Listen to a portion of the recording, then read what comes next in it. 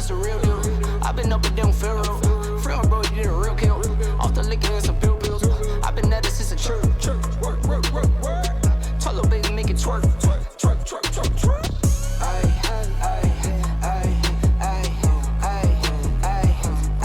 Go crazy, yeah.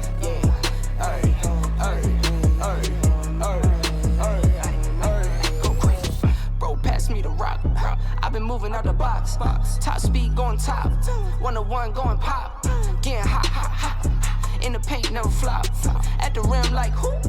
Get the crown like Braun. Yeah. Make it some and I'm spending some. What's the plan? Bet I get it done. It's me, yeah, neighborhood. It's me, yeah, Kimmy son.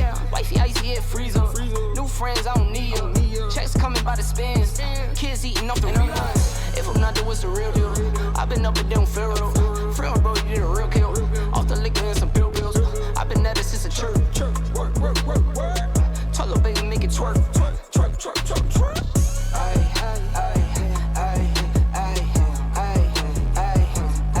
Go crazy, yeah.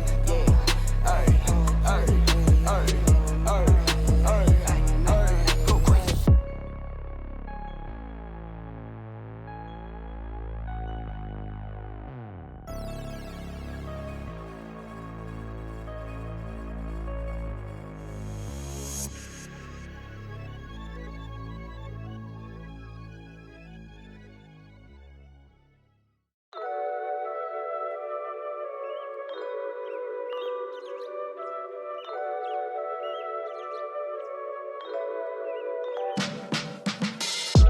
I hop out the car, leave the motor running. Why you always talking like you know something? Why you always talking, gon' show 'em something? No stunt double, I do my own stunt. Could take a year, I'll still have that paper coming. Put like 10 on the 90, I keep it so on it. All in the club, we don't do no clubbing. Throw like 10 on the 90, I keep it so on it. Orange label, I might pop me too. I was getting money, but they didn't have a clue. Caught the Porsche coming powder blue. Hit the top, we don't need the roof. Fools know we made the rules. I'm with the club, posted by the marina. Eating fruits, looking at views that you never could dream of. Getting served all this paper, I'm not talking subpoena. Gotta flow like a river, but you won't find one that's cleaner. No stunt double, I do my own tricks. I got hits on hits, this like my bat flip. Mind on my money, low where my palm itch. Took the slow lane cruising, now look, we all rich. I hop out the car, leave the motor running. Why you always talking like you know something? Why you always talking, gon' show 'em something? No stunt double, I do my own stunt. Could take a year, I'll still have that paper coming. Put like 10 on the 90, I keep it so on it. All in the club, we don't do no clubbing. Throw like 10 on the 90, I keep it so on it. Could never take a handout. New cars, bigger house, everything was planned out. 2020 hindsight, noticing how I panned out. Never did too much, never wanted to stand out. Spent plenty, in my 20s, no place empty. God sent me, keep it thorough, this not trendy. Don't tempt me, on the edge and I'm sick. See them stealing my moves, hear them jacking my lyrics. But Chris can never dance like Mike, and Floyd can never hit like Tyson. I am who I am, never tripping, I just stick to the plan. And if I trip, it's to a beach, I put my toes in the sand. Silly.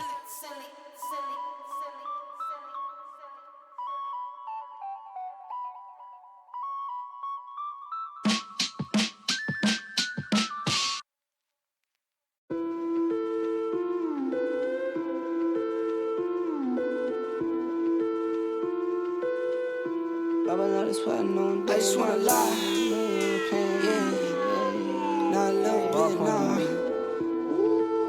Who did it? I just wanna lie, lie. I just wanna lie. I just wanna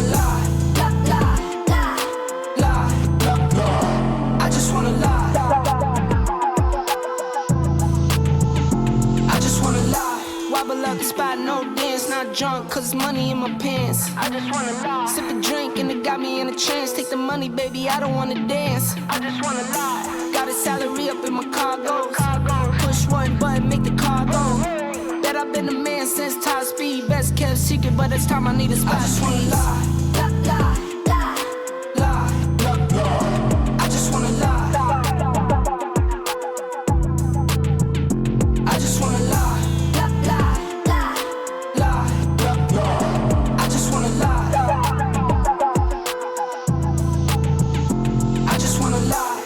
just want a lot, not a little bit. I don't need a pint, just a little sip. Been up in the mood and it's active.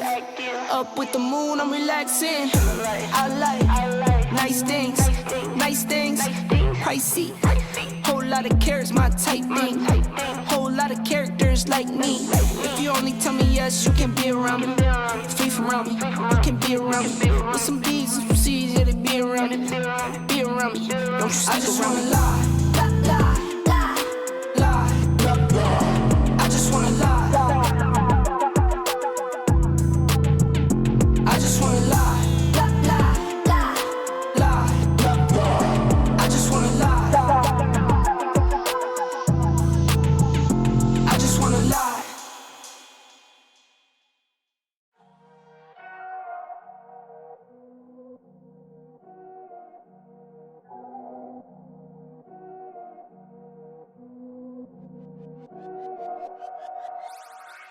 Go dummy, go beast on them.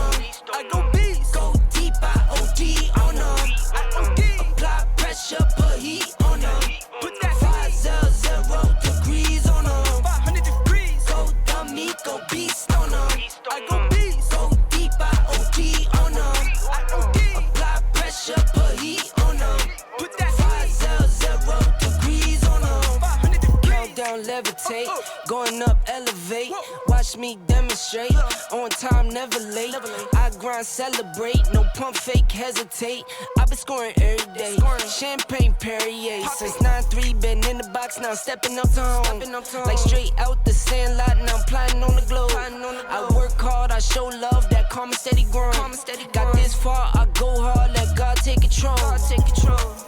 I was starving skinny, now my weight up. Got no energy for haters. See you trying, see you later. I'm shooting for the stars, need no laser beam. Blowing like the greatest, but it's one who's always greater. Yo, go dummy, go beast on them. I go beast. Go deep, I OD on them. I OD. Apply pressure, put heat on them. Put that 500 degrees on them. 500 degrees. Go dummy, go beast on them. I go beast. Go deep, I OD on them. I OD. Apply pressure, put heat on them. Put that 500 degrees on them. 500 degrees. Smile good, skin clear. This here my year. Hey, look up here. This here my tier. Same fit 4 days. I grind 4 ways. I play no games. All me, no blame. On the wave, my own wave. Can't stop my shine. In the lane, my own lane. Can't stop my grind. 40 yard in the V12 and like 1.5. At 19, I cleared 19 in a month, no lie. Oh God. I was starving skinny, now my weight up. Got no energy for haters. See you trying, see you later. I'm shooting for the stars, need no laser beam. Blowing like the greatest, but it's one who's always greater. Yo, go dummy, go beast on them. I go beast. Go deep, I OD on them. I OD. Apply pressure, put heat on them. Put that 500 degrees on them. 500 degrees. Go dummy, go beast on them. I go beast. Go deep, I OD on them. I OD. Apply pressure, put heat on them. Put that 500 degrees on them. 500 degrees.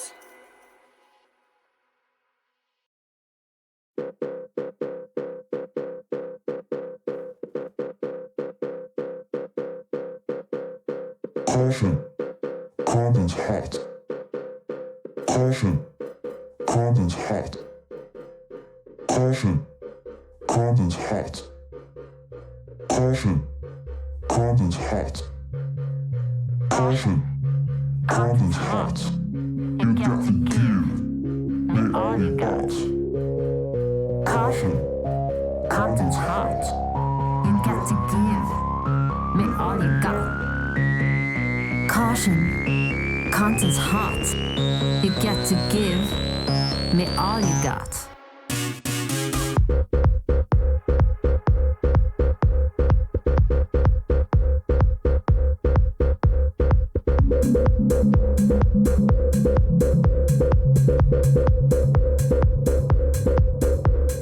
Caution, content's hot. You got to give me all you got. Caution, content's hot. You got to give me all you got.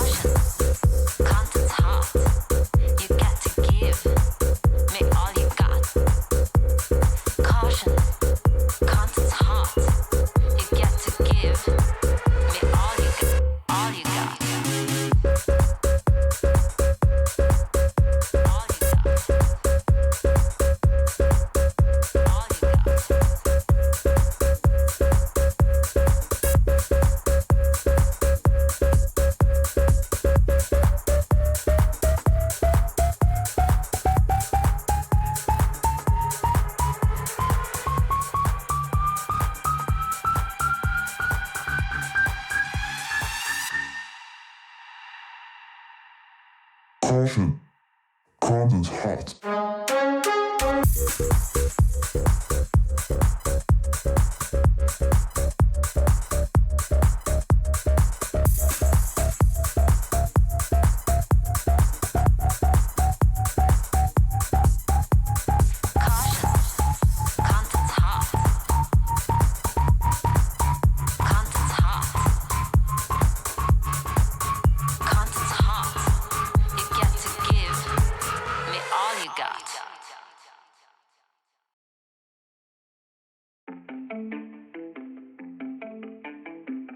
DD, that's me. DD, that's me. DD, DD, that's DD, You wear a hat they call dad. Me, I'm the dad in a hat. You just like clubbing and clothes. Me, I like afternoon naps. 3 I be missed for the road. My oldest like counting racks. My middle one, she's in a dirt bike. My youngest is just like a mama. The mama loves me and I love her, so if she wants something, it's never a bother. 3 little ladies, my babies, and 1 on the way. Now I'm stressing my mama. And don't try to play around, don't try to play with them unless you're looking for problems. Said don't try to play around, don't try to play with them. My brother's out with the drama. 4 to 5 nights on the road, counting the days till I'm home. I could do show after show, but nothing is better than home. Driving through nights I'm alone, counting the days till I'm home. I've been on road, I'm on go, but nothing is better than home. Clicking my heels like I'm Dorothy. I need new hobbies, it's boring me. Play all my kids and it's water me. I see new loafers, I'm ordering. I just bought socks and stocks. I feel on top to top. Champagne I pop, I pop. Still young in my 20s, I celebrate. This one for the dads, let me dedicate. Head of the house like the head of state.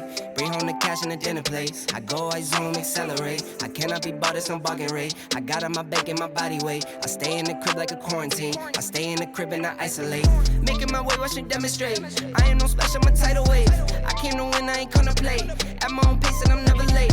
See this rap thing is still new to me. Might only do this for like 2 or 3. I'll be down as long as it's true to me. Got records, some records that's new to you, but none of these records is new to me. I used to skip class, now I'm tutoring. I was just a team with a GED. On paper was worth like a couple G's. That hustle and work, nothing new to me. Look back now, I'm worth like an Amazon. Never underestimate G.O.D. Don't give me what I want, but what I need. DD, that's me. DD, that's me. DD, that's me. DD, that's me. DD, that's me. DD, that's me. DD, that's me. DD, that's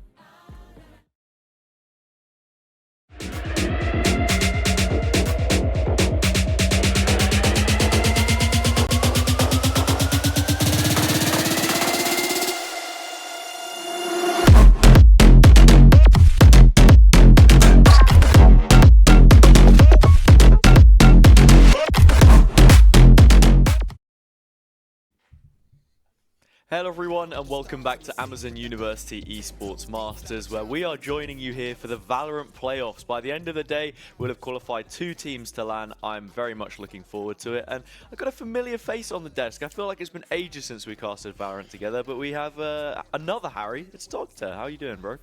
Pogyu, have we? Have we cast Yeah, Valorant? we have. It was a very long time ago, and I don't think it's a memory that necessarily needs refreshing, but it's good to have you here. I thought this was a world premiere. I was ready with the sample of that guy who says it sometimes in songs. No, Guys, this isn't a world premiere. No, it certainly isn't. It isn't the beginning of a Tyler, the Creator album either. But it is the beginning of a day of Valorant. We have quite a few things to talk about before we get straight into those games, of course. Firstly being, what is Amazon University Esports Masters? I know that you and I have both covered a variety of different games to it. I've done a bit of Rocket League. I imagine you'll have done a bit of the League of Legends instead. That's something that you're a little more in touch with than I. But yeah, plenty of competition across a variety of different esports. And the main thing to be focusing on is that it's the premier university competition within EMEA. It's an opportunity for teams who have perhaps conquered their domestic competitions to fight off against one another for a few more points and a few more prizes.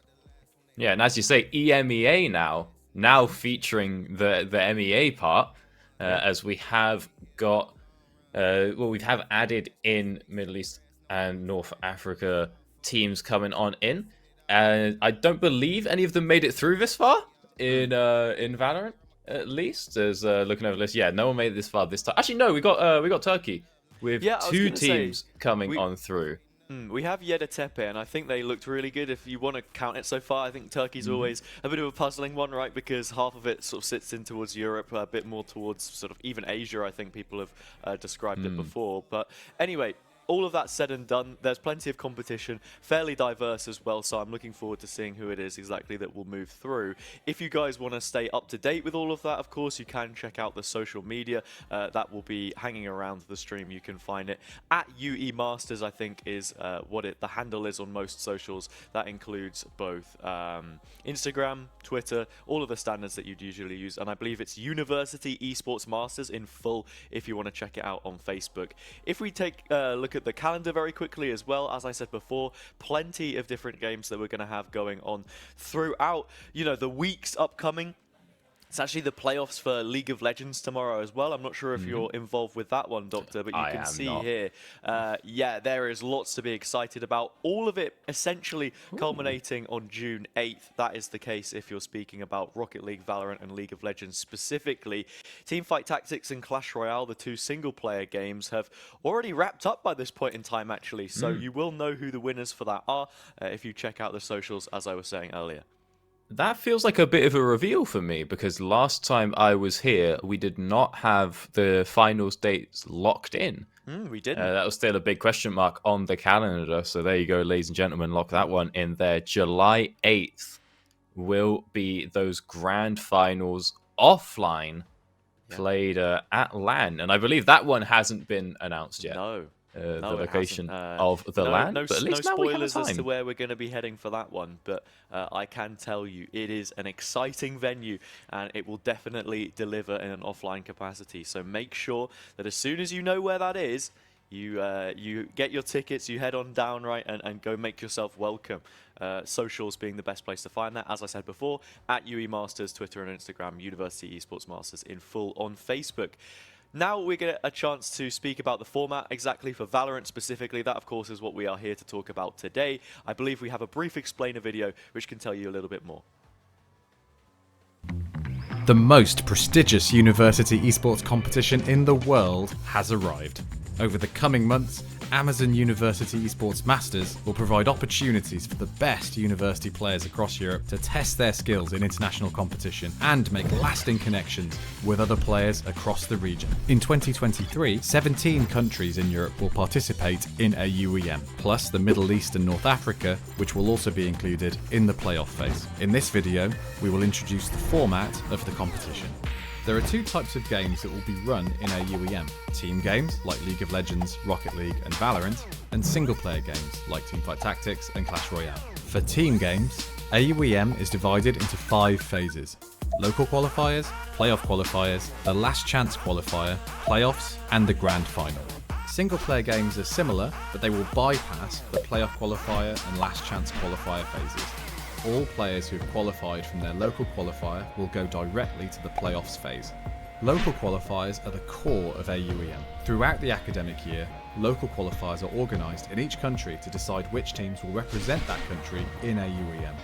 The qualifying teams from the local qualifiers will compete against other teams from around Europe in the playoff qualifier. This is a double elimination bracket, with the final 6 teams progressing to the playoffs. For teams who don't qualify for the playoffs at the first try, all is not lost. The last chance qualifier itself is a double elimination bracket. This means that teams who lose a game will still have a chance to qualify for the playoffs through a lower bracket. The final 2 teams from this phase will take the remaining 2 slots in the playoffs. The 6 qualifiers from the playoff qualifier will be joined by the 2 qualifiers from the last chance qualifier to make up the final 8 competitors in the playoffs. There are no second chances. These playoffs are a single elimination bracket and the competitors are playing for a place in the grand finals. The location, along with even more exciting news about AUEM 2023, will be revealed soon. To be the first to hear announcements and learn more about Amazon University Esports Masters, follow our Twitter and check out our website.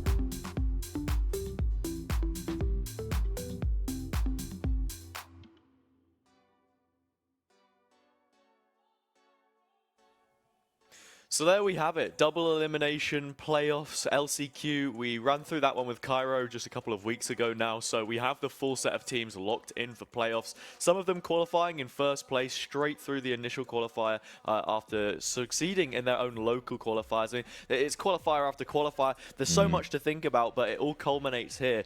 We'll even be showing you not only the quarterfinals, the semifinals, but that third place playoff later on, which then cuts into more of the prize pool, which we can get a look at. Points mean prizes, as I said before, and similarly do places, which is why making that distinction is quite important. 7,000 euros at stake for Valorant. First and second will be decided on LAN, but for third place, 1,000 euros could be the difference. So making sure that the teams can qualify that far, very important in getting a good slice of the pie. Yeah, and what I always like about these university tournaments when it comes to the prize pool is there's not like a team. You know, there's no organization taking their cut. You're not paying the manager and the coach out as well. Yeah. It is usually just sort of gonna be 5 guys splitting that 1K, 3K, 4K between themselves. And so you do get a little bit extra pocket money if you can make the run up the ladder. Yeah, and depending on where you're from, it could end up being quite a nice trip away for you as well. And I'm not sure what exactly expenses I've covered in that regard, but hey, I wouldn't mind traveling somewhere if it's not me paying for it exactly. And like you say, there's no factory owner offer a hard day's work in the Valorant dungeon that's come to sort of steal your paycheck or anything. It's nice to see. I think the university experience anyway is that of camaraderie. So I'm looking forward to seeing how these teams perform exactly.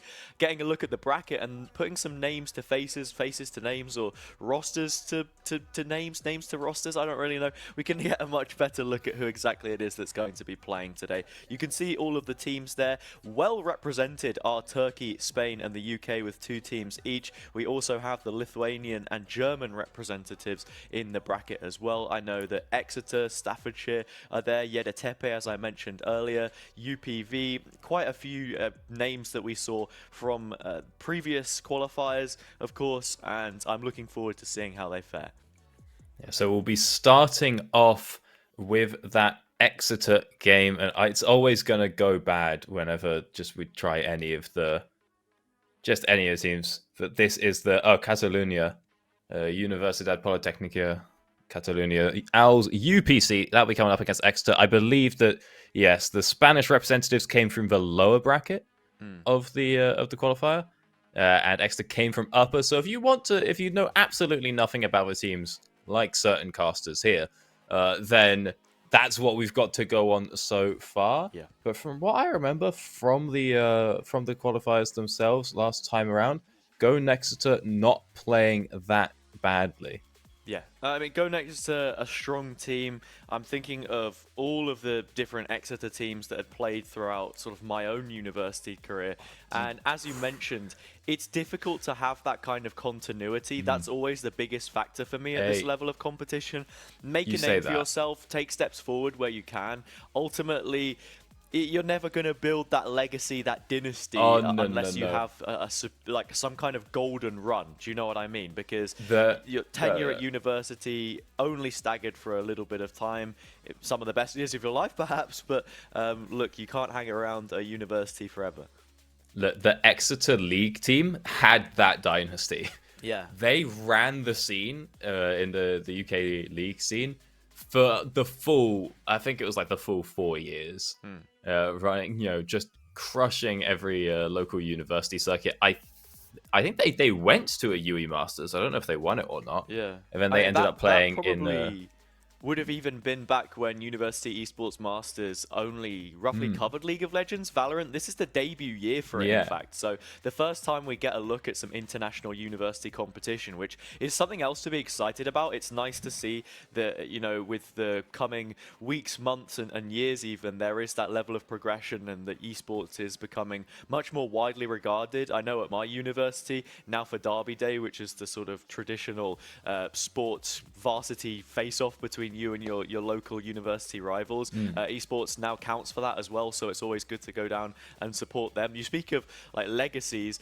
UEA had such a strong roster at the beginning of Valorant, from the beta when it first released, and UK Valorant was a thing alongside Null from 2020 till about sort of late 2021.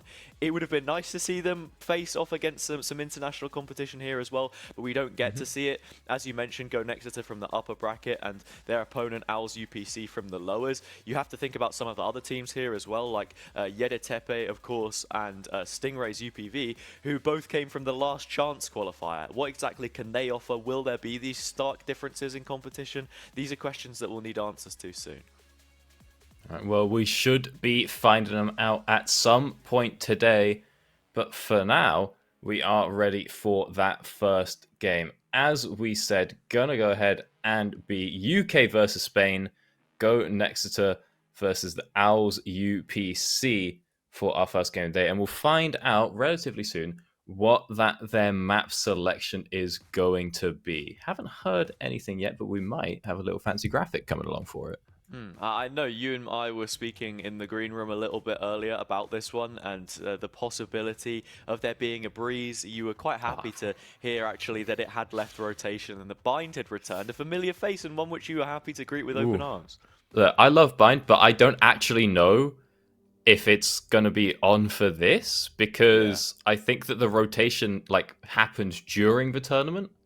So I'm not 100% sure. I would assume that you don't change the rules. Bind will be in the map pool. I think the bigger question here is, are the teams going to play into it? Because a big factor for LCQ, and I believe some of the qualifier stages as well, would have been that it was best of one. So it means that you're not actually playing too heavily into maps other than Ascent or Haven, the more favored in the pool. Bind, as it has newly joined once again, it was there since beta and these players should be accustomed to it. Whether they've adjusted, according to those changes, whether with the introduction of an agent like Gecko, they still feel comfortable playing it or not, who knows? I don't know why people don't like Bind. You just lock in Raze, send it straight down mid. I've seen enough montages to have a rough idea of where that rocket's going. Not going to be able to pull it off, but I'm going to try, It's I don't know. I like it. It's got nice little tight corners, tight angles that you can just sort of, if you do play Raze, you just drop a couple of paint shells in there and you're having a blast. It's that close quarters combat which you see a lot of on Bind, and having areas where you can just dump high amounts of utility damage is why Raze is so strong. I think you see very outlined in the map pool certain maps where people want to run Raze and where people want to run Jet. Sometimes you even get the double duelist, and that has been popularized by some of the bigger teams in the international circuit, such as Loud, for example. It can be explosive. You have ways to traverse ground incredibly quickly and sort of go for that more aggressive playstyle. But Raze has her suited maps, like Split, for example, as well, has a lot of close areas. Fracture, I think you can also do that. And then whether you want to run a Jet alongside her or not is then personal preference. Jet's still a very strong pick on pretty much any map that you like. You talk about, running if you want to run double duelists or not. I'm just disappointed that we didn't get a MENA representative coming on through, because last season or last year we had in the UAE, there's team. I think they had two players from, I think it was Twisted Minds, and they would just run like triple duelist, and they just would absolutely they didn't do it every time, They just did it when they were a bit bored, but it was just Yeah. absolutely send it like Raise Jet Neon, just straight rushing everything and clicking heads. And yeah, it probably doesn't work as you get further through the tournament, but they had enough set plays with this like 3-man setup that they could make it happen. I was hoping that we would see them sort of turn up later on into the tournament, but they didn't make it through that LCQ. So unfortunately, we're probably not seeing any triple duelists today. When I speak of the names and faces I recognise from being ingrained in the university circuit, they're ones which now mean absolutely nothing to most people that will be watching, such as, the names of old, Prophet on Reading, Fornic, the Judge Master on Warwick, a team which still, does top the university rankings in the country, but for some reason doesn't end up winning too much. They'll make a final, but whether they can actually close it out or not, a different story. I have to get my Warwick dig in for the stream. I've hit my quota already, ticking off some of those boxes. But yeah, you mentioned MENA competition. I was thoroughly impressed with Sharpness, the Saudi Arabian representative that we had in Rocket League the other week. They made it all the way to the qualification game and just about fell short, placing 4th in the end after the 3rd place match. So there is definitely a lot of development of talent there. You even said some players from Twisted Minds. I know they take part in challenges. I believe that would be that's either the North Africa or the MENA Central one. I'm not sure. It gets really complicated when you get to that end of challenges, because they decided to divide up the 9 leagues into even more smaller leagues to really make that distinction. But yeah, coming into this, there's only so much you can really theorize about what it is we're expecting in terms of a map veto until we get to it. Yeah, we'll find it out sort of when we find it out. Also, it comes to, I do get confused every time I see Twisted Minds come up. Because there was a league team called Twisted Minds in Australia. I think it's Twisted Minds or it's Twisted something. They got done for like a lot. There was, isn't Twisted Fate like an ability? Twisted Fate's or a champion, yeah. Yeah. No, okay. he's a champion. He's Gambit from X-Men. He's the cards guy. But there was a whole thing. It's like, oh, we've got like our players in like a 40-degree gaming house with no AC, and we also forgot to like give them food. And it was like a whole thing. And I think they got away with it. It was a sort of investigated ourselves and found nothing wrong situation. Yeah, that's never good to hear. In terms of turning up the heat, I think that we need a moment to cool off. We're going to be heading to a break, and when we return, hopefully we'll have that veto sorted out for you and can head straight into a map 1. Emotional baby. Don't take it personally. Blame it on the party, blame it on the booze. Grab a gun if you want it. Make fake news on the news. Wipe your tears, cry, baby, baby, baby. Ooh, it's not about you. I don't even get it. Why you got the blues and the world on your shoulders? Walk in every shoe. Wipe your tears, drink up and dance like we all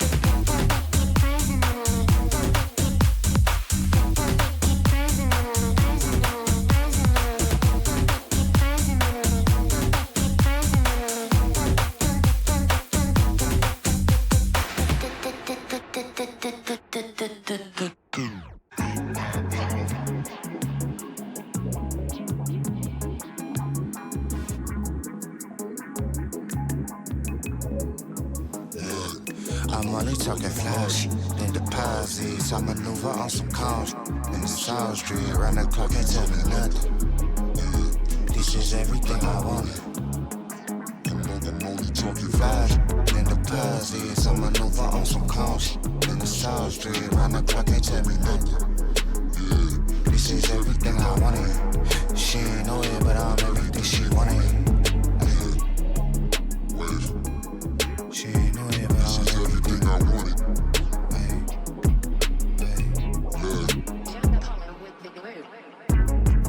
Look, I manifested where I'm at. The credit card just up the max, and everything I do, I tax. It's hard to buy my time. They see me shining, my paint dripping, I'm acting different. I keep it modest till I turn up, I've been champagne sipping. They clock watch while I big boss and a flossing proper. I'm quick to slide like a slip, not ducking cops and robbers. Been on the wave, you can't tame, they press and play to play me. And I'm out of body, my vibration high, I'm levitating. I feel amazing, I'm keeping space away from them toxins. I'm going places, I'm gassed up, ain't no limitation. Headed where that tree in that weather, got my melanin popping. Whip with the leather, the softest, motherfucker humble brag. I'm bad boy with that cash, ready to spaz. I splash the dash, digital rap. They mad niggas try and bite too hot to handle. I ghost ride it, I pilot phantom. My mind ain't yet hit its prime. They ask me when I'm quitting. Decline to answer, I'm unbothered, I'm kind-minded. But fuck a body in the way, cause I've been moving at a rate where any day the fuse gon' burn out, then I blow up, then we go up, tell a hater, so what? It's in my veins, I'm cold-blooded and function, I'm flawless, I'm manufactured different. They carbon copy, they sloppy, I'm everlasting with it.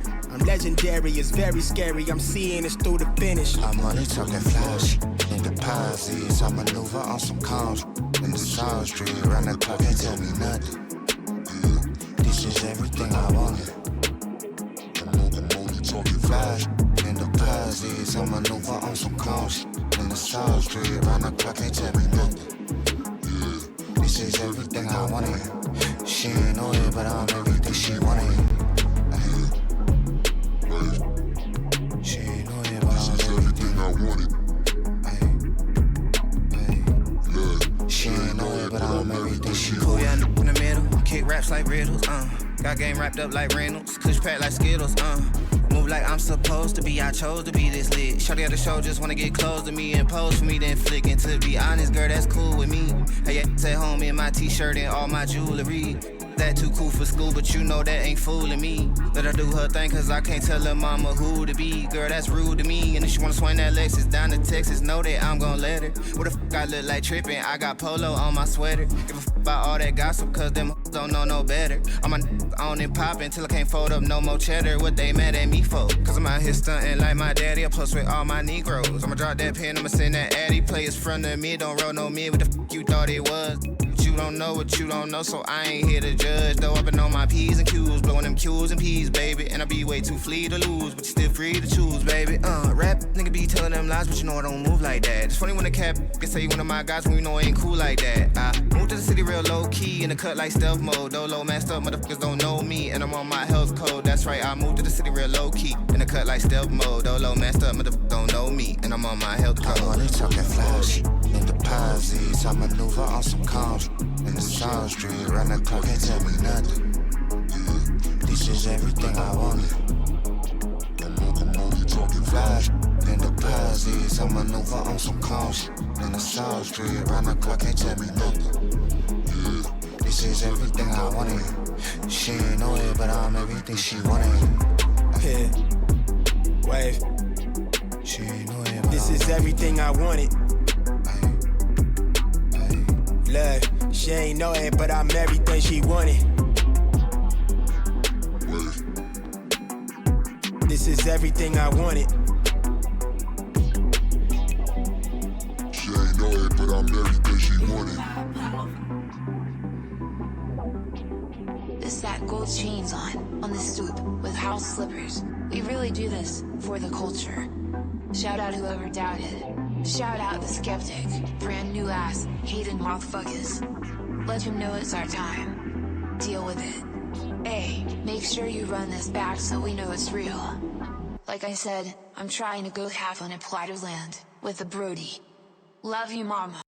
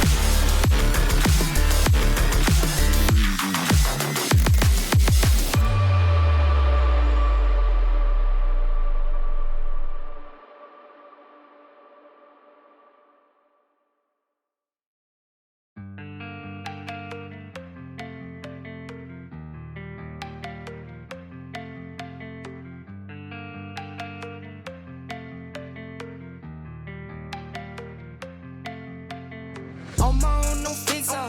I'm gon' ball, no pick up. That I ate those, they live for. Talking on my back, go figure. Whole team eats from Spitter. Never was the one to go flicker. No face, no case, no picture. For place, big stakes, my dinner. Flip that, Canal Street. Flip back. Last week, old money.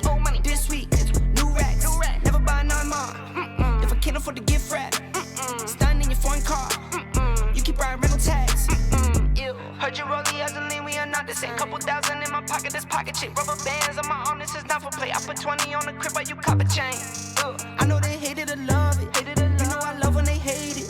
Last year was living basic. Haters on the other side. 3 up, read between the lines. Know I got some angels with me. Made it through some evil time. Late night on some demon time. Pour the Sprite, I need a line. I can't lock it, see the line. Freeze time. Brainstorm, you can assume with your chains on. I can see none with the lights off. Cap, you been the main one. Coolin' when I got my mains on. Show money, but those aren't the same ones. I been told you that it was game on. Been winning since I was on game one. Go. Telling me how to live like you made me. Go dumb and I blame you made me. Money longer than a grown-up baby. Got crazy in a new Mercedes. Thinking that's 550.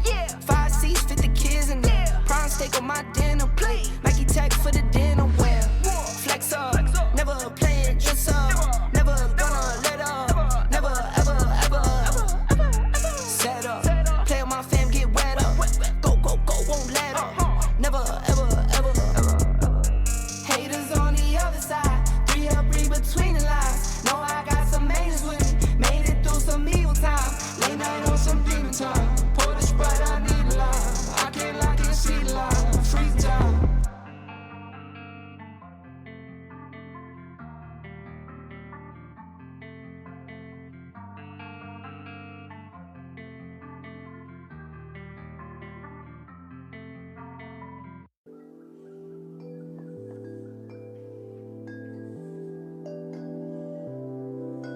I am a woman, not here to please you. It's time to move on, cause my time is now. I am a woman, play by my own rules. I got my 2 feet on solid ground. And then I take the first step a million more. And I make mistakes I never made before. But either way, I know I made up my mind. I'm through feelings, I'm leaving all that behind. So I'm gonna let it shine on you. Make room for everything that's true. Do whatever I wanna do. And then I let it shine on you.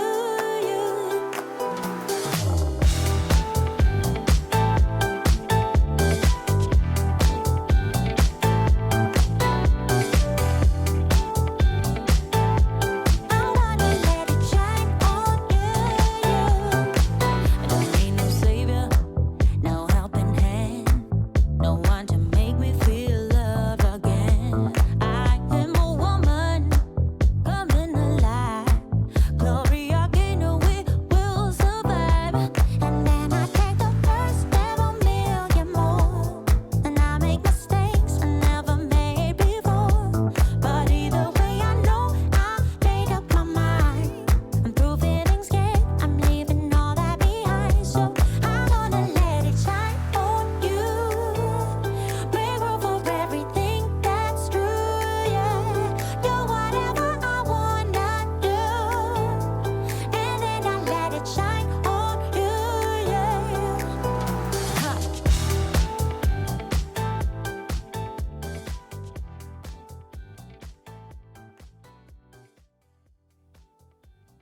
Hello everyone and welcome back to Amazon University Esports Masters, where we are here for the Valorant playoffs. After that short delay, we have returned.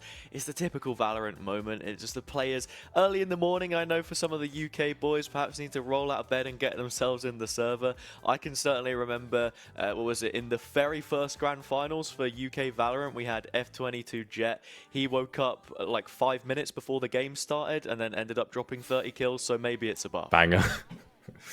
My God, that happens just every so often. You have that, the guy's like, on the one hand, you're the GOAT. On the other hand, you've known what time this game was starting for a while. My God, my camera's not happy. Get the graphics in. We can Good get lord. the graphics up right now. The map bans, the map picks and bans, so we have a better idea. It is that we have in store for ourselves. Straight into the double ban, Pearl and Fracture. I'm pretty happy to see them go. Ascent, Bind, and then I guess it's just the format is 2 bans for each team, and then straight into the picks and whatever is left over. So Haven, Split, and Lotus are the maps that we'll be heading to. At the very least, guaranteed one of the 3 site maps, but if we go so far as to Lotus, certainly and quite a nice pool here to be looking forward to. Who's banning Ascent? You know, I feel like that's insecure, right? No, I kind of understand it, right? I think as well you have to understand we're not in the LAN environment yet. They're not even playing at a regional or a domestic level. So if ping perhaps is playing a factor on your mind, just the pure gun duels, Ascent can be a bit of a coin flip at times. The meta is also incredibly defined in terms of the agents. People tend to just stray away from it, especially when you can show off a deeper map pool, and I think that's why we're going to go to Haven. I don't know. To me, it feels like a sense. Oh, good lord! It feels like a sense the sort of one they're just I don't know. You know, it was fine before we pressed the yeah, come I'm back gonna from say, break man, it button. looks like the Five Nights at Freddy's sort of like camera feed flipped up, like seeing what's going on. And, I'm too old for Five Nights at Freddy's. I see people getting excited about that. I missed that one by about 2 years. I mean, hey, in terms of catching a fright, there are certainly some scary ideas being floated by Exeter. I think they are just trying to troll us, and we will be getting the selection of 5 agents that you're currently seeing. That is the defined meta for Haven. Well, I speak about Ascent having the same 5 agents cropping up 9 times out of 10. It's even pretty much the same on Haven, right? You're going to be only trading out the Breach for a KO. If you go on to Ascent instead, because of the utility that Breach has on this map, the lanes, how he can dictate it through the walls a lot stronger, especially I'm thinking from A connector towards lobby. Yeah, and I feel I've seen like sometimes people try to get a little bit more custom with it. Maybe you see, I don't know, like a Reyna come out or something, because when you can just sort of throw the orbs right out onto A, and you're probably getting something off that. But for the oh my god, he's prepped. He's What's happening? I didn't get into it. It's weird to me now that people that I was on Tinder and I saw this girl brings up Five Nights at Freddy's, and it's my head is just instantly like, you're 12. And I was like, he's like, no, I'm 22. I'm like, I've missed this one. Like in my head, like I forget there are now grown adults play that. You know the phrase "too many cooks spoil the broth." I think too many Harrys on a broadcast just intrinsically delivers a troll factor that most probably won't be prepared for. Troll factor, bro. You know why I'm called Harry? Why is that? Oh, my brother's it's called the whole Tom. story, My dad's right? called Dick. Yeah, It's the Tom, Dick, and Harry. Man did not need a 5th child, but you thought it would be funny. Did it for the culture. You have Did to it for the respect content. Actually, content build from day one. So we got a bit of an opening up on C here. Yeah. I mean, imagine being born for content. Who knows? Let's see what it is that Exeter can deliver almost immediately. An opening blow from Gold there, finding the initial pick on the C site, and it's pretty direct, straight up Route 1 stuff, taking Leaf out of, sort of maybe Stokes' book or something in terms of the way that they have played this. Alright, well, they've got pretty good control of the site. Shino might try and dash on through. He's got himself a Sheriff. Ooh. Just to find another kill here. Gold suspect from the backside, 2 for them, and it's a clean sweep in the end. Exeter get off to a good start. Your UK and Ireland Winter Finals winners of the Null, looking to pick up another title with this deep run, and starting out on the attack of Haven, they draw first blood. Lovely stuff. I mean, I think just having that sort of like just confident set play, just absolutely sending it in, usually works out pretty well. Especially at this sort of level of play. I don't know, correct me if I'm wrong, but I feel like a lot of people are not expecting just the sort of rush straight down C on a pistol round when you don't really have, the range that you might like to take that long fight. So yeah, no, we'll just send it straight up C, get a nice bit of control of the site. And that is an early Vandal. This is the thing why you bring a breach as well, because the set plays that you can do with a jet to cover so much ground with a flash and dash can be crazy. Okay, a shot from the Sheriff. I'm not sure if that Vandal Gold has or had I think it's stuck has up actually there. dropped in a position where someone can pick it up, because that was the premium investment into this round. Yeah, a lot being dropped in round 2. I think it's stuck up there. Oh, that's not good. That's good. Yeah, I mean, Exeter, they can walk away with this round, but if they can't pick up that Vandal, it's not going to be ideal. You want it to improve your bonus. Yeah, you can even see, just for a moment, I'm Canadian, jumping, strafing, trying to see if there's any way that they can mount to get it. That is unfortunate, and perhaps just not something that you ever account for, losing a weapon in that kind of scenario. I mean, that's the risk you're going to take, right? When you're shelling out so much. You always assume someone's going to get it, but yeah, when it's on the... You've only got the one agent who can go up. I mean, I guess if you have Josh can go up. It's the verticality, isn't it, right? Yeah, I don't think that Josh perhaps had any shrouded steps left or was even alive in that situation. I think he was dead, towards the end. I'd have to look back. I think he made it, but again, just another push straight through onto the site. Complete control of B. It's being so direct, as I said before. Rona again. Just holding things down in A connector. Zell seeing what they can do on the Ghost, but it won't be too much. Now Shino, the one with the Vandal, starts to chip away. More damage dealt. A player coming in support. Canadian will take a while on this A-Rap. Zell has found another one. Pinged up through the smoke, an easy find. I'm Canadian with everything to do. Low HP on towards Nusku. But it's Shino that you're worried about in this position. And the Nano Swarm will try and remove them from their spot, but it's not going to happen. Closes it out, skin of their teeth. UPC get on the board.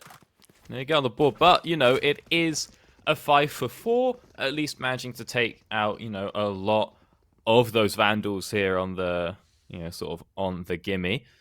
As we get now onto round 4, finally, it's Vandals versus Vandals. See, only Plant's not quite able to afford, you know, a full buy. Actually, it looks like a couple of members not able to afford everything. A couple of light armors coming out. So, yeah, even though it was a one-round last time for the Spaniards, they are going to struggle a little bit going on into this next round 4. Yeah. Exeter have been really direct in these last few rounds, and now that we come to the full gun round, they have slowed down the pace a bit, and I respect this. Defaulting on Haven is often a tendency that you have to fall into on your attacking side, because you want to manipulate those rotations as much as possible. It's going to take a long while for players to move from one end of the map to the other, and the fact that there are 5 different lanes as well means that, you know, you want to try and create pressure, force their hand, and mess up those protocols that UPZ are trying to lie on. Oh. Exeter playing this one a little bit slower. I don't believe. Oh. Yeah, straight through the wall. I'm not sure how much was shown there in terms of a jump peak. It's a common spam to go for, perhaps caught out. ZKN finds one, knows about the turret in mid, and may just cautiously approach this in terms of the flank. It is a full off-site post plant from Exeter. They are not holding on to any of the space that they've taken away. Perhaps cautious that both initiators are still on the board and can re-engage. No, they're hanging back pretty far. Hanging off the site. Oh, charge has been dropped. A lot of util being burned. Shino gonna spot out, but they're down on C-Long. But a bit of a Hunter's Fury to try and clear out some of those cubbies. Bit of a sticky situation for Exeter. Cloudburst up in defense of this one-way which has been placed. Suspect finding 2 kills, looking for a little more, and he'll get it. Now 3 on the board. ZKN, the one who found the way back in, leveled up the numbers at 4 apiece, has now come out of round 4. Even bigger the deficit, 3-1. Exeter continue to grow that lead on the first full investment that we've seen, and it's going to force UPC back onto an eco. Oh, that looked a bit rough for Exeter. It looked like they'd sort of lost their control, you know. UPC got back onto the site, but it's fine, you know. They don't have to retake the site. Don't have to keep pushing as long as they can just keep applying pressure to the spike itself. You can see that no one from UPC ever had a chance to get that diffuse in, and then they start to panic as they start running out of time, and that means they just get sprayed down, and it's more kills picked up by Exeter. As you said, UPC now on yet another eco, and it feels like they haven't really had a chance this game to try and get their money back. Only Plant sneaking up C-Long, the classic camping with a shorty. We'll see if it works out. Yeah, Yeah, we've seen the new Ooh, patch notes. he's The been Shorty spotted. will be getting a nerf both in price and in power. Gold on the Blade Storm, something which was adjusted multiple times through Valorant's development, but now has hit a sweet spot and finds between the eyes of that first player on UPC, brings them into post, and now that they have a weapon advantage, I wouldn't be surprised if Exeter want to hold a higher line, and it seems like they're going to do exactly that. See what they're gonna try. I think that's all. No, one knife left, but other than that, gun's kind of lacking for Gold there. So you can all swap it out to a Sheriff, see if you can't find a little something. Just pushing straight up with a molly. You hate to see it, you really do, as Gold gets taken down by Rhoda, actually. So maybe there's a bit of a recontrol here. Rolling Thunder gonna clear out all three members of Exeter, and the defuse comes on down. It's already been halved. That's it. And Ensku is gonna be able to pick that one up as Rona takes out one final member before falling in. Oh! Kills picked up as well, so a couple of guns denied there. But the fuse does come out. Yeah, I've been really impressed with Rona so far, individually, and the impact they've been able to have in terms of kills. It was such a big double to open the site back up. Golds ran out of knives, which is very damning from that position.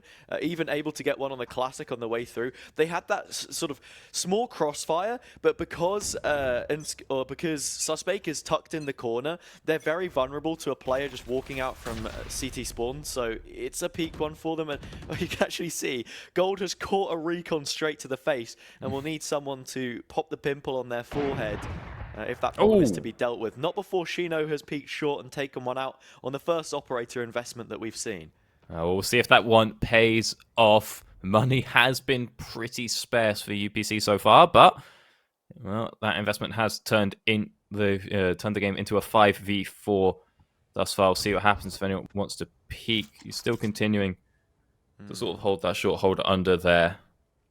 Not getting up into like a heaven position or something. We'll see if anyone wants to push forward. Gold does have the dash.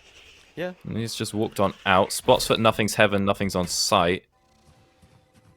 And he finds himself a little bit stuck behind this wall. Recon does spot one out. And it looks like a rotation might be happening. They do have the Rolling Thunder from this position. So if Exeter want to go off the back of that ultimate and use Gold as the entry point, they don't have the Tailwind anymore, which could be an issue. We're seeing players actually split push through B. It's been left open, and they've smoked over the alarm bot, so there's no information. You shouldn't expect this, but neither does Josh. They turn the head at the pivotal moment.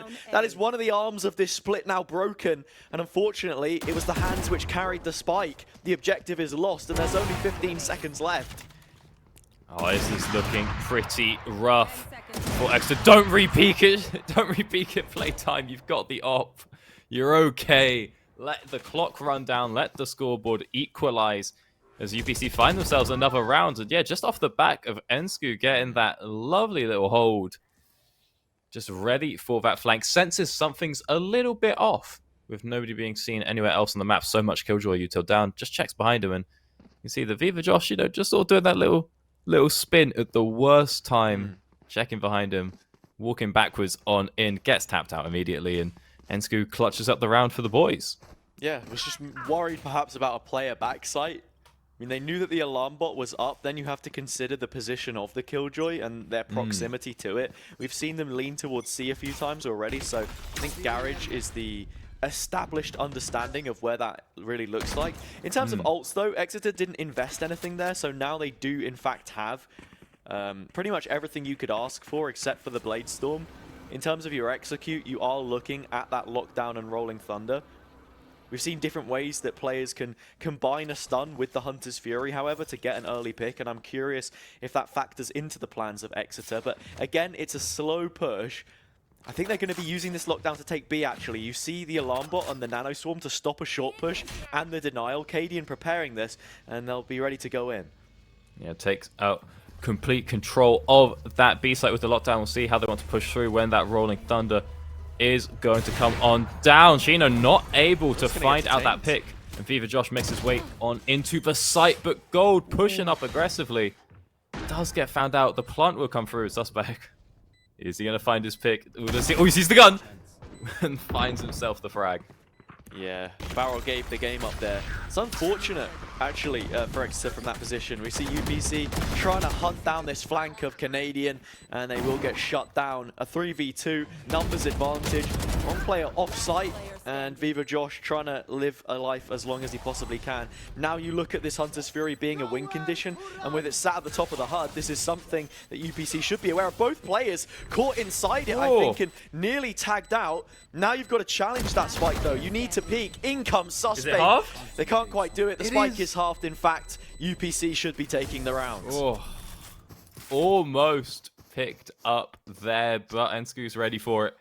Manages to trade off his companion. Because it gets half, they'll be able to finish off that round. Under 2 seconds to spare, but now taking the lead and doing pretty considerable damage to the Econ of Exeter. You know, not only looking over at the guns and seeing light shields across the board, but as you said, you know, those ultimates were all burned last round. Not all, but, you know, the important ones. We still managed to keep the Rolling Thunder, but losing the lockdown, losing the Hunter's Fury, that one's going to be pretty painful. It feels as if Exeter are lacking in execution right now, no pun intended.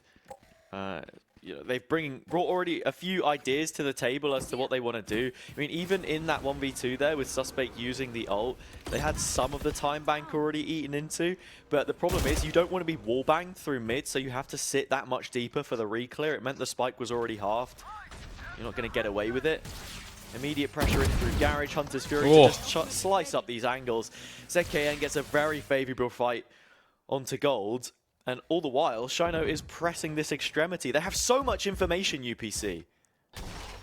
Working with a lot, and we'll see the rotation come through to maybe think about C. A lot of smokes coming on down. Canadian still has the flank, but just is found out. At least Suspect can trade it back, but over on C-Long, I think that was a snipe found out by Plants. See, the play still seems to be moving through onto C, but it's a 1 versus 3. Ensku again finding out the flank, and Zell won't be able to take one down with him. And it's starting to feel a little bit like, you know, early on, we had the rushes, we had the plays from Exeter, but now that UPC have got themselves back in the game, now that they've got themselves that econ, when it just comes down to the Vandal duels, they're just managing to find those headshots. Ensku specifically reading Exeter like a book, and picking up those taps sort of left, right, and center. It's 4 rounds in a row now, and you start to wonder whether Exeter are going to call a timeout or not. I know that university teams at times stray away from taking that extra moment to ponder over their tactics, and well, hopefully they can fix some of the issues here. I think if the LCQ is anything to go by, when we saw Nottingham, Trent, and the Undateables, Shino getting us underway on this round, was that I haven't seen a UK team actually pull off a victory in international competition, much like our football side as well. Well, speaking of England specifically, out of the UK, don't tend to do too well on the international stage. I got nothing. Jay, football. You see that ludicrous display last night? Yeah, absolutely love it. They always try and walk it in the net. How come it is England and there's not like a team UK? As Plants finds that one out pretty simply. What? I don't know. There's quite a talent base. You have it for the Olympics, which is always an interesting crossover, because it's kind of like Eurovision, where it's the unspoken agreement that you don't just bring pro players to represent you, right? I think that's actually at the like very a least, rule it's for the not Olympics. people who are going to be in like the England squad if there is that summer overlap for competition. I think that's not unspoken. I think that's pretty aggressively spoken in the Olympics. Well, I mean, I say that. Last time, I think we had, like, Gareth Bale playing or something. And I mean, all of these players were under professional contracts. What I mean is, they weren't actively playing in a competition at that time. As in, that I think Euro 2012 was also going on at the same time as the London Olympics. So there are a lot of players that were exempt from playing if they had international duties of their sort of specific regional countries to be doing, rather than the kingdom at large. How come it's Team England, but then it's not Team Faroe Islands, you know? Like, Denmark is a Denmark as a whole. It's the Kingdom of Denmark. But when it comes to the UK, we get individual countries. That I cannot answer. unfortunately. And it seems as if the answer for Exeter would have been a Rolling Thunder to hit the site, as we are now in the bye round, of course. But unfortunately for them, the stun didn't connect on the one player you don't want to scope in. A collateral from Shino has now made this a lot more difficult. Josh trying to paranoia through, pops the head out, spots it, takes him down, and this one could still be salvageable. Oh, good reposition from Josh. Brilliant work. Has them from the shadows to now group up with the rest of the team as well, so we'll be on site as it comes through. 3v3, nice flash in. Insku able to capitalize, 2 kills now under their banner. And it's a clutch that Josh has to pull off, a 1v4, strafing into the smoke. Insku will take their 3rd, and Exeter can find no more. Now a 7th for UPC, and they've already secured an advantage coming out the half. It's got a bit wrong, 6 in a row being picked up there. And, you know, Josh, he's got good picks coming out, you know, finds his flank, repositions with that shadow step, gets that extra frag as well. But then just when the ult comes on through, he's a little bit too far. Obviously, you want to take the safe position, right? You don't want to be porting in onto the site right as they push, and then they, you know, they kill you, make you reset, or you have to cancel. So he goes for that safer position up on long, but it's just a bit too far away. And they end up losing out that site, and again, it's 6 rounds in a row. It's just not really where you want to be when you had such a strong opener, not only in terms of your plays, but the econ as well. I mean, here we're seeing it. A lead for UPC. This is Go Nexeter's map pick. As they have started on the attacking side. And yeah, I mean, it's far from ideal at this point in time, really, it is. Coming into this one, the weaponry fairly choice as well, as we see Josh on a Guardian trying to be that hero in mid again. Canadian doubling up and watching the reverse angle. Well, I'll tell you what, if anyone walks through that corridor, they're absolutely done for. This gold does trigger the alarm bot dashing on through. Still manages to get himself boosted up into a good position. The spike will come on down, but now a pincer maneuver is going to come on through from the Spaniards. Rona spraying on into the spoke. Good damage is being found out onto those Exeter members. Yeah. And the lockdown is ready. Could be fairly huge. We have the lockdown here. I'm wondering if we'll get a Hunter's Fury. Suspect's actually just going to invest it. They fancy their chances on this round. Exeter just about spots the gun barrel. Kills coming through. The feed filling up. It's not been managed to actually have been taken out. Both players detained. They're searching the around knife. to try and find him. And it will be a knife. A stake in the heart of Exeter as an 8th is now picked up. I'm not sure about the Hunter's Fury there. It's a risk that you take, and it's one which didn't pay off. Yeah, I mean, I think in this regard, you know that you're probably not getting a better chance for your ults, right? You know, last round coming up now. Might as well just commit it to see what you can find. Unfortunately, doesn't really find all too much. And now as Mark over on Ensku has the Fury available for this round, so I'm not confident in the abilities of this to turn into an 8 and 4. However, you know, it is a full buy. At least we got that going for us over on the Exeter side. And hey, it worked in the first round. Maybe it will work in the last. Everybody turning up C. And we'll see if there's going to be any play to be made on long. Smoke's coming down. Might just diffuse the play. But if Gold has his lineup ready, if he looks for a bit of a spray, he might be able to find someone. But Plants instead susses him out with the Vandal, or the Phantom even. Sending it straight into smoke. Lots of damage onto Gold there. And as I was saying earlier, this is Exeter's map pick. They want at least one more round to, I think, make this salvageable on their defender's side. You said coming in how perhaps they might be favourites from the upper bracket of the qualifier. But in this, it's single elim. It doesn't matter if you are upper or lower. You lose one best of 3 and you are out of the competition. No land for you. No, no, no. Exeter right now, something they have to worry about is how many ults are online for UPC. Very quick reconnaissance mission down A long with Rona, who now has the Rolling Thunder, and they should be aware of this and perhaps looking to play off site where they found success before. Alright, you will see how it pans out. You see Sova going very long, trying to find some sort of flank, but just completely removed from the site as the retake comes on down. Rona getting out a good flash. As it's not up available as well. And it looks like, actually, steady on. Josh turns up at the very end. I thought that one was going pretty well for UPC, but Switching sides. Josh clutches that one up at the end. Does manage to turn it back into an 8-for-4. I thought that was a bit of a done deal, but Yeah. I mean, 8-4. It's not. 8-4's not great. Hey, you know what? 9-3 is a bit worse. So at least now you've got a tiny bit of breathing room if you lose the pistol round. But Yeah. really, you've got to be coping pretty hard and saying about how we're a defense-sided team if you want to make this one work in the first game of this best of 3.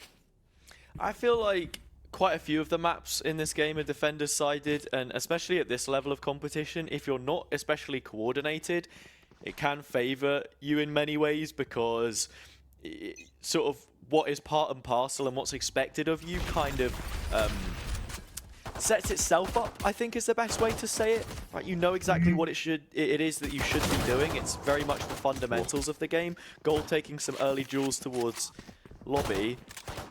So you're actually lined up behind them, a potential stun to follow one of these peaks, but it's not going to come through, and they are worse for wear. Well, no one found out quite just yet. But a bit of damage was at least put through onto Gold. A little look-see. He's going to maybe try his luck on short again. Didn't work out too well last time. Just not putting his elbow into view of Zekan there. So we'll see what happens. Pushing down short. He does find out one shot, but Zekan will be able to just finish him off nicely. Put that one through the wall, and they decide, yeah, okay, we've got our pick. Let's slow it down. We've still got about a minute to work with. So back off. Go grab the spike and see where it is we want to take it. Control of short being maintained. Maybe a bit of noise going to come out from the breach, whilst the rest of the squad make their way on over to C. They look very well prepared here, UPC, trying to find that pick on the more aggressive Jet player. The spike always postured up for a C execute, and now they start to head in, and the recon forces Josh to take an unfavorable fight and will lose out to ZKN. So that advantage now doubles itself. While time is low, there's no room for denial here. Suspect can find one, but they've not accounted for Rona re-clearing in through Garage. Twice the numbers that favor UPZ from this position. Another shock dart kill for Suspect. Very strong with a bow and arrow in hand, but now you've got to get it done on the ghost. That's 2 more kills, a quad now, but Rona shuts it down. The impact fragger leaves the final blow, and that will be the second attack-sided pistol round that we have seen. Both teams starting off well on their attacking halves.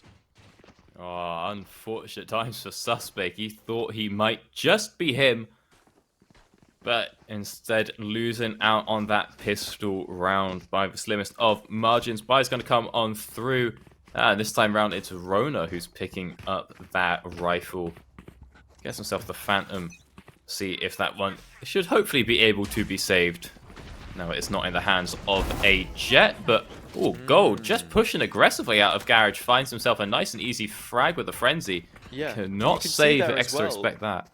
Assisted by the breach player. There was a stun of sorts coming through. Canadian with the shorty emptied, both canisters popped. They just went to look and try and save the weapon, but there was an immediate refrag. That's what we want to see. Gold taken out. The Spectre they had not doing much work. That is a parting gift now to the hands of Josh to keep things rolling over. Okay, Exeter. They're making this look doable now. It's a 3 versus 2. The advantages continue to sit in their favor, and they're winning a lot of these solo fights. Zell with another. And now in the corner, everything lies upon only plants on the other side of the smoke. A spray through, but it is Zell to find Exeter their 5th. Oh, what a great break for Exeter there. Yeah, just those first opening frags. No one's really expecting those kinds of rushes, but, you know, in this situation, you know, ordinarily when you lose round 1, you're like, okay, we'll just take out who we can take out. You know, we're not expecting to win. When you're at 9-4, you kind of need to win the round. They managed to make it happen, and 3 members living it as well. Getting to keep those guns really just going to help out. Looks like one's been dropped, swapped out for a Phantom. We're still sitting on 2 Spectres as...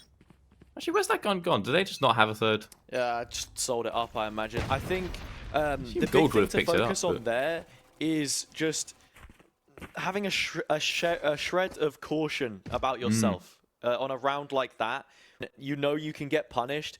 That is your banker round to be finding 10. Then you're within 3. You know, you get a bonus, a free swing at it.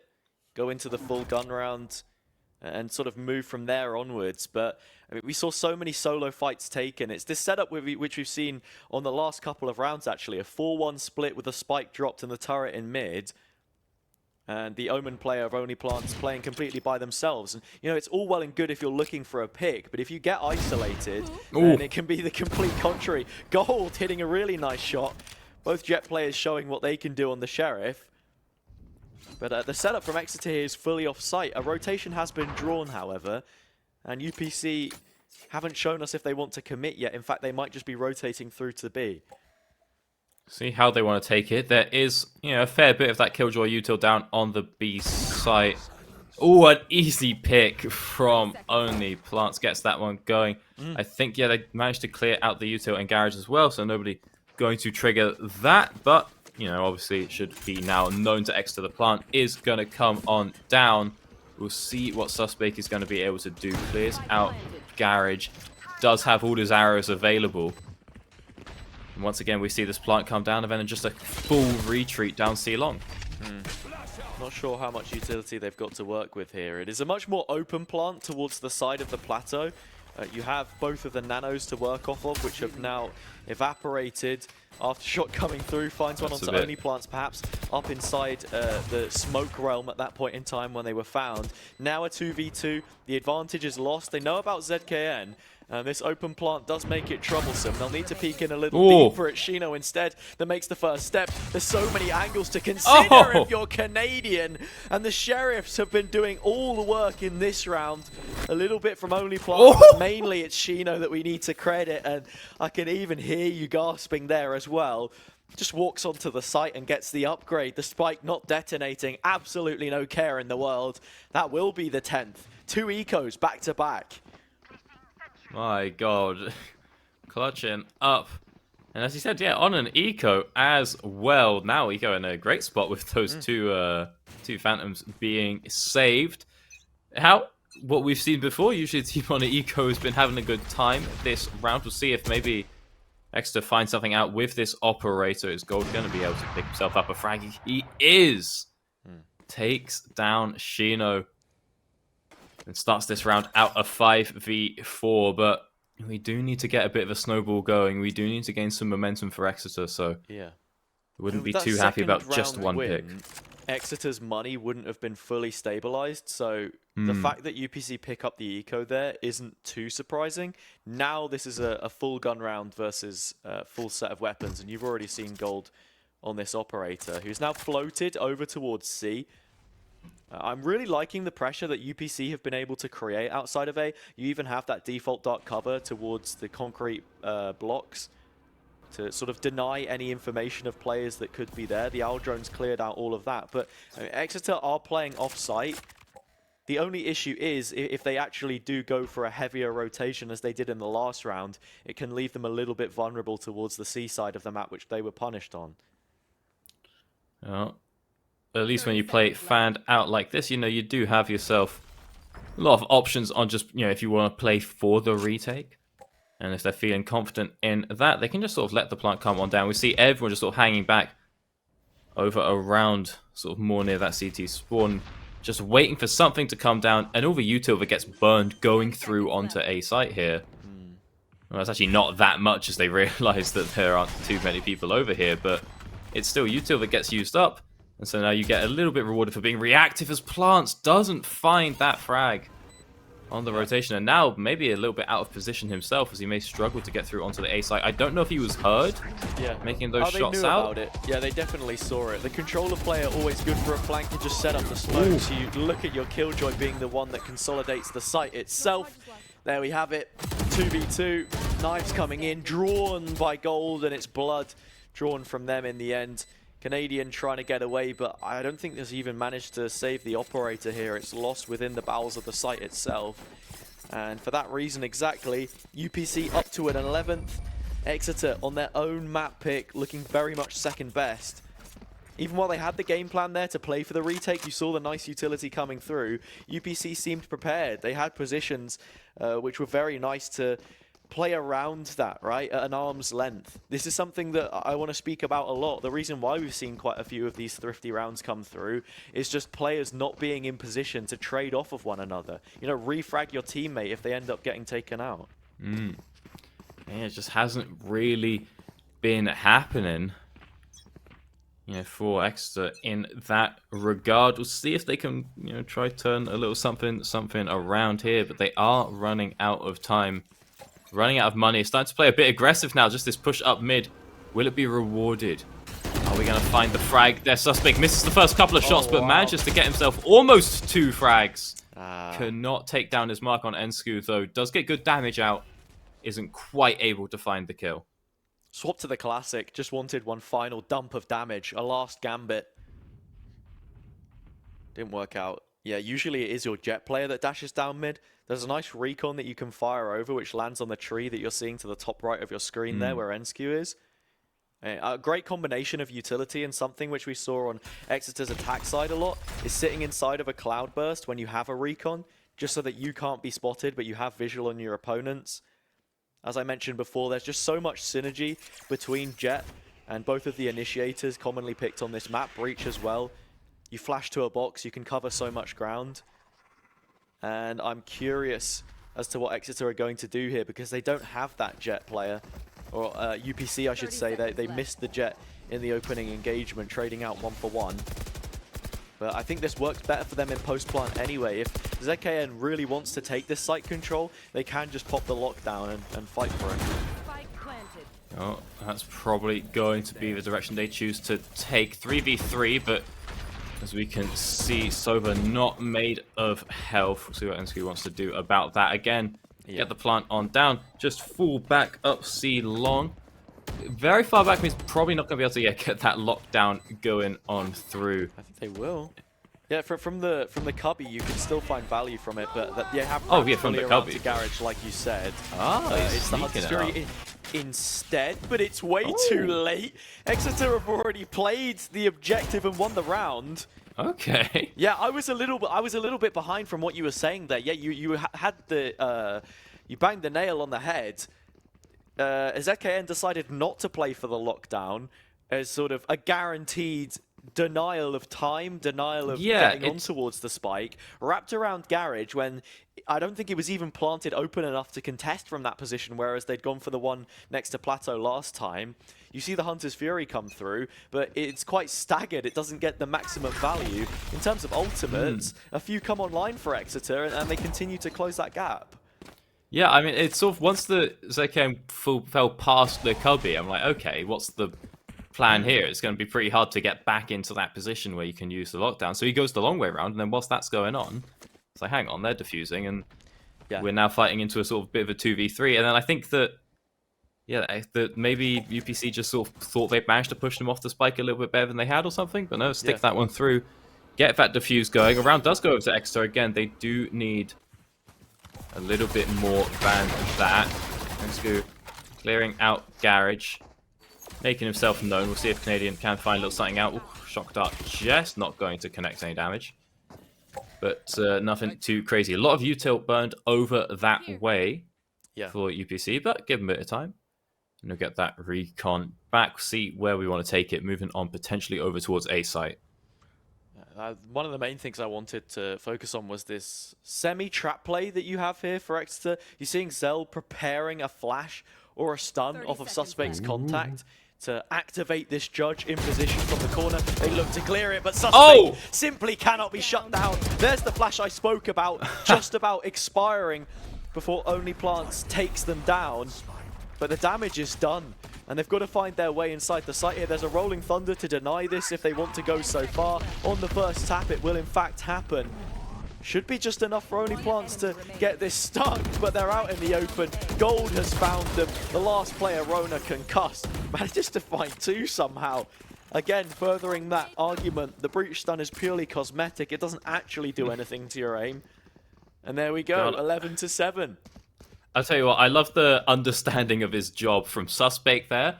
Picks up, the 2 kills with the judge, and then is sitting there on like less than 20 health. He's like, right, lads, I'm not going to be able to run out of this one with judge. Just jumping around the corner into short trying to find a little something more. Gets a bit of extra damage out before he goes down.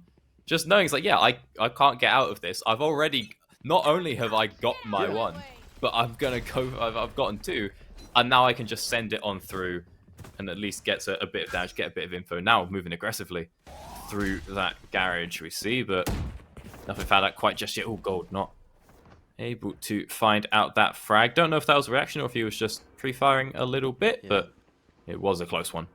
That's what we've seen from Suspect a couple times, just holding on to the space. And with the judge in that corner, you're always going to be so strong. You're seeing it again with Zell posted up on B, having Breach be that rotate player. I mean, the amount that they can do just purely with utility and in proxy, the impact they can have in a lane like short as well. You see it there, the flash, they're unlucky not to even set Suspect up for a third.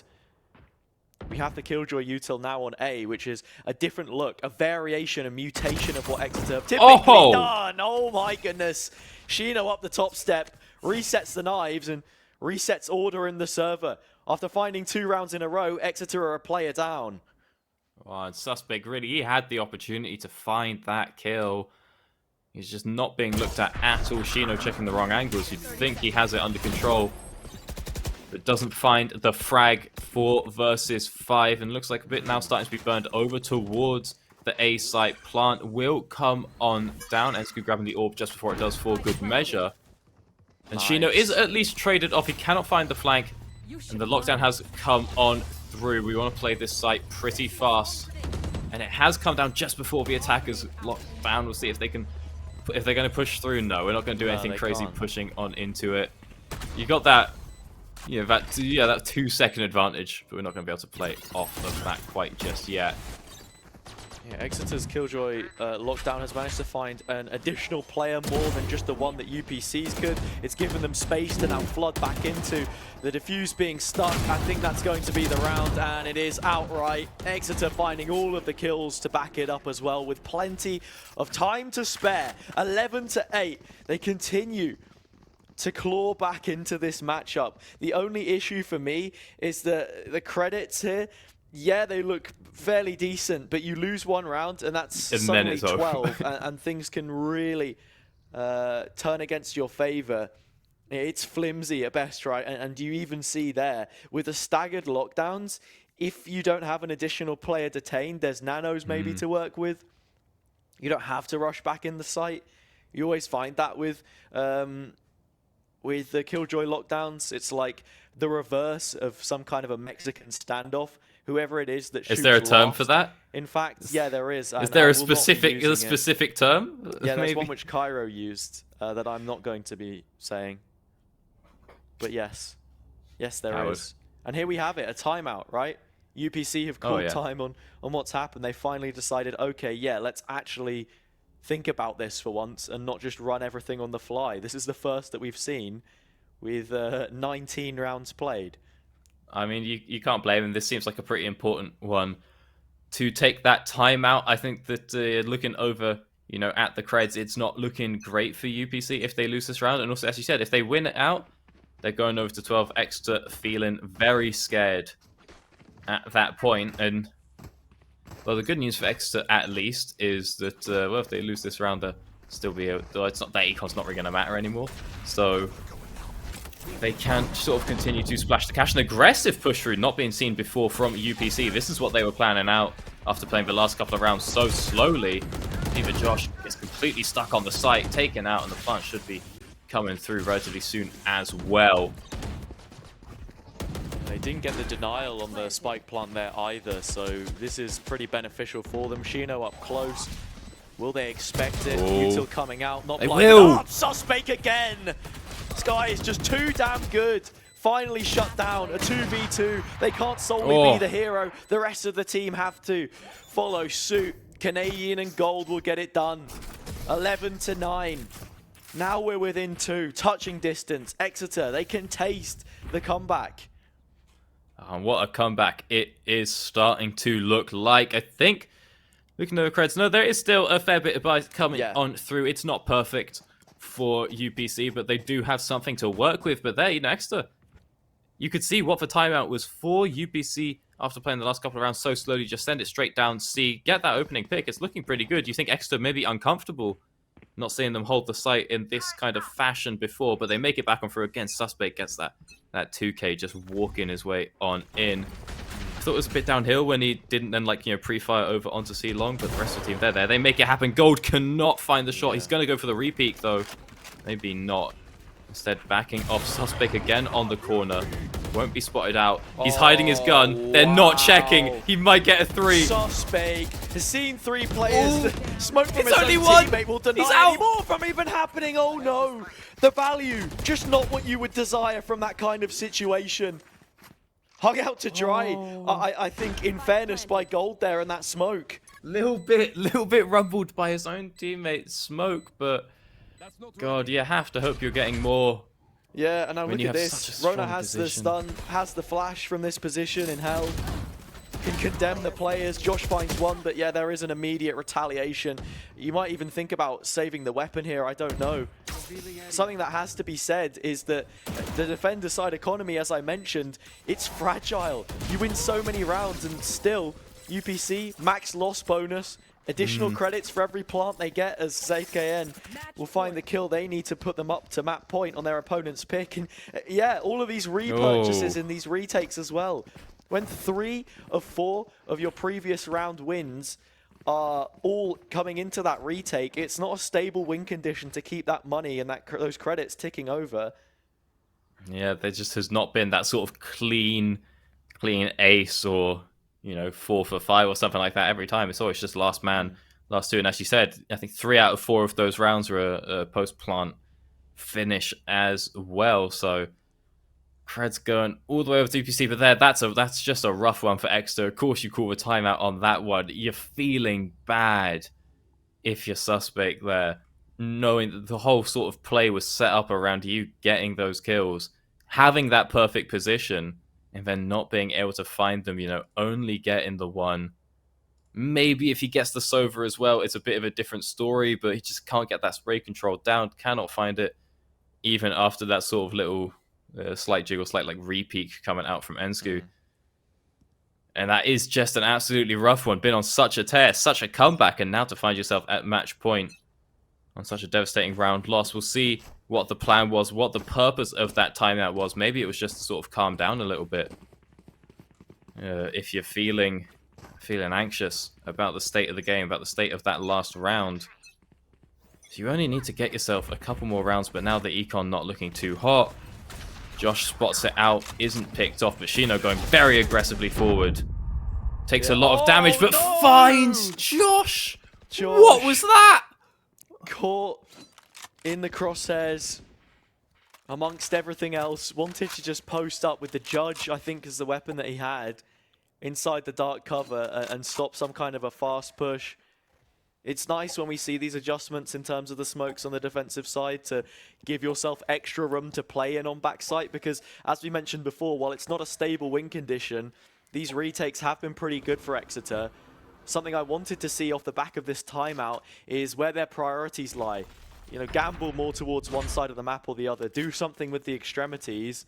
There are quite a few people sat on A here, but there's no proactive information. They sit so deep, and I don't even know if that alarm bot is currently up in the choke of B main right now anyway. C finally is the hit, but there's nothing to stop this whatsoever. It's an eventuality which Exeter simply have to come to terms with. Spike planted. Here. Everyone, A. No, not. Don't think it'll matter. Yeah, I think this is just going to be it. Hunter's Fury coming through. Zell can find one. The lockdown's about to go off. A few more bullets spared. Less to work with and lower the man count. Finally, an upgrade is there, but the plant is so open and there's players slowly making their approach from both sides. Even a turn to the back here. Zell has no idea. Ensku will find the 13th round, and that's their opponent's pick in the bag. UPC. They take it over the line. Oh, yeah, not a lot in it for Zell. At the end, their UPC find themselves that first game. And what back and forth game it was, looked so dominating from Exeter at the start. And you get this massive run up from UPC. We're like, oh, okay, bit of beginner's luck. Taking a bit of a warm up maybe. But then we almost mount the comeback for the UK's representatives before just falling short at that final hurdle. You have one more round somewhere else in the game, and you can afford to, eco that one. Then you're, just only 2 rounds off of getting it into overtime. That is a rough one. That is not one that you want to be losing. You don't want to be losing many of your maps, but that one has to sting a little bit for Exeter. So we'll see what they're going to change, how they're going to adapt moving on into that second map. Yeah, I think as well something to focus on will definitely be the strategic approach from both of these teams in terms of what the game plan actually looks like. Mechanically, like both of them incredibly sound. You see that anyway. These are like high immortal Radiant players on both sides. I know Suspect is definitely up there, and that was reflected in his individual performance. You can't simply rely on that to be carrying you through, however. And we even saw it towards the end there. There was no real prioritization for that defender's side in terms of proactivity, collecting information, getting stuff done. They did lie heavily on those retakes, and as soon as UPC had an idea that that's exactly what was going on, they were a lot more oppressive in the way that they held it. You even saw on the final round, right up towards Spawn Shino with the judge trying to see if they could find anyone. It didn't pan out, but it's just understanding what exactly it is that your opponent is doing and shifting your own approach to match that specifically. We had a couple of timeouts invested as things moved into the closing stages, which I think is important, because not only do you want to have a think over some of these ideas, but make sure that you aren't buckling under that pressure. It's a common thing to say, but right now everything is on the line for Exeter as they have lost their own pick. In terms of turning off some of that pressure, we will be going to a short 5-minute break, but when we return, we'll have that second map coming up for you.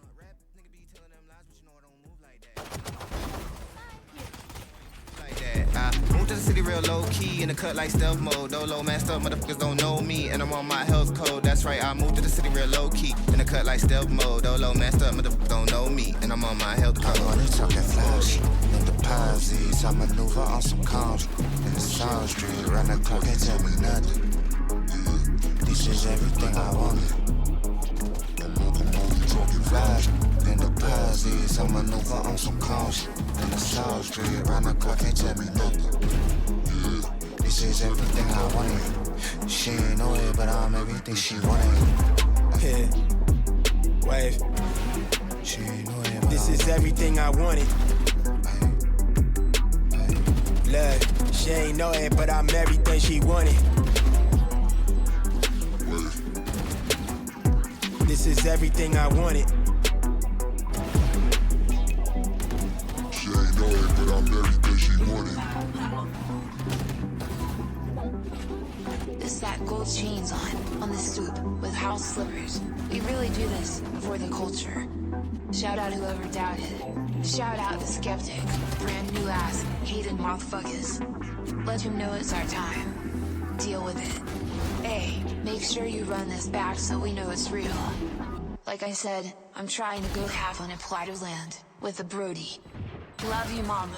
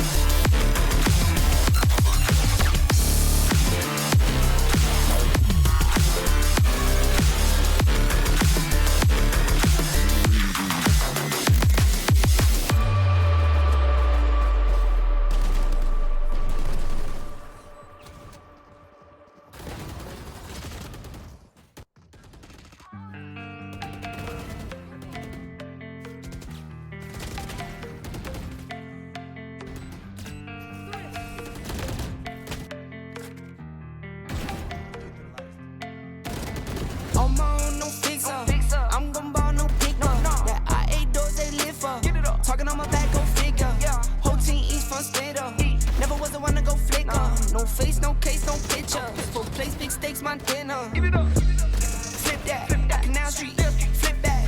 Last week.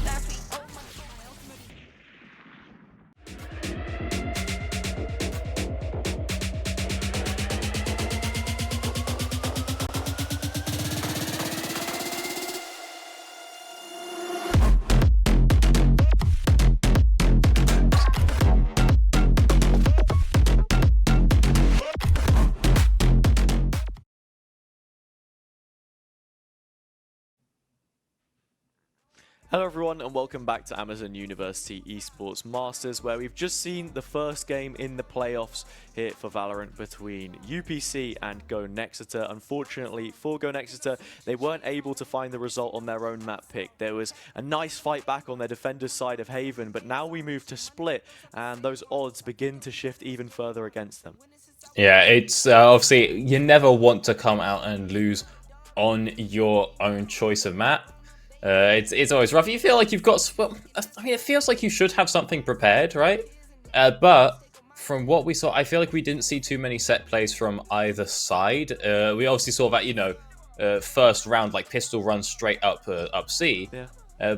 And a little bit of, you know, sort of a similar play as well moving into the second half from UPC. But for the most part, it did sort of seem like we were just sort of playing back, playing controlled, especially when we were going on that win streak for Exeter, where it's just sort of playing slow and getting onto these sites and then playing for retake. But that is something that is going to happen a little bit more on those, you know, three site maps when you are playing over on defense. Will they have a little something cooked up for Split? I'm not so sure, but I mean, again, it's like they didn't have something cooked up on their map. Neither team did, so I'm not too worried for Exeter right now, but it's still not a great vibe, to say the least. Yeah. I think Split is exciting because it has quite a few different ways that teams have tried to approach it with where the meta currently sits at this point in time. Double duelist, double controller, some variations, even double sentinel when I'm speaking about Cypher and Sage specifically. That's the typical Ascend comp that we've seen run for years at this point in time now. Valorant obviously still being very much in its infancy, but you know, the road has been paved. There are bricks along the way that set that up. Yeah, I'm curious to see, as I said before, what these teams are going to be opting for in that regard. For Exeter, they want to try and reset as well. We go into Agent Select now, and yeah, it's a real mixture of ideas. UPC going with something fairly standard, both teams wanting to use arrays, not doubling up in any department at all, actually. Maybe Exeter might actually run both the Cypher and the Sage. Like I said, they've got the Astra for a bit more coverage, and yeah, Breach being a premium on this map as he was on Haven. All right, but no Sage coming out for UPC. I think it's not as much of a, you know, insta-lock as it used to be, but it's still something I think that a lot of comps were built around. So excited to see that. I like a bit of variance, you know. I think it's something that always comes up unless you see the difference between two teams, is how they want to approach their agent selection. Of course, when you do have that mirror match, it's quite like sort of pure, right?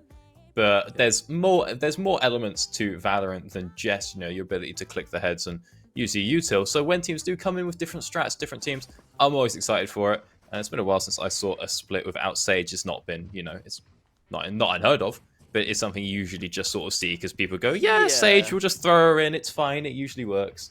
And so we'll see what the plan is here for UPC, starting over on the offense side. Sage is typically quite commonplace on this map.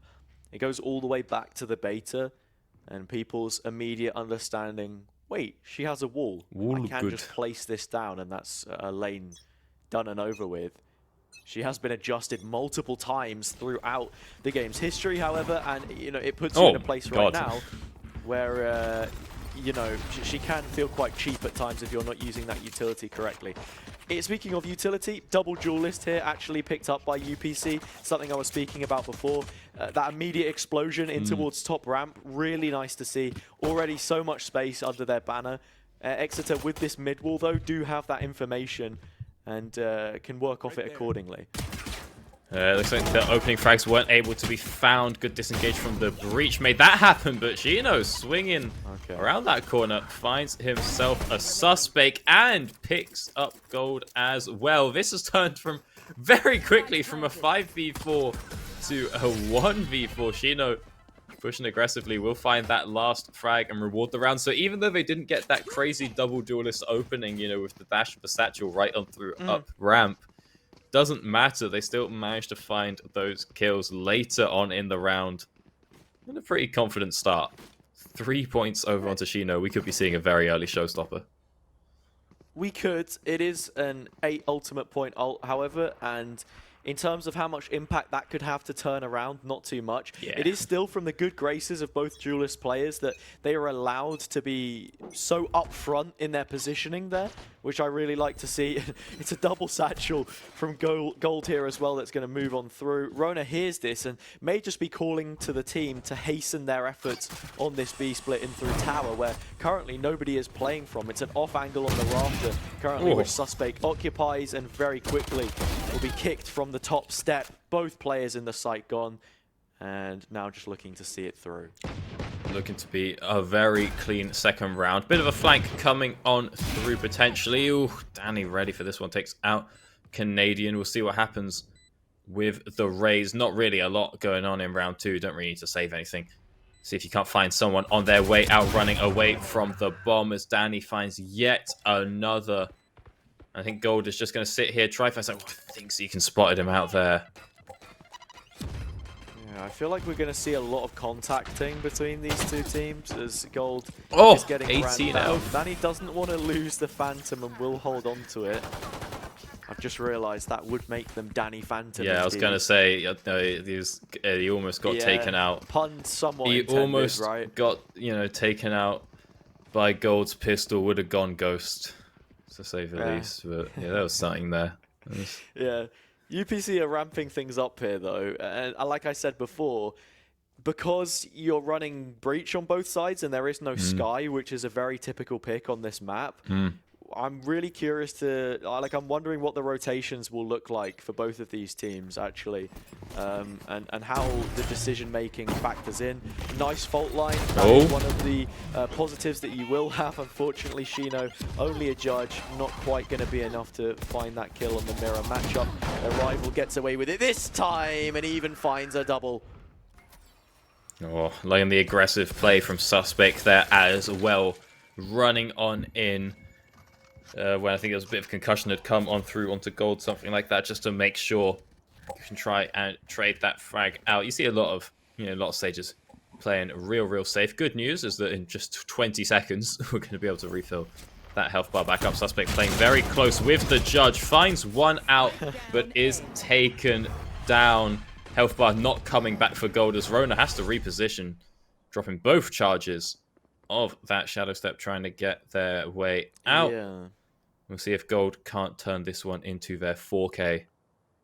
See what we find if Rona wants to walk on up. Gold very low, needs to make it happen in just the one shot. You don't want to be going down here on the bonus round. You want to hold on to as many guns as possible. Has both the dark covers to work with. Goes for the dry peek. That's now 3 for Rona. Matching Gold's efforts. The player which took out both the duelists. That's the first smoke in the train. The stun will sit inside it. No damage yet taken, but this is the site you have to plant on. You really have ran out of options at this point in time, Rona. And that's exactly why Exeter will pick up their first. Fairly damaging. Quite a few repurchases are going to be necessary for them here. I don't like to drag on about economy too much. The main focus point or focal point that I want to hark in on is this ramp control. We saw it work out in the pistol. They tried it again a couple times, but now Exeter are aware of this. They're positioning themselves outside the radius of that stun and getting ready to immediately recontest it so that UPC don't have the same kind of ground which they've enjoyed previous. We need some variation from the Spanish team. Yeah, adapting very quickly. It looks like Spanion's going to try something special. Coming up here over onto mid. Trying to get a little bit of control and then see where we want to take it from here. Suspect walling up off Mail there. Trying to find a little something out. Don't get too much. Just, again, trying to control mid. Not looking like anyone's going for any sort of crazy flank right now. Not really the plan for this double Sentinel team. And so right now, UPC can just wait. Wait for the slow orbs. Wait for the wall to come on down. A little bit of a peek from Suspect just confirms that there are still people on mid. And the wall Broken Open should be coming down naturally pretty soon anyway. The assumption, because Suspect is jump peaking, should be that UPC know that there's not really too much control towards the vent position, right? Because ultimately you'd have a player covering from that end. Yeah. As the wall is already giving you a lot of passive information. We saw a lot of that utility also drawn out. It was the paint shells, the gravity well, and a couple of the slow orbs already. Now they're heading in towards the site. You're going to be missing out on quite a few of those tools. Ooh. Gold finding a couple from the top of ramp. And now they've got the numbers to work with. The Cypher setup's not even broken. It was looking bad for Gold, not able to find those first frags on ramp, but he changes it up, turns it around, manages to get something. Zekan sneaking up into heaven, not going to give his position away quite just yet. Takes a bit of an extra second to get Suspect there, but does make it happen. Zell peeking on through, does not manage to find out those kills. Gets a little bit of damage down. Maybe Josh can find something, but it won't happen. Zekan picks that one up, and UPC find themselves another round. Breaking open that econ, and now finds that kill there as well, like with the alarm bot, just in the window of heaven. No follow through on the spray, and they get away with it. Now they're up to a lockdown. This is an eco. UPC will be finding 4 at the very least, and I know quite a few teams that would say 4 rounds on your attack side of split is nothing to turn your nose up at. So, yeah. Historically, commonly very defender-sided, and to be honest, the fact that they've brought this breach as well means that when the sides do swap over, Exeter are going to be a little limited in what they have to go on. Yeah, very much so. I mean, the changes did, help it be a little bit less defender-sided, but still ultimately pretty favored, and even into the Sage as well. Sage will very much a bit more of a, well, not that much, but still, more of a defensive tool than it is offense. Not exactly going to help you dash on through into any sites anytime soon. So you really don't want to be falling behind at this stage. But now into this round, the econ, not all there. Important ults up and available for UPC, notably the lockdown if they want. And so Gold is just going to send himself over here onto short. Will he be able to fight it? No, he's pulled out the frag! Swapped over to the paint shells instead of the showstopper. I think there would have been enough time to get the rocket off. Yeah! 2-3 players within range. Oh, that's so unfortunate. Was it a miss? Could have been the way back in, the skeleton key to the round, and here we have it. Shino dividing things up as they have done. Suspect looking to try and find a shot or two. Both players separated, opposite ends. Suspect getting the first of those kills. But now all attention can be turned, and just like that, the round is done and over with. Yeah, UPC nicely played from them there. And yeah, we're also seeing a variation of flex in the agent pool. I'm Canadian usually is the Sentinel player, but it's Zell5 who is on the Cypher this time around. Of course, they played Breach on the last map, so 2 games of Breach in a row, no man can do it. So much of a factor there, or if this is just a map that they've not played on. Maybe it could just be that Zell's a bit more comfortable with some of those quick lineups on setting up tripwires, or just prefers to play a little bit further back. Who's to say? But God, that is again just a rough one for Exeter. Absolutely. At least now they've got, I believe, a couple better weapons that. I know it's not going to make too much happen. Shino really trying to get this orb secured. He gets the orb, he gets 1 frag, he's nice and ready to push through onto the site, but he knows it's not really going to happen. A little bit too risky to go for that one, and 1 frag was found. Astra taken down. UPC going to cut their losses, not even cut their losses, quit whilst they're ahead, I should say, and try and make their way back on over towards the spike before they decide what it is exactly they want to do with it. Suspect falling back up into heaven now, waiting for the plant, waiting for the team. Got the gamble completely wrong. I wasn't expecting Suspect to peek out at all until there was any kind of contact elsewhere on the map, having lost Shino. There we have it. Or Shino having found another kill, I should say. It was in the back site, I believe, that Josh ended up falling. I mean, looking at it now, yeah, you even speak of Zell's playstyle. I think we saw it on Haven, being quite passive and supportive with that utility. Maybe that's something that they want to look at a little bit more on this Cypher. I'm Canadian having a more quiet game, maybe looking to get themselves more hands-on with that breach. But for UPC here, it's just been about finding the frags, cutting noise, managing to pull out that rotation, Suspect giving away the steps, and now they'll chase down the remainder of the guns. A couple more for Zell. They're at the forefront of this fight. Nothing in proxy, everything coming out of them. And yeah, even Gold finding another one. This could be all of the weapons gone for the UPC, and it won't, but it does get very close. A good effort put through from Gold there, but now not able to afford the armor. Losing out on that round, so sort of have to wonder, who did that gun matter more to? You know, it's going to matter more to Gold, or it's going to matter more to UPC? Well, I think we can sort of confidently say that one's going over in Gold's favor. And again, you know, said it before, you don't really want to be down 5 rounds here on your defense side, or down 4 rounds, I should say. And, you know, it's not looking good. It's a bit of an econ, probably losing this one out as well. We'll see if we can find anything. Shino going a bit crazy with it. Boosting through onto site, gets caught up in a tripwire though, but is not taken down. Manages to live through that spray at least. It was 2 kills that Zell found with the Phantom in the previous. Maybe a picked up weapon, something saved over. But on the Vandal, you give away so many tracers spraying through the smoke, you can't get it done. Danny can't either here. Canadians found a couple, and suddenly there's a big advantage for Exeter. The spike is planted open, but they will be caught inside the Rolling Thunder. They know all about the position. Josh picks it up, and Exeter will double up. A second round for them now. Things looking a lot better. As we said before, both of these teams, I think, are playing on their more preferential side. UPC with a double duelist and Exeter double sentinel. Alrighty, well, not quite qualifying as a Thrifty, but, you know, Exeter still managing to pull off that very low econ win. Just good headshots really coming out from Canadian and Suspect there. And now we're not in a bad spot, you know.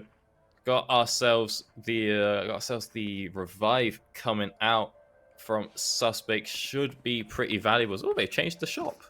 I didn't see that one before. Yeah, the shop likes to change for per each sort of seasonal event. I ain't got observers that good. Yeah, that's brilliant. Gravity Well, followed up by Paint Shells. Tail as old as time, and one which usually spells out death for whoever sits in close proximity of it. Alright, well, good punish there. Coming through from Exeter, knowing that, you know, aggressive play seemed to be a bit the name of the game. Even had the stun to stop them from running out of it, which I really like. There's so many layers of synergy. You have 4 different agents that can combine here. The slow orbs, the stuns, the gravity wells, and all of that raise damage. Gold not able to find that frag out there. As the peak comes through B main. See what's going on here. Bit of teleport over just to check out A site. Is he going to commit? He is going to commit it, and Zell will instantly find that frag. Happy to then throw down that neural theft. I mean, it's a pretty low cost. Oh, you want to be using that thing quickly. So you can stack it up. Just gives a lot of intel. Know where the rotation is coming on through. But Danny still found out from Heaven. 30 seconds left. Oh, Suspect taken down. Does manage to get one with him. Does not get an ult off before dropping, though. Shouldn't really matter, as it's a 3 versus 1. And Scoop, though, has managed to get one so far. A whole lot more. And Josh is just waiting for him. Not going to happen at all. You can write it off here and now. Exeter have found 2 rounds in a row. This is a good look for them. And in fact, they have drawn out all of that reserve cash from UPC. Finally, they've gone bust. They do have the 5 rounds that we were speaking about. They can buy into the next, no worries. There's even a hero rifle for ZKN. But, like, I mean, yeah, the way that they've approached these last couple, it's been really difficult to pick apart. Like, some super scrappy fights. That one specifically is just Exeter leaning into this heavy util game. UPC try and add some variation, go for a faster push on A. Oh, God. Just haven't got the same kind of control they did before. So they're satcheled into his own paint shell. Oh, really? Unfortunately, it'll do less damage to yourself than it will others. And it's in this position where you would like to have found the mark. I would, with that it utility, could have because been it a would pretty kill. good shell. Yeah, that shell could have gone pretty well. It was, oh, Suspect has an op. Finds himself out that frag. And you don't really expect the aggressive play to be coming out on such an econ. UPC just sending it straight up mid. They will be traded off, managing to get one. Don't know if they'll get any more though. Suspect, don't push this one, mate. You don't want to be going down with the op in this position. Bit stuck up alone in heaven, but it's the rest of the team moving on over. Yeah, 2v1 op, not really the weapon for it. Oh, they know. They know Suspect's there. Smoke is up. Close. Rona there. Suspect Oh! goes through. That's just a silly overheat. They get punished for it. Suddenly it's a 2v2. The lockdown is available. They can consolidate the site if necessary, and it's going to happen. That'll force Exeter back and allow for the best possible post to get set up. As there's no immediate challenge, they'll know all about this. I was just going to say for a moment, having the operator on your Sentinel when you're not running a jet or a chamber does suit pretty well here for Exeter. But all of a sudden, that's a big investment that you could be losing out on. Let's see what happens. The divide comes down. Gets committed. See if that can help regain a bit of control here. Or at least just help Exeter get their two players together, coming in from the same angle. Bit of consolidation.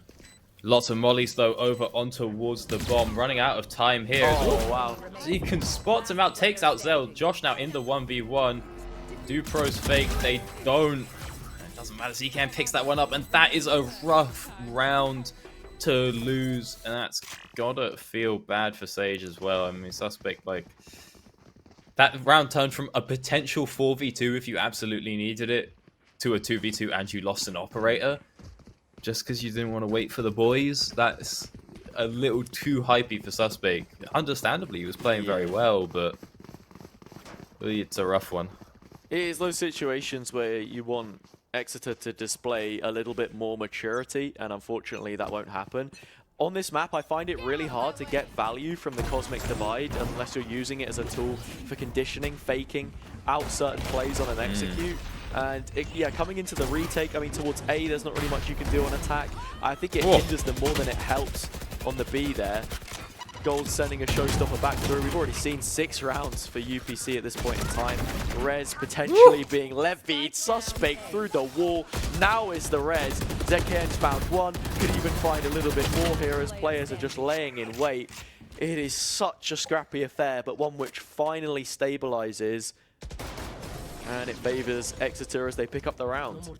Oh, bit of a close one there for Exeter. I thought there wasn't really quite enough control of ramp to go for that revive, but they managed to get it off in time. Gold is taken down pretty quickly, but at least kills are traded back. Exeter do get out of the round, and this is my massive pet peeve in Valorant is Sages holding ult. I know there haven't been many massive opportunities for Suspect, but you just sort of hate to see it when you get that one ult a round, or one ult a half even, especially when you're top fragging, right?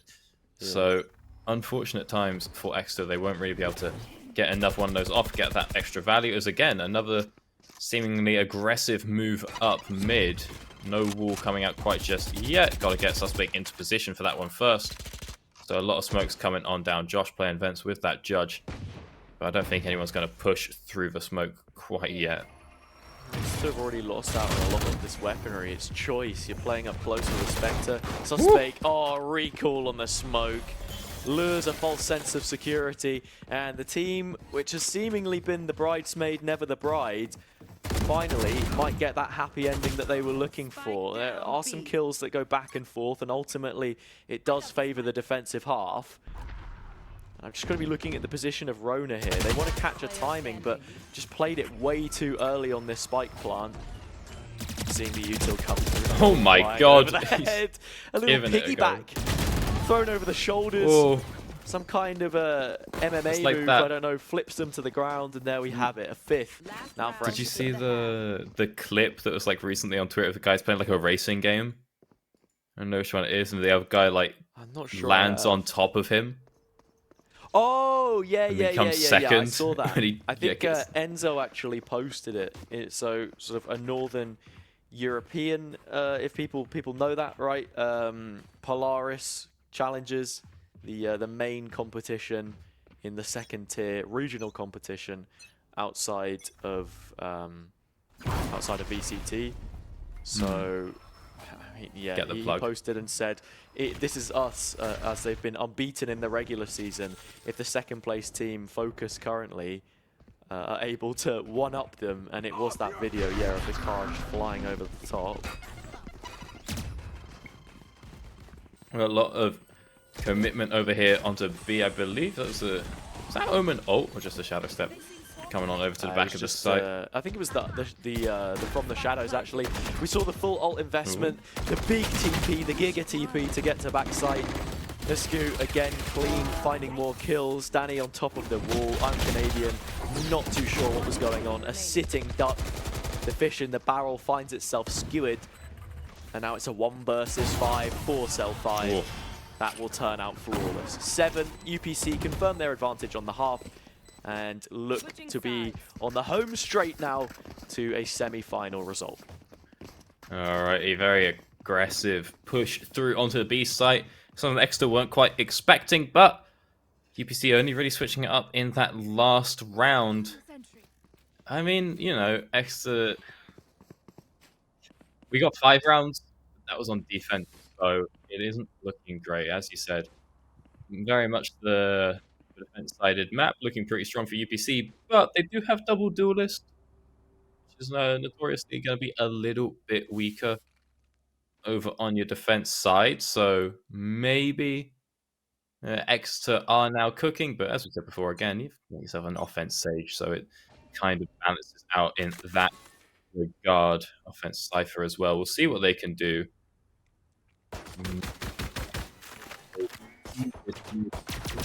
Hey, nothing explosive coming out quite just yet when you don't have the double duelist.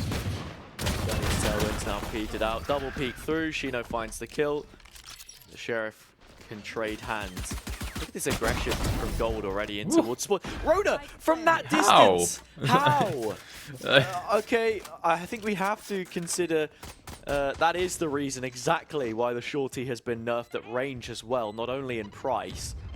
But hey, there we go. Still working pre-patch.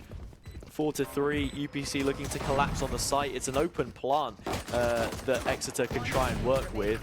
But unfortunately for them, they've run out of the kills, and now Suspect has to operate from the elbow position. The damage dealt, a shot between the legs, a nutmeg Panenka to finish. And that will be the 8th on the board for UPC. They take both pistols in this game. And that is rough, you know, losing out on the pistol round when you have yourself the Sage, because it's one of those times where you can get just massive value out of the heal when the damage is still relatively low. So usually going on into a pistol round, I want to favor, you know, the Sage, the Skye, the Reyna.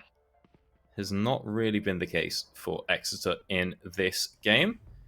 We'll see what they can do. Last time around, you know, when they were in that losing position, they managed to win that second round after losing pistol, but it's going to be a bit of a risky one for them. Yeah, aggressive push straight up mid. The Marshal doesn't find anyone at first. A little bit of damage put out onto Gold, and a repeat gets the headshot.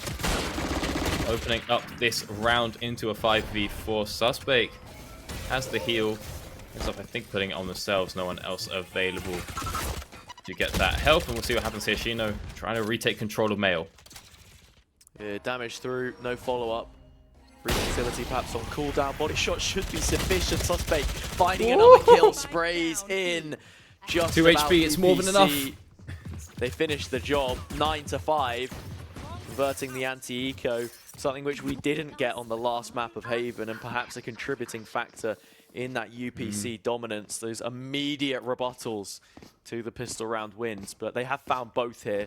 That's at least half of the rounds that they've already picked up off the back of that good work. And now Danny has forced the round 3 operator, and I'm curious to see how this factors into the game plan. You have it double layered up, a double-edged sword. Well, I don't think you could even really call it that. It's a huge Hail Mary on the A side of the map. Oh! Danny has been taken out by a Sheriff. Oh, no. Oh. A gun which costs 5 or 6 times less. Yeah, it's more than enough. Just a shy at 6 as My God, that's the 5 sheriff technique. I don't know if all 5 of them were pointed at one guy. Well, probably not. But No, I mean, look at this position just gold. already in spawn behind My them. God. Now Josh has an op to work with. Oh, Ensku as well, run it all up. you have to do here is disengage if you're Zell. Unfortunately, won't be able to. The flank is coming in. Ensku has actually found both kills. Suddenly it's a 3v2. Spike going down on B, and they know about this other player. Actually just want to hunt down gold and play the objective, because there's no way that you can challenge from this far out, Josh. I mean, look, even if you lose the Round round, over. you Yeah, pick done. yourself up an operator. I think we're okay with it. Is that a How second? on earth have UPC managed to win that so convincingly? Oh, wait, yeah, Josh got taken down as Yeah, well. that's what I'm saying. Yeah, I Josh- didn't Josh clock, is- but Josh died. So has a long-distance relationship with the Spike, has sent overseas a gravity well perhaps to pull someone off it, but even then you're on an operator coming back through with something not played for you. Exeter had so much space on the map, they even had the sort of the early op that they managed to find. Choice weaponry, I think it's fair to say, on a map like this. But yeah, really not played as well as it could have been. It's those Yeah. kinds of opportunities you want to be grabbing with both hands if you still fancy your chances. They are 3 rounds away from being eliminated. Yeah, that I think is sort of the story of the series for Exeter. We've had multiple times now. That sort of big moment, nut up or shut up, and it hasn't really come through for Exeter. You know, we saw the Ensku flank in the previous game here. You know, winning out the pistol round or winning out the second round after losing pistols. And now this as well, you know, getting that early pick, getting the op right off rip, and not being able to convert it. They still have themselves a chance in this game. You know, it's only 3 rounds, so that gives you a little bit of space to even econ and lose a round if you need to, but you do need to pick yourself up 8 more. Danny finds the opening kill late into the round against Suspect, and Gold on the close angle will pick him up. Danny a little bit greedy, wants to get a second, but Zell being taken out by a molly. Yeah. Over on the other side of the map Not there. Too sure entirely how that's ended up happening. Just caught astray. I don't think that was coming assist, through the so- choke. Bated breath on the op as Ensku's now picked it back up. A 4 versus 3, numbers advantage on the gun round. Exeter did well to take that heaven control, but it's a much more regressed plant that they currently have. Gold takes the paint shells to the forehead. Shino finally following it up. The players falling, the grenades traded, and the round ultimately found for UPC. It's going to be an 11th for them, and the end is very much in sight. They can see the light at the end of the tunnel. For Exeter, they slip into the shadows, and once again, another UK team struggling to live up to the expectations we set them with coming out of domestic competition. Alrighty, well, they're not going to have a lot more chances in this game. As you said, could well be a bit of a They're choke here forced from into Exeter. it, right? If they lose this, then that is it. Map point, and you're on an eco for your final round. We don't have an update on the status of Germany, UK, Goat-like versus Staffordshire's Korean Pop Superstars, but we do know the winner of this game goes up against Winx Club, and it's looking like it could well be UPC. Gold does find an opening frag, but another traded as well, actually, so it is a 5v3. I say traded, it's 1 for 0, so not much of a bargain there as Canadian finds the third. Important round for Exeter to win. Invested heavily into this one.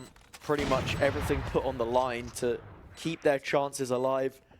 Stoke the dying embers of what would be another comeback. This time, however, the scoreline is even cut further astray. The boat pushed even deeper into the waters. Oh god, that's going to get confusing. It was 7 to 11 last time, and now it's 5.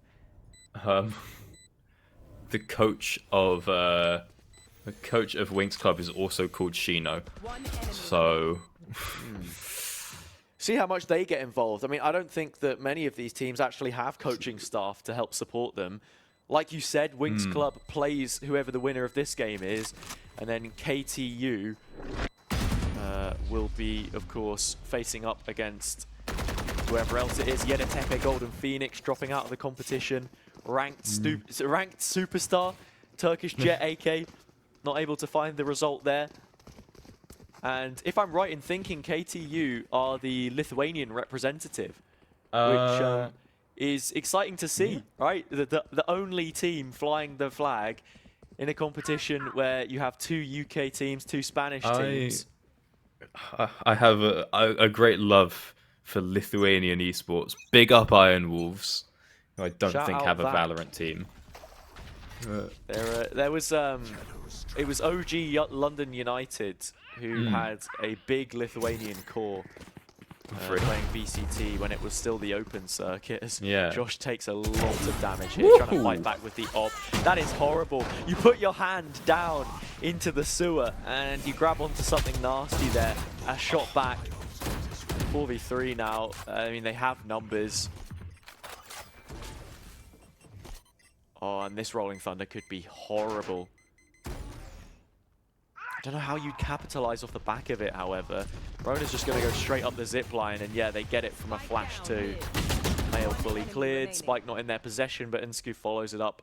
And we're now looking at a 1v3 to stop this from being a regulation win for UPC. Zell a little bit caught out, hit with the old pincer maneuver. Shino pushes on through and takes us over to match point. You need a bit of a miracle here for Exeter. Yeah, the Econ not looking too hot either. Yeah, only managing to get themselves to 1 round. It's a rough one. They've had these fairly set game plans. They don't look too flexible. They don't demonstrate many reactions on their attacking side. Josh there with the operator invites the players to his lair and trades 1-for-1, but it's a single duelist in sewers. I don't get why they didn't try and sort of, you know, look for something else. Play, maybe wrap around the back of vents, go for a variation. But hey, whatever the case may be, it's another uphill battle that they've got to fight from. And immediately on the flank will be Danny to try and contest this. Could probably updraft over those trap wires. Yeah, not sure how high up they were, but Suspect finds one, instantly traded back, so we're not going to see an ult again coming out. Gold has got himself a pretty strong position. As Danny, yeah, goes over the wires, comes on down with the knives, has to fall back after the roll in front that gets deployed, and so will be able to take out Nsku, but it's again just 1-for-1 across the board. 2 versus 3, make it a 2v2. Exeter might be able to maintain control. This. Moving deeper in towards screens to just set up a much more preferable position. And Gold has even gone so far as to take up Heaven and then be the guardian angel of Exeter to give them 1 more round at the very least and keep us moving forward in this series. Yeah, it was still dangerous from UPC and just how restricted the plant ended up being. But it's those kinds of reactions mid-round, or I say mid-post plant, that Exeter need to be doing if they want to find some success. Yeah, well, they're going to need to find them time and time again. You're going to need that one 5 times in a row to get yourself a bit of a chance here in this series. And we've seen UPC do have a couple of, different plays that they can bust out. A wall came up, didn't quite see which way it cut off. Looks like we're pushing on through towards Mail. But too much defense coming on out. We're going to back off and try something a little different as Zell doesn't get snipes, takes out Danny, missing out that op shot.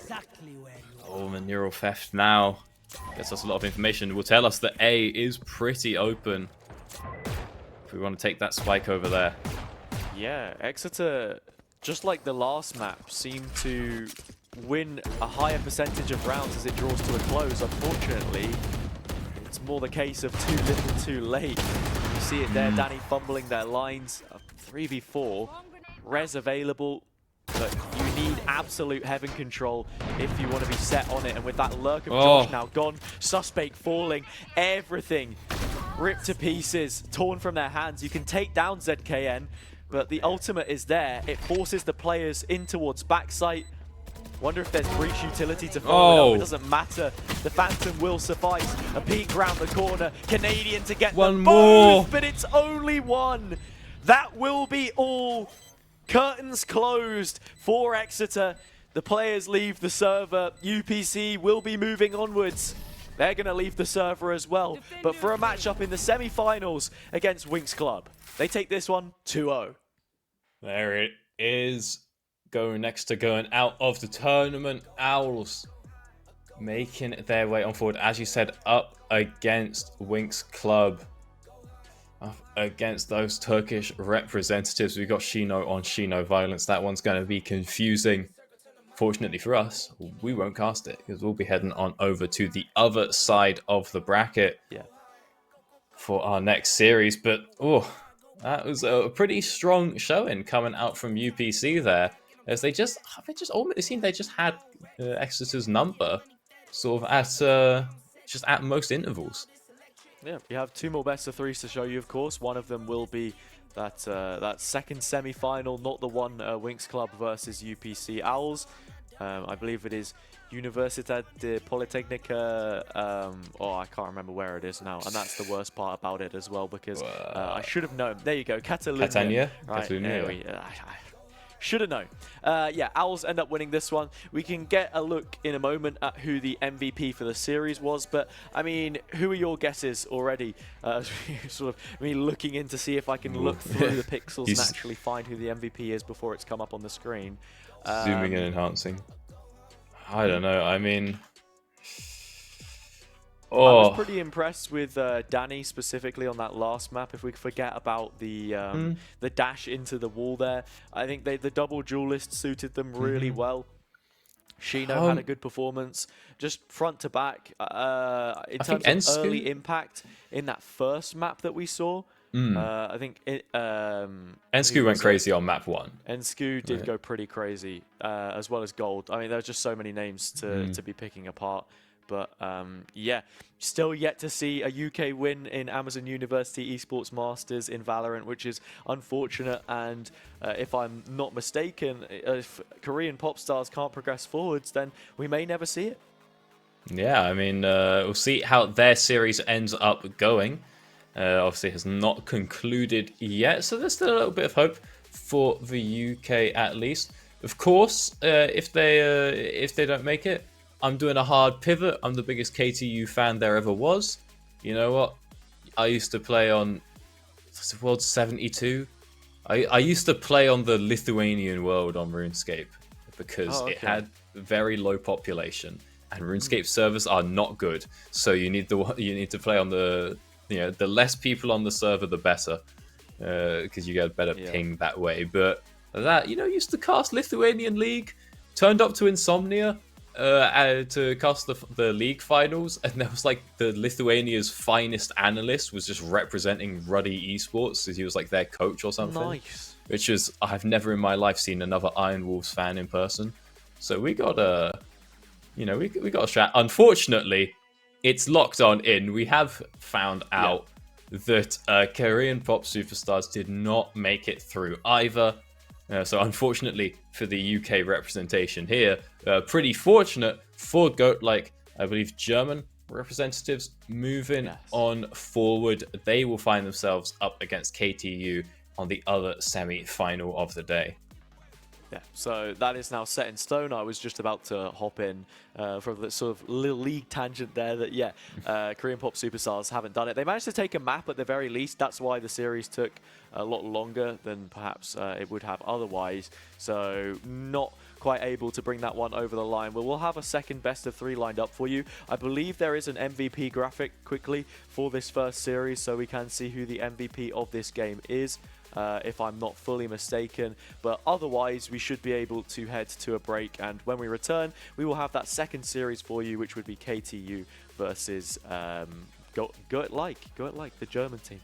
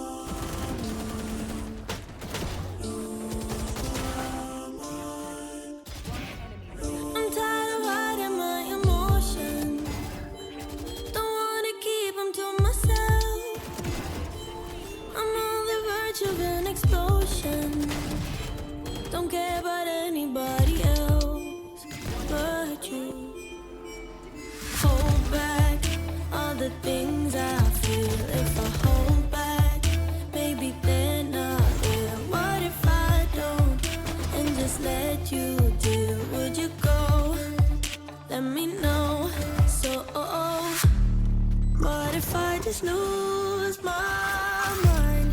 Make a scene and run around. Show you what I feel inside all the time. Hey. What if I just lose my mind? Scream until the air runs out. I don't really care 'cause I lose my mind. Oh, oh, oh.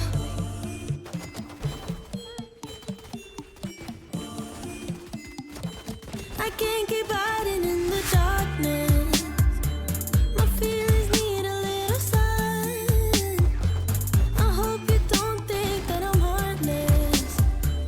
I just can't be the one you want right now. Hold back all the things I feel. If I hold back, maybe they're not real. What if I don't and just let you deal? Would you go? Let me know. So, what if I just lose my mind? Make a scene and run around. Show you what I feel inside all the time. Hey. What if I just lose my mind? Scream until the air runs out. I don't really care 'cause I lose my mind. Oh, oh, oh. Lose my mind. Oh, oh, oh. Lose my mind. Oh, oh, oh. Lose my mind. Oh, oh, oh. Lose my mind. Hold back all the things I feel. If I hold back, maybe they're not real. What if I don't and just let you deal? Would you go? Let me know. Highly emotional, baby. Highly emotional, baby. Highly emotional, baby. Don't take it personally. Highly emotional, baby. Highly emotional, baby. Highly emotional, baby. Don't take it personally. Highly emotional, baby. Highly emotional, baby. Highly emotional, baby. Don't take it personally. Blame it on the party, blame it on the booze. Grab a gun if you want it. Make fake news on the news. Wipe your tears, cry, baby, baby, baby. Ooh, it's not about you. I don't even get it. Why you got the blues and the world on your shoulders? Walk in every shoe. Wipe your tears, drink up and dance like we all lose. It's not about you. Highly emotional, baby. Highly emotional, baby. Highly emotional,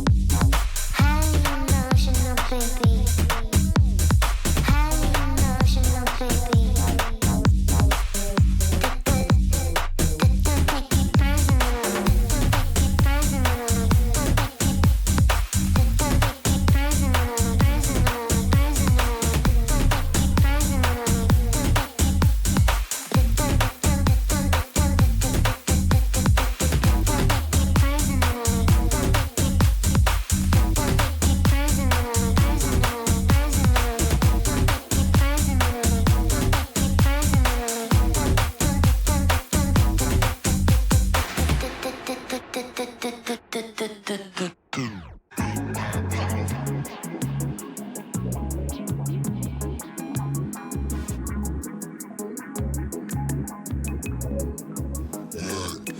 only talking flash and deposits. I maneuver on some calms in the South Street. Round the clock, can't tell me nothing. This is everything I wanted. I'm only talking flash and deposits. I maneuver on some calms in the South Street. Round the clock, can't tell me nothing. This is everything I wanted. She ain't know it, but I'm everything she wanted. She ain't know it, but I'm everything I wanted.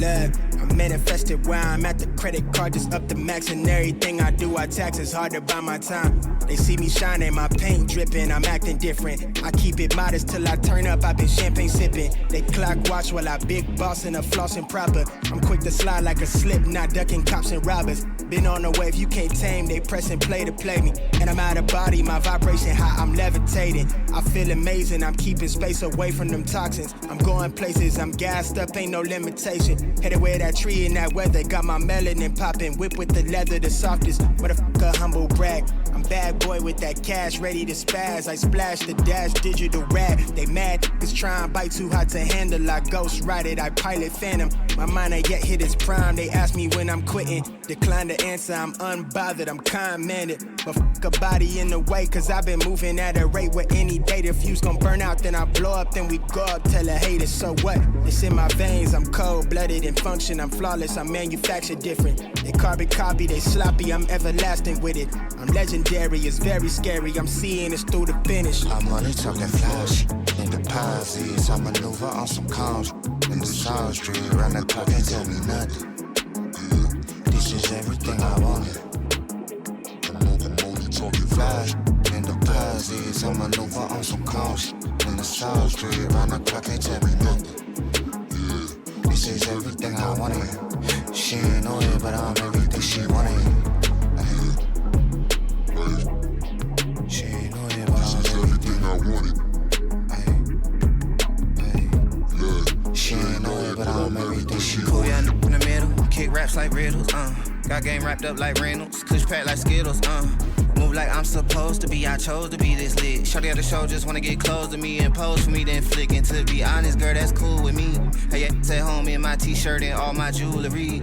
That too cool for school, but you know that ain't fooling me. Let her do her thing, cause I can't tell her mama who to be. Girl, that's rude to me. And if she wanna swing that Lexus down to Texas, know that I'm gon' let her. What the fuck I look like trippin'? I got polo on my sweater. Give a fuck about all that gossip, cause them don't know no better. I'm on and poppin' till I can't fold up no more cheddar. What they mad at me for? Cause I'm out here stuntin' like my daddy, I plus with all my Negroes. I'ma drop that pen, I'ma send that addy. Players front of me, don't roll no mid. What the fuck you thought it was? You don't know what you don't know, so I ain't here to judge. Though I've been on my P's and Q's, blowing them Q's and P's, baby. And I be way too free to lose, but you still free to choose, baby. Rap nigga be telling them lies, but you know I don't move like that. It's funny when the cap can say you one of my guys when you know I ain't cool like that. I moved to the city real low key in the cut like stealth mode. Though low masked up, motherfuckers don't know me, and I'm on my health code. That's right, I moved to the city real low key in the cut like stealth mode. Though low masked up, motherfuckers don't know me, and I'm on my health code. I'm only talking flash and deposits. I maneuver on some calms in the South Street. Round the clock, can't tell me nothing. This is everything I wanted. I'm only talking flash and deposits. I maneuver on some calms in the South Street. Round the clock, can't tell me nothing. This is everything I wanted. She ain't know it, but I'm everything she wanted. Yeah. Wave. She ain't know it, but this is everything I wanted. Look, she ain't know it, but I'm everything she wanted. This is everything I wanted. She ain't know it, but I'm everything she wanted. The sack gold chains on the stoop with house slippers. We really do this for the culture. Shout out whoever doubted. Shout out the skeptic. Brand new ass, hating motherfuckers. Let him know it's our time. Deal with it. Hey, make sure you run this back so we know it's real. Like I said, I'm trying to go half on a plot of land with a Brody. Love you, Mama.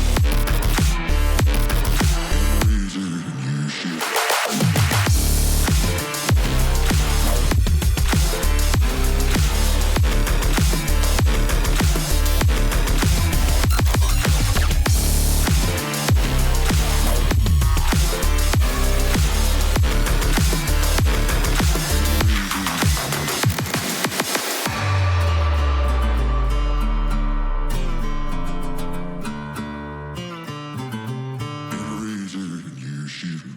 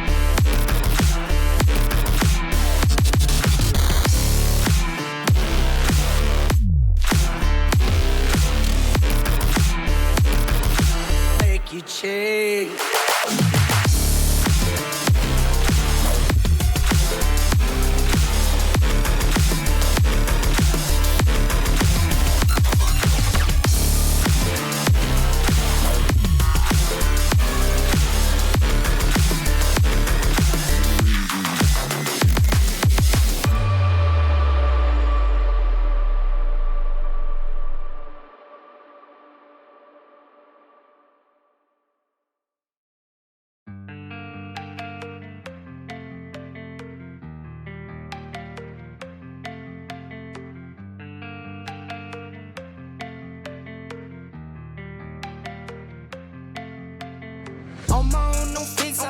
I'm gon' ball, no picker. That I ate those, they live for. Talking on my back, go figure. Whole team eats fun splitter. Never was the one to go flicker. No face, no case, no picture. Full place, big stakes, my dinner. Flip that, Canal Street. Flip back. Last week, old money. This week, new racks. Never buy none more. If I can't afford to gift wrap, stunning in your foreign car. You keep riding rental tax. Heard you roll the other lean, we are not the same. Couple thousand in my pocket, this pocket shit. Rubber bands on my arm, this is not for play. I put 20 on the crib while you cop a chain. I know they hated or love it. You know I love when they hate it. Last year was living basic. Haters on the other side. 3 up, read between the lines. Know I got some angels with me. Made it through some evil time. Late night on some demon time. Pour the Sprite, I need a lot. I can't lock it, sweet line. Free time. Brainstorm. You can assume with your chains on. I can see none with the lights off. Cap, you been the main one. Coolin' when I got my mains on. Show money, but those aren't the same ones. I been told you that it was game on. Been winning since I was on game one. Telling me how to live like you made me. Go a dog, man, I blame you made me. Money longer than a grown-up baby. Step crazy in a new Mercedes. Thinking that's 550. 5 seats, 50 kids in there. Prawn steak on my dinner plate. Nike tag for the dinner wear. Flex up, never playing dress up. Never gonna let up. Never, ever, ever, ever set up.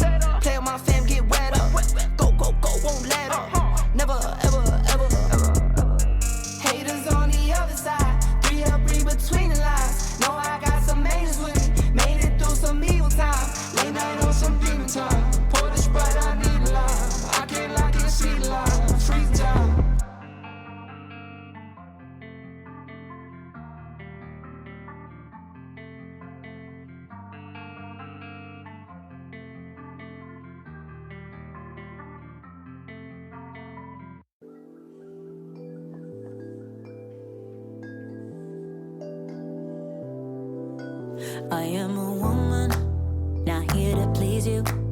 It's time to move on, cause my time is now. I am a woman, play by my own rules.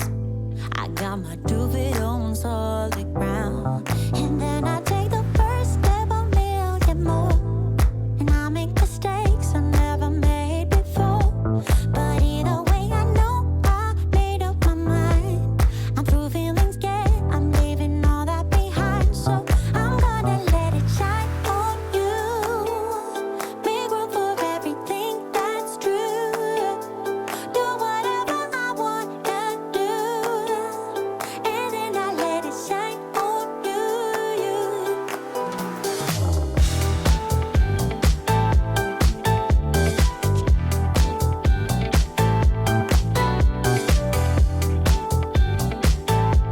I wanna let it shine on you. I don't need no savior, no helping hand, no one to make me feel love again. I am a woman, coming alive. Gloria Gaynor, we will survive. And then I take the first step a million more. And I make mistakes I never made before. But either way, I know I made up my mind. I'm through feeling scared, I'm leaving all that behind. So I'm gonna let it shine on you. Make room for everything that's true, yeah. Do whatever I wanna do. And then I let it shine on you, yeah.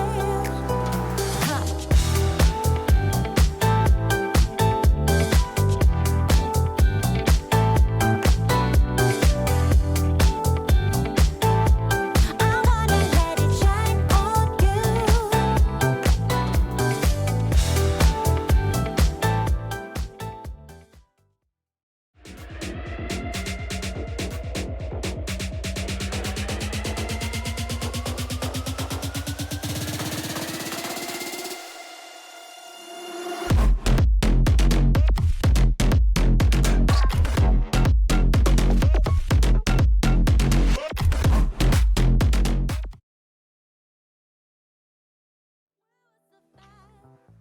Welcome back everyone to Amazon University Esports Masters. We have just seen an incredibly strong result in our first game. Owls, University Politecnica de Catalunya beating out Exeter. I keep forgetting it, man. I get all the way to the C on the end of UPC and it just escapes my brain. But they managed to escape that early run. They've moved into the semi-finals. Now they have a chance against Winx Club, one of the 2 Turkish representatives left in the competition, to get through. As you see here, you had 2 teams from Turkey, 2 from Spain. Only one of those will remain in the Spanish contingent. Both UK teams losing in their quarterfinal matchups, but these semi-finals are perhaps the most important games of the day, because whoever ends up winning these will have a spot in the offline grand finals, and there is representation of multiple regions all across the board. KTU, the Lithuanian team, the only one that we've really seen across the whole competition, and they're vying for their place in that grand finals.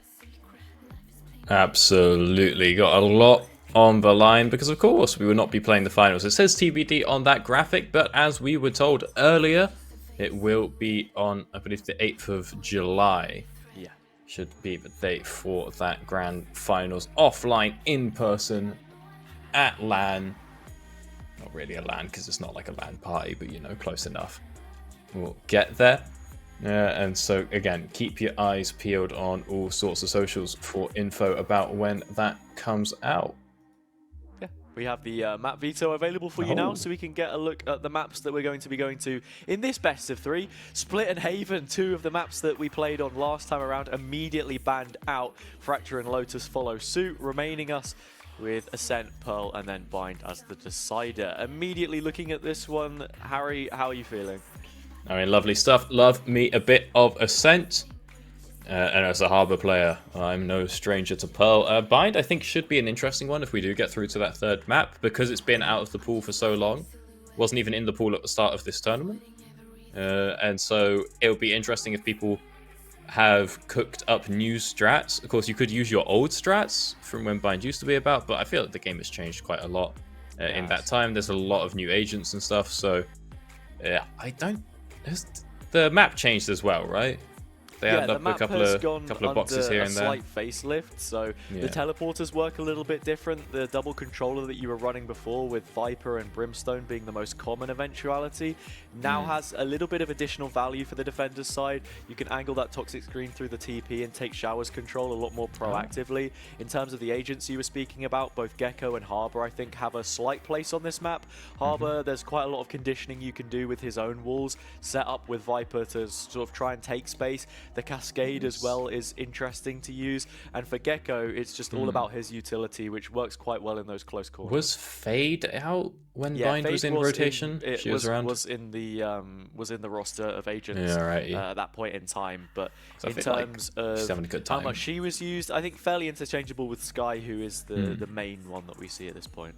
Alrighty, well, in any case, as I said, changes are plenty, and so we'll see if they're, anyone's come up with some new strats. Because I do sort of remember that it was like when Icebox came out, everyone hated Icebox, like, oh, this map's cringe. But then you would see teams start to, like, hang on, if we actually just take the time to, like, cook up some strats, it turns out Valorant doesn't actually have that many, like, cringe maps. But it all just comes down to if you can cook up some execution. Of course, that is all about map 3. For our other two, Pearl or something again. I think a lot of people aren't too fond of Pearl, but honestly, at this point, I think the Valorant players just don't like change. I think that also Riot sort of hit it out of the park with Ascent as the first, like, sort of, new map, and I think Ascent's, like, is the sort of gold standard of maps. And after that, because it's just such, like, it's just a pretty pure map, it's just a big square with a plus in the middle. It's like, all right, this is just the definition of, like, mid control and cutting off rotations, and now we have to start getting fancy, and we've got to put doors over on Lotus and stuff like that, and it gets confusing. It's like, nah, just let me play Ascent every single game. So having that be the first map of the series, I think is always good, because again, it's the gold standard. It helps you get a good little benchmark for what these teams are about. I mean, you say Ascent, I think it in many ways harks back to what traditional TAC FPS fans like, CS fans. If you're saying that Valorant players don't like change, look at those guys, let's be honest. I think Valorant players do like change, and in fact Pearl will be undergoing quite a few different changes by the time we hit the next patch line. Of course, Ascent, as you mentioned, it's been in since 1.0, since the game fully released, and when you look at this as a map, it also means that the meta is very well defined. No reason to really change anything, which is kind of upsetting for me in some ways. It just means that the main thing that you have to focus on are what do the fundamentals look like for both teams, how do they make ever so slight sort of variations in how they approach the game. There are very set ways to take certain map control. There's pages and pages of documentation that can tell you what your default setup should look like. So having a little bit of flexibility about you makes it a lot more interesting to watch. Again, I also think that it's not like because it's quite a versatile map. It's not like agent selection is entirely locked in. I mean, there's a couple, right? Things like Isova's, stuff like that.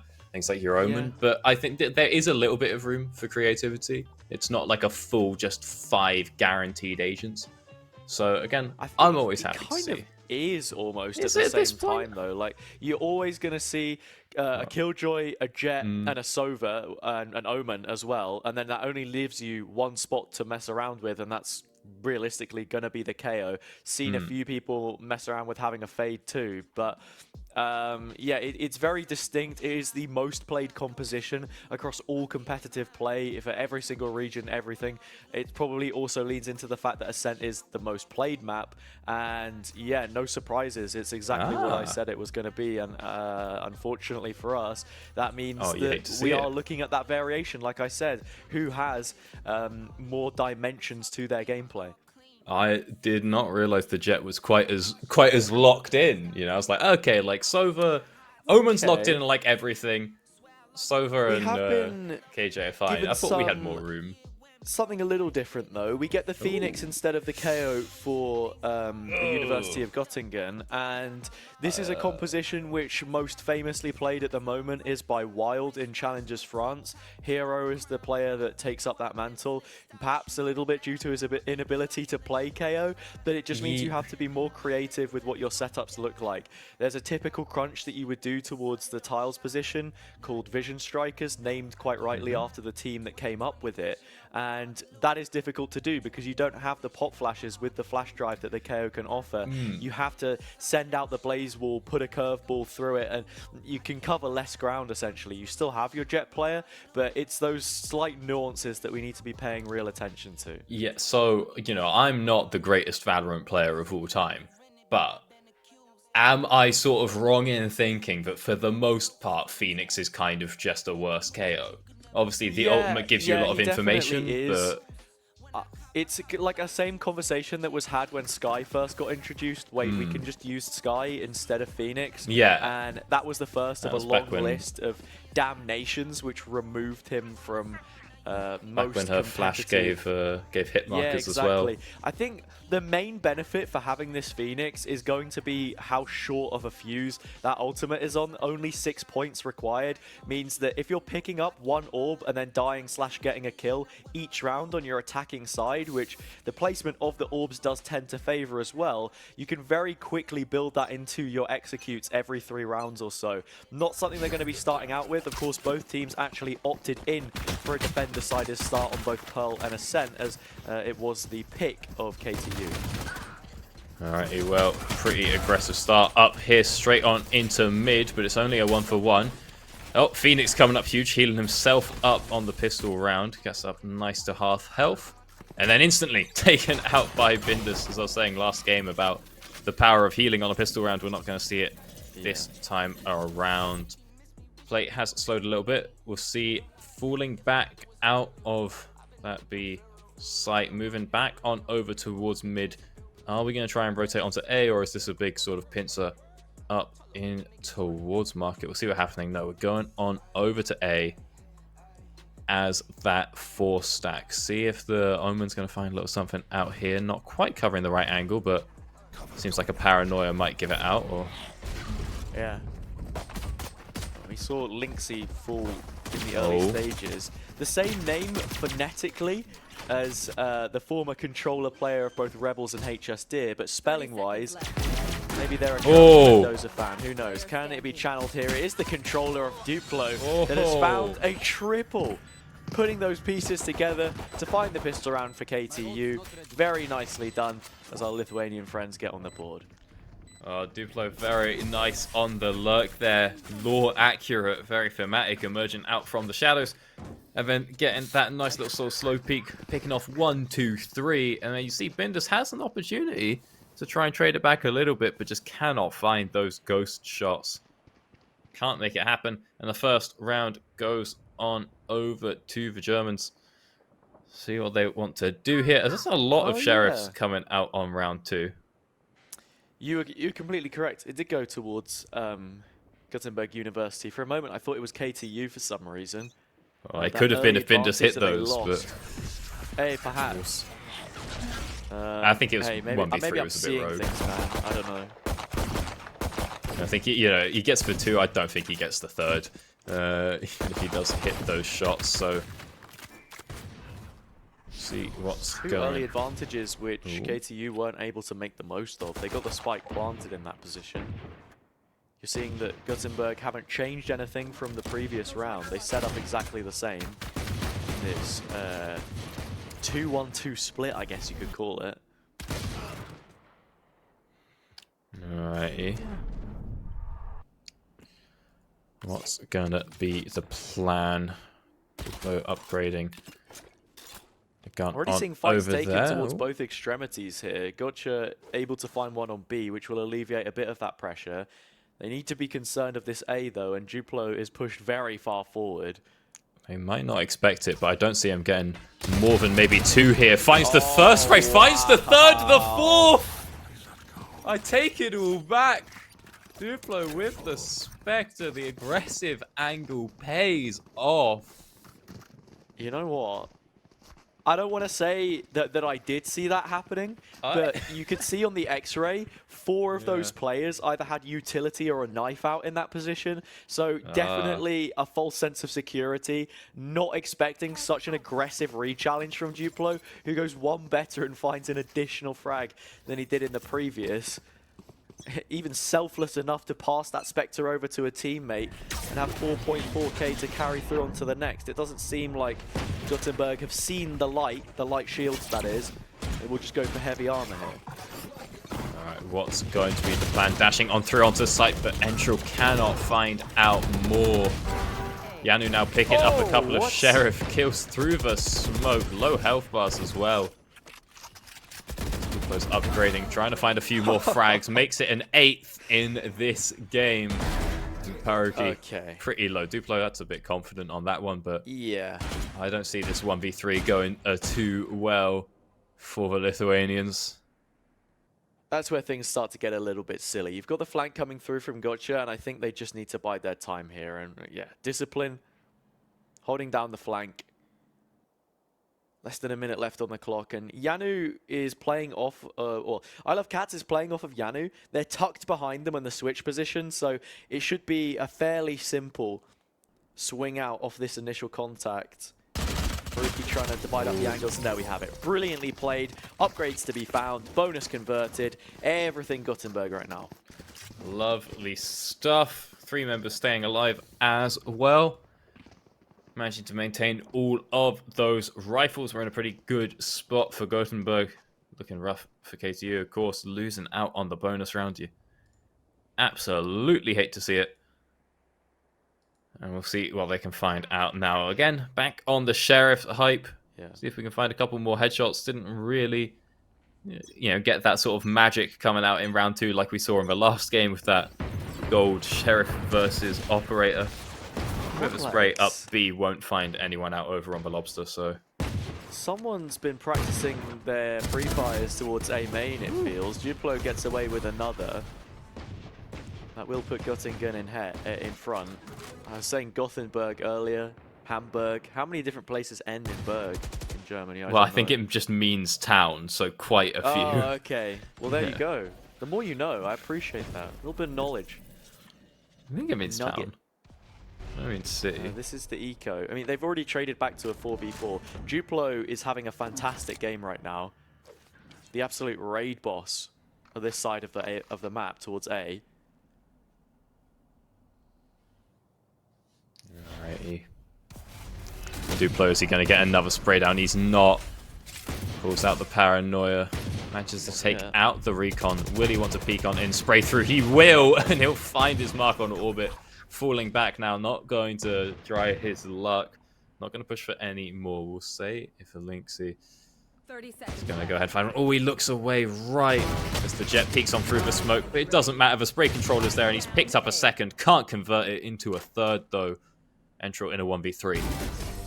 And the head is out, taken clean off. 3 for Duplo, and while we didn't consider there to be a worthy MVP of the previous game where we saw so much success, Duplo right now is making a serious account for themselves. 11-1. Timeout coming through from KTU. Necessary, its inclusion here, I feel. I'm glad that they've actually decided to, have that realization, be a little more reflective than the teams were perhaps at adjusting on the fly in the previous series. You've lost 4 rounds in a row. You're coming into what will be the second gun round now, which they've shown us. And necessary changes needing to be made, already highlighted by Orbit to get this figured out. If I remember right, from last time I checked the rulebook, I think that you get 2 a game. Or 2 a map. You do. It's just standard competitive rules. You get 2 per game plus a bonus timeout in overtime, I think. I'm just not sure if that's only in the VCT rule set, but... I don't think I saw that when I read the rules for this, but it was in the like client, a month ago. at least, I think it might just be the 2, so...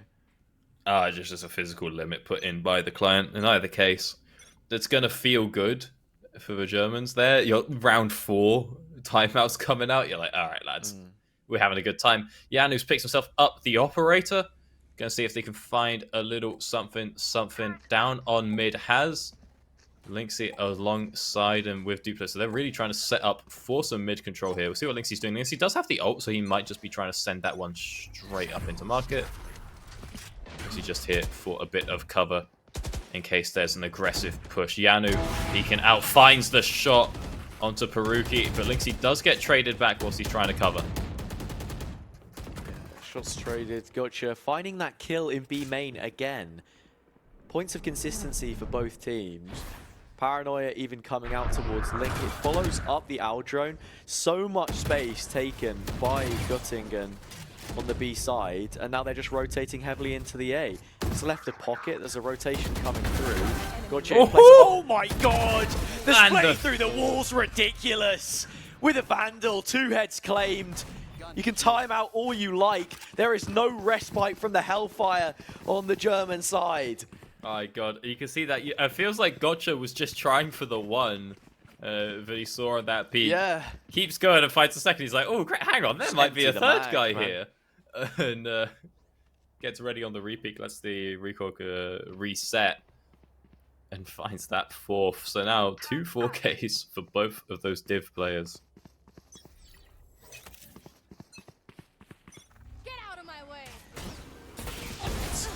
Much faster start to a round. Finally, KTU going for something a little more aggressive. Blades are out. Trying to aggress the site.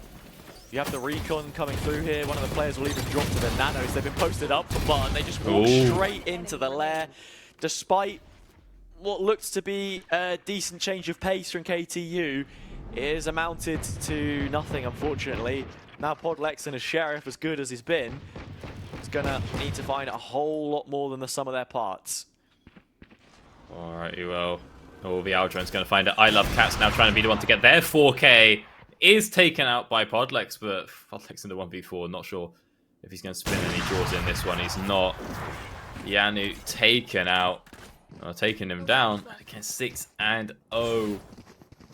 Not a happy day. And would you believe it? That the only team to not go undefeated in their first round, now looking undefeated in this first map. Yeah, you have the operator with Yanu too. Something now which KTU will be aware of. I mean, how much has that timeout done for them? We'll have to see. Split through both ends. They've completely ignored mid here. It's that laissez-faire approach. Just allowing for the operator to do what it must. You've already invested your owl drone, and there's an immediate response here from Lynxy to send through the run it back. Can't quite place the crosshair on the head of Bindus before it expires. And they are forced to retreat. I think it is worth noting that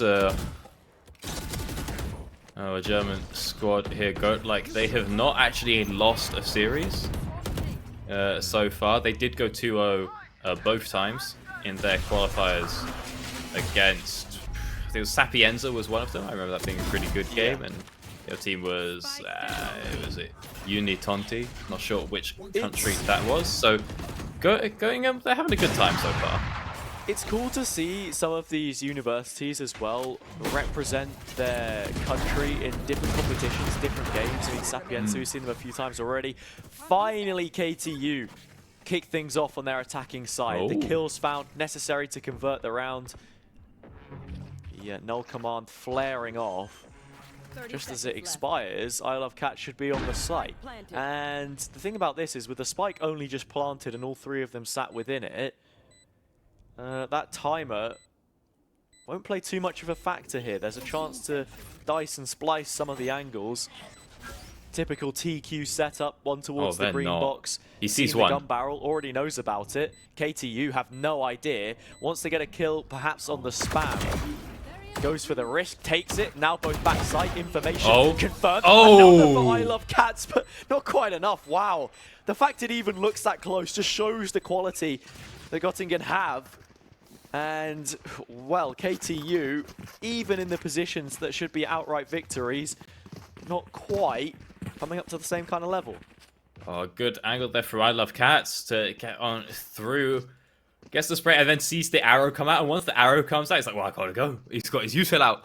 starts pushing on forward. I think maybe process of elimination, you can sort of figure out the Entro's there. Like, why is the recon going up towards stairs? If Entro's there, where else are they going to be? But, it's the 1v3. Very hard to pull that one off. At least the round's picked up for KTU. But again, that's a 3v1. They didn't really have the control of the site you would think. They didn't have the hold as they now try to make their way back onto B. Yeah, you should be trading those every single time, and they did. Both players, unfortunately, unable to do that here. Duplo attempted the TP towards stairs, missed it, now goes straight to button, and that is the second time in a row now, which something incredibly audacious hasn't worked out. Feels like Göttingen have a pretty good read of how this game is being played. It's just a couple of these fights that they aren't winning. And yeah, again, as the attempted fight is taken onto the player switch, everything is cleaned up from Boathouse, and that's the second round now on the board. Alrighty, so KTU starting to get a bit of momentum. Of course, a lot of rounds won by Göttingen, so they are sitting pretty, holding onto those rifles. Losing out this one is probably still going to be fine because Yanu has knives, so you can just buy for I Love Cats next round. But if they lose another, that's when it's really going to go downhill for Goat. Like so, we'll see what the plan is here. You can see now a lot of Killjoy committed over onto B site, as it often is. I mean, that we're going they're like maybe we're not gonna push too crazy onto B for a third time in a row. Instead, trying to get a bit of control of mid, but they haven't, I think, fully got that option to walk across. You can see Yanu, holding on from Market. Will cut that play, at least picking up one before the rest of the squad get on over to the A site. Duplo not again. I think Entral knows, and now definitely will as the door closes on them. Uses this window to cross back. Couple shots through the wall. KTU piling on the pressure here towards Göttingen's A site, but all the while, they've taken everything on B. What a flick from Peruki. 3 versus 3. Level standing. Duplo's still alive, however. And how many times can we say that he's been the difference maker here? Podlek's trying to strafe around the side. Yano puts a stop to it. Duplo in the site. Shut down. A 1 versus 1 appears. And Gotcha should be in place to deny this. Or at least if it was open, they would have had the chance. Now inside Gen. Yeah, Peruki, Gotcha. This is the fight that we saw through Link. It's finally appeared towards the closing stages of this game, so that's the information that the KO is going off. Gotcha perhaps biding their time to get this recon up. It'll be another 5 before they have the chance, and you can just send it straight under heaven. Instead takes the jewel and loses it out. Oh, Peruki had a pretty good read on that one, but Gotcha has that crosshair just over his shoulder. Isn't able to find out. And Peruki there gets shot in the back twice, one of which manages to do a full 180 and pick up the headshot before carrying on. Great bit of control there from Peruki. And again, another timeout. This time, though, being called out by Göttingen. Yeah, a necessary one too, I think. KTU allowed to come back into this game. You already have your 6 rounds, which you would have wanted at the very least. Now it's about building on that advantage. This map, slight lean towards the defender's side. Same with Pearl. Same with quite a lot of maps. And that is exactly the reason why, with it not being Göttingen's pick, they've decided to begin here where they have the best chance at building that early lead. And they had done it successfully. It was 6-0. Now they've hit the rocks a little bit. KTU just winning the fights, I think. They've not played ridiculous map control. Göttingen have been punishing them on the extremities, but sometimes overcommitting a little bit, and then it is those duels which come back to bite them. So we'll have to see how they look to approach it this time. If the extremities perhaps instead are just information collected and then rotated back through rather than trying to pincer. Alright, you see what the pivot is once again. Yanu getting control of that mid, and well, we saw what happened last time someone peeked into him, so let's see how likely it is this time. Entral trying to sneak up over towards Cat. May come out at a bit of an off timing. Yanu spotted out, instantly just going to dash on out. Takes out the recon, but is forced out of position. There's now a bit of a one-way here, over on towards A. Is going to find anything out not particularly. It's also not that much of a one-way now. I think about it, but still see Not a couple of only feet. are they running Link Seed on the Phoenix instead of the KO, it means this is double duelist. So the best value from your utility sometimes is getting aggressive. Only halfway to the next run it back, and we haven't seen too much from it thus far. With the Paranoia followed up behind this dark cover, there's so much uncertainty for KTU, and they're not willing to invest any utility to take that space back. It's a big buffer that Göttingen currently have between the A site and them. And in terms of B main control, it's so aggressive. They will hear the footsteps moving towards them here. Yeah, it's been a pretty loud one. The sort of expanded territory. What's the plan? Gonna be lockdown is available if a crazy push comes on out, and the Hunter's Fury as well will not be able to be used to take out the lockdown. Yeah. Lockdown will be big here if they choose to invest it. It's not happening. Oh! Yes! Oh my goodness! They line up. They light up. A big recon. Entril trying to do all that they can, but it simply shall not suffice. 3 from I Love Cats. And those 2B anchors that we saw struggle in previous rounds have played that to perfection. They took the control in main, they took the orb, but then knew when to disengage rather than following it up and go for those heavy flanks that we'd seen them do before. That has to be sort of the port of call through the timeout, a necessary change and one which reaps its rewards. Oh, lovely bit of control there, but again, does seem a little bit like KTU are having this sort of habit of stacking up on top of each other. Yeah. As they push around these corners, as they push onto site, bit of a jump feed from Entril, spots out, and the rest of the team are going to come on through. Entril dashing on into a smoke instantly, though caught out by a molly. Is Yanu now the one taking advantage of the stacked KTU players? Because the turret picks up the final kill. And the spike is now inside the choke. It sits on logs. There's no way you can really get that back. Yanu found a great way to disengage there with the dash. Bindas just pre-firing away will catch them just through the clipping of the wall. Duplo walking up onto Switch does have a response, however, and now it is that player locked out without a key. Oh, the shotgun over Okay, you say that. You could even make a nice spam here towards lane and find the second player that did get lit up by the recon. Is he going to find out the Phoenix? Is Lynxie going to try? Oh, he swings it. He peeks. Picks up one, but Lynxie is ready to trade. Looking a little risky. A bit close, but he's there in time. Picks up that frag. And honestly, that was a bit of a scary round there. It looked like very dominant for Göttingen after Yanu picked up those kills. But then it's just Bindus's pre-fire and Podlex getting a nice little headshot there. Turning that round almost back into Lithuania's favor. As I said before, I don't think any of this is going to come down to mechanical ability. The rounds which KTU were able to win were them winning out gunfights. It is the strategic approach and how Göttingen have done a lot better at knowing when to disengage from these fights. There is a half chance there off of the good aim that I was speaking of before. This recon is going to be perfect to just take out Orbit in the elevated position. 10 flights that they have to descend from, and it will put them in an early grave. Baruki can actually spot the players peeking short, so they don't actually want to spam them out too early. That core not getting stabilized, and yeah, a similar situation to what we saw in the previous round. Very well defended. Alrighty, lovely stuff there from Göttingen at the very end, having to commit out that lockdown, but really just nullifying the play there of Kaunas. Managing to shut that down and get themselves 9-3 into the second half. As look, 8-4 is not great, but 9-3, you lose the pistol round. Yeah, suddenly you're looking at 11-4, and you can just never afford to eco. Basically, just have to win every single round in a row from there. So this pistol round going to mean so much to Kaunas University of Technology right now. This is also Kaunas's pick of map. So always picking into Ascent, because you said everyone likes it. That is to be debated, but everyone can certainly play it.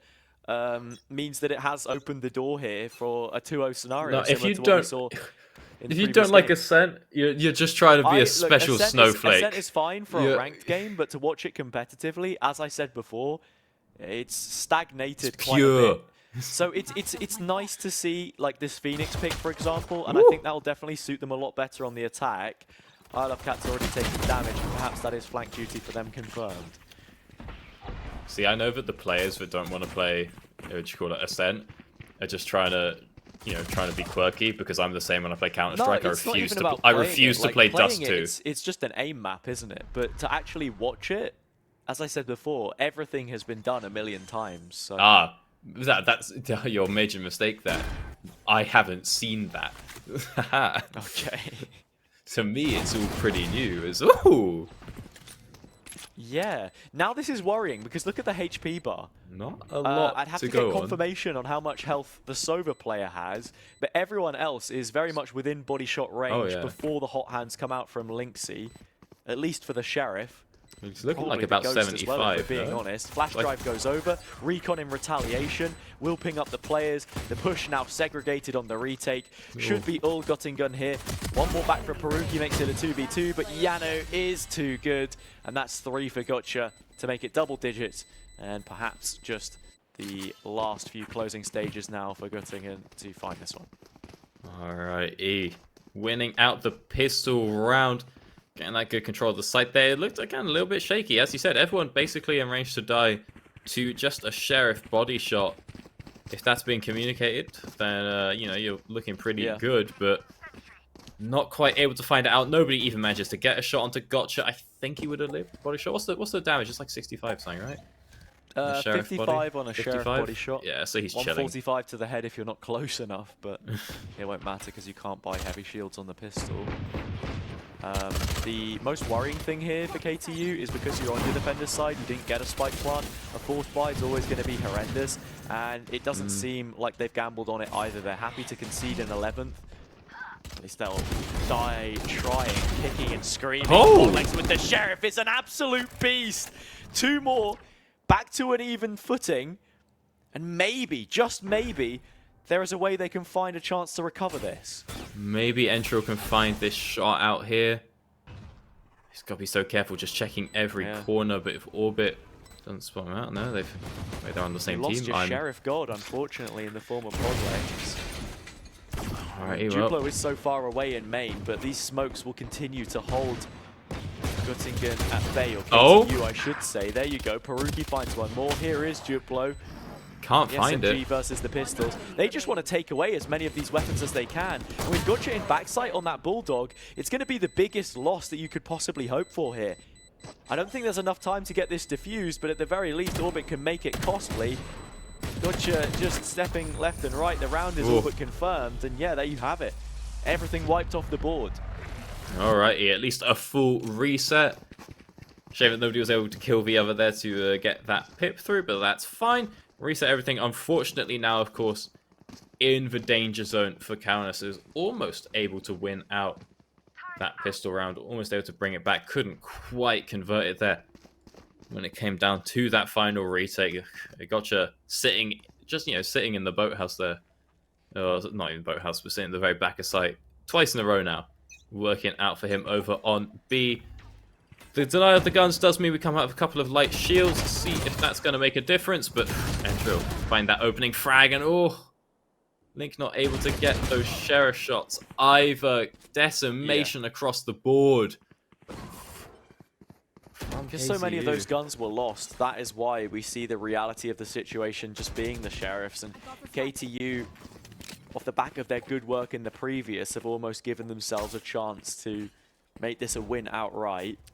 Still a rifle on Gotcha, and they have been the star performer of this attacking side thus far with only a couple of rounds played, so we will have to see how that transpires and keep a close eye on it. It's also worth noting these fights have been taking place at pretty long range, so I don't know how many rifles have been reclaimed. Saw one over on the Omen. Gotcha found out, and Binders picks up another. He has secured a rifle. Grabbed up a Phantom for the Killjoy, swapped out. Or like I think Jet didn't manage to get one at the end there, but that's still at least 2 they would have been coming saved. into the round with the rifles anyway. But the big thing for Göttingen there was if they could get anything off of the gun that they had. Now we're in the full investment. Lynxy halfway to getting the run it back, and it hasn't been having the most impact on this Phoenix, but it's not really mattered. Yeah, I mean sometimes all you're really using it for is just just get a little bit of info. Yeah, we haven't seen any too crazy flashes or anything like that coming out from Lynxy just in general. I mean, the healing has been nice, but like you said, nothing really to write home about. Duplo spraying into smoke, don't quite find anything there. Gets a little bit of extra mid control for the team. Entril getting rid of that dash as well. KTU flying the flag for Lithuania. They would have come through the regional, the local, I guess you could call it, qualifier for Benelux. Benelux? Whereas Göttingen, I mean, yeah, it does sort of sit within that region. I think it's sort of grouped up, right? I don't know enough about that. Geographically, that sounds wrong, but I don't. University region, yeah, I know. It's sort of Belgium, Netherlands, you have Luxembourg. There are a few other countries such as Lithuania that reside within it. But then for Göttingen, right, I mean, how many German universities, how many UK universities, how many Turkish universities, Spanish universities have we seen? Their hopes do somewhat reside on this defender's side being successful, and they are winning duels for the moment, but Lynxy finally puts his foot down, makes their presence known in the server. The ultimate will be online. Whether they choose to use it here or not is interesting. Could be surplus to requirements, but bagging themselves for 12. Opponent's map pick, a map point, could be huge. Well, 1 versus 2. What can Orbit find? He spots the elbow, but doesn't convert it. Joe Scova coming on out. Lynxy trying to find a bit of a flank here. Will he find the shot? He will. Picks himself up the 4K right after we're saying that he hasn't really got too much going on.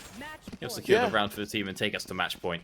Alex, sometimes I feel like the players in the server can hear you criticizing them on the casting desk and they just go straight for it, right? Is that a 4K for everyone now?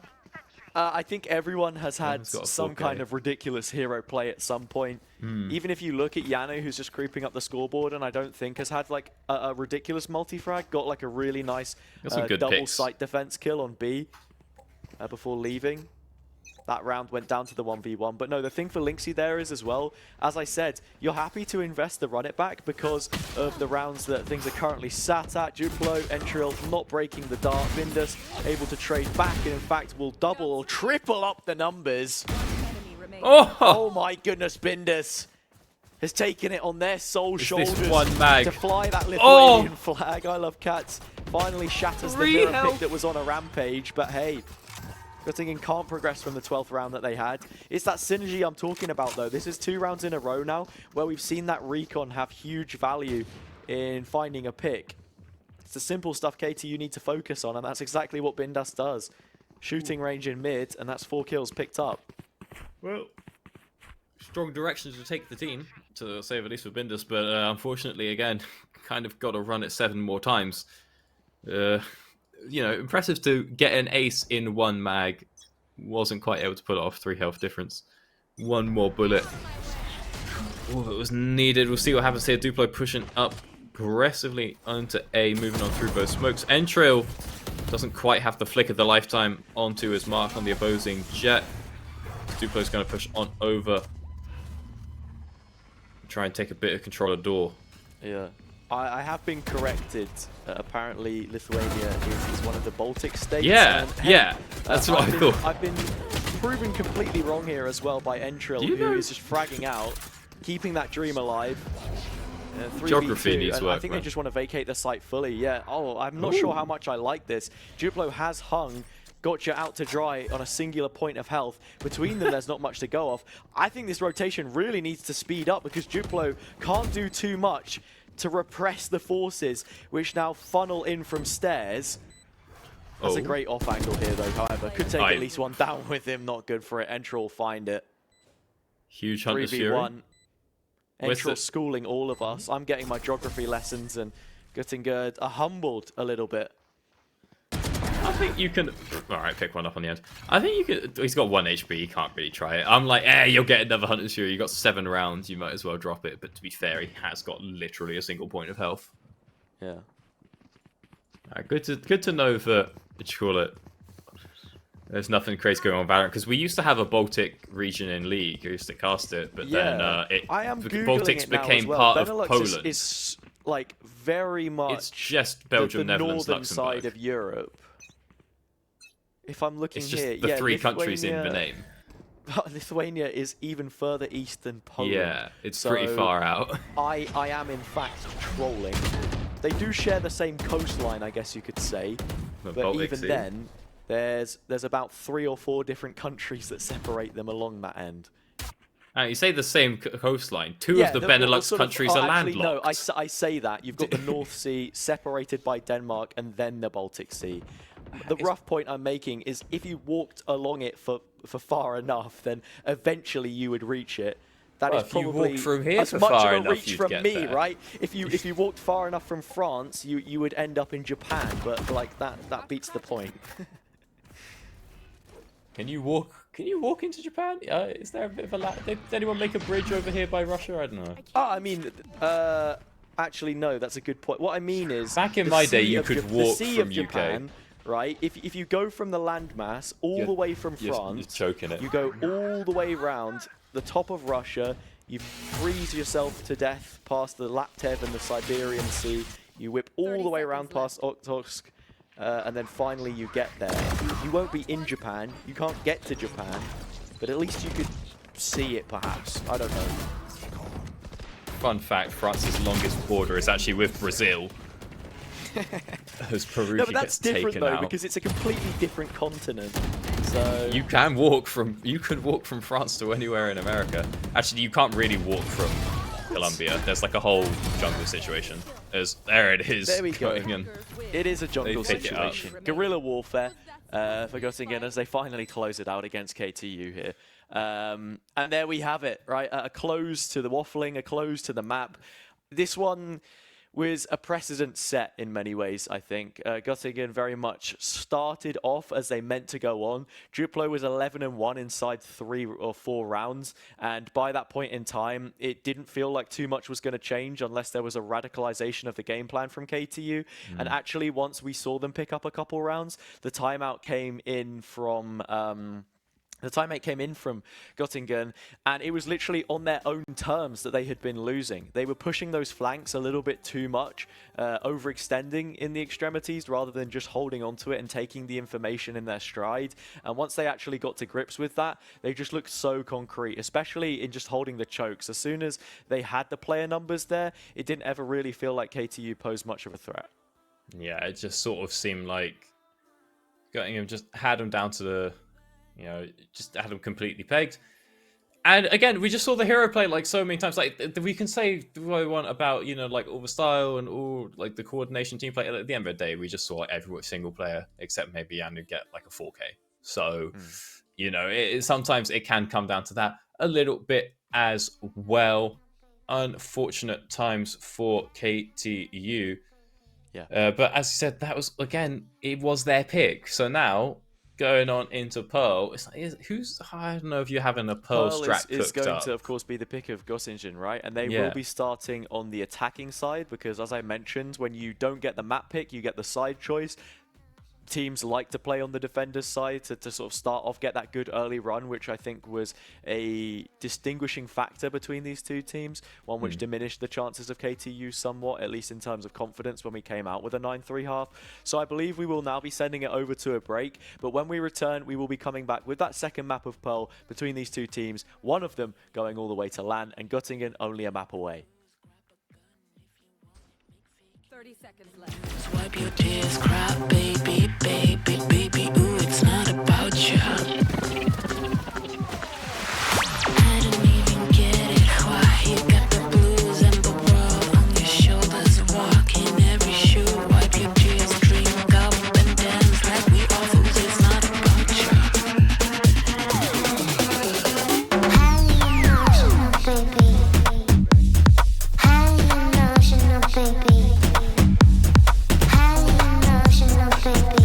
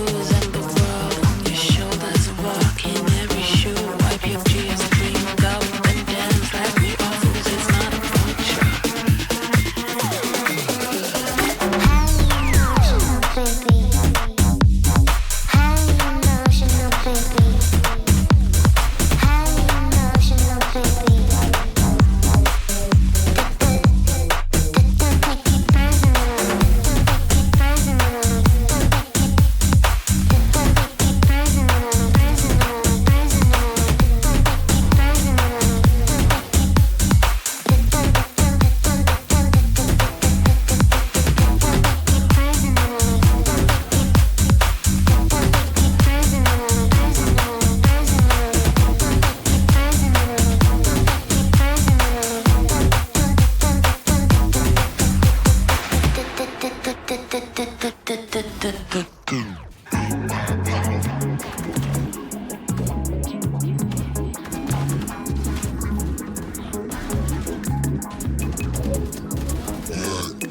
only talking flash and deposits. I maneuver on some calls in the South Street. Round the clock, can't tell me nothing. This is everything I wanted.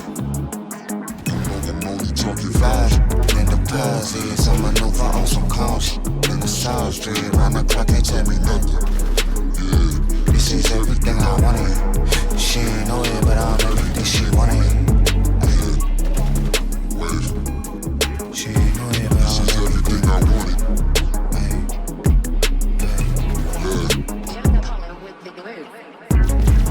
Look, I manifested where I'm at. The credit card just up the max, and everything I do, I tax. It's hard to buy my time. They see me shining, my paint dripping, I'm acting different. I keep it modest till I turn up, I've been champagne sipping. They clock watch while I big boss and a flossing proper. I'm quick to slide like a slip, not ducking cops and robbers. Been on the wave, you can't tame, they press and play to play me. And I'm out of body, my vibration high, I'm levitating. I feel amazing, I'm keeping space away from them toxins. I'm going places, I'm gassed up, ain't no limitation. Headed where that tree in that weather, got my melanin popping. Whip with the leather, the softest, what a fuck a humble brag. I'm bad boy with that cash, ready to spaz. I splash the dash, digital rat. They mad, it's trying bite too hot to handle. I ghost ride it, I pilot phantom. My mind ain't yet hit its prime. They ask me when I'm quitting, decline to answer. I'm unbothered, I'm kind-mannered. But fuck a body in the way, cause I've been moving at a rate where any day the fuse gon' burn out. Then I blow up, then we go up, tell a hater, so what? It's in my veins, I'm cold-blooded and function. I'm flawless, I'm manufactured different.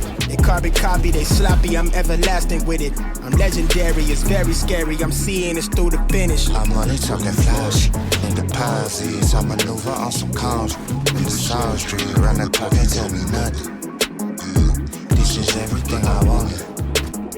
I'm only talking flash and deposits. I maneuver on some calls in the South Street. Round the clock, can't tell me nothing. This is everything I wanted. She ain't know it, but I'm everything she wanted. She ain't know it, but I'm everything I wanted. She ain't know it, but I'm everything she Cool, yeah, wanted. in the middle. Kick raps like riddles, Got game wrapped up like Reynolds. Kush packed like Skittles, Move like I'm supposed to be, I chose to be this lit. Shorty at the show just wanna get close to me and pose for me, then flick. And to be honest, girl, that's cool with me. Hey, yeah, at home in my t-shirt and all my jewelry. That too cool for school, but you know that ain't fooling me. Let her do her thing, cause I can't tell her mama who to be. Girl, that's rude to me. And if she wanna swing that Lexus down to Texas, know that I'm gon' let her. What the fuck I look like trippin'? I got polo on my sweater. Give a fuck about all that gossip, cause them don't know no better. All my on and poppin' till I can't fold up no more cheddar. What they mad at me for? Cause I'm out here stuntin' like my daddy. I plus with all my Negroes. I'ma drop that pen, I'ma send that addy. Players front of me, don't roll no mid. What the fuck you thought it was? You don't know what you don't know, so I ain't here to judge. Though I've been on my P's and Q's, blowing them Q's and P's, baby. And I be way too flea to lose, but you still free to choose, baby. Rap nigga be telling them lies, but you know I don't move like that. It's funny when the cap can say you one of my guys when you know I ain't cool like that. I moved to the city real low key in the cut like stealth mode. Though low masked up, motherfuckers don't know me, and I'm on my health code. That's right, I moved to the city real low key in the cut like stealth mode. Though low masked up, motherfuckers don't know me, and I'm on my health code. I'm only talking flash and deposits. I maneuver on some calls in the South Street. Round the clock, can't tell me nothing. This is everything I wanted. I'm only talking flash and deposits. I maneuver on some calls in the South Street. Round the clock, can't tell me nothing. This is everything I wanted. She ain't know it, but I'm everything she wanted. Yeah. Wave. She ain't know it, but This is everything I wanted. Look, she ain't know it, but I'm everything she wanted. This is everything I wanted. She ain't know it, but I'm everything she wanted. The sack gold chains on the stoop with house slippers. We really do this for the culture. Shout out whoever doubted. Shout out the skeptic. Brand new ass, hating motherfuckers. Let him know it's our time. Deal with it. Hey, make sure you run this back so we know it's real. Like I said, I'm trying to go half on a plot of land with the Brody. Love you, Mom.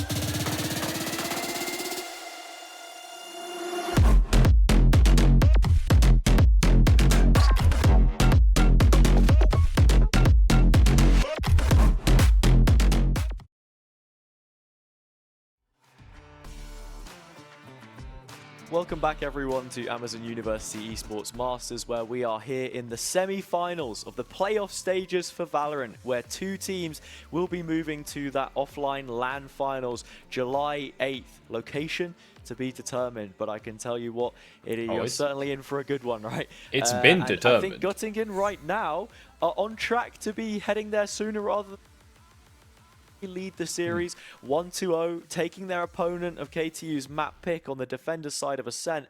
Now they begin on the attack of Pearl, and you know what I'm already loving to see here? Gotcha has brought out the Gecko. I mean, it is getting a little bit custom with it already. So it has Podlex, but other than that, we are seeing a lot of variety in the teams, both running Gecko Killjoy. I believe that was the only two similarities. Remember, this game effectively has about 1,500 euros on the line.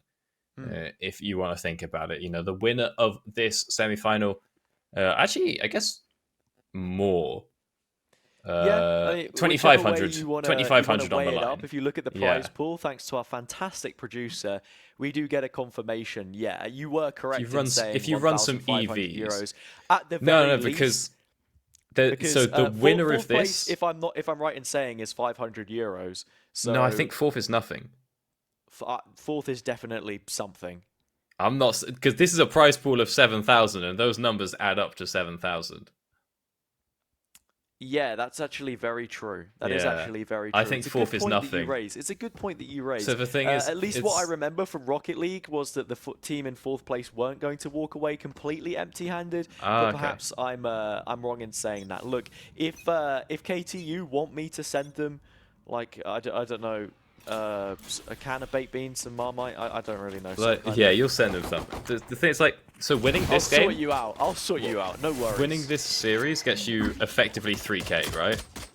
You know, either 2K or 4K, depending how you do in the finals.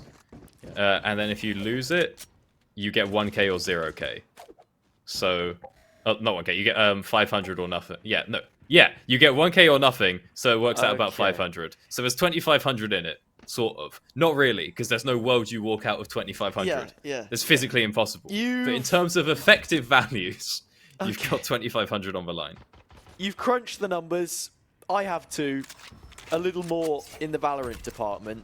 And as I said before, Göttingen in a prime position to take this game. Not only that, the read from KTU here, the early read, looks to be setting them up for disaster. Göttingen are slowly scaling into a B execute with some good control towards mid, which has been entirely forfeited by the defensive half.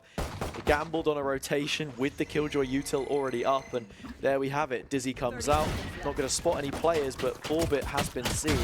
A very deep angle, and that is 2 for Gotcha. Gotcha a bit keen, trying to grab, get Dizzy back there at the end. Girls get taken down, but not without getting a couple of frags of his own. Bindus now, bit of a flank coming on through here with that Ghost. See what he can find. Maybe there's going to be a nice little lineup here. As he finds out one, takes out Yanu. Looks like Orbit does manage to pick up another as well. They'll push on forward together over onto the site, but you just have to push in blind through the smoke. And that's going to leave Orbit in a 1v1. Can he find the final frag? He cannot. Doesn't get that Sheriff through. In the first round, goes over to Göttingen.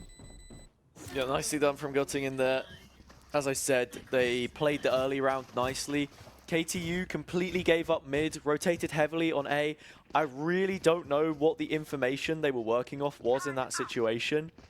Perhaps a couple sky smokes dropped by I Love Cats. I mean, this is one factor we have to pay attention to, that Göttingen are running double controller. So from the defensive half, it's going to be so much utility to try and break through. And on their attack, a big potential for faking things out here. I hadn't noticed this, but I Love Cats, yeah, no longer playing the Killjoy. And I believe that when we saw Göttingen versus Sapienza during the qualifiers, I think I Love Cats definitely played at least one game of Killjoy, as this time holding the close angle. Manages to pick out Orbit. Yeah, I want to see Lynxy try and build up this ult a lot sooner than they did in the previous map. The shots will not land on the wingman. Well defended, fan favorite, as the pistols come to life, and there is low HP upgrades for these players. Entril on the Marshall could be dangerous. Gutcher's found another and already has the Thrash available. I'm curious to see how this factors into Göttingen's plans as the game progresses. They know about at least one of the players. The Flash has managed to spot out 2 players up close. A bait on the dash. Bindus will claim. And that's KTU taking the anti-eco. Excellent stuff already. Putting up a stronger performance than the previous game by picking themselves up that second round. Breaking away the eco. We'll see what happens with the guns now. Moving on into the third when it's so split. Looks like, yeah, Podlex could splash out, but just sort of assuming that he doesn't really need to. You know, knowing that Göttingen can't afford that many rifles. Like, yeah, I'll get one from somewhere. They're probably not going to just one-tap me at the start of the round. Quote me on that, as we see a couple of Sheriffs being picked on up. Podlex on the Sheriff, as always, has been so good at this. Dizzy coming out fairly immediately there. Like you mentioned, Gecko player on both sides. And how this works on the defense will be interesting to note. 2 kills from Entril. It's a shame for Gotcha here, because as you said before, he had the insanely early Thrash, but you can't really use it now. He hasn't got with these kind of weapons, situation you don't even want to invest it on this round, really. Yeah, I think exactly. You're majorly dissuaded.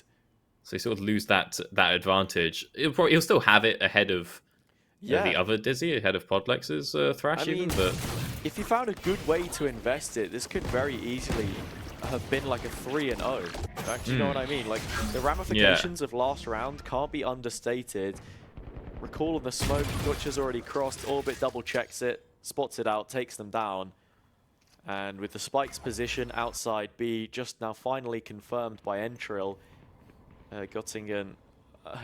well, I mean, they could find this fight onto Bindus, actually. It's a real possibility, and Yanu does actually win it out, because the rest of KTU have fully rotated towards the scuba shop to hold on to the Spike. Alrighty, well, what's the play going to be?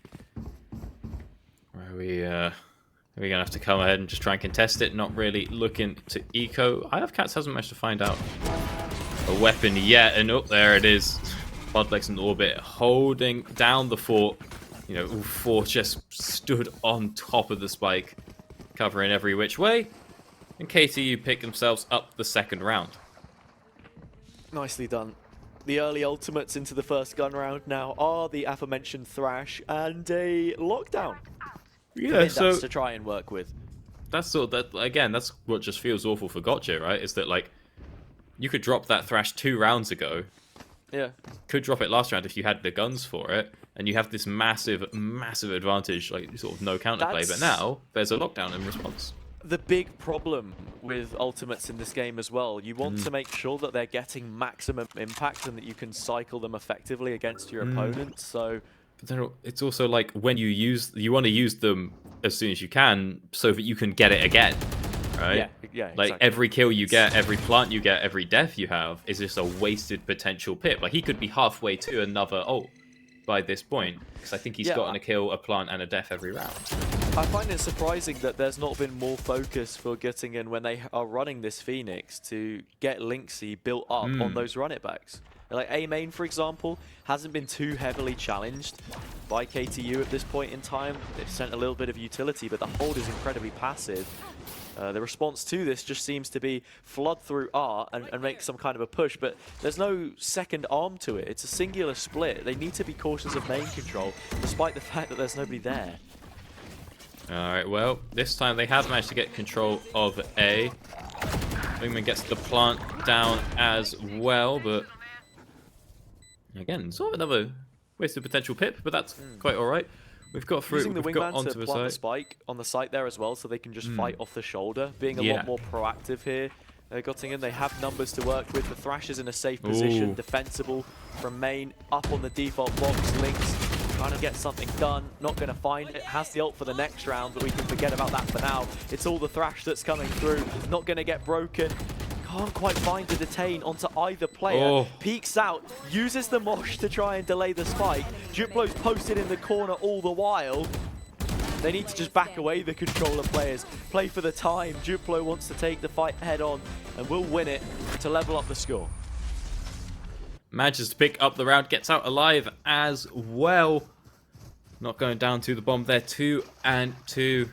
Nice recovery there from Göttingen. We hyped up the Thrash a lot. Didn't really end up doing all too much in the end, but flushed out the area a little bit at least. This time though, let's keep an eye on Entril. Got that their operator picked up for B long, and if that's something that Göttingen have clocked, they've figured out the state of Entril's econ at this point. It shouldn't really come as much as a surprise. So we'll probably see a bit of a play over towards A. We do see the Viper maybe contesting it a little bit, see what the plan is there, but in mid it's just a 1-for-1. It's not, never mind, Orbit turns it into 2. Yeah, 1-for-1 and they're winning their ones. You had Podlex there take a fight, a little bit awkward. 4 versus 3 scenario now, and KTU can just over-rotate if they want. You have a Cosmic Divide and a Lockdown. If it comes down to ultimate, you should be winning out. Here we go. Pariki, nice reset of the aim. Can't quite pull the trigger. One more for Orbit, making it 3 for them on the round, and 3 players that Duplo has to find if they want any chance. A deep angle held by Entril. If you can scour the wall close up, maybe there's an opportunity. They have missed, and the blades are drawn to no result. The big thing is that the spike is gone, and so is the op. Tossed over the wall. Say goodbye to that one.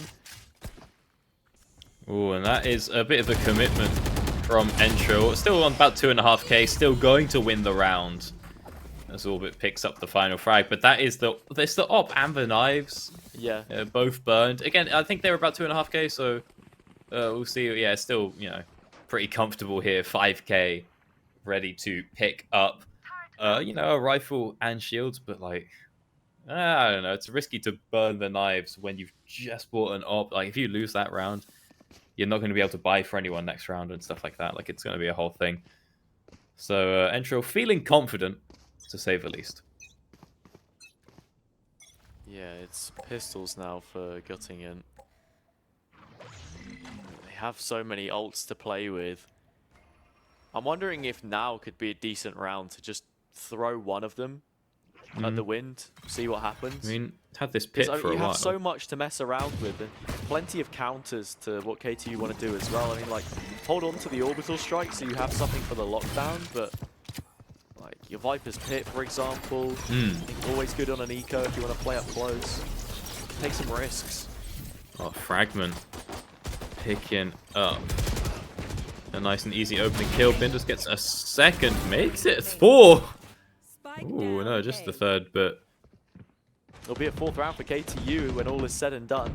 yeah, looking Duplo like it. again. Duplo? Ooh, maybe. In this 1vx, and Knife Owl catches a decent timing on Orbit, but just about re-clears. Flawless in the end. Nicely worked. Alright, KTU once again picking up a dub. Not even committing too much in the way of ults there either to get it, so we're looking nice and strong here. And well, luckily for what you call it, for KCU, they get on for going in. They got their ults nice and ready, so they can try and push something. The problem here is that KCU, like they're sitting on a lot of money, so even if you commit like big lockdown, orbital strike, all that, like you're still gonna have to do it again next round.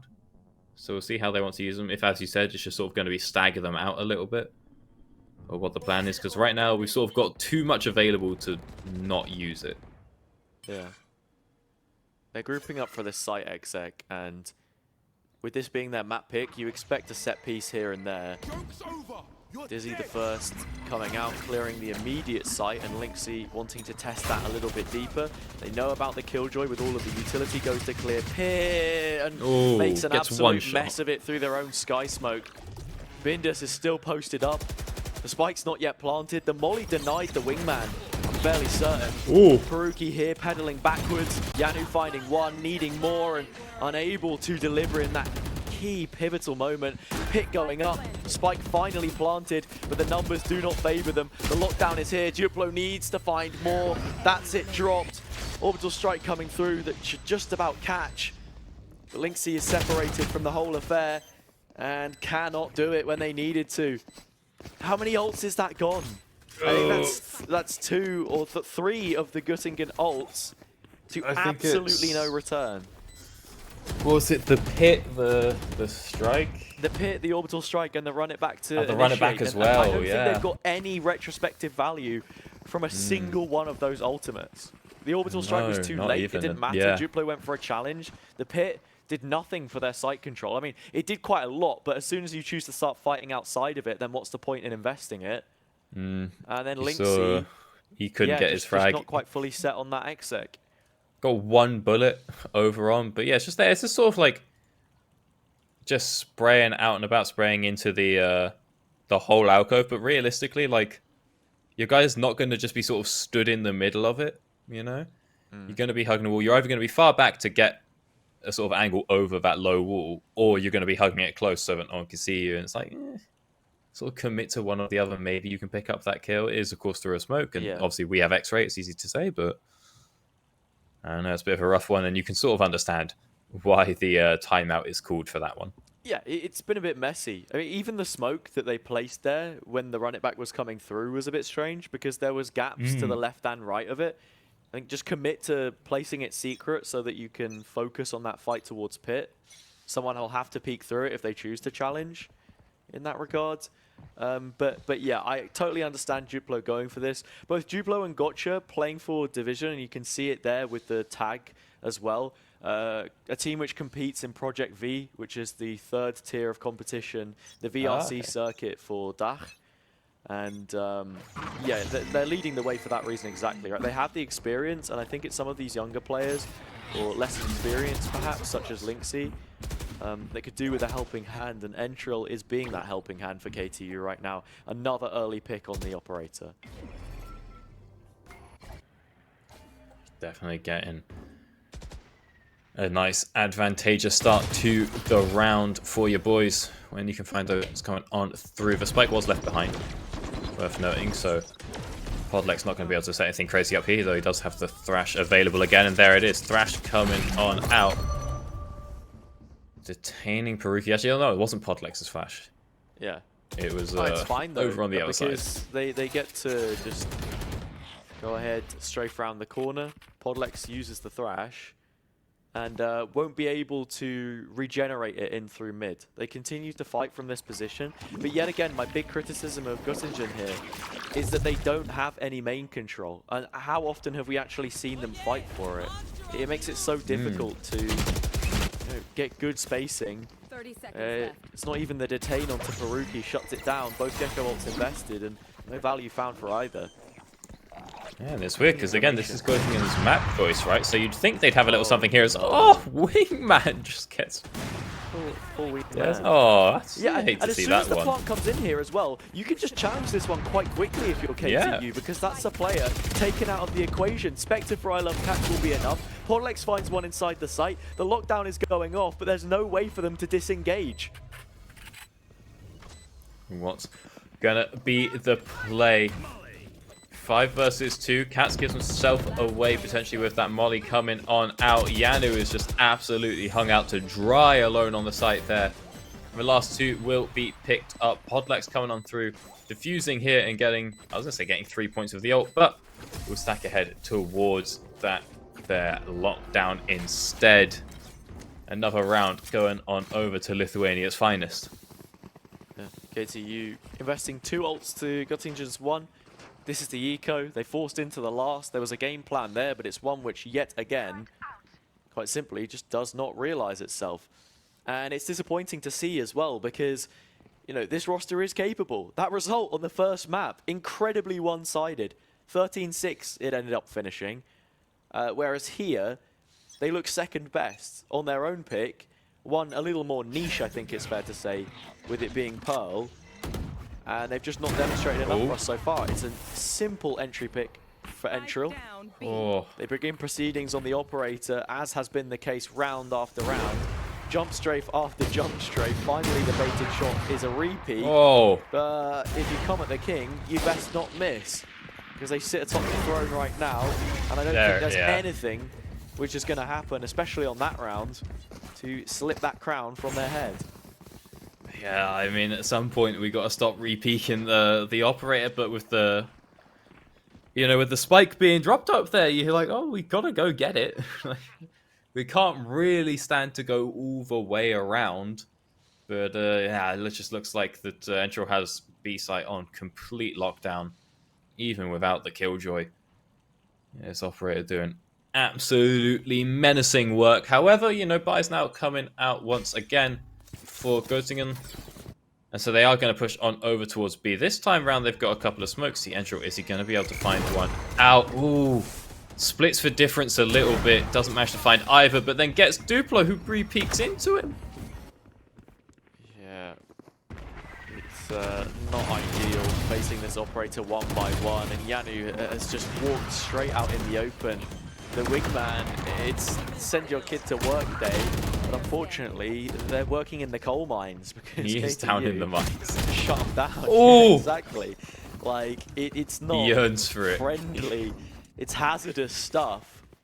Absolutely no care. He's got for their black lung at the age of 4. He's not having a good time. It's just like it's the canary in the coal mine, right? Like. They've not I'm even still used sad about any watching form of him just They've get... not even used really any form of utility to push that operator back. Not As really. I mean, there before, was a it's wall, disappointing but to see. Doesn't really count. Yeah, I mean, you also have to be aware of that angle being held on top of generator, for example, where or on top of the map, I should say, where when you throw the Dizzy Flash out, it's not going to be able to actually fire off because of the angle that you throw it at. And these are the kind of limitations of your tech that you need to be acutely aware of. Yanu's found one, doesn't expect a second, and Peruki trades. Not quite able to get him out there, but Peruki, 30 HP only, going down pretty quickly. If given the opportunity, you'll see a lot of util set up over here. On towards that A site, veritable minefield, but only one frag needed for Lynxy, who can then go ahead, get the run it back, and just try and open up the site. We'll see if he can find it. Or, I mean, you're not going to rotate all the way to the other side of the map for an orb that may or may not be there. So he really just has to find that frag if he can. Maybe spraying on into the smoke. No, just walking in raw, walking in blind. Trying to see what he can find. He does manage to get one, and he gets through to behind the site, so now he can drop the runner back if he so chooses. Instead, he's going to hold the flank, wait for the jet. Ooh, both of the controller players, Duplo, just circling Orbit's Nebula. Orbiting it, in fact, I guess you could say. Entril finding another kill. That's a player picked off in towards Flowers, actually. Linksy caught straying too far away from the rest of the pack. Nice Dizzy flash coming through. Finally, Duplo involved yet again. The star player on the first map needs to show up in the second. The snakebite comes out to delay, but it doesn't matter. I Love Cats has to be the one to do it. Both of them expended. A lineup in the spray! It's 3 to clutch it, and 3 for Göttingen. Finally, they show signs of life. One more required to make this salvageable, and it's Duplo to do it. My god, that was looking risky. Once Entril found that frag against Linksy, you know, such an important one to pick up. And then you see him come on through to a site, picks up another, he's dashing forward, you know, really pushing into that cubby. It looks like it's all gonna come up KTU, but Duplo manages to make it happen at the very end. Unfortunately, going into this final round, you know, very low on the econ. See, not everything is afforded. Not even full heavy armor and stuff like that. We'll see, can Entril find another frag to turn this into a 9-3?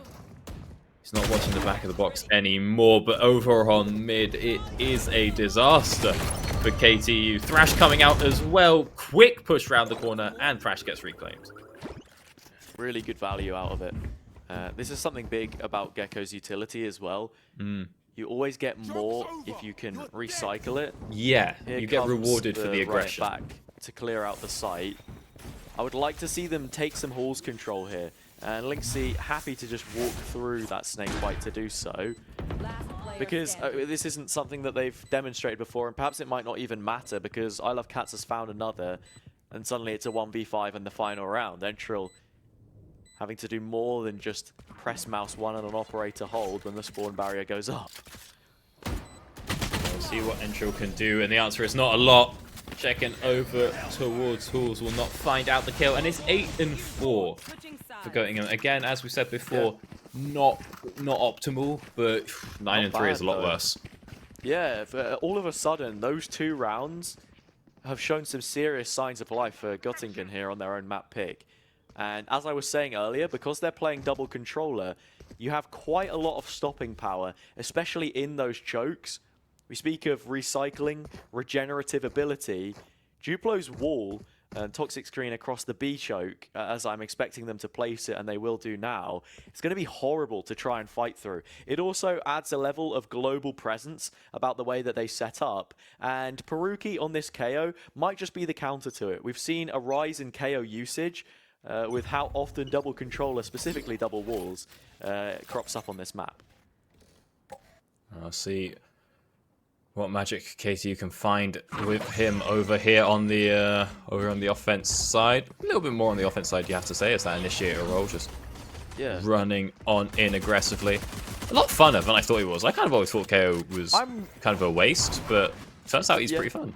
I'm liking this split push. Göttingen entering from 2 different areas, and they've posted up the flank here as well. Kills needing to be taken. Yanu getting one of them. They've still not dealt with the flank, but Yeezy even takes one through the smoke. Gotcha in this position. Another for Linksy. Bindas finally retaliating, and now they know about this. They can probably just focus on the site proper. There's lots of utility to deal with there. Duplo another. All up to orbit, playing for the utility, and yeah, it's not going to happen. Oh, lovely little 50-50 there from Bindas as well. Oh, Bindas winning that one out, and okay, first round goes on over to Göttingen. I like the, you know, getting in onto the site. Yeah. It's very strong, just nice, aggressive. It's what you want to see in your pistol round, but didn't really end up kind of frustrating. I Love Cats got a good bit of damage out before going down, which I think really did help. That I think 2 members were just dead to 1 body shot, maybe 2, and just makes it a little bit easier to convert. Take. I think something that maybe, and this is like incredibly niche micro, but from that position, Podlex can actually just bounce the Dizzy off of the wall above the gap. It'll still fire off. It's blind throwing if it through that window. And it means that he can just take it back instead of immediately losing it, and it's just like 1 extra bit of utility that you can hold on to. Well, so up there, if you bounce it off the ceiling. It'll look like he's missed it, but actually it does give you more in the long run, and yeah, that's not something that you're going to be able to take back. It also means now that because you've seen that go through the window, you know that they're split pushing from this position, and you have to be aware of main. I'll keep an eye on that. Central is pushing up behind. thinking about getting involved. And oh, okay, so I've seen it. I'm picking up what you're putting down. If you bounce it off the ceiling, it lands behind the box. It's a lineup that Angel used to use when Na'Vi were running Gecko on this map specifically. Ooh. And all of a sudden, KTU with the Sheriff finding everything. The Spectre has to be ginormous from Yanu. And exactly when it is required, it shall come through. Oh! I say that. I really don't know what we're witnessing right now. The reload sound cue, not enough to bait the peak. Yanu just lacking so much information. Lynxy has to be that guy. Just double mollies on the site. Entral is low. This should be it. And it will. There you go. Lynxy picking up the final frag there. And again, Göttingen getting themselves back on the board. I'm not 100% sure what really happened with Podlex there. Yeah. He's just sort of repeatedly spraying the Sheriff into the smoke and manages to pick up the kill and then also get out. But, Podlex, not Podlex, gotcha. But it worked out. Again, they've lost a lot of these weapons coming into their bonus, Göttingen. For KTU, they've fully invested on the heavy shields as well. They need this round. But they know that going into the next, that will be the first proper gun round. And depending on who wins this, could be even more impactful. Alrighty, well. See if Göttingen can't try and even up the scoreboard. You know if they win this. And that benefits them moving on in to round 16. And they can get themselves going onto a nice little 8-8. See what happens here. We switched up a little bit, making our way on over towards B. Yeah. Even without that long, you know, ops or anything like that. They're playing way more aggressive in mid and towards art because the conditioning was set up by KTU that that's an area they would be pushing. Duplo's position now aware, expecting to get spammed again, and they will. Bindas finds that mid-rounding. The players that look to push up, they've fallen.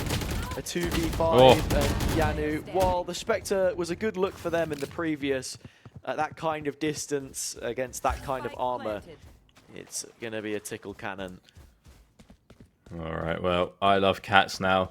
I feel like not notorious for the insane Sheriff flicks and won't find that one. Spinders just pushing a little bit far up there. Looking, you know, just make sure you get the little audio cue, hear the footsteps. If you're a bit further forward than he's expecting, he's going to start shifting a little bit later. Yeah, that's when you're going to be able to find yourself a nice and easy kill to at least take back the bonus. And start making your way back towards match point as we get ourselves now in onto round 4. Yeah. Back on even footing. That is the round which KTU are expected to pick up. However, for Göttingen, if they lose this, you're realistically looking at 11-6, and I think that is everything done and over with in this game. Early Dizzy flung up, and yeah, because of the verticality, Gotcha can reclaim that, and we'll have it later in the round. Thrash for the early control. And it will be a reset, so Podlex gets another try. Yeah, I like the idea. Just oh, what a kill! Ooh, lovely yeah, that's stuff. the lurk gone. So it is all just main now that they have to focus on, and you have the lockdown also available. That has had such a big effect. All right, well, see Thrash is back up, and there he is. He's moving his way through onto site, and it's just taken out immediately. Sprayed down, not able to find any lockdown. I think they're just waiting for the plant before this lockdown is committed. Low HP on 2 KTU players. This round could be won outright. Göttingen have got to be thinking about their chances in the next, and I'm sure they will by now. A 2v5, they close on through, up to Entril. And has made it look doable. Again, I can't believe it. Such a close scenario. 151 5 HP between them. versus 1. A hit hate point to for see it. every first-gen Pokemon. And there you have it. Lynxy closes us out. 7-9. Oh. Takes him down. Not quite able to find that one out. And another round goes on over to Göttingen. Unfortunately, for KTU, they're still sitting pretty in terms of econ. They had a fair bit sitting around going on into that last round. So we'll see if everyone can buy up, and the knives for Entro as well. Yeah, Göttingen trying to slowly chip away at this early econ built up by KTU. B looks to be the take this time around. It's just a 4-1 split every time, it feels like. After going from these sort of 3-2 divisions of the A play through art, they've become a lot more set in their ways of how they want to approach this. And you do have that lurk player through the form of the Killjoy every single time. Lots of early utility baited out, but there's a lockdown and a run it back to make this retake set in motion. Let's see how this one works out. If we want to keep committing through onto the B site, perfect timing on the wall coming up. Wingman does manage to get on through, and he will get the plant down. But Lynxy not quite able to break it. Running it back. Through. Oh. Again, low HP on so many players. The suppression will be the kick in the teeth because a molly towards Pillar right now would probably find 2 kills. Instead, the players are forced to peek out. The Blades running thin. Only the Sheriff as the sidearm. Orbit is there. Smoke coming through. Bindes' lurk. While it had been played decently before, they're just all too aware of the gravity. And there we go. Compressed under the pressure. KTU use another. We're back within 1. Managing to bring it back. And it's weird because when you have the round break in the middle, it kind of feels like there's not the same level of dominance, right? But yeah, they have managed to bring this one back. I mean, we saw, it was 6 rounds in a row over there for KTU. And so it's like, oh, well, Göttingen didn't get that. It's like, well, no, they got 2 in a row, 2 in a row, and then 2 in a row again. Like, that's 6. That's how numbers work. And so they've managed to get themselves back, even without that sort of crazy momentum. But again, once again, we're almost on even footing, although they did see, again, a couple of light shields coming out for KTU. So Göttingen a little favored here to try and fully equalize this game. Remember, they have not lost a single game in any of the series that they've played over the course of this tournament. They've gone exclusively 2-0 in their best of 3s. Yeah, Göttingen dropped a map in the quarterfinal earlier. It's K-pop superstars. Yeah, that was the reason why it took so long. 2-1 result. Yeah. Oh, it was. That was going. I thought so. There you go. Debunked. They have dropped a game. Busted. I'm capping. The big thing here, though, is they have the momentum at their backs, and KTU, this money for them is on its last legs. So by the time you get another buy round, the scoreline is already tied. But in fact, Göttingen really should be taking the lead from that point. Early Thrash comes in. No way to recollect it, but Gotcha has again broken the split push. It's so one-dimensional. Yanu's going to catch a timing here, and it's on the spike as well to Orbit. Finds the pick. A little bit more perhaps on the cards, but the one that is dealt is a Peruki refrag. And for the time being, that house of cards that KTU are sat on top looks a little more reinforced than it was before. And the plant is going to come down. I don't think they fully cleared the site out here. Not sure if they know about I Love Cats, who's just going to swing on through. Gets one, does not convert it into the second, but a nice little repeat there. Over onto Peruki. Will get that round for Göttingen and equalize the scoreboard 9-9. You have to wonder if maybe KTU call a timeout at this point. As you sort of think, lads, yeah, there it is. We had a 6-in-a-row streak, and I wouldn't say we've thrown it, but we need to start figuring something out. I said, like, Orbit on the Lurk has, not Orbit, Killjoy on the Lurk has been working out pretty well, and it is getting a bit repetitive from KTU. Yeah, the tides have definitely shifted under the Radianite Dome, and this is the same kind of early timeout. Not as deep underwater as you'd think, right? Like, it's weird that you can still see the surface. It's kind of like, why did we bother building this? It's not like that deep. It really is. If you can still see the surface, you're only like a couple 100 feet down. Yeah, a couple 100 feet. Think how much water the sea level has had to rise by. Like, if I'm making an underwater, if I'm making an underwater. Is that the law? I don't know the law. It's is to this preserve because like this historic city? Can you not see the old architecture? I don't know. Is that what happened? They're like, sea levels were rising. Conservation effort. Oh, I thought they were just like, so we want to just live underwater. About the game. Yeah, Göttingen now are up against this half buy that I was speaking of, and they've cycled the ult well too. You can just save that orbital strike for any kind of lockdown that comes in. the Thrash there was the information. And as I said before, I think Göttingen or KTU should just go back to the executes that they were doing at the start, because at the very least they had the site control then. Now they've struggled to even make that first step. We'll see what we can find here. Entry already on the close angle with the Sheriff. Picks up that opening frag to start out the round, and pushing on forward will not be spotted out by the null point. Cat's trying to get a bit of smoke down, defending A. Ready to see what the boys can find. Wingman is not, he's sort of just running around in circles, not sure what he's getting down there, but the other side, Gotcha will get the, he will get the plant down at the very least, whatever his name is. No, Podlex there it is. Kills in, the site. 3v2, Podlex finding another one. Utility on the spike to try and buy some delay, but it is all up to that aforementioned man, and Duplo is just that much better. As I said before, you have some quality players here from sort of tier 3 open circuit play within DACH, and they are showing that quality in leaps and bounds right now, being the difference makers for their team. Yeah, Entril can, you know, find a clean kill here and there, but ultimately it feels like it's in vain. And coming into this gun round, it's even a Bulldog for Orbit. They're not fully stacked in terms of what they have. I'm just worrying a lot for KTU's chances, as Göttingen, it was literally just those 2 rounds at the end of the half that I was speaking about that have sort of given them that chance, at the very least, with 4 rounds to make this competitive, and now everything belongs to them. Yeah, I mean, only dropping the 1 round this half.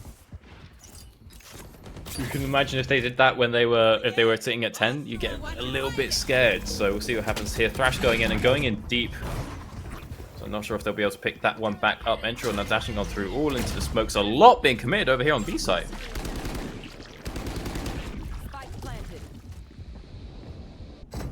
What is going to be the play? We back out, and I think that pit is going to sort of just come down. No, it's still lurking around it. Yeah, they sit inside it, and for some reason I thought it was an offense pit, even though there's not enough. I'm losing it. Yeah, to work the retake, the orbital strike goes towards the top end, but there's absolutely nobody to capitalize from that position. You've just lost your counter to the lockdown, and one by one, Göttingen are lambs to the slaughter. Entril with the blades, being that #1 player, that talisman that we look for on the KTU side, and Yanu might not even get away with a gun. I think they will just about, but that's disappointing, especially with the amount of ults that they used and found nothing from. Yeah, a lot being committed on over there, but it does keep the score line nice and even. You see, yeah, looking at the defense, I mean, at least you know, we're getting close enough to getting the lockdown ready. If you're on the going inside, maybe you can get that, but yeah, having used the pit and the orbital strike for not a lot, and now you don't have a counter for Bindus's lockdown either, it's going to be a little worrying. Yeah, it's only the 2nd round that they've managed to pick up, however. It's just making sure that things don't spiral into something worse. The initial flash coming through, and I'm not sure if this is heavily telegraphed, because actually if you look at how Göttingen have been playing, they haven't over-rotated very much, committed resources where unnecessary. But for KTU, the assaults that they've made have all fairly sort of start as they meant to go on. As soon as they show pressure on one area of the map, that is the expected, intended outcome of the scaling. Yeah, it hasn't really. I mean, yeah, I feel like my problem is if it's going as intended, right? Surely, like, we can sort of find a bit of a response quite easily. Yeah. What I mean is they're not bluffing. Do you know what I mean? Yeah, it's just like up the players. Yanu and Duplo both finding kills, and the spike is out in an irretrievable position for Bindas, not without bloodshed first. They have a lockdown. With the amount of time remaining, could be inconsequential. Are you going to give it a go in the 1v3? We find out Bindus. Now. You've not even got enough time. You have 10 seconds to play with by the time it expires. And I think actually the smarter of the decision to be made is throw in the towel, go for the save angle. Alrighty, hold on to that rifle, hold on to the ult, and see what we can't find. Again, you know, the orbital strike was dropped before, so in terms of counters to the lockdown, you can get it pretty comfortably. Just if you can sneak your way into like a little alcove or something there, you can get good control of B site. I mean, it's pretty impenetrable if you just take that one over onto the elbow. A should be pretty easy to get your way through onto the site. Unfortunately, what else do you really have to work with it? You know, once you've got your way on over there. So we'll see how Bindus wants to take it, how he wants to use it. Is he going to wait for maybe for Peruki to finish up the ult? Or if you drop it very quickly, maybe you can get a second one before the end of the game, but that's going to be a bit of a hard sell. Bindus is solo holding B, or Lynxy is solo holding B, I should say, with this run it back. It's a heavy lean towards A. And like I said before, the pendulum swings back and forth between B and A for KTU. They don't like to sell a fake, you know, create pressure and not act upon it. So this is just a full rotation coming out from Göttingen, fully anticipating the execute as it should follow suit. Alrighty, well, we've gotten through onto the site. We've got the plant on down. Oh, it's been dropped. The wingman. No, wingman. Now they could immediately initiate. They will run it back coming through. Less than a minute on the clock and a rotation with that positioning connector. Orbited sandwiched in the middle of everything. But because of how early this rotation was from Göttingen, they should have an idea about this player. And now finally they do, but not before losing players. Okay, Orbit gets his one, and then he just gets out, not going to try anything too crazy on this one. Can be just happy with the situation that he has created. Fortunately, the spike secured and taken right back on over towards the B site. What do we have to work with in this 3 versus 2? Can we get some strong positions here? We're worried about the flank. Once 2 people are spotted out, maybe we call the KO back on through. Oh no, that's a rogue move. I was just about to say, really good information for Göttingen there, because you've just seen the player that was flanking you the entire time in the form of Orbit run straight out in the open, tail between the legs, trying to clamber on towards main. 11 to 11. There's still credits for Göttingen because they have just about made their way through it unscathed in that regard, but still a couple choice selections of weaponry is the best foot forward that they can offer from this position. Well, let's see. Are we going to take it to overtime? Or are we going to close it out here and now? As I said, weapons, our choice. Armor, not so much. What's the plan here? Entral trying to maybe get a bit of peek down on B. He's got the rest of the boys with him. A main control early. They take it, Göttingen. They doubled up for it. They have it. And now, and they don't need it. Very quick flank. You could probably find something with the Thrash. They know the alarm bot is up, however, which means there's a lurking player mid. Do they choose to crunch on down on this player or just respect it? It seems like they have respected it for now. Alright, you're not going to capitalize too crazily. We'll go ahead and back off over towards B. And whilst that's going on, KTU backing off, going over towards A. Passing like shit in the night. Thrash from Gotcha in the corner, throws it out. 3 players detained. Surely no! They managed to break it mid-air, and now they want to go back to B because you can already see Entral's covered all of that space. Well, you have to think that, I don't know, they thought that their lockdown had come through as well, but no, nobody detained, nobody shut down, and just that's just swinging into 3 people at the end of the day. Thinking you've got a little bit more to work with than you do. We'll see if Orbit can find out on his luck. Spotted out the shoulder, a lovely flick from I Love Cats. We'll pick up that headshot, and now Podlex stuck in a 1v2. Spotted out and is taken down. There's a flash in support. Now we have to see what this adjustment looks like. Players moving across. Peruki low on HP. There's a lockdown you could maybe look to use here on the way back in. Could push players out of space, but that's even a one-way. I don't think that's going to help I Love Cats, but it doesn't matter. They look to get on towards the spike anyway.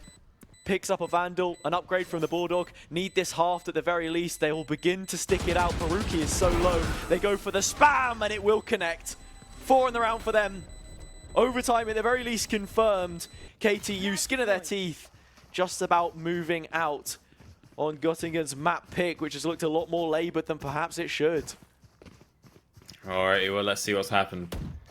Are we going to map 3? Or are we calling the series in here? Let's take a little look, take stock of the situation. We're 1 point away from those major ults of the Viper's Pit and the Orbital Strike for Göttingen.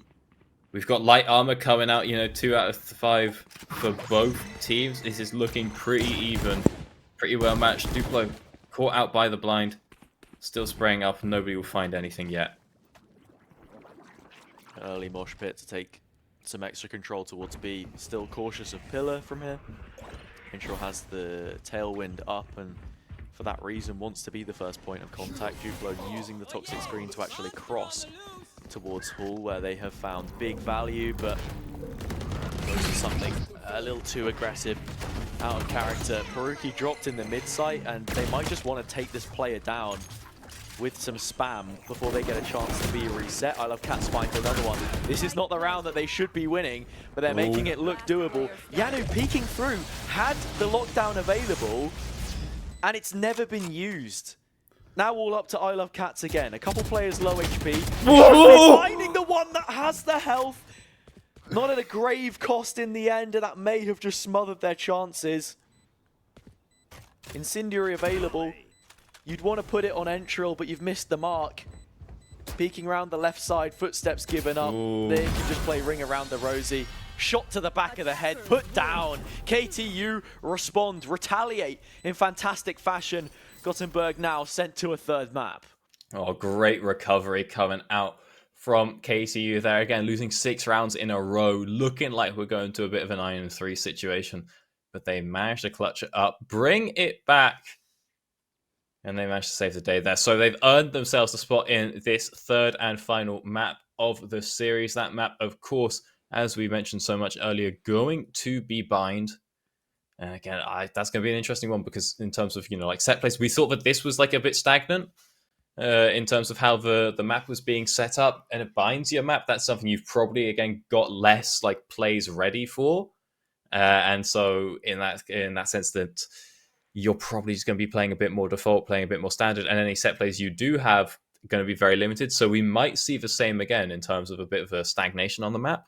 And we did see that, eventually KTU managed to adapt to this.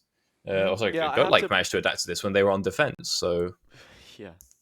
I was going to say, I have to pretty heavily question the decision-making there from Göttingen in quite a lot of the different things that we saw from them in terms of like ultimate usage as well. Quite a few rounds where they sort of over-invested, where perhaps they didn't need to and came off worse for wear as well. Like the last round, for example, the lockdown, no point of re-entry there when it's like one of your win conditions that you actually have, your insurance policy of at least taking the minimum site control. I'm thinking a real watershed moment would have been when the pit went up and we also had the orbital strike with no follow-up. Like it was just sort of head-scratching moments that are the difference maker between being that top competitive team and one that's going to struggle a lot more.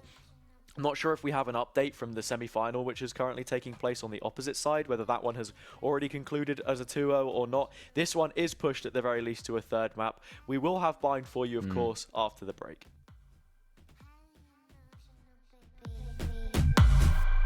Don't take it personal, highly emotional, baby.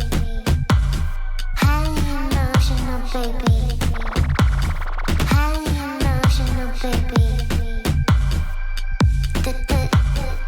Don't take it personal. Blame it on the party, blame it on the booze. Grab a gun if you want it, make fake news on the news.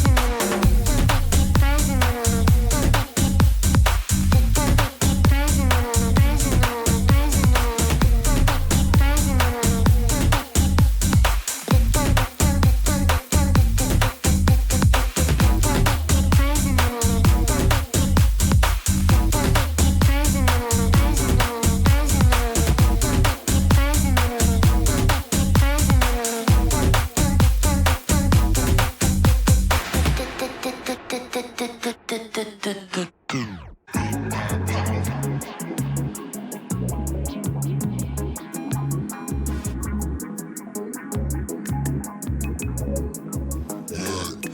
only talking flash and deposits. I maneuver on some calls in the South Street. Around the clock, can't tell me nothing.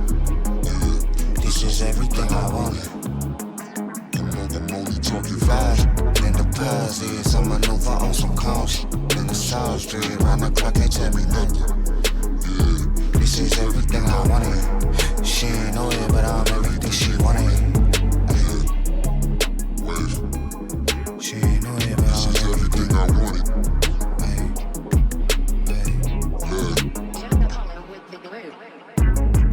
Look, I manifested where I'm at. The credit card just up the max, and everything I do, I tax. It's hard to buy my time. They see me shining, my paint dripping. I'm acting different. I keep it modest till I turn up. I've been champagne sipping. They clock watch while I big boss and a flossing proper. I'm quick to slide like a slip, not ducking cops and robbers. Been on the wave, you can't tame. They pressing play to play me, and I'm out of body. My vibration high, I'm levitating. I feel amazing. I'm keeping space away from them toxins. I'm going places. I'm gassed up, ain't no limitation. Headed where that tree in that weather. Got my melanin popping. Whip with the leather, the softest. What a humble brag. I'm bad boy with that cash, ready to spaz. I splash the dash, digital rap. They mad, niggas try and bite too hot to handle. I ghost ride it, I pilot phantom. My mind ain't yet hit its prime. They ask me when I'm quitting. Decline to answer, I'm unbothered, I'm kind-mannered. But fuck a body in the way, cause I've been moving at a rate where any day the fuse gon' burn out, then I blow up, then we go up, tell a hater, so what? It's in my veins, I'm cold-blooded and function, I'm flawless, I'm manufactured different. They carbon copy, they sloppy, I'm everlasting with it.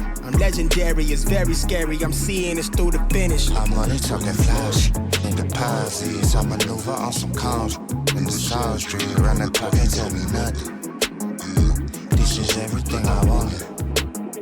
I'm only talking flash and deposits. I maneuver on some calls in the South Street. Around the clock, can't tell me nothing.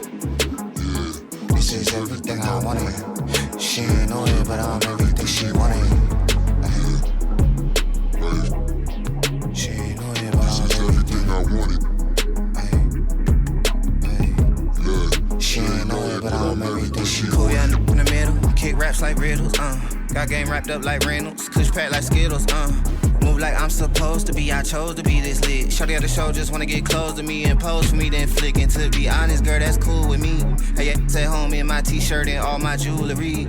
That too cool for school, but you know that ain't fooling me. Let her do her thing, cause I can't tell her mama who to be. Girl, that's rude to me. And if she wanna swing that Lexus down to Texas, know that I'm gon' let her. What the fuck I look like trippin'? I got polo on my sweater. Give a fuck about all that gossip, cause them don't know no better. All my on and poppin' till I can't fold up no more cheddar. What they mad at me for? Cause I'm out here stuntin' like my daddy. I plus with all my Negroes. I'ma drop that pen, I'ma send that addy. Players front of me, don't roll no mid. What the fuck you thought it was? You don't know what you don't know, so I ain't here to judge. Though I've been on my P's and Q's, blowing them Q's and P's, baby. And I be way too free to lose, but you still free to choose, baby. Rap, nigga be telling them lies, but you know I don't move like that. It's funny when the cap can say you one of my guys when you know I ain't cool like that. I moved to the city real low key, in the cut like stealth mode. Dolo masked up, motherfuckers don't know me, and I'm on my health code. That's right, I moved to the city real low key, in the cut like stealth mode. Dolo masked up, motherfuckers don't know me, and I'm on my health code. I'm only talking flash and deposits. I maneuver on some calls in the South Street. Around the clock, can't tell me nothing. This is everything I wanted. I'm only talking flash and deposits. I maneuver on some calls in the South Street.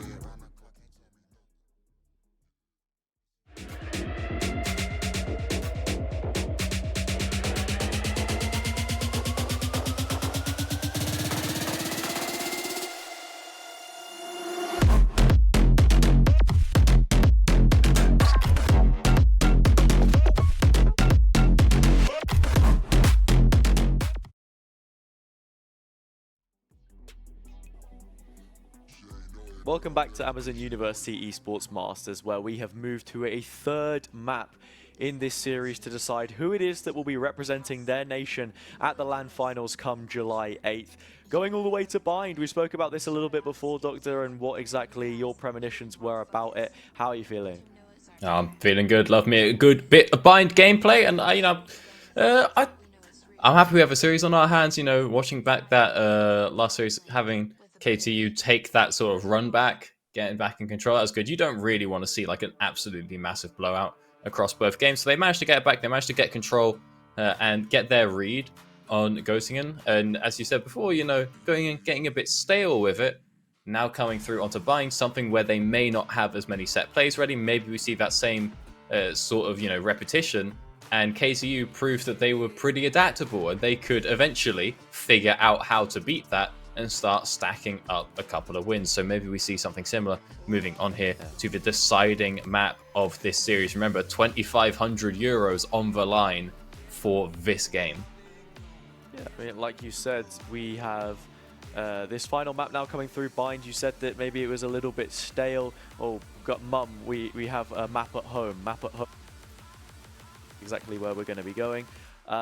In terms of the meta here, yeah, it's pretty open to interpretation, kind of like Pearl as well.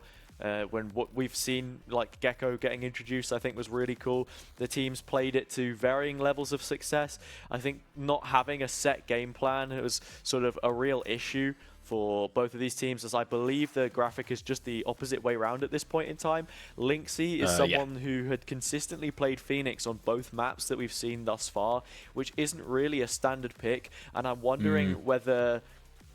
Not to sort of throw any disrespect on them or anything, but if they are sort of being shoehorned into these more aggressive duelist roles to fill out the gaps in the composition, rather than maybe playing to what the strength actually could be as a team.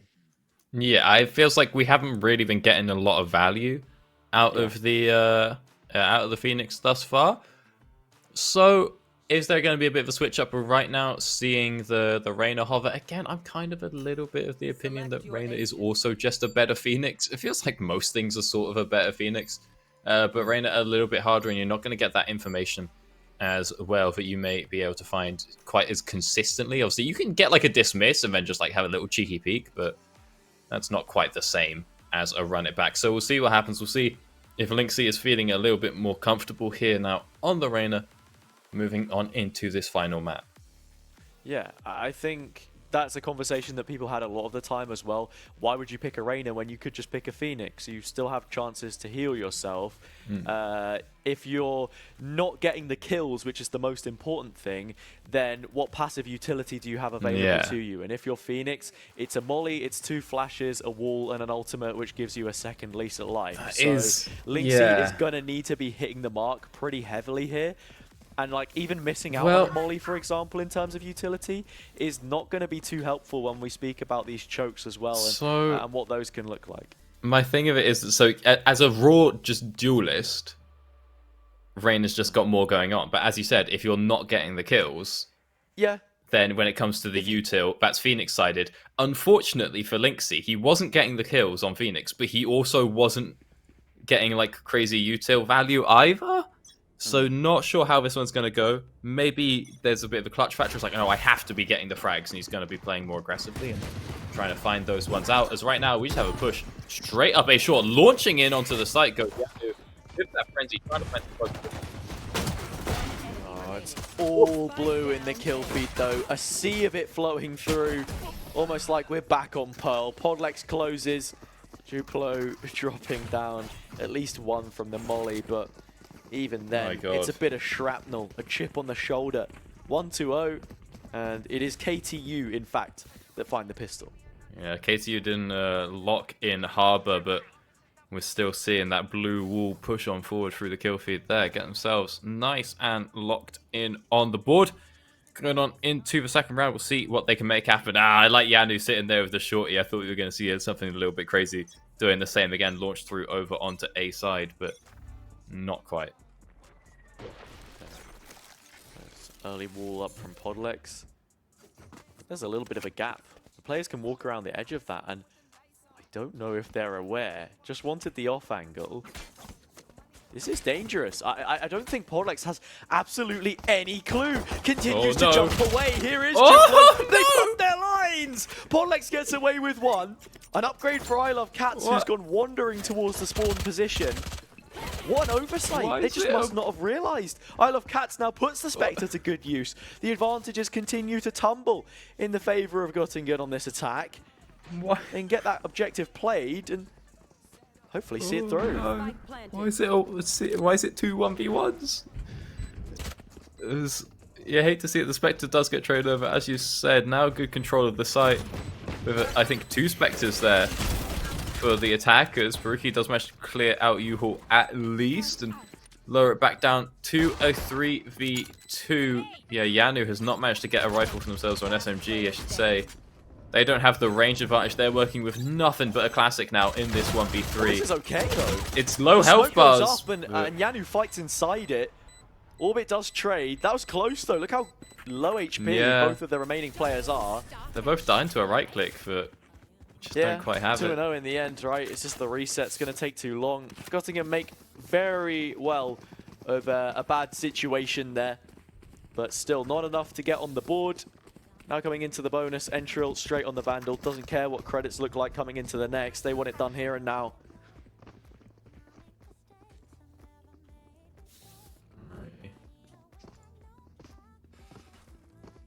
Okay, what's going to be the plan here? Coming on into round 3. I mean, it's pretty standard. It's just the bonus round should be going on over to... we got the side swap back correctly, so that should be going on over to Göttingen. We'll see what happens here. Wall being dropped over in showers.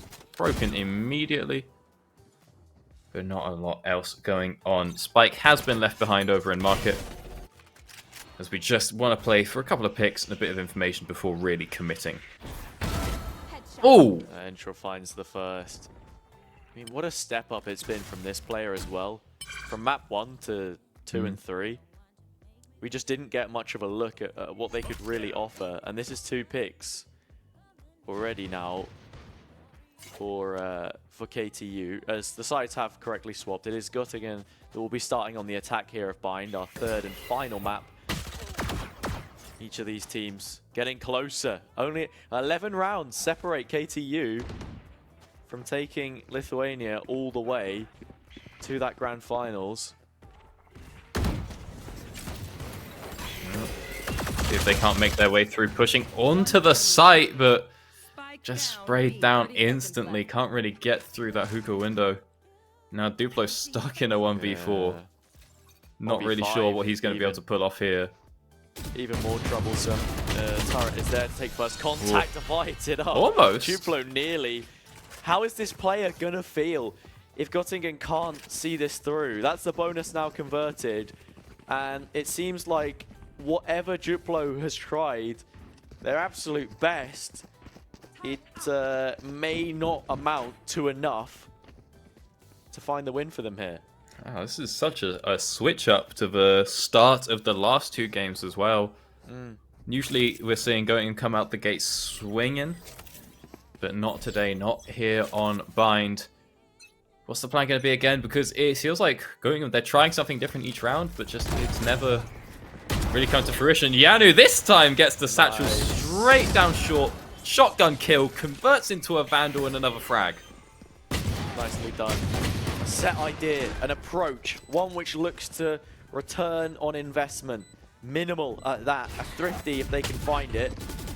Orbit still alive with the Phantom, trying to just spray on through, but nothing coming of it. Trailblazer stunning a couple of players. Yanu's actually dropped that Vandal to their teammate and will continue to dictate up close. A couple headshots coming out, and that will be sufficient damage for Gotcha to clean house. 3-1, Göttingen finally on the board. Lovely round coming out there for Göttingen, and of course for Yanu, launching straight up mid, getting that kill, converting it into a second so cleanly. And it felt like maybe Podlex was a little bit far up, especially, you know, with a Sheriff when you've just won the bonus, but he ends up being taken down. So suddenly we're down to just 2 defenders, and as you said, Yanu says, hey, all I need is a judge. You guys can take the rifle. I'll go get involved. Continues on that win streak. We now have 2 pretty big ults here. We'll see. No, we're going to go for a proper push up short, not committing down with a showstopper, or are we? Straight few onto the site. control should be claimed, but there is no plant quite just yet, and there weren't actually any frags when both ults were committed. As Podlex lurking in the corner gets 2. Didn't clear showers. Trying to use Yanu as that outlet on the duelist. I mean, that makes me question why exactly it was that we had them on Killjoy in the previous map, but it's all Podlex here anyway, showing that Sentinels can be just as strong. All you need is a gun in your hands, and there we have it. 5 rounds played, and KTU already looking much the better team. Whether there's a timeout for either of them sooner rather than later is yet to be seen. Göttingen can go one more before it comes to that point. Yeah, I would have expected it to maybe come out from Göttingen there, because you've just gone through, committed these 2 massive clearing ults, but it's a bit forced, right? You're just going straight through into smokes. You can't actually find anyone. Nobody's sort of in the spots that you're hoping. I don't think they've got the plant down. And then it's like, oh, cool, we've used everything to get on site. We didn't get anyone. And it's all sort of gone a bit downhill from there. So, see what the play is here. Entral not ready for someone to be boosting up onto those boxes. And Duplo trades him off. Yanu picks up another. Already a very strong opening for Göttingen. 3 for 2. 3 for 1 even. Yeah, skirmish that breaks out almost immediately. Göttingen wanting it on their terms and conditions. Sometimes it feels like that a little bit. When you don't have too much to offer in terms of tactical depth, bring KTU down to your level. Take the gun jewels. Don't worry about the utility. And there we go. Trading out 1 for 1. It is a 3 versus 1. With Bindus feeling the brunt and the brute force of it. Spike planted. Sends the molly out. Position now known. This is a freebie onto Lynxy, or at least a free engagement, a 1 versus 1. The duelista, Reyna, typically favoured in these kinds of fights. They want them in plentiful amounts and will win it out. 4 to 2, a team ace from Göttingen. All of them coming alive and doubling up. Lovely stuff. Getting themselves another round. This time, starting to do a little bit more damage to the Econ, and we're looking over. We do see, the the Seekers are ready for Gotcha. If you want to try and force something through, I think you can make some aggressive plays. Just with the 2 ultimates that they do have available. Unfortunately for Lynxy, we had this sort of question of, well, it wasn't going so great on the Phoenix, so how well is it going to go on something that's even more all-in like the Reyna? And unfortunately, the answer is not too well quite just yet, but. That could come to change in this round. Dog coming on through. Not going to find out too much. But again, the Seekers are ready if we want to commit onto B. In they go. Yanu blinded up. Still snaps the headshot. Nothing can stop them. Göttingen running through walls at this point in time. Central with an operator. That was the consistent point. The continuity from last map, which set them up so nicely. And because this spike is so far away from the situation, so far removed, there is a chance for a much swifter retake. They won't have the control towards elbow, so it takes time for that to happen. And actually, because of how far away Entral is, that timer almost gets reset. Yeah, a lot of time for Entral to come and rotate on over, as we had to move the spike in as well, but Podlex just taken down so quickly. 4 versus 2. Health bar not particularly high on the raise, but still an operator doesn't really care too much for that, which is why Entral swapped it out for a Vandal. What can he find in the 1v4? Does he even want to dice it instead of just saving the op? He wants to take that fight. Somehow doesn't take down Brim with the headshot there. Not sure if it just clipped through the shelf. Just through the side of the wall. Yeah, just through the window. And it didn't even bring the op to the fight. Just dropped it on A, picked up a Vandal, went through the TP. I think it's a smart decision to make. I can't see a world where Göttingen want to factor that operator on the attack side into their game plan, but there we have it. The scoreline a little closer now than it was. And KTU may soon be the team that requires the timeout to make sure that what it is they're doing doesn't end up getting disrupted too much. The comeback, the reverse sweep from Göttingen. See what happens. Bindus pushing very aggressively up C, somehow not getting caught by any of those shots, and gets very deep in the corner. We'll see if he can do something crazy here. If a push up C commits. Oh, they don't spot him. Where's the discipline? Is he going to have it? Yes, he does. Can he find one? He misses the first. He misses the second. No, but the pistol onto Gotcha. Picks up at least 2 kills. Doesn't get the third, reminiscent of the first game of the day, but he makes it happen. The two division players cut out the picture. Bindus finding a third even as well, ramping on up those efforts in the fountain position. A rampant display. Lynxy 1v3. Just so much that you have to do here, and Bindus is going to get all of that health back as well. Helped out, I should say, by Podnex here.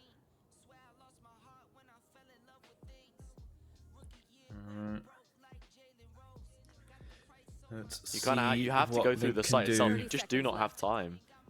Yeah, see what the plan's going to be. We're going to, at some point, you're going to walk across someone's crosshairs. There it is, spotted out by Bindus. Nobody manages to trade, but you do need to come and get the spike. I think that they're not really. Is there a lot of point in saving? Probably not.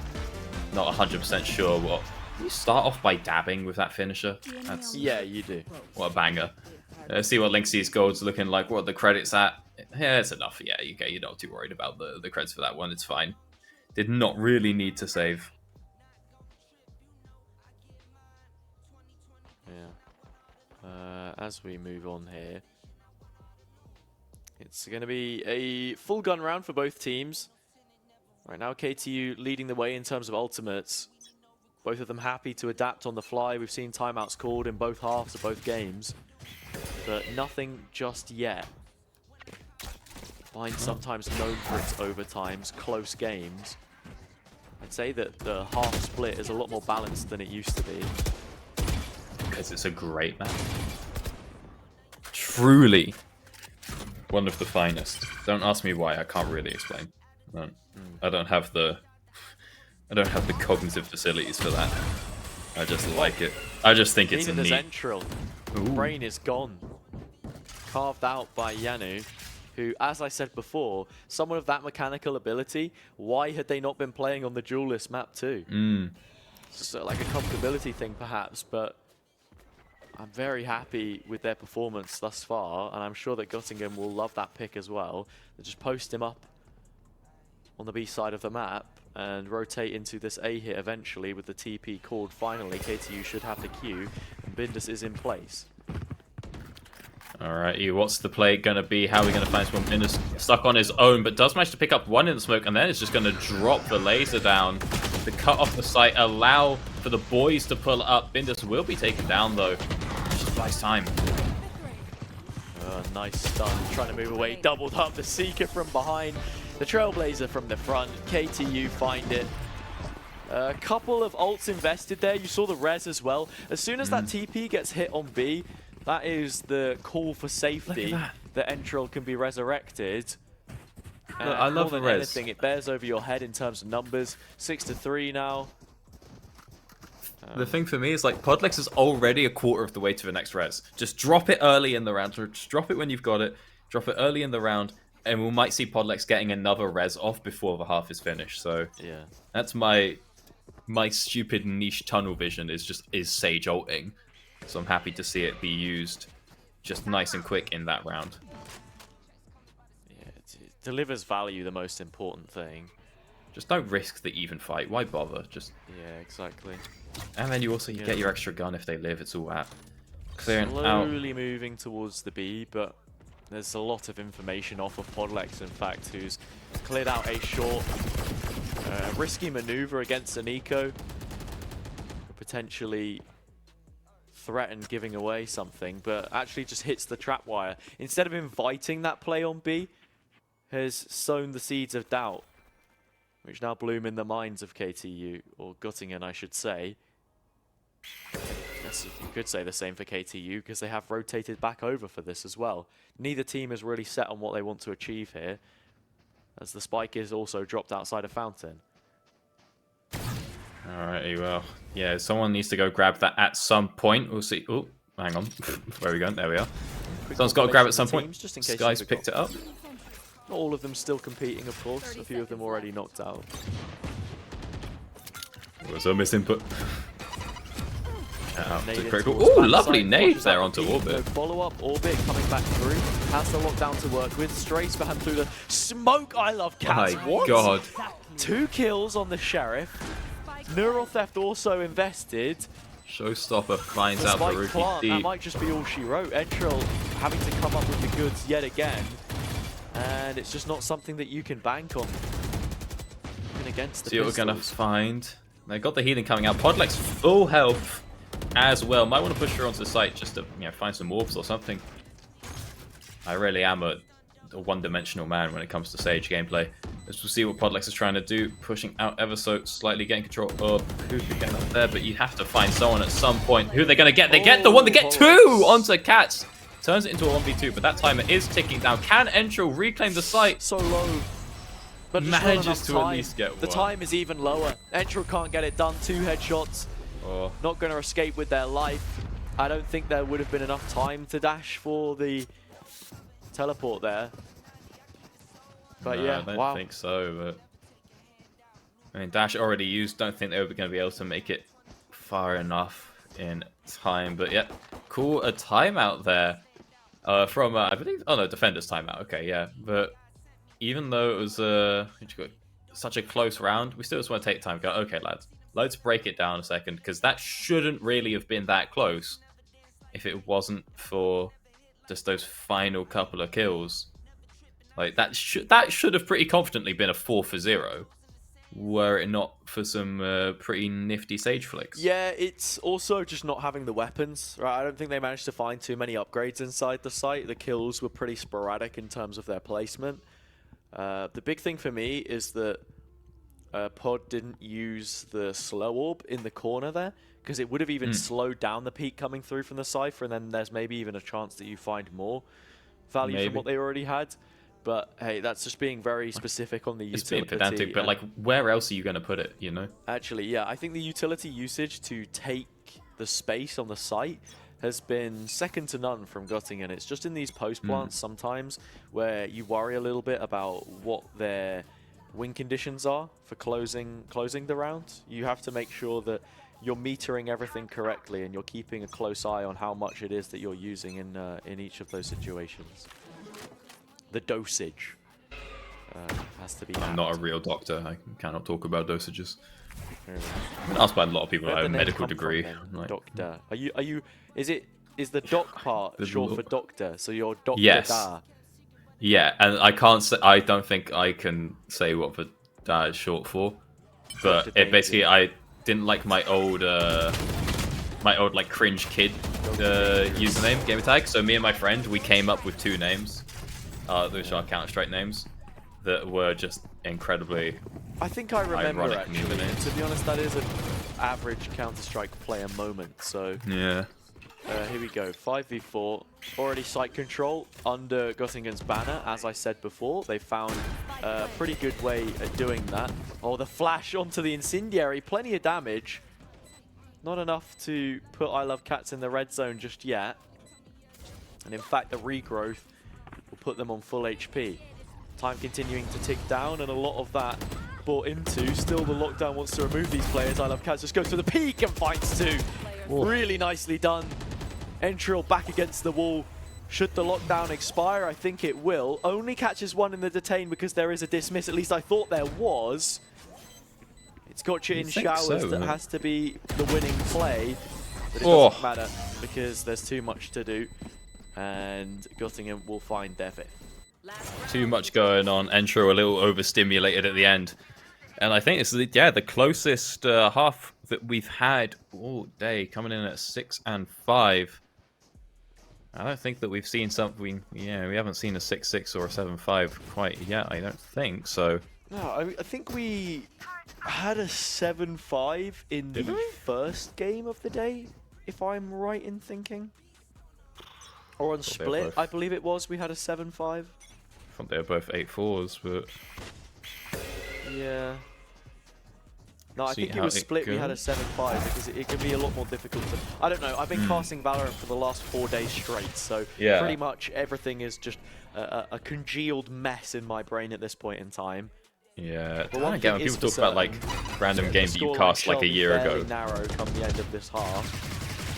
And KTU don't have the best set of weapons. There's a Spectre in there for some of this, and I Love Cats has been taken down by Entril. Alrighty, good way to start out your round. We'll see what happens next. We're trying to really get control of Hookah here. Oh, I hate that little ding every time it swaps to that gun. Is Hookah now gets a bit of smoke action. So a lot being committed over on B. The spike was left behind. Could have maybe rotated to A, but I don't think we want to push into the Killjoy there. So yeah, we're going to bring it nice up B long. Let's see what's going on here. Yanu ready to do something crazy, I'm sure, coming out of Hex here. See what the plan's going to be. Are they going to pre-fire Peruki? We're going to walk on out. Yeah, just jumping straight on through. Yeah, manages to get the frag, but is caught off by... Ooh, by the orbital strike. Manages to sneak around it, though, and get into the back of elbow. Linksy with another kill, adding additional feathers to the cap. It's been so great to see them perform on this Reyna when we'd questioned the Phoenix pick a few times before.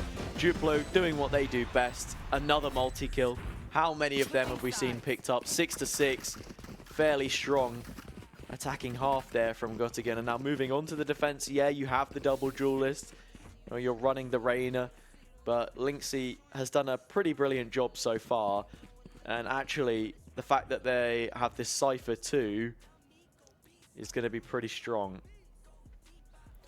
I'll see how it works. Am I crazy for kind of lightly considering Skye to be a duelist? She's got flashes. The other ones kind of have flashes. I mean, people have definitely made that comment about her before, and that was something that sort of fell in line with the conversation we were having about Skye coming in instead of Phoenix when she was first introduced. And those pop flashes did used to be a lot more deadly, and you could get away with so much more. They have since reeled her in and made her, you know, try and flash for her team, essentially. Yeah, make it a bit slower coming through, a bit more of a sort of breach situation. Exactly, right? But still, she has lots of solo fragging potential, and you've seen it there as well. I think good bits of damage are found out by the defender's spray. We'll see what Gotcha's going to find. Moving on over. It looks like we don't actually want to push through these smokes. Just fall back. Let Podlex get some healing out and do the work. We'll see if Peruki's going to find the same. There's a lot of healing for this offense side. KT want to play it slow, but we have a Duplo and Gotcha here. They don't want to let that happen. 3 kills for the defenders. The health bar's so low. Oh, and the wall is even up. Their own wall reversed against them. To try and get through. And you know, touching on what we were saying about the Skye there as well, there's so much utility that you have to re-clear, and one of the brilliant things about Skye in the current meta, where you're seeing double controller run a lot, it's not the case here, but you have the Skye smokes up from the brim, is that unlike a breach, you don't require a surface to fire your flashes through, which means that it can be so strong to just flash out of a smoke and take a fight, which is what they've done a brilliant job of. KTU, they feel a little hard pressed by this. In fact, they've decided to force buy. Alrighty, well. Double layered trips. Is it going to work? I mean, that feels a bit, it's called a force buy for a reason, right? It feels a bit forced. It does. Just on the second round round from Yanu. It separated all of the peaks with the utility there as well. Nice use of the paint shells. Followed up. I love cat spraying in the corner. Can't quite get the frag that they wanted, but Podlex is on a sheriff. Yeah, we've seen them do it before. They've been good. Orbit only has a stinger though, and they're backed into a corner. That will be it. Göttingen find an 8th. And when we get a look at that timeline, it will paint a scary story, one of a Göttingen resurgence. This comeback feels to have a little bit more about it than it did in the previous. Yeah, this is looking pretty confident here for Göttingen, and they're probably going to be able to snowball this one quite as well. I mean, after the force buy, yeah, this is looking to be a pretty easy third. You have to wonder, well, why are we forcing in 6 and 7? We're not that desperate. Göttingen can now snowball this, and as you said, yeah, it's like, it was pretty close. Some of the snowballs before that they were getting to go in the last game, but this time round, I mean, it's pretty consistently 4 or 5 finishing up at the end of the round. And I don't know, again, it just felt like there was a lot of room for KZU in the last round, in the pistol round, where you've got that Sage, and the round started off with basically just 5 people spraying at each other and a lot of damage being done. You're like, okay, we've just got a massive health advantage, just back off, and then do the same thing again. But then suddenly just like going, and they don't want to let that happen, start pushing on forward, start playing aggressively, and just manage to pick up those extra kills. So they do seem to have a good read on what it is that KTU are trying to do in this game. See if they can find any more. We hear the footsteps fall down. I don't know how consistently you can hit that Marshall flick as Orbit doesn't get the quick scope on 1 HP. Orbit was also so low there as well from the first headshot. I think it's 140 from the Phantom, of course. Literally at that 1 kind of HP, range, if I that's think. the gun that was being used. That is also going to mean that I think the Sky Dog, would nearly have been enough to kill them.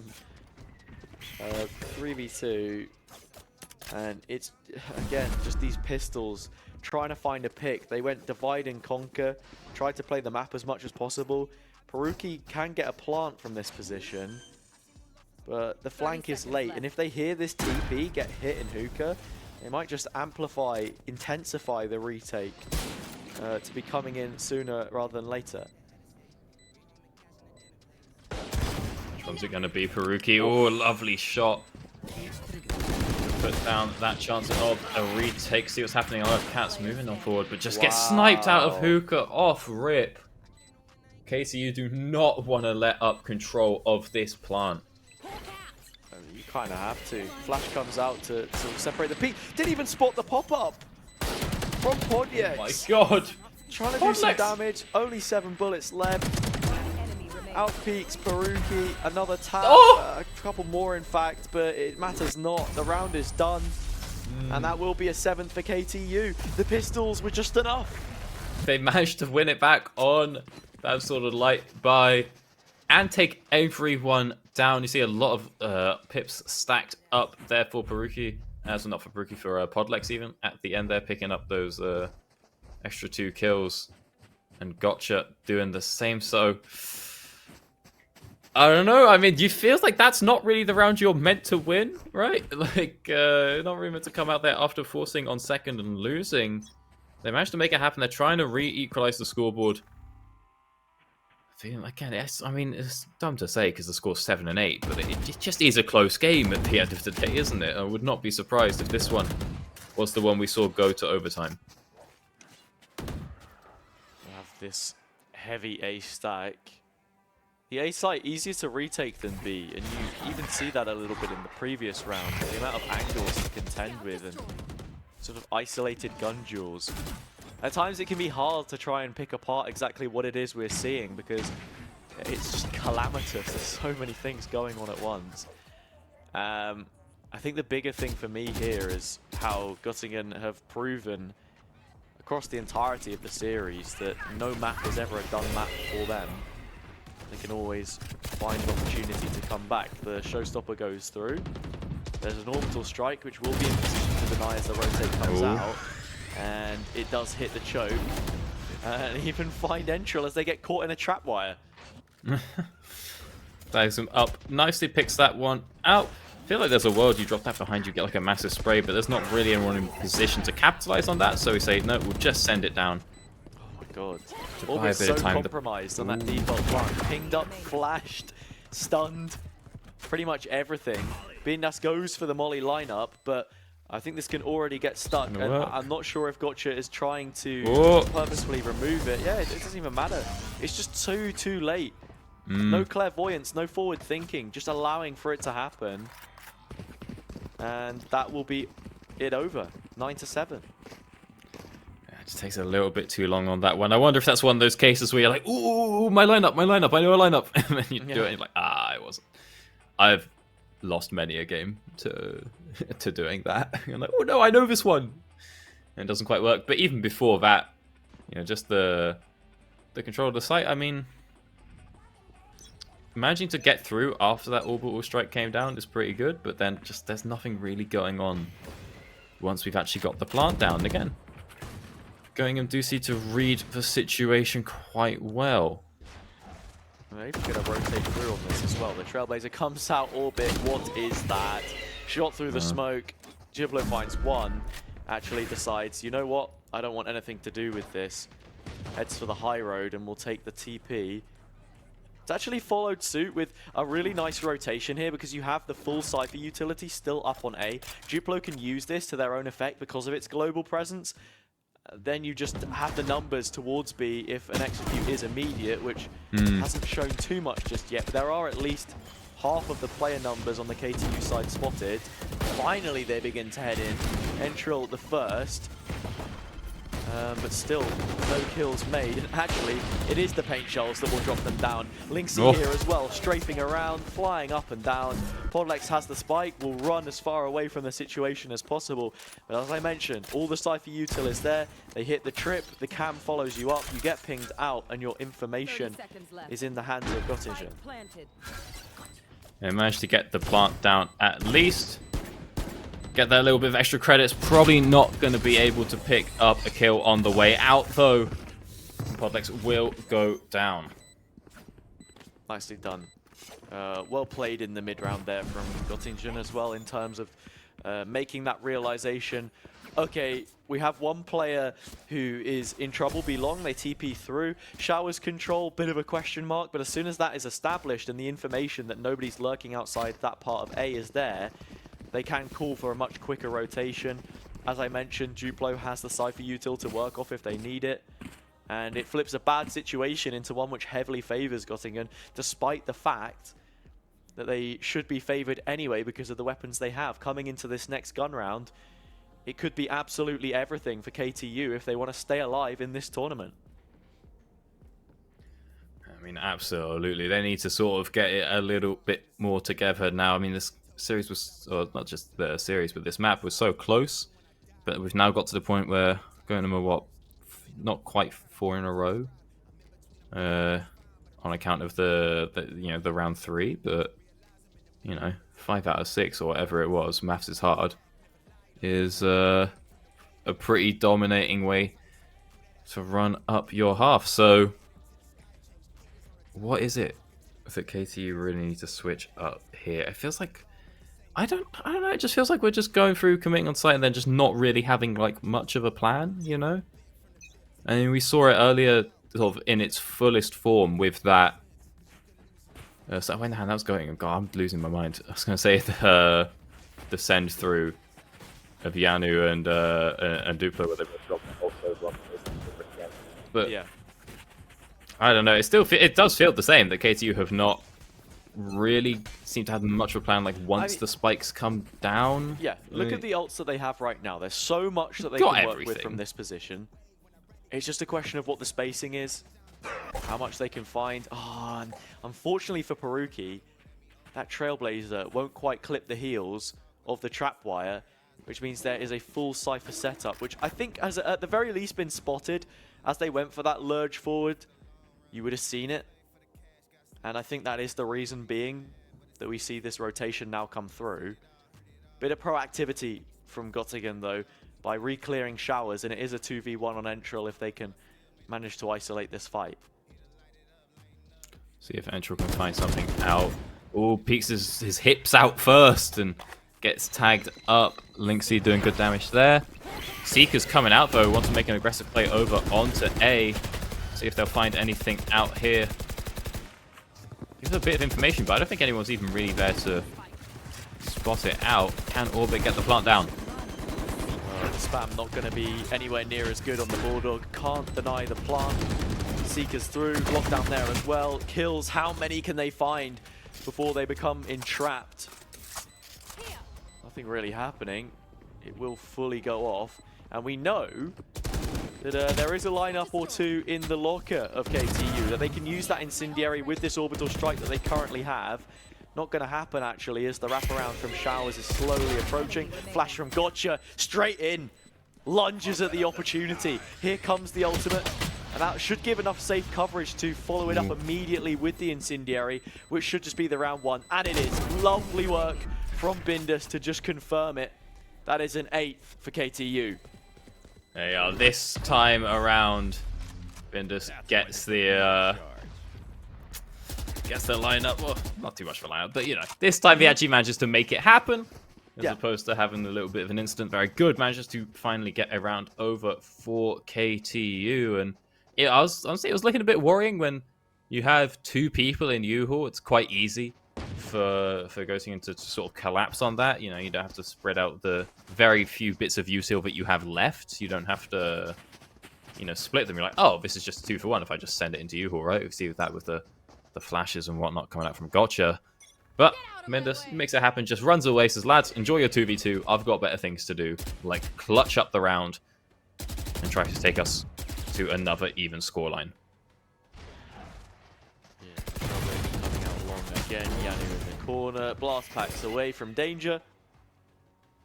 It's a nice early engagement. Some space being taken on the opposite end by KTU.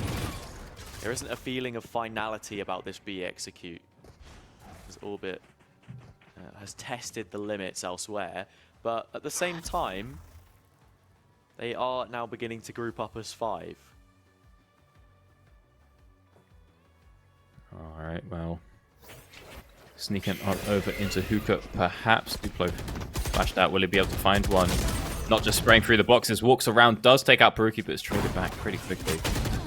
Drill getting in onto the side, but Drill on the blades, taking down Podlix, trades 1-for-1. Has the res available, but needs to disengage. Bindus will bail them out. I love Cat still inside of the cyber cage, throws out the neural theft, the hat off the head. ooh. Sweats off the back. There's no one that you can res once you go over towards A. Yeah. It's unfamiliar territory for KTU. Podlix is just out in the open, shots connected. Lynxy finds it. Should be an overheal as well if they opt to go for it, but thinks better of it. I love Cats on the very late flank. I think there's an understanding that this player is from Showers with the double TP. Yeah, it's going to be pretty No hard for utility Bindus here to hold either. this one. 0 util, no lineup. Got to be careful here. Right behind him, there it is. I love Cats. Not a lot Bindus can do in this situation. Stuck entirely in the middle of that pincer. Look at that. Link stealing the point. Instead of handing it over to his Cypher. Probably not getting another neural theft going on through at this point. Well, maybe we are. It's been a pretty close game, and it's a pretty short number of points needed. Yeah. As we 3 go on into ultimates available now round 20. for Göttingen. 2 of which on the duel lists. The big one of note will be Duplo's orbital strike and what they can find from it. Surprised in some ways that KTU didn't hang around a little bit longer on that B take and perhaps see if Podlex could give them some kind of a substantial numbers advantage, but hey, it wasn't something they opted for. Flash coming out, but with this conditioning set, there is a bit of respect from KTU behind the smoke.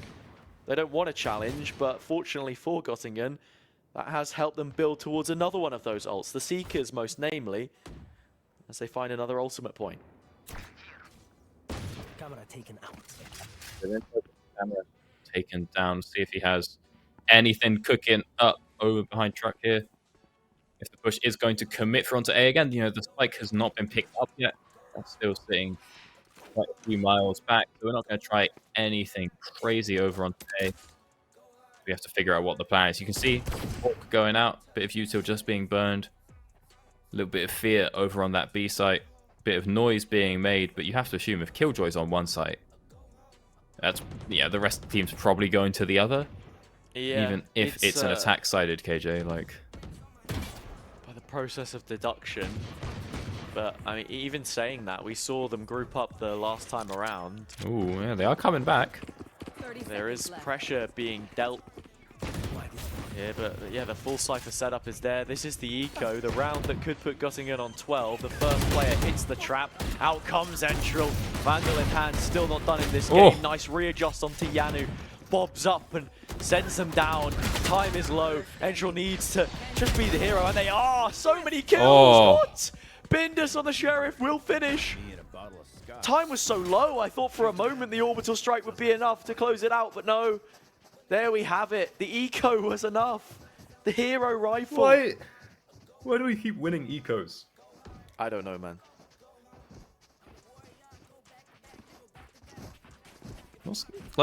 What's going on there? That's not how it's meant. That's not. I don't know, you know, the most about the game, but I know that's not how it's meant to work. Yeah, percentages. I've played statistics enough, would you tell know. that it isn't. If you look at all of the rounds that Göttingen have actually won thus far, though, on their defender's side, every single one has been in a retake, and the site could soon be conceded on B, as the sole defender is the shorty in the hands of the Hookah player. Gotcha. Right, well, we've already grabbed the one. Smoke's coming out, see where they're going No Yeah, just touch. cutting off elbows. We move on through. Podlex still has this ult if someone gets picked, so I kind of hate that they're going in first.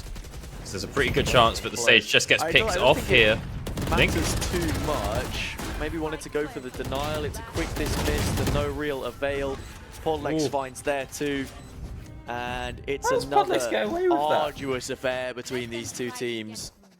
As we could be in for a photo finish. This is a big buy round. Like, is that not just a free kill for Link? Hearing the plant don't come know. down. I think plant. if P, can you have a KTU dismiss win ready this, for then you? it's a guaranteed 24 rounds. If Göttingen pick it up, then there's not even certainty that they'll have a full buy going into the next because their economy sits and hangs on the precipice of being short-handed when you need it most. It's a little bit in shambles, to say the absolute least. So they have to hope if they do win this round, they win it with enough members. Enough people staying alive, not needing to rebuy, but... Oh, nothing mad. To start out the round. The spike has been picked up. Podlex grabbed that one pretty early on and is moving it back on over towards A. No one's really committing. I'm not sure up in heaven what weapon that is. Is there a possibility for an operator coming out from Linksy? No, just a Vandal. Just the Vandal of Linksy. Thank and they're you, playing off the back good of this observers. cam, which has been spotted a couple times already. And the pre-aim from the corner. Oh! Entral taken out. One more for Linksy. And an on the instant spam, res they make in it the... a third. A freebie, gifted. Absolutely no issues whatsoever for the Reina player. Very intelligent spam from them. The double rotation. And look at the spike. It's nowhere near the site itself. Oh, no. You can take it, but you're going to have to fight for it first. God, and Podlex drops the res just sort of in the middle of the spray. Really just wants to get rid of it at this point. Finds a way to use it, and Orbit's just immediately taken back down. Now Peruki caught out. Podlex turning back around. We're rotating left, right, and center. Yep. My God. Making an additional pivot, coming in from short. The flash blinds them. The wall will separate both players. They cannot group up here. Bindus taken down. Dog coming in. Satchel perhaps over the top, but Göttingen are rampant. They are just running down KTU. There it And you is. speak of those weapons. Only a single fatality in the round. A casualty, you could even call it. A mere flesh wound, and one which they have plenty to deal with. 24, not a guarantee anymore, and KTU are one round away from dipping out Göttingen on the edge of greatness. Again, 2,500 euros effectively on the line. Essentially on this round. And if not this, then the next, as Göttingen could be taking us over to match point. We're not even going to see a timeout. Not going to talk it through. KTU like, no, let's just send it. Let's get it going. We take a second to look over. You know, it is about as equal as you can get. Full buys across the board. Ultimates in pretty similar positions. Orbit just needs the one pip. Maybe we can get that ready. But wow, he's just dropped in a very quick early orbital strike there from Bindus to just, I don't know, disguise what they're moving over onto B. They're going to end up doing it, and the kill trips are placed. Podlex still not broken it. The spam could be good either way. No, won't connect for now. 5v5. Locked out of the site. No way back through. The lockdown could buy so much time. This is a key duel, and it's one which Podlex will win. Sure, getting a bit flushed out here, but he turns it into a kill, turns it into a Entral. second. 2 more kills, and the lockdown comes in at the perfect moment. Maybe even, you know, not a necessity by this point in time. It's a 5 versus 2. Entral flashed out in the top site, can even disengage with the smoke, and yeah, Göttingen gonna hold on to those weapons. We said how important they were in the previous, and now keeping them into this next could be the difference between a round win, sending them to LAN, and packed up for an overtime and potentially going home. Or Duplo maybe about to get a second. No, Podlex trades him off. Won't get the pip there, but it's pretty close to getting that res back. In, again, potentially the final round. Yep. What's it going to be? Is it going to be overtime, or is it going to be Göttingen going to the LAN, locking themselves in? Potential 25 hundo. Yeah, I mean, we found it to be a 6-6 half. Göttingen have already done just as much on their defense, but they need one more to close it out, to send themselves to land, to have something to look forward to next month. KTU, they battled this far, and after that map 1 result, you have to give so much credit. Unfortunately, the walls could be closing in on them here. It is Göttingen's map point after all, and they've already started to flank out of A through cave. As soon as you hit the site, if you don't pivot towards A through the TP here, you could be in for a world of pain, and they have absolutely no idea about it. Oh yeah, this flank coming on up. See, Podlex checking behind a little bit, but I've got your trail. Yeah, the not Seekers committing coming too out. They crazily. should no, actually no. All three of They them all have go gone forward. There is nothing to be watching the flank, and here come Göttingen. And I love Cats to find a 3-piece. That might be it. 4v2, Spike dropped, needing to find a way to battle back in. The spam is there, so many numbers. They close on down. Entril, for everything they have been able to do this series, it all comes in vain. Peruki 1v3 to take them to an overtime, to stop the LAN happening. And they've got the first. A couple more kills to find. Spike not in their possession. Insufficient time to go for a rotate. Isolates the duel, but cannot beat their rival. Their most feared opponent, Göttingen, have turned this one around and seen it all the way to the offline finals. oh, Peruki almost managed to clutch that one up, but Göttingen making their way on over to the finals. Congratulations to them. That's about 3,000 euros locked on in for Göttingen, and they will be relegating the good people of KTU over to the third, 4th place match up against the Owls UPC once again.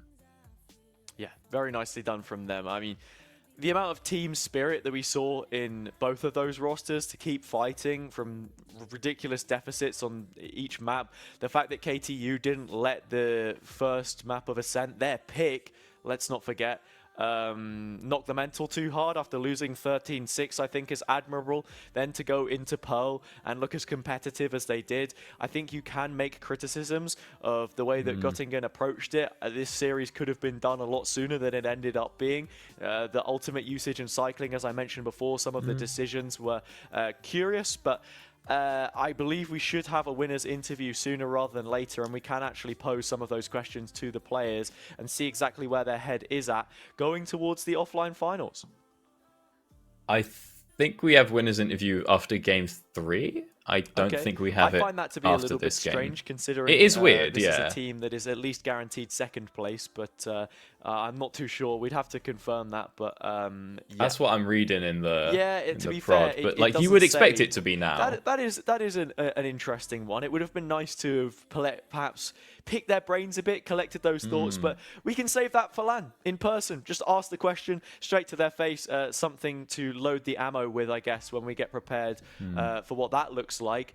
In terms of the other teams on the other side of the bracket, Winx Club, the Turkish team, have beaten out Owls UPC. They will be meeting Göttingen University Göttingen at the LAN finals on July 8th. So definitely one to be looking out for. Then, of course, that means it's Owls versus KTU in the lower final, which we will have for you after a break. Don't take it personal. How emotional, baby. How emotional, baby. How emotional, baby. Don't take it personal. Blame it on the party, blame it on the booze. Grab a gun if you want it, make fake news on the news. Wipe your tears, cry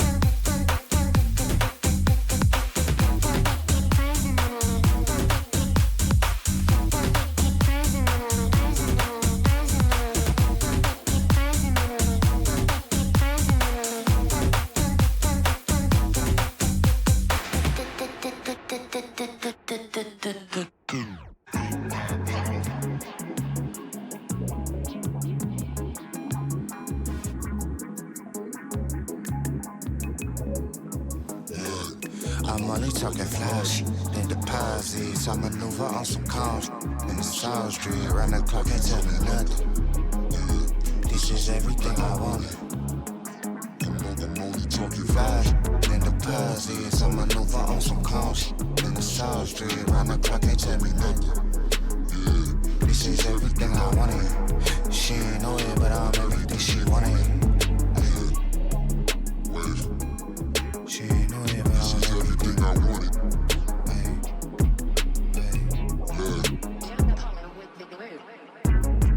Love, I'm manifested where I'm at. The credit card just up the max, and everything I do, I tax. It's hard to buy my time. They see me shining, my paint dripping, I'm acting different. I keep it modest till I turn up, I've been champagne sipping. They clock watch while I big boss and a flossing proper. I'm quick to slide like a slip, not ducking cops and robbers. Been on the wave, you can't tame, they press and play to play me. And I'm out of body, my vibration high, I'm levitating. I feel amazing, I'm keeping space away from them toxins. I'm going places, I'm gassed up, ain't no limitation. Headed where that tree in that weather, got my melanin popping. Whip with the leather, the softest, what a humble brag. I'm bad boy with that cash, ready to spaz. I splash the dash, digital rap. They mad, niggas trying bite too hot to handle. I ghost ride it, I pilot phantom. My mind ain't yet hit its prime. They ask me when I'm quitting, decline to answer. I'm unbothered, I'm kind-mannered. But fuck a body in the way, cause I've been moving at a rate where any day the fuse gon' burn out. Then I blow up, then we go up, tell a hater, so what? It's in my veins, I'm cold-blooded and function. I'm flawless, I'm manufactured different. They carbon copy, they sloppy, I'm everlasting with it.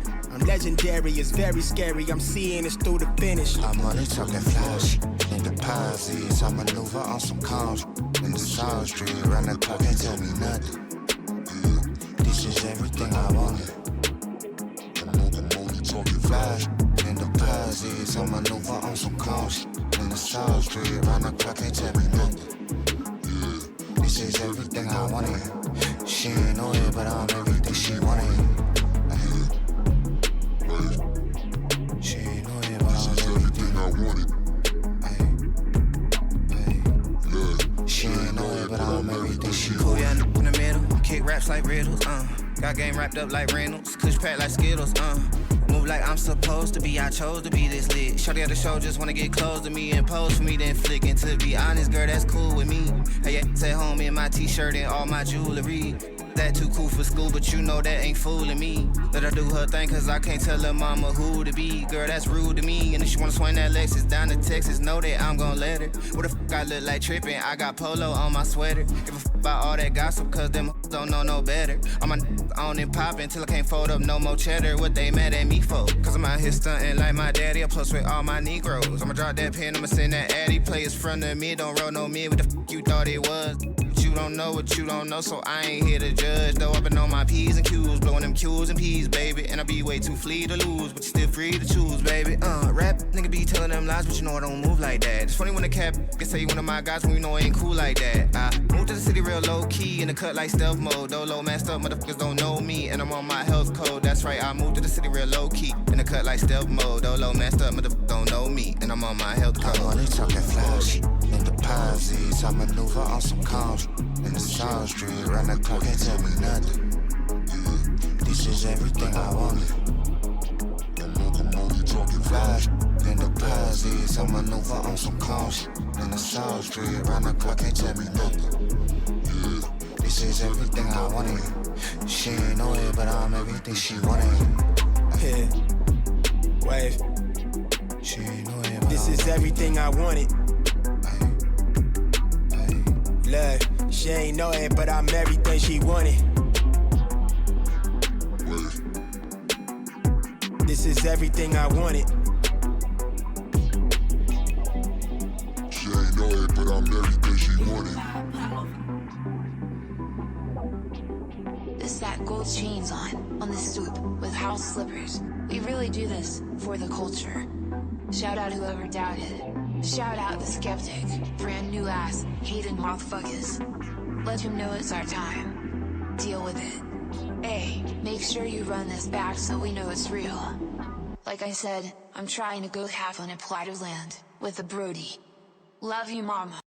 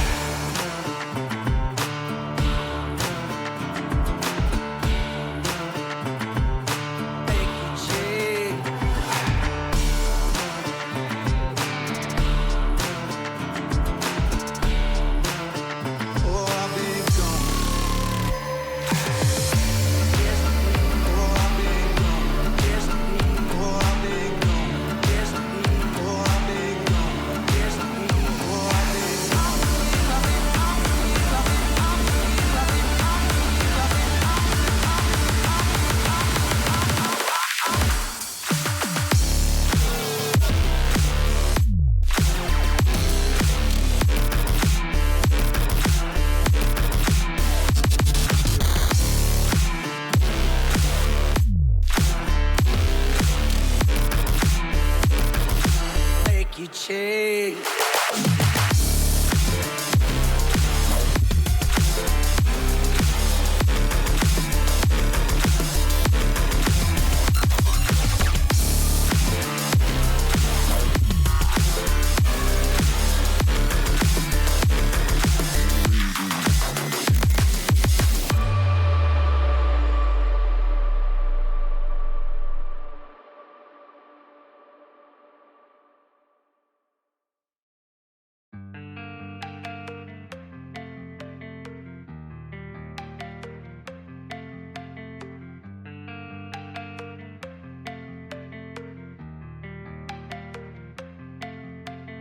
On my own, no fixer.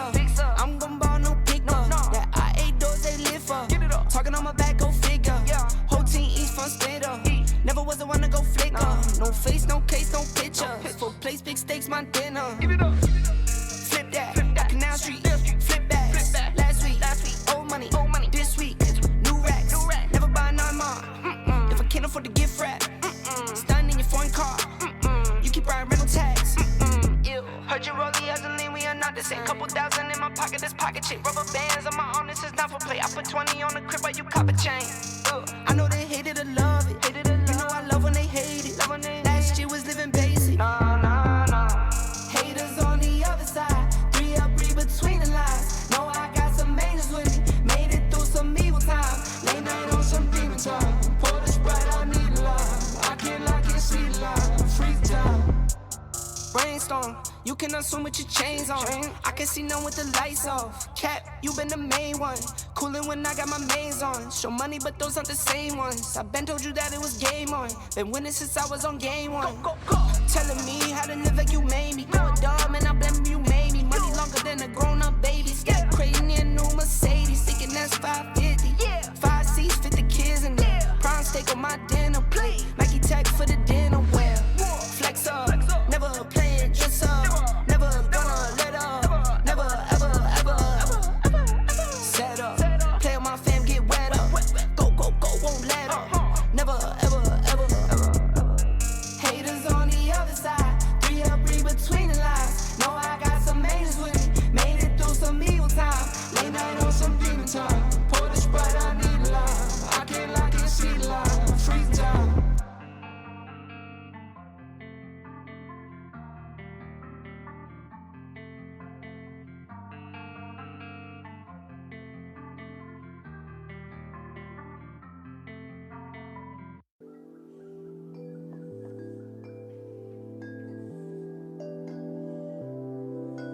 I am a woman, not here to please you. It's time to move on, cause my time is now. I am a woman, play by my own rules. I got my 2 feet on solid ground. And then I take the first step, a million more. And I make mistakes I never made before. But either way, I know I made up my mind. I'm through feeling scared, I'm leaving all that behind. So I'm gonna let it shine on you. Make room for everything that's true. Do whatever I want to do. And then I let it shine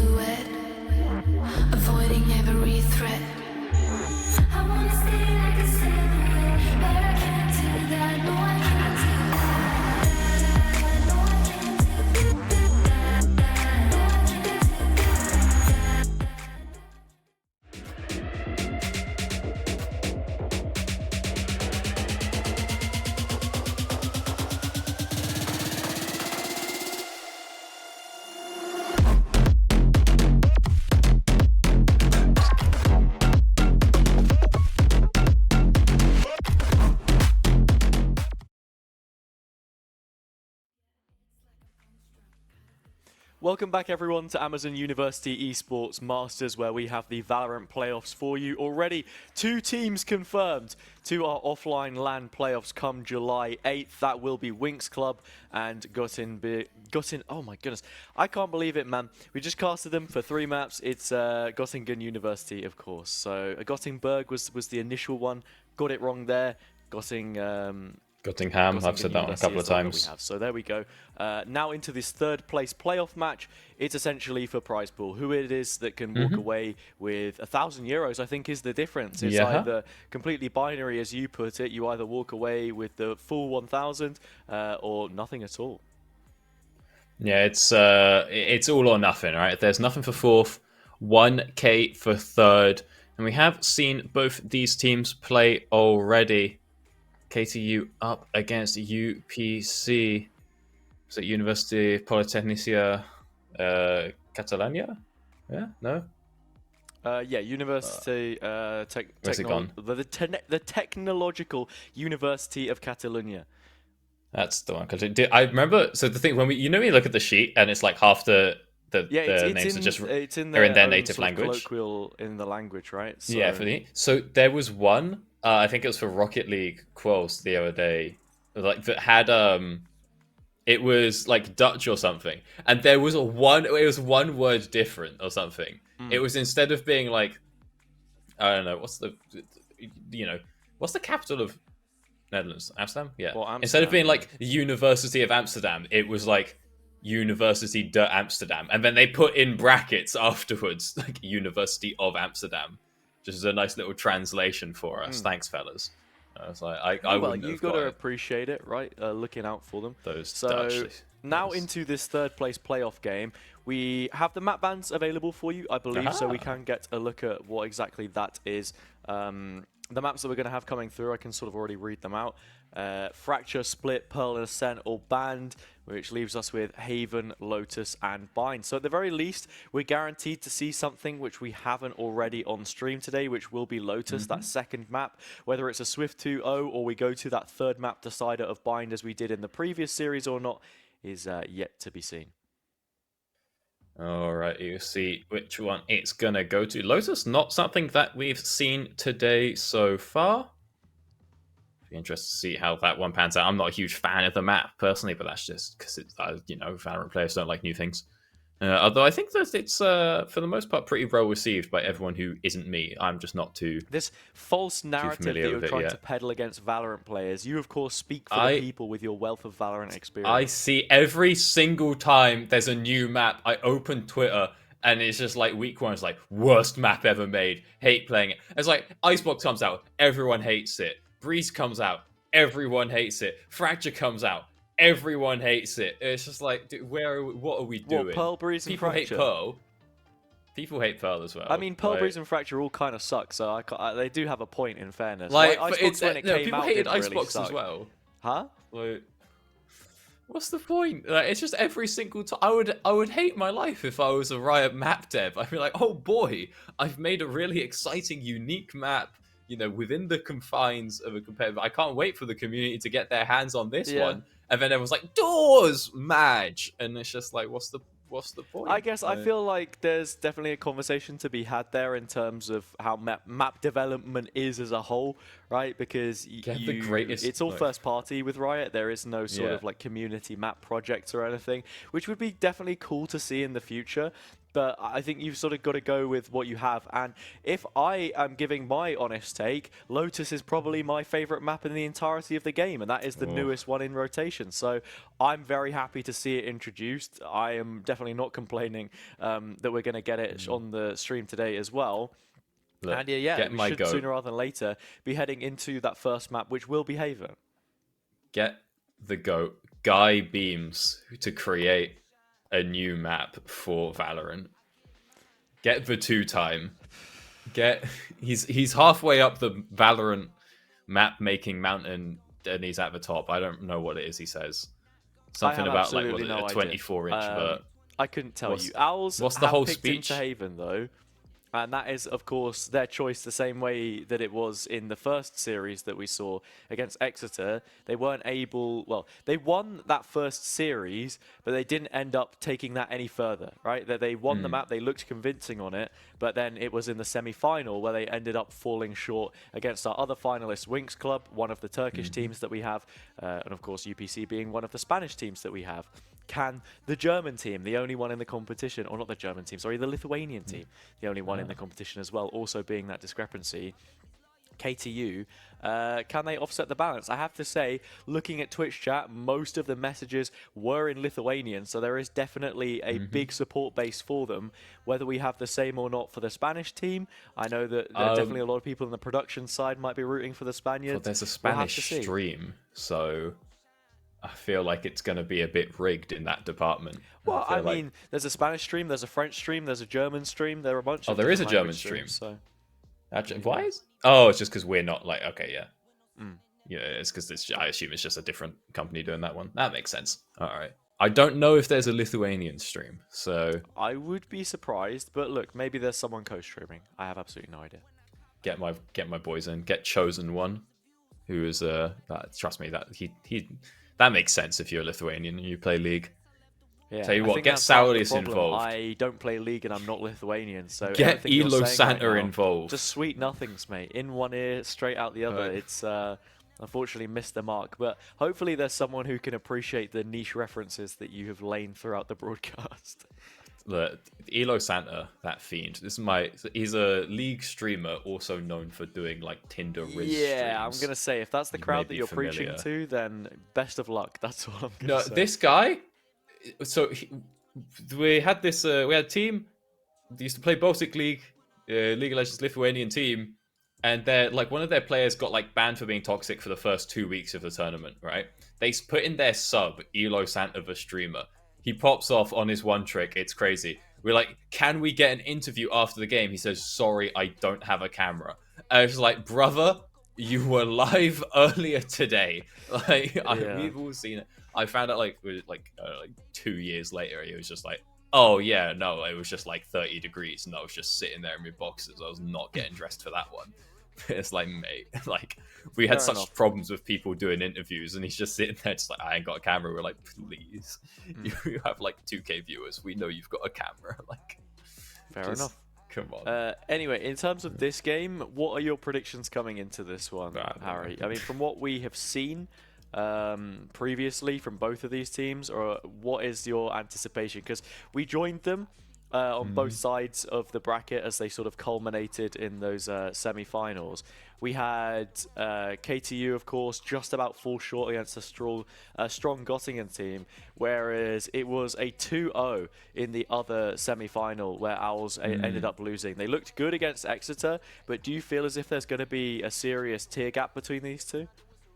Yeah, I mean, I feel like Owls were switching it up a little bit, you know, had that sort of those aggressive set plays coming through, which we didn't really see in KTU. So I think as long as Owls can keep it a bit more varied, like that was the thing with KTU, right? They were getting a bit rolled, but over time they managed to then adapt to how good like we're playing.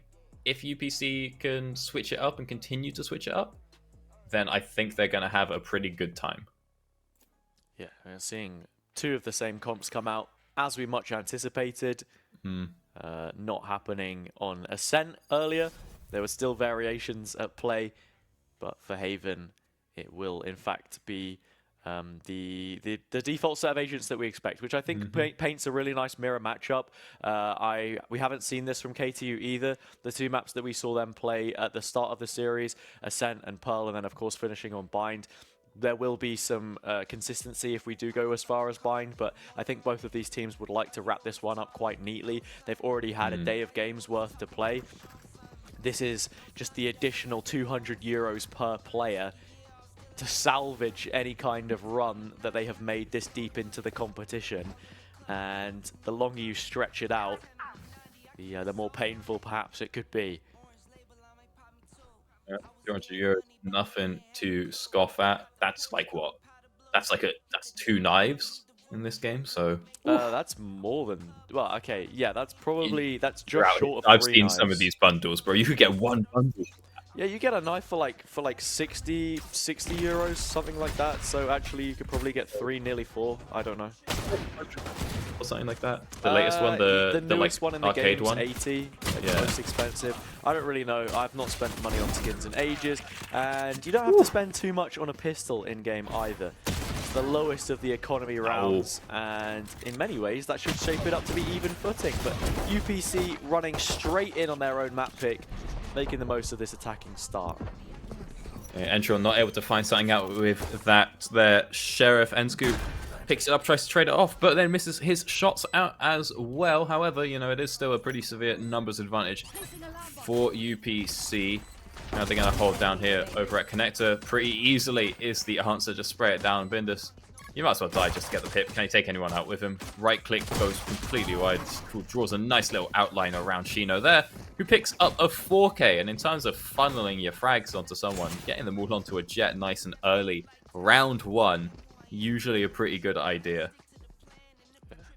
In the battle of the Shinos, only one has emerged towards the LAN.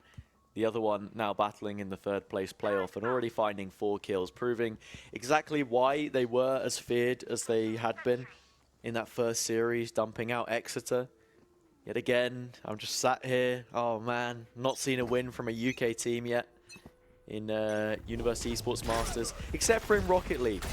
To give a lot of credit to my boys, the UEA Blue Jays. They were unlucky. Did pick up 3rd place there, however, and if that's anything to go off, maybe UPC have a little more in store for us. And there we go. Shino finds the first. And Only Plants should be in for one here on the corner, and is. It's just slowly grinding towards their favor. Rona also on a Vandal, picking one up. 2v5. And both extremities tested. They look to go for the second of the 2 options. Alright, making our way on over towards C. Just Bindus here, holding down the fort, but we've seen a couple of disgusting headshots before. This time we won't, as the concussion comes on through, knocking him down and getting the plant over on towards C. No, the plant actually cancelled out. Not sure by what, either a molly or we just wanted to hand it on over to Shino, who's now got the knives available, setting up nicely for that op on round 4. See if Faruqi can make anything happen here, because right now it's looking like a bit of decimation from UPC. He's not going to be able to find that last kill. ZKN picks up the team ace for the squad. That, it's a flawless round. Not a single player has fallen. Keeping 4 Spectres and a Vandal. I was really impressed with Rona at the start of the last Haven game that we saw. He was able to come up with some pretty impactful doubles to kick things off. And with a Vandal here as well. I mean, in many ways, I would have favored the duelist player, Shino, to be set up for something greater with that gun, but the run and gun on the Spectre is also something to think about, and if you're trying to be as dynamic as the Jet player usually is, then that is something to consider. So is the Bladestorm. Yeah, just get the knives out. You know you're going to probably be investing into that op next round anyway. Might as well use them early, and already picking up 1 kill. No healing available though, so Shino really just has to send it straight on through to site. Try to find someone else as Faruqi sprays into the smoke, and we'll find those last couple of points of health. Nicely done on the Phantom. Still plenty more bullets. The Paranoia catches both players back sight, and instead UPC decide this is the time to disengage. They've in fact spotted all 3, so it's a wild goose chase, a foot race over towards C to see who can get there first. Yeah, there's a big rotation that's actually been drawn out. I really wouldn't mind a recommittal to A here, but it feels as if that opportunity... No, not left too late. They have doubled back, just as Rona has found impact, not through a kill in the early game this time, but positioning that could be detrimental. They don't read it. Oh my god. Oh, that's a bit unnecessary, isn't it? I don't even know how Early Plants has got away with taking, you know, damage out of a player there. That's a bit rough. I mean, the thing is, like, moving over from A to C, it's because you don't have control of B, defenders are going to rotate a bit faster, so I love the play of just walking over and then moving back, because Rona lurked behind, got control of the site, and has now picked up 2 kills as a reward, but I don't know, losing out Omen on mid, that's just very unnecessary. Now we're fighting off the site as well. A couple of frags. Can we give a double spray? No, Zekan can't. The bullet just goes high over Orbit's head.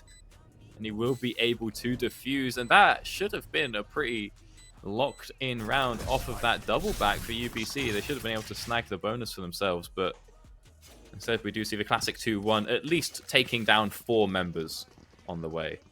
Yeah, finds both headshots. Ooh, lots of damage dealt. Reinvest from KTU is not going to be ideal whatsoever. In fact, he just got loose change in the pocket. Not much to go with. UPC have everything that they could possibly hope for in this situation, except for the bonus round conversion. You know, that additional round win. I mean, yeah, losing the bonus round and not being able to afford that up, which means that the knives were kind of wasted as well. So Shino's not too happy, so he's just dashing straight on through into his smoke, trying to push on forward, see if he can't find Orbit here, and he does. Nicely sprayed it through as well. 3v2, players in from both ends. That's such a huge kill from Bindus. Now they have to worry about the flank. There's no priority made right now from UPC. They're quite simply fighting both fronts. Finally, they double up in the long position. They look to bear down on Bindus. They take the kill. And that should have been enough to secure the round, or at least put them in a position where it's nigh impossible to win it. Podlex on the first tap, baited out. Recon through. It's not even going to clear any one pocket. Both of them are just sat so deep. With time slowly expiring. You got to find the jump eventually. What the game is here. Shino finally put to a stop in terms of those jump peaks, but they cannot hold them back from finding 4. 4 rounds played, just as many kills. UPC build on that lead.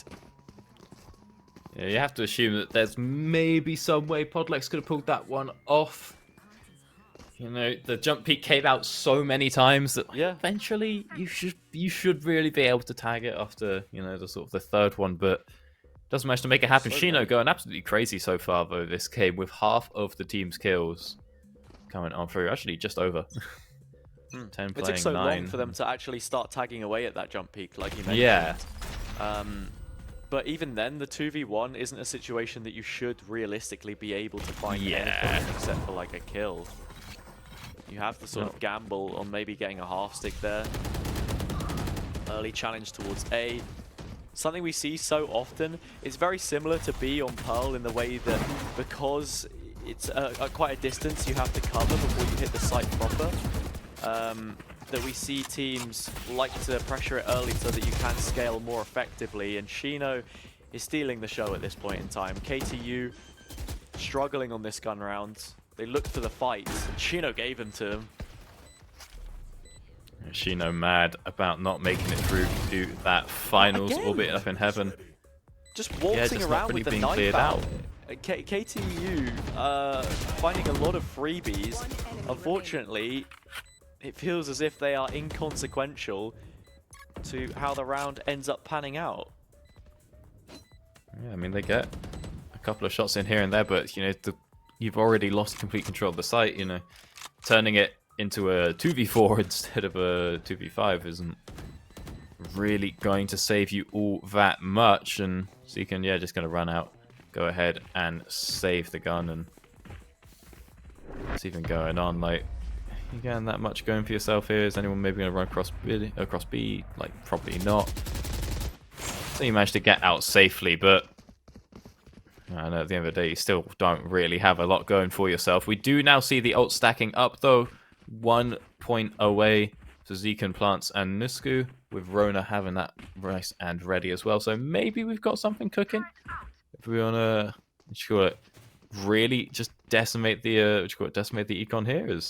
It's a similar situation for KTU as well, but yeah, I don't know, like seeing the A game played by both teams, I wouldn't say that KTU have hit their A game if we're speaking about the quality just yet.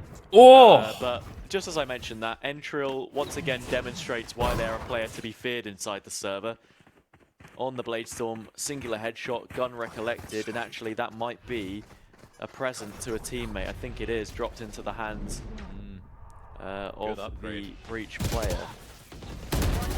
Just now looking that corner with their own Phantom, finds the 3K. And there we are. KTU managed to bring it back without even having to burn any ults. That's the kind of play that you only get done on the Phantom as well. Like being able to spray that wildly and still maintain somewhat accuracy. Really nicely played from Bindus. It's a round like that which KTU needed. We spoke a little bit about economy there. I don't always like it to sort of be the forefront, the main focus of the game, because stylistically is how you'll typically win things out, especially on a map like Haven. There's so much map manipulation that you can buy into. It's just how prepared, how set up these teams are. And yet again, exactly the same utility in this A position. The Rolling Thunder comes in, the two other players not so close to capitalize. Polex gets one. Nice dash forwards, but they've dropped the spike, and that's probably going to be the biggest caveat to what we've just seen. I like the aggressive use of the Rolling Thunder. Normally people save that one, for a post plant or something, or when the plant's coming out. Said no, just send it down short, run up sewers, just get a kill, nice and easy. Get complete control of the spike, and really start to lock down the map here. Entral trying to find a little something out here. Ooh, Zekan spots the shoulder of Podlex, but don't know if there'll be a kill found here. Yes, so the molly just comes out, completely flushing him out. Nice smoke though to give him cover.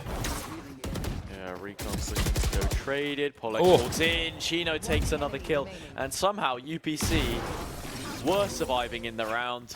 Finally, Entral puts their foot down and decides that there's been too much messing around. Too many rounds have slipped past under their watchful eye, and a scoreline of 3-4. Finally, UPC have hit a hard place.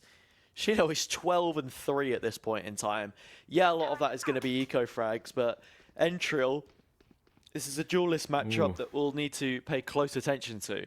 Oh yeah, very much a bit of a Jet 1v1 in this game. I was a bit worried for Entral there, to be honest, because that molly had to flush Chino out somewhere. Or, no, well, not Chino, I forget who it was, but they had to go somewhere. And so, when you see Entral dash through into that smoke, almost just get cleaned out from the corner, you think, well, where were we expecting them to be? But he manages to spin around, get that frag, turn it into two more afterwards, and make this one, a bit of a jet on jet kind of game. We'll see. Nobody's found a kill quite just yet, but Chino with the knives, even on this eco round, is able to create an opening for the team. That's a rifle going on over to the Sova as well. Bindus, however, might be about to find a kill. Oh no! You hate to see it from Zekan. Oh no. Just walking away, turned around at the worst timing. See what the lineup is here from the scoop. You can see, though, only trees coming back from this position, only plants, I should say. They are down now. It's a 3v4, and it's an immediate follow-up from the recon. Nicely done by Podlex. They've forced Rona into this hell position. Now, this is something that, because there aren't players on the site, KTU perhaps don't have the greatest awareness of, but with the drone coming through, that is another ping to their position. Someone needs to bail them out. Maybe it is self-sufficient. Rona with the Rolling Thunder has put a stop to the madness, given them the numbers, and maybe just enough to see this through. The final players continue onward, but there's a crossfire established. Orbit has found a few kills. I don't think there's enough time to get this one out, and that will be it. Should be good. Orbit will manage to pick up the kill, but it goes down to the very edge of their explosion. Won't manage to save the gun. Again, another thrifty back-to-back, it would seem.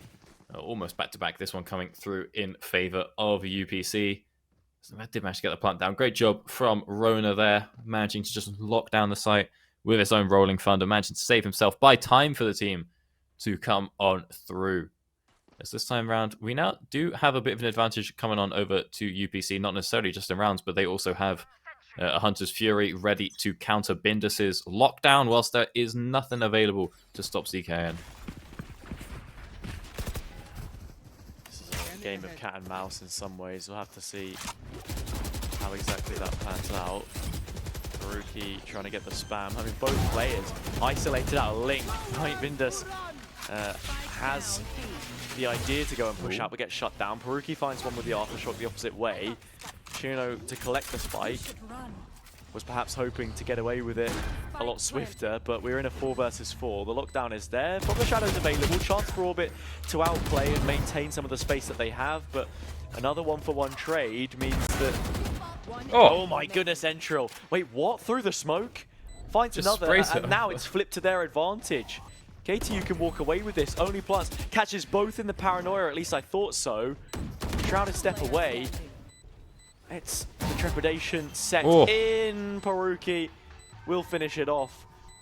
What a round. Just blow for blow. The entirety of the distance. And KTU close on in terms of rounds. Well, I like the control from Peruki there as well in that final frag. Like, I think sometimes you can sort of panic there. He just takes the extra second to line it up, make sure he's got that headshot confirmed. Cool, calm, collected. Gets the defuse for the boys as well and tries to get this to a more even game state. Yeah, this one's going to count for a little bit more. I mean, KTU had managed to keep UPC at arm's length, but having won 3 of the last 4 rounds and a couple that UPC had on spike detonation, they've lost a lot of the weaponry. They aren't the great beast that they once used to be. And KTU, mainly through Entril, have shown back up into this game. Yeah, and the hardest. I mean, also, Binder's doing pretty well in terms of just like raw frags, but it looks a little bit flashier when it's over on the jet. And as we talk about flashy jets, Entril finds himself that opening frag. Yeah. See what the plan's going to be. Looking like we're going over towards A. A lot of util has been deployed, but Shino again, talking about jets, finds out the kill onto Podlix, manages to trade back at least as the site is getting pushed on forward with these sheriffs. Yeah, Entril not done yet either. You saw them walk down mid with the tailwind available. Another kill through the smoke. Just so aware. Here comes the sheriff up close. Entril adds another on for a 4K in this round. Peruki's going to nab it. But hey, doesn't matter. That's a 5th for them in terms of round count. And already, from this defender's side, doing pretty good. I don't think they're going to be too worried about how this half now ends. And hey, they have the ultimates to play around with if they do want to go so far as to say that, right?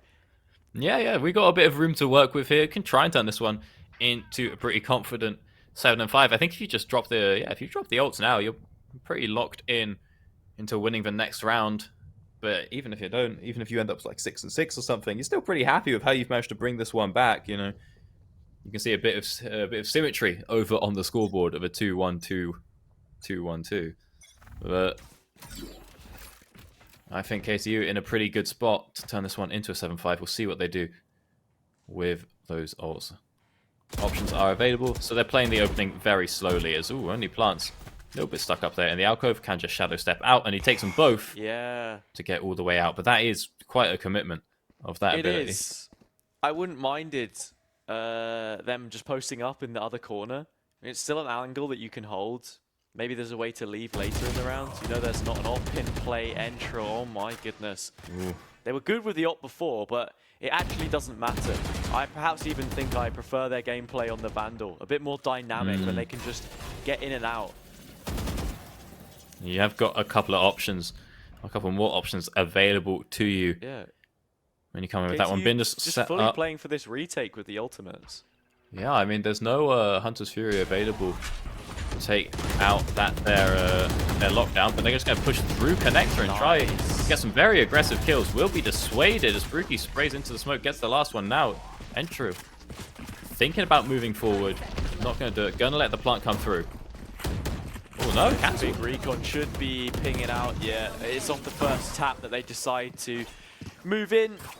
Rolling Thunder is the point of entry for them. I like the ideas that UPC showed us there. The awareness with the amount of ultimates in play that they should go for something more aggressive. Unfortunately, they just don't win the fights. The utility there to fight back actually from Rona specifically, or Peruki I should say. The aftershock was brilliant. The flashes as well. It was Rona's own fault line that tried to take a connector. Now, coming into the last round of the half. Insku not going to be anywhere near getting that Hunter's Fury that you were speaking about. Entril has more than enough credits to buy into an operator and find an early pick. And they have the lockdown for this retake, like I said, but I don't think that's something they're thinking about. They are literally just trying to fight the backside. They will. They down the spike. Faruqi with another kill. Entril again on the Vandal from the ground. Finally, ZK, and what? Has a lockdown of their own. And may just wait for this one to finish off before they do it. Podlex lays in wait, however, and that could put an end to things. Finds both. Lines up nearly. ZKN, key player to have alive with the ultimate, but eventually falls. 7-5, just as you predicted. Well, ZKN doing good work there, trying to just reclaim that site. We saw a couple of opening frags coming out there, but again, yeah, at the end, I mean, one Killjoy ult comes out first, flushes everyone back, pushes them right into that sort of loving embrace of the flank over from T-Spawn, and now we get a slight advantage over in favor of KTU. However, new half, new me. We'll see what UPC can pick up here. You know, Shino going pretty crazy with it last time. They managed to win the pistol round out as well. So even though it's over on defense, maybe we're feeling confident in our abilities to click some heads and regain some ground in this game. It's always such an easy narrative point to focus on the duelists, but they both have been the forefront of their team's success. Feels like at times both UPC and KTU have been a little reliant on that, so we'll have to see how the Lithuanian representatives fare now that the Starman is gone. Podlex has found a single kill. They're into the site for just a moment. Rona still holding on and can keep their nose in front as far as the kills go. Now to a 2v2, the spam dangerous, 10 HP left. Orbit needs to take this duel and win it out quick because they are hot on the heels. UPC will collect 7-6. And there it is. It takes a couple of shots, just not quite the, you know, one shot, one kill. But Shino with the Sheriff does manage to finalize that round alongside Rona. Again, try to bring the scoreboard back up to close. Now we got the Marshal coming out, and you know, I'm feeling confident in Shino's abilities to make some magic happen over there. Where are we taking it? What's going to be just over onto A long seems to be the plan. But nobody covering up particularly onto short. We'll see if we're going to just dash on straight forward to get an aggressive position to cover short like that. But no, smoke coming on out. Oh, but Shino can still tag it. And no armor means that that one will end up being the kill. So he can now just spray in the smoke. Picks himself up. A nice kill onto Orbit. Has the pre-fire sort of lined up. He knows the map. He's got the game sense. And he's got the bullets to spare to go ahead and give that one a go. Making this round already a 5v3. Make it 5v2. Shino trying to convert one more with the Marshal. Will he be able to find it? Or is he ego peeking? Oh! 13 damage, but he doesn't get quite enough. Podlex manages to at least take Shino down. It's going to finish off the round. Marshal body shot, 101 damage. With no shields, it's always going to be a pretty easy kill. 7-7. Pistol round and the anti-eco pretty much a given. We've seen it not go that way a couple of times. Teams not approaching it perhaps as smartly as they could have, but the Marshal buy from Shino is one which reaps the reward, and they can take a Sheriff as a sidearm here too. I think even perhaps just picked up a Spectre for their teammate and sort of passed that one over. Plenty of credits that they'll have into the next. This is where KTU are expected to show us that resurgence of form. You have to know that you're feeling good when you have the gun. You can say, no, just give me the Sheriff. I'll sit on 4K. It's fine. I can make it happen. As really wants to make sure he's got enough for that op next time round, and should be getting pretty close. I think he's 3 points away from the knives. Might be able to find them this round. Right now, though, playing pretty far back. Just wants to make sure that they don't get lurked on over from CT Spawn. Are we committing? It's a big gamble stack from UPC. They know they don't have the weapons, so they've littered the site with players, and it is just the floating rotate of Shino. It can maybe be something adverse to. That Vindas has found one, Podlex another. It is surgical from KTU on the way back through. ZKN is the only player to have a kill on their name. Shino, as I mentioned, from B with the Sheriff. far too much to ask, I think. 2 players less than half Ooh. HP. Body shot would be enough to take out Podlex, I think. Oh. But hey, that's all that he needs to make it an 8 for KTU. Oh, great job pushing through onto that site, coordinating that attack, and it could have gone very badly, as you said. You know, we do have the stack coming on through from UPC when they're down, they're behind. They say, yeah, we'll just send, well, at least behind in guns, we'll send 5 people over onto the site, see what happens, but they aren't quite able to make enough happen. This time round, however, we are now seeing Shino with the operator on round 3. Very, very menacing stuff. See what he'll be able to find. Where's it going to be? It's actually on short. Not taking that over on some crazy long angle, and is immediately smoked off. Oh, doesn't find it. Unlucky. Looking for the shot. Pot shot. Comes Shino. Again! Yeah, not connecting. And now That feels KTU bad. have probably seen and stared in the face of death a few too many times to want to make this A reapproach. It's also brought that rotation over. So actually, the wave of players will slowly creep up towards the C. The issue is they can hear this Killjoy utility here, and they will need to deal with it. Yeah, I'll see what the plan is going to be. We're just moving straight over to long. How are we going to push through Garage? I mean, I think also if you're Shino here on UPC now, are you a little bit tilted? You're like, this round could be a 5v3. You know, I had the shots. They were presented to me. And I simply just missed. And I can get in your head. It's such a big commitment to buy that op. Actually here on round 3 as Plants takes a bit of damage being sprayed down. Stuck in a bad spot. Does manage to survive. Lex finding a kill into the site. To the last 20 seconds or so. Look at all of the space that UPC have. That's a brilliant dark cover to just make sure they can maintain this position. Bindas coming back in. Rona with a third. So nicely done. Podex can try and find something, but it just won't be enough. Won't quite be able to make it happen there. Did the operator get saved? Yes, it did. And Scoop picked that one up, managed to grab it. Chino has another chance. So we'll see what the plan is here. But good little retake there, even if the op risk didn't quite work out. You see if the UPC are just able to get their way back onto the site. It looked pretty rough. I mean, you know, Plants getting sprayed out like that. Control seemed to be there, but not quite having enough going on. You know, sort of over towards that garage, and I know it's just looking like it's all starting to fall apart a little bit for KTU coming into this second half.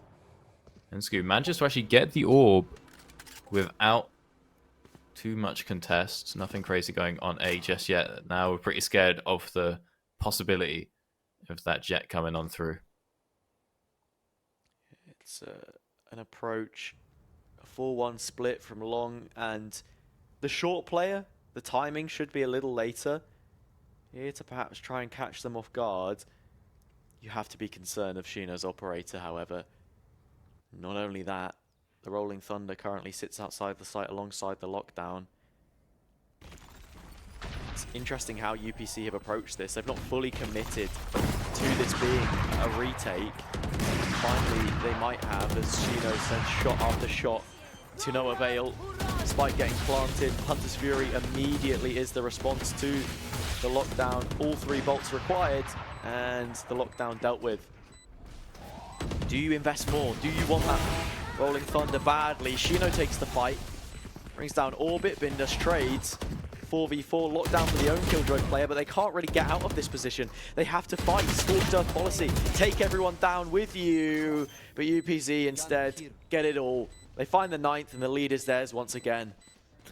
Managing to reclaim the lead here. What were we waiting for here? Oh, we're trying to go get the op. Okay, yeah. I'm like, hang about. My guy's got full stacks over on that Hunter's Fury, but we're just buying time to get up on into heaven. Ensku secures the op for the boys. I swear, I know he's too high health. I had a vision of him jumping down from heaven there and just dying to full damage in the round, timing out before Plants could secure the op. I know you don't take 54 from it, but I just had a premonition.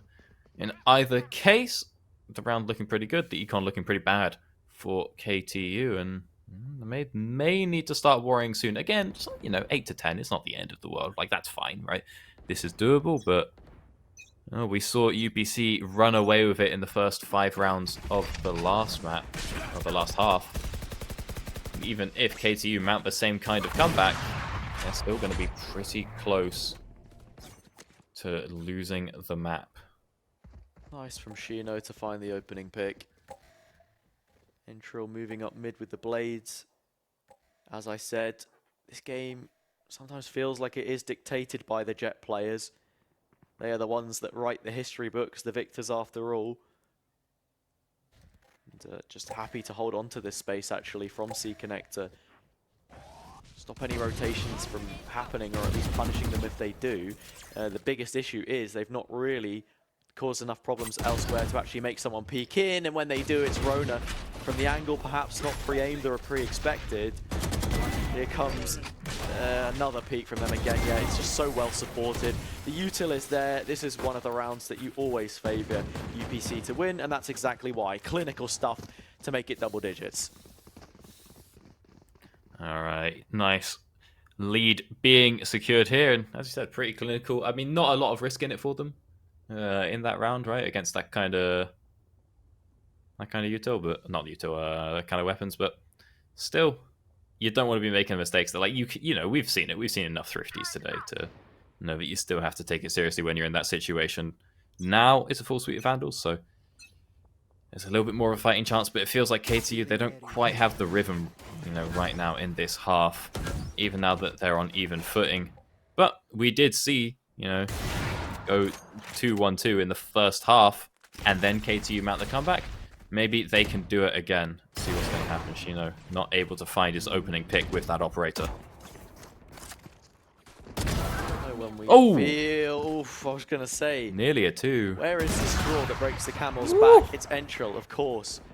And Sku tries it again, but re-peeking, on the same angle. You won't get away with a peep. I'm not sure I fully agree.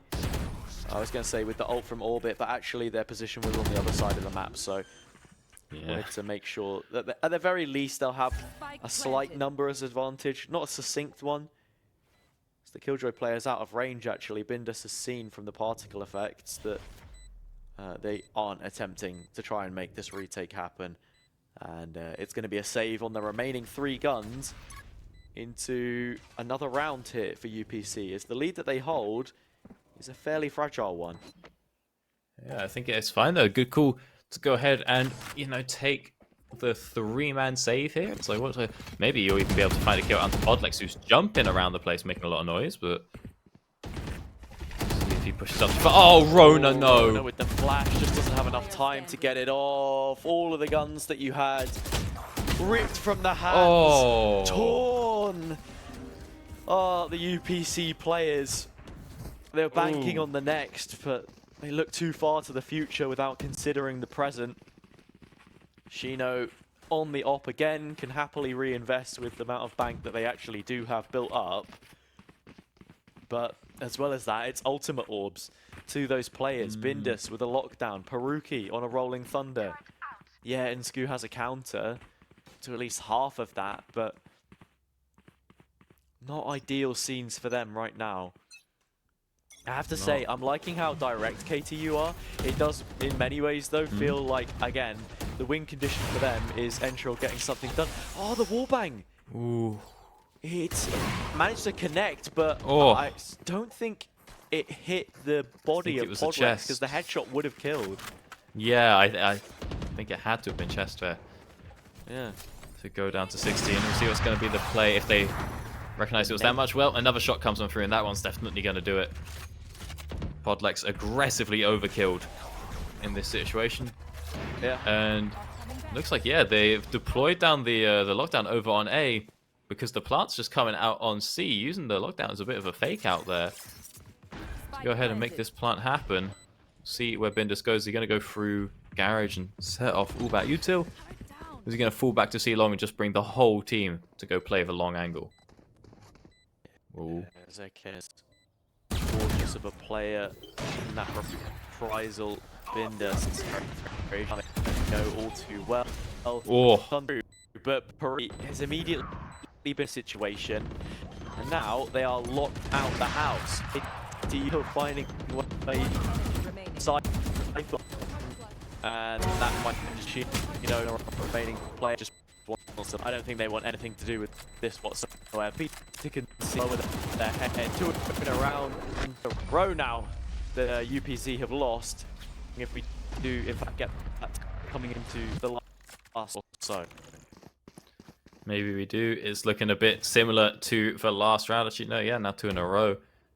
Following the exact same pattern as the last round. So that does mean they were maybe due a win for UPC. But there, I mean, it feels a bit weird. It feels like maybe a bit discoordinated because we knew that Bindus was in Garage, right? Like, this was pretty locked in.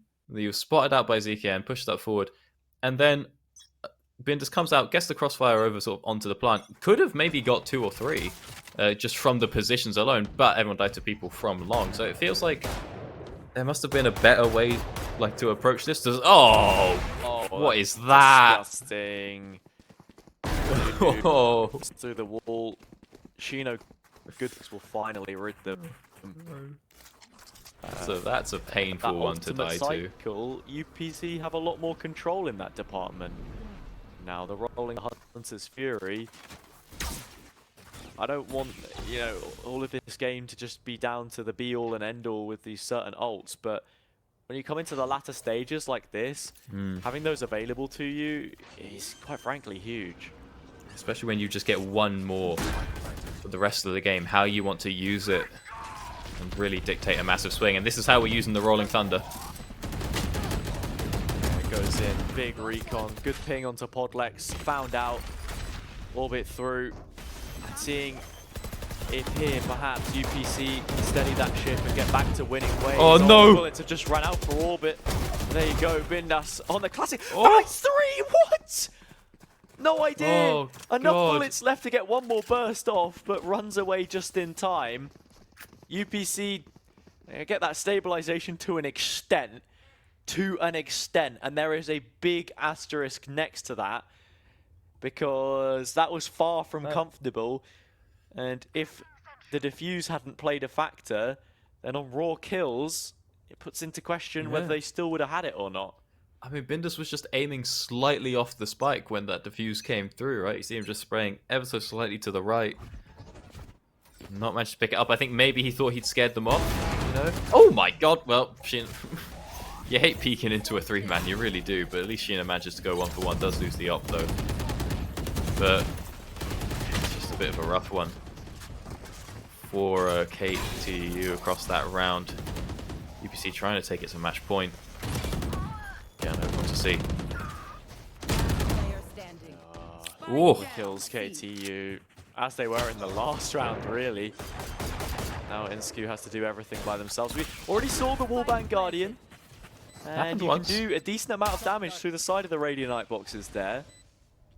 I mean, whether we're in store for a 1v3 or not, though, is a completely different question. And it would start out by finding Podlex here.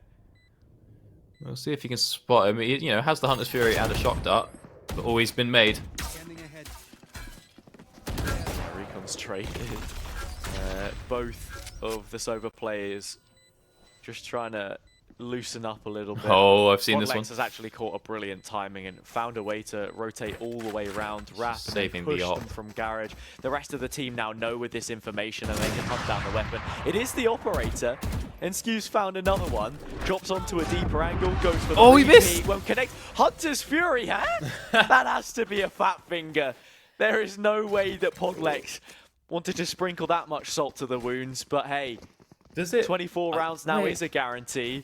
Hang on, I don't play Sober. Does it automatically shoot the first one? No. I mean, that was a quick pop, wasn't it?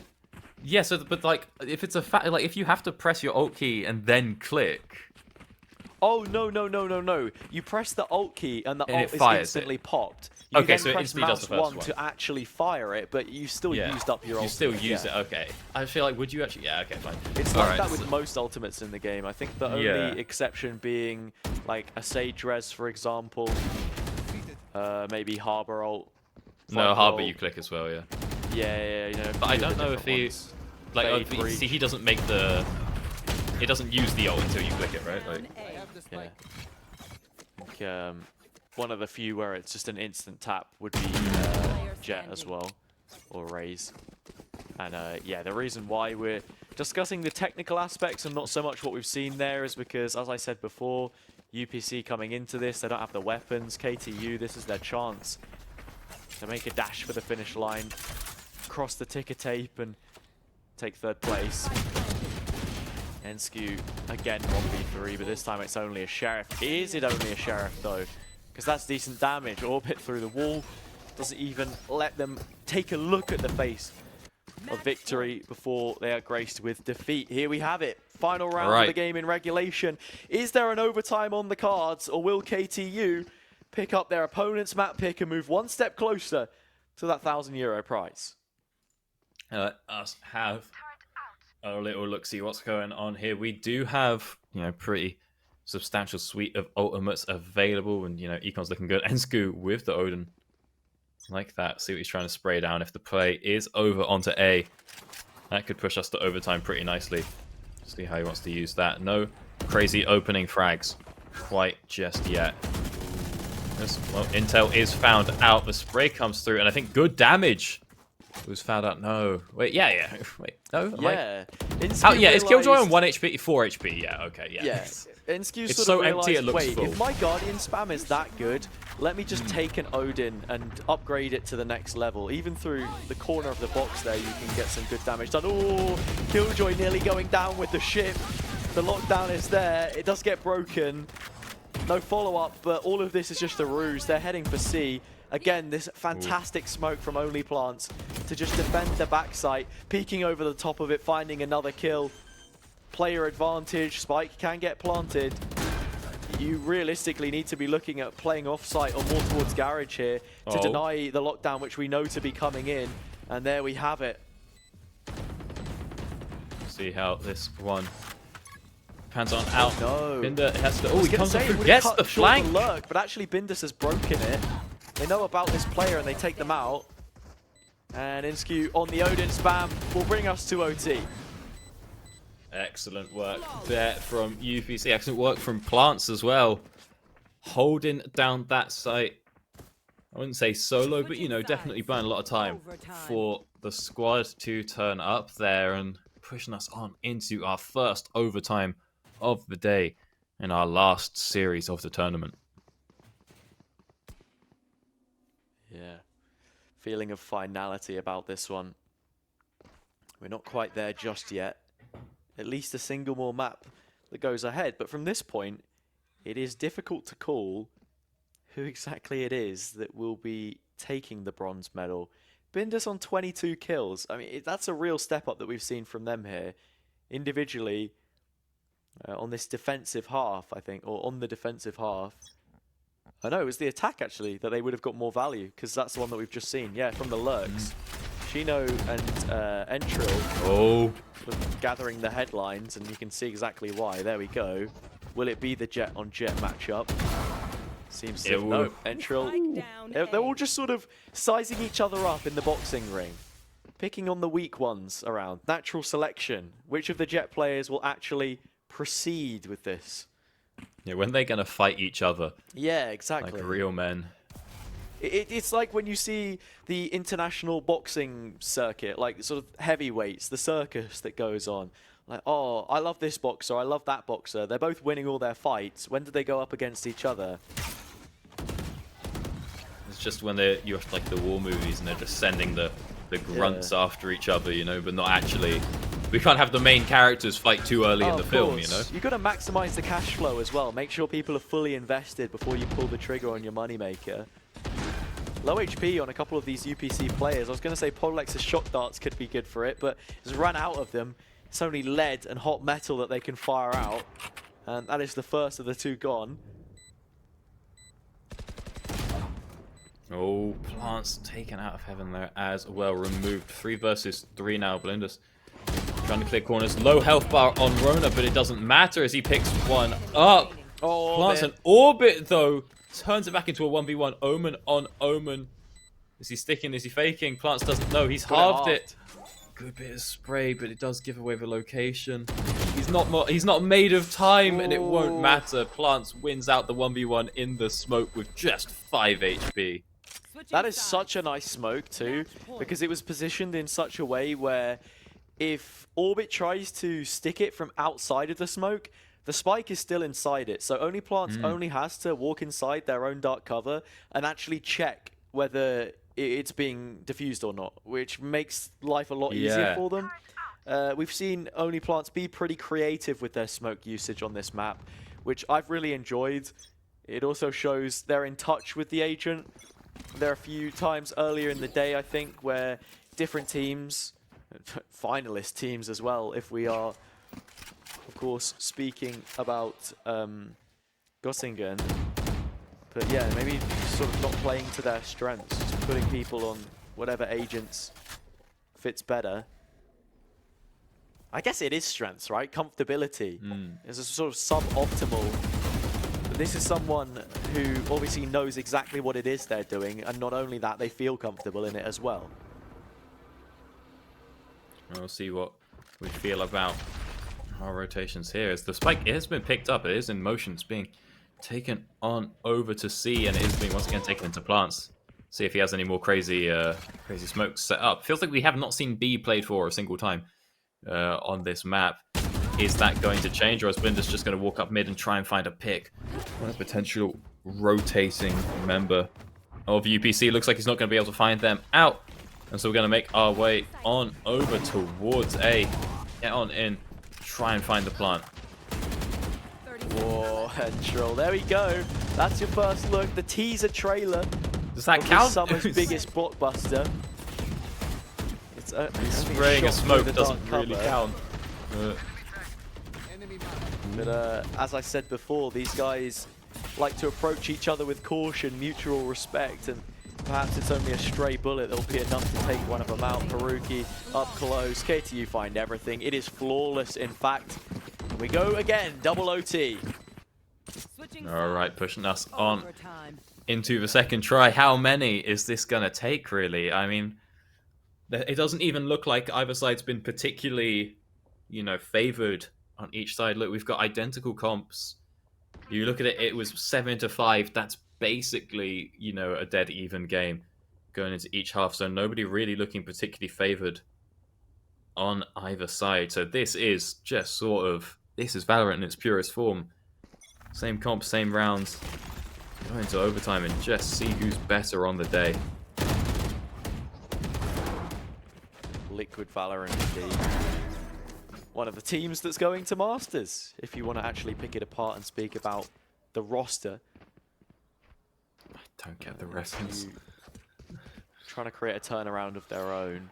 What do you mean Liquid? Like, I know there's a team, but like... Yeah, that's what I mean, the team. But what does outside of the team, what is Liquid Valorant? Liquid Valorant. Like, sort of, liquid fluid football. It's free flowing. I don't know football. It is a pretty common term to call something liquid if it's dynamic, free flowing. That was the play on words, but hey.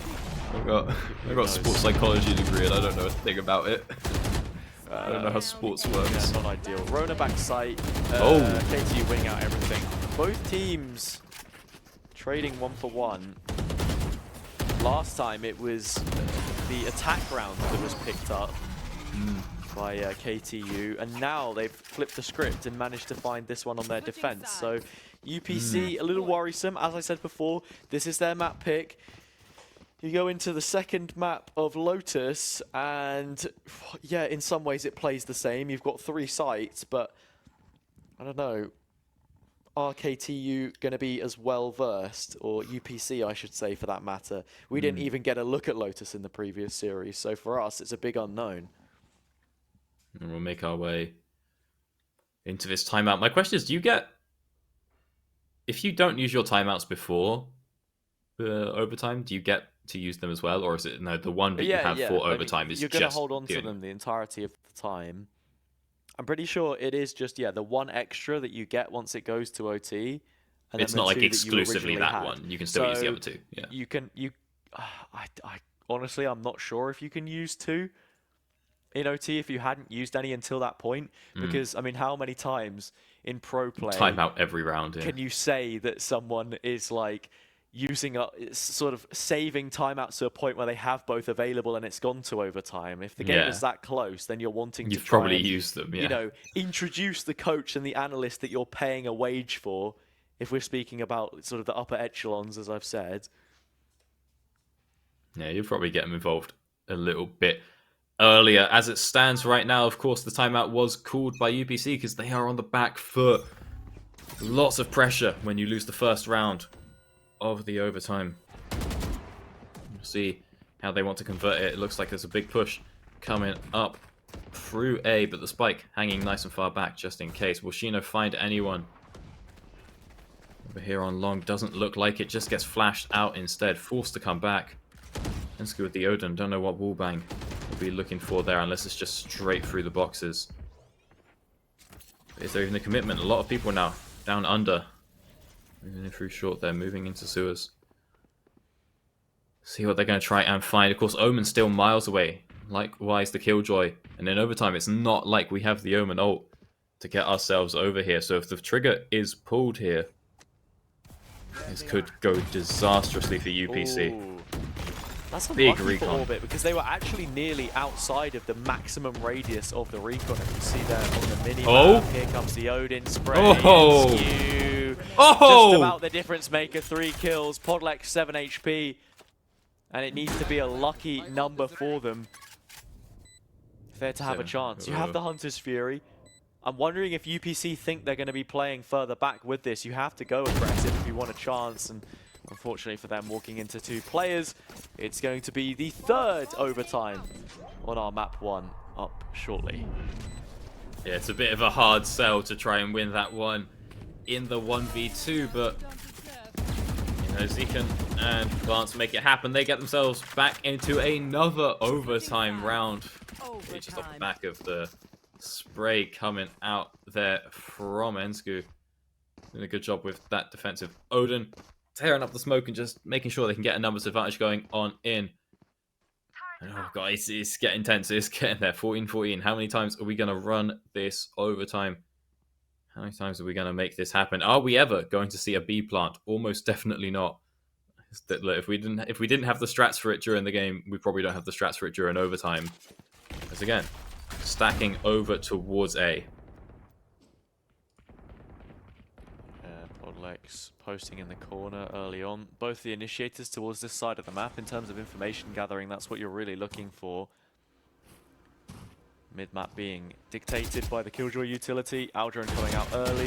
Whoa. Podlex wants to take the fight. Surprised they get away with it so heavily unpunished.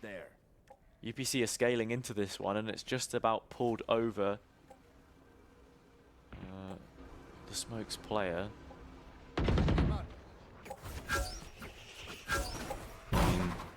Good bit of damage was at least found out by Podlex, but always will it be enough? Peruki holding down the site nicely, pushing through the smoke now. Ensku goes down, and that's a Rolling Thunder. Oh, only plants getting 2 more. UPC still in this just about, but it's all on only plants. Oh, as I said before, they've already won out a clutch in this game.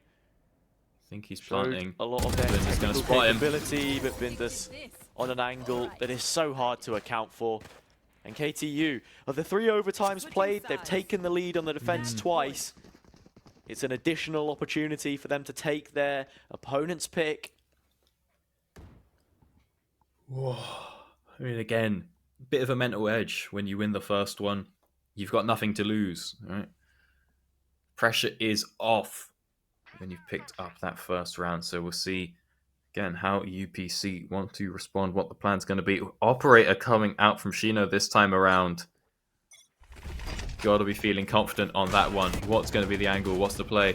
Where they're holding over towards B, holding over towards A. There's 2 players who've already committed A. Finding The wrong only site. plants towards back site. You now have to retake with that weapon. If the spike gets planted now, the rotation won't even be in place to get a move on with it either. At the very least, they have Garage. Bindas has been good from here before. and will continue to pose a problem for ZKN. Finally dealt with. 4v4, post up. Entril dropping back. It's a full off-site venture for them here. And I don't even know where these last two players are going. They're coming through Garage. If there's any reason to pop the Nano Swarm here for ZKN, it's going to be terrible. The Recon's not connected. Ensku's here with the Odin again. Paranoia through. It'll buy a little more delay. But both of the players are now coming from Garage. The smoke is up. A single deny may be enough. But it isn't. Ensku has managed to bring it over the line. They have this defuse. It's so close, but they'll get it done. Again. Another round. Our fourth overtime. KTU still can't finish the job. Another day, another Ensku Odin dub. Picking up those last The Odin's a way of life, I tell you. My God. It's not just a gun. As he gets involved and gets us once again even deeper into overtime. See what the plan is now. Is anything going to change, or are we just going to keep running it? Is this just defenders winning over and over? Or can someone find a break on the offense side? Yeah. Ooh, this time a mid play, not seen. Does this mean it's maybe a bit of a tilt play? Not tilt, but like, oh, we have to try something different. We'll do something we're a bit less comfortable with. Yeah, banging your head against the wall some ways. I mean, it's the last two defender rounds which UPC haven't been able to find. University Politics Catalunya. And for Kronos, they just want to close this out, get the job done. Saw in chat earlier, the Lithuanian fans sort of supporting them quite rightly, and that will somewhat pay off. Killjoy player getting a kill. Trying to do their best Dreamass impression. I imagine he's probably watching this fairly closely. Here we go, 4v3. Now they don't have the numbers into the retake, and just look at these player positions. So dangerous. Entril should be able to find this one window onto only plants. That's what the script dictated. But they do get found out. There's also a reflank coming through in Garage. Bindus just spends too much time twiddling their thumbs, and from the player who found the first kill on the round, they're one of the last to fall. UPC, they win that at KTU's expense, and now have an opportunity to close the map that they should have long ago. Finally a break, picking up the win on offense. Yes, UPC might be able to close this one out, and when you're playing defense on like a three-sided map, you can be quite reactive. So when you're in this position, it's like, it's okay, fellas, you know, we can just play for retake, we can play for fun, even though we're down the point. But now being down the point on offense, it just feels like there's a lot more pressure. You know, you have to, it's like, oh, guys, we have to actually do something. We have to have a plan, or we're going to lose this game. We're going to go into 0-1 in this series. What's it going to be? Right now, we're playing far back, we're playing controlled, not committing to any site, just trying to find those picks. Yeah, going for the wallbang, trying to break the turret. Will be dealt with by Bindus. What do they do with this downtime? 40 seconds or so before the turret comes back up. And in the first 10 seconds, no move is immediately made. They are posturing for a C split. But it was those C finishes before where they actually struggled to get the round wins. So if that's anything to go off, UPC should have them sorted here. And yeah, again, only plants. The way that they've been playing this backside position has been absolutely fantastic. They're just running into trouble. There's only 30 seconds left. Entril getting some of the work done. Damage traded back. Ronak stuck in the corner. Needs a little bit of help, and unfortunately for them, it is all gone. And we could be going again. 1v3 for Ensku. Do they have it in them one final time? Ooh. No, they do not. And that will be a 5th overtime between these two teams. Still a decision not yet made on who it is that will take a map advantage in the third place playoff. Or even with the offense win, KTU managed to turn it around and pick up an offense side win of their own, pushing us into yet another overtime. As you said, I mean, I thought there again, when Plants is on the back of C like that, you know it's looking pretty good for UPC. think it's going to go well, but they just can't quite, again, just convert. Ends up being that 3v1. This time there's no B play. Again, we're playing it slow, playing it controlled. Faking out a little bit over towards Garage, maybe. There's only 3 members staying up on that A site. Plants not expecting the close angle on C, but manages to get out alive. And now we're starting to realize that there may not be as many defenders over on A as was first thought. A little bit early damage. Podlex just waiting with this arrow.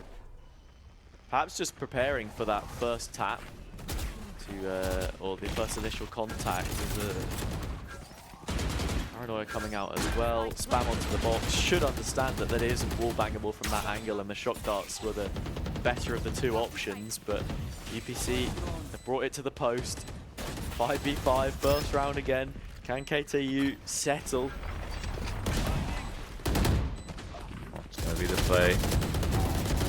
Ricky moving on through. Rona with the spray, though, controlling Connector, but Orbit and Peruki managed to at least trade them back. And once again, on A site, we have the Omen 1v1. TP's through. Orbit needs to get this halved. Simply does not have the time. Only Plants peeking out. The valence of the smoke just about in the way! Orbit! Get out of town! 17 to 16. As the scoreline continues to head more towards a date that reads as one in sort of modern history, the more elongated this affair becomes.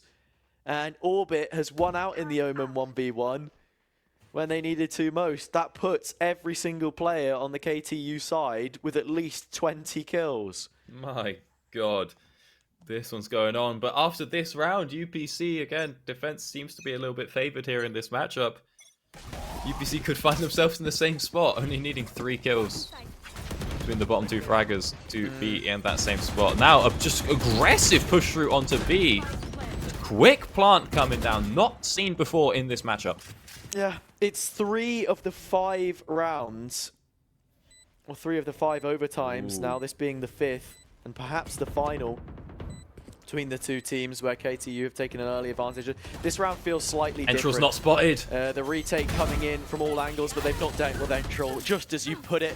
And unfortunately, this is a player that you simply cannot leave as an oversight. 18 to 16, a blockbuster in the end. We do get that showing of the Jet matchup, and I mean, what a way to close it out. As I said, when you have a scoreline like 18-16 and you can probably name a historical event that happened in the same year, then you know that it's really started to drag on. And I mean, what a game that has ended up being. I don't even really know what else there is down. It all sort of happened at once, and here we are. I mean, I just like the switch up at the end. You know, we've been doing mostly the same thing across the whole overtime. So, hey, let's just send it. Dash down mid, get the plant. Everyone then falls back so that you think that the site is going to be clear. You see there's people up in mid, people, you know, up in window and stuff. But just got Entral lurking on the back of site, not quite spotted out. I think they actually flubbed it. I think they had a shot lined up on Breach, and it was a body shot. But then Breach died to someone in mid or something like that. So I don't know.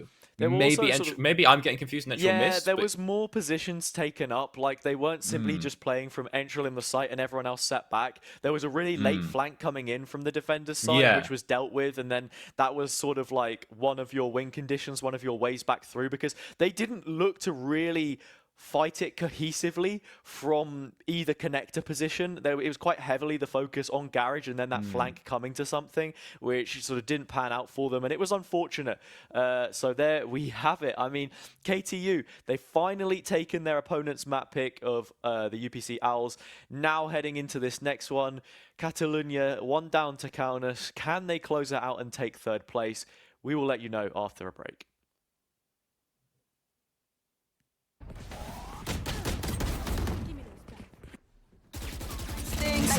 Pricey, whole lot of carrots, my type thing. Whole lot of characters like me. If you only tell me yes, you can be around me.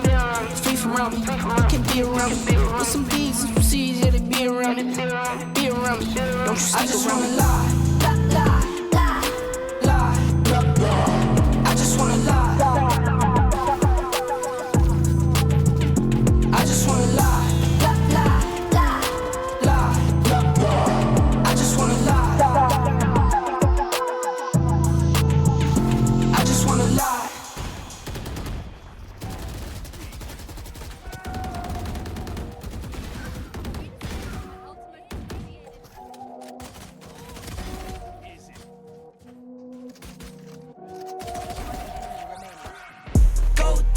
go beast on them. I go beast. Go deep, I OD on them. I OD. Apply pressure, put heat on them.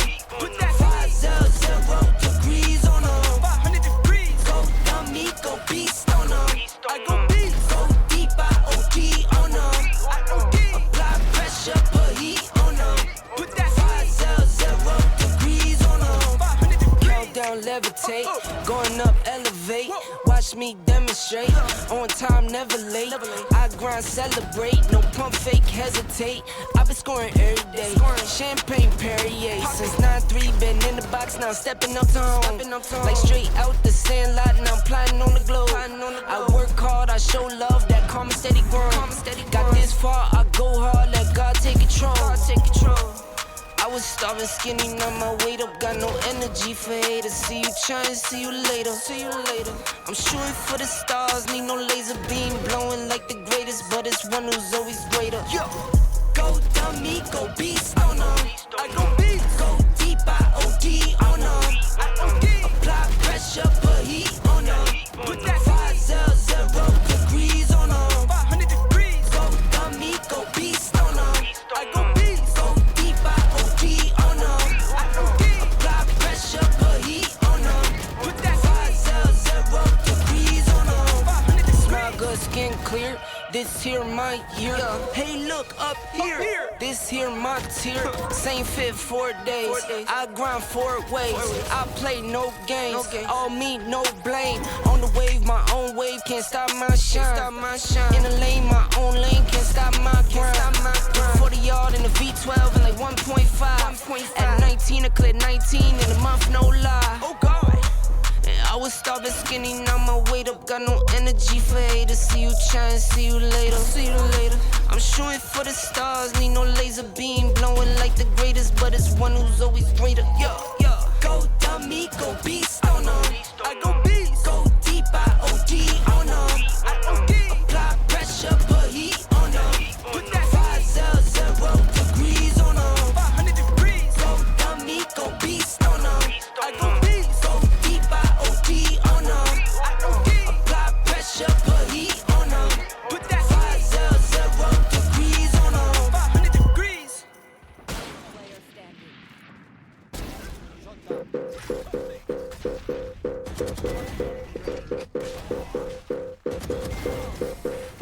Caution. Carbon's hot. Caution. Carbon's hot. Caution. Carbon's hot. Caution. Carbon's hot. Caution. Carbon's hot. You got to give me all you got. Caution. Carbon's hot. You got to give me all you got. Caution. Content's hot.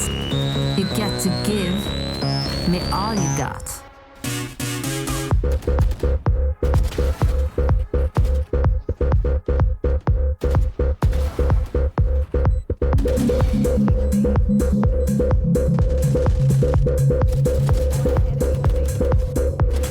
Caution, content's hot.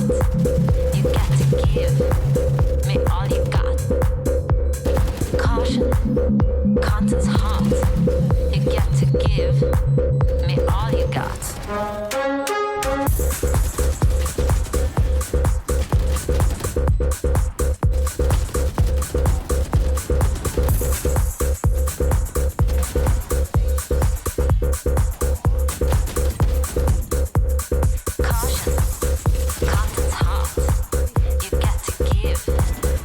all you got.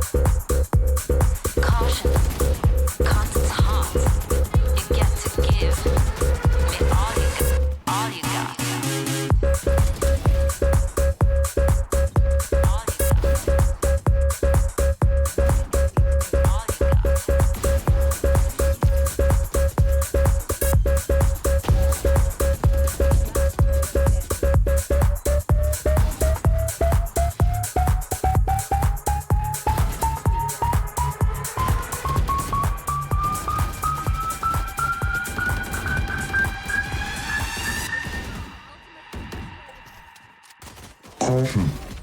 Carbon's hot.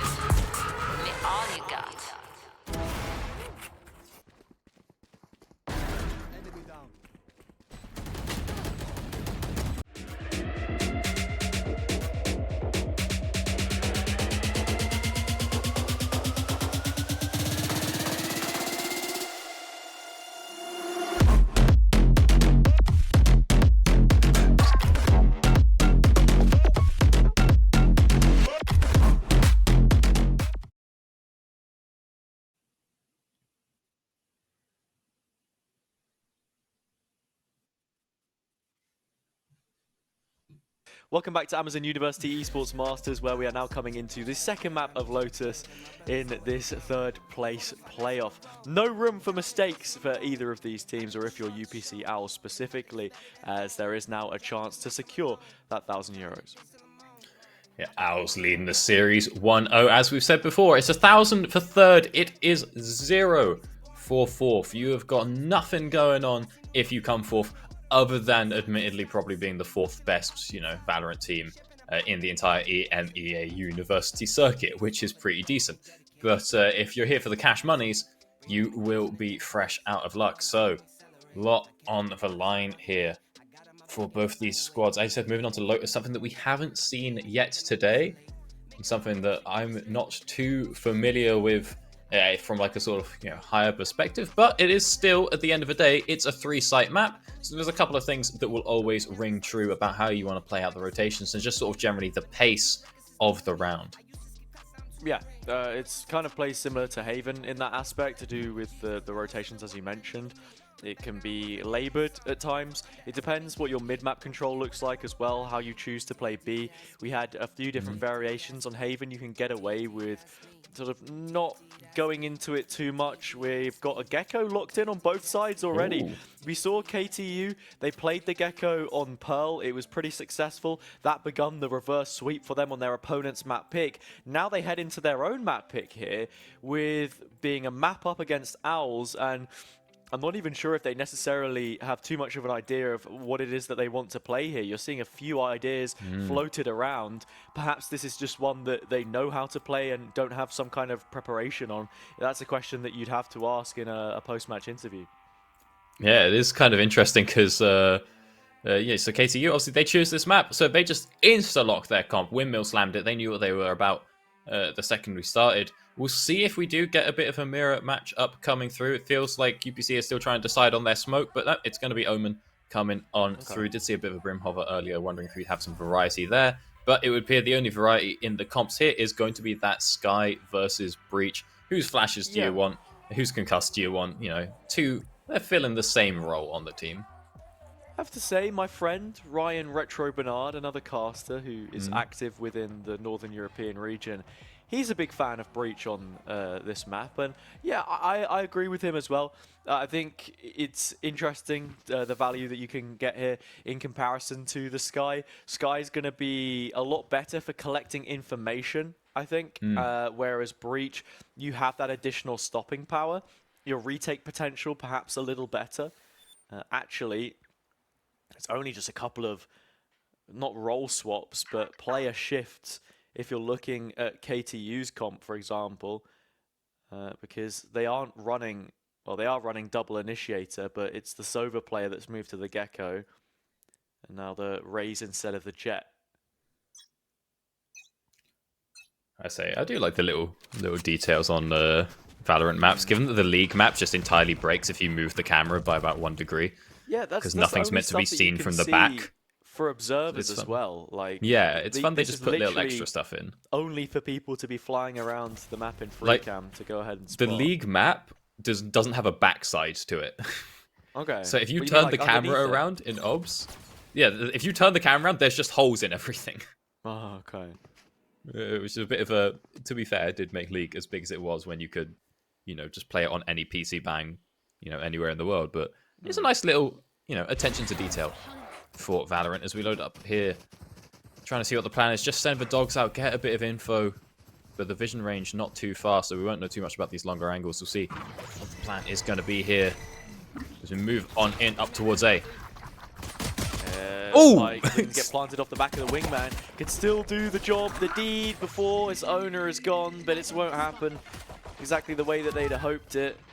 KTU trying to get some kills back through. UPC instead the ones to do it. Orbit just walks out in the open. Absolutely no clue what the scenario is. KTU could probably even have found that kill with the turret had it been sent off. Such low HP. And in the end, after sort of exploring different avenues of the map, they had an early barrage towards C, which came to nothing. It was that decisive A take which won it out for them. This map ever so slightly leaning towards the favour of the attackers, of course.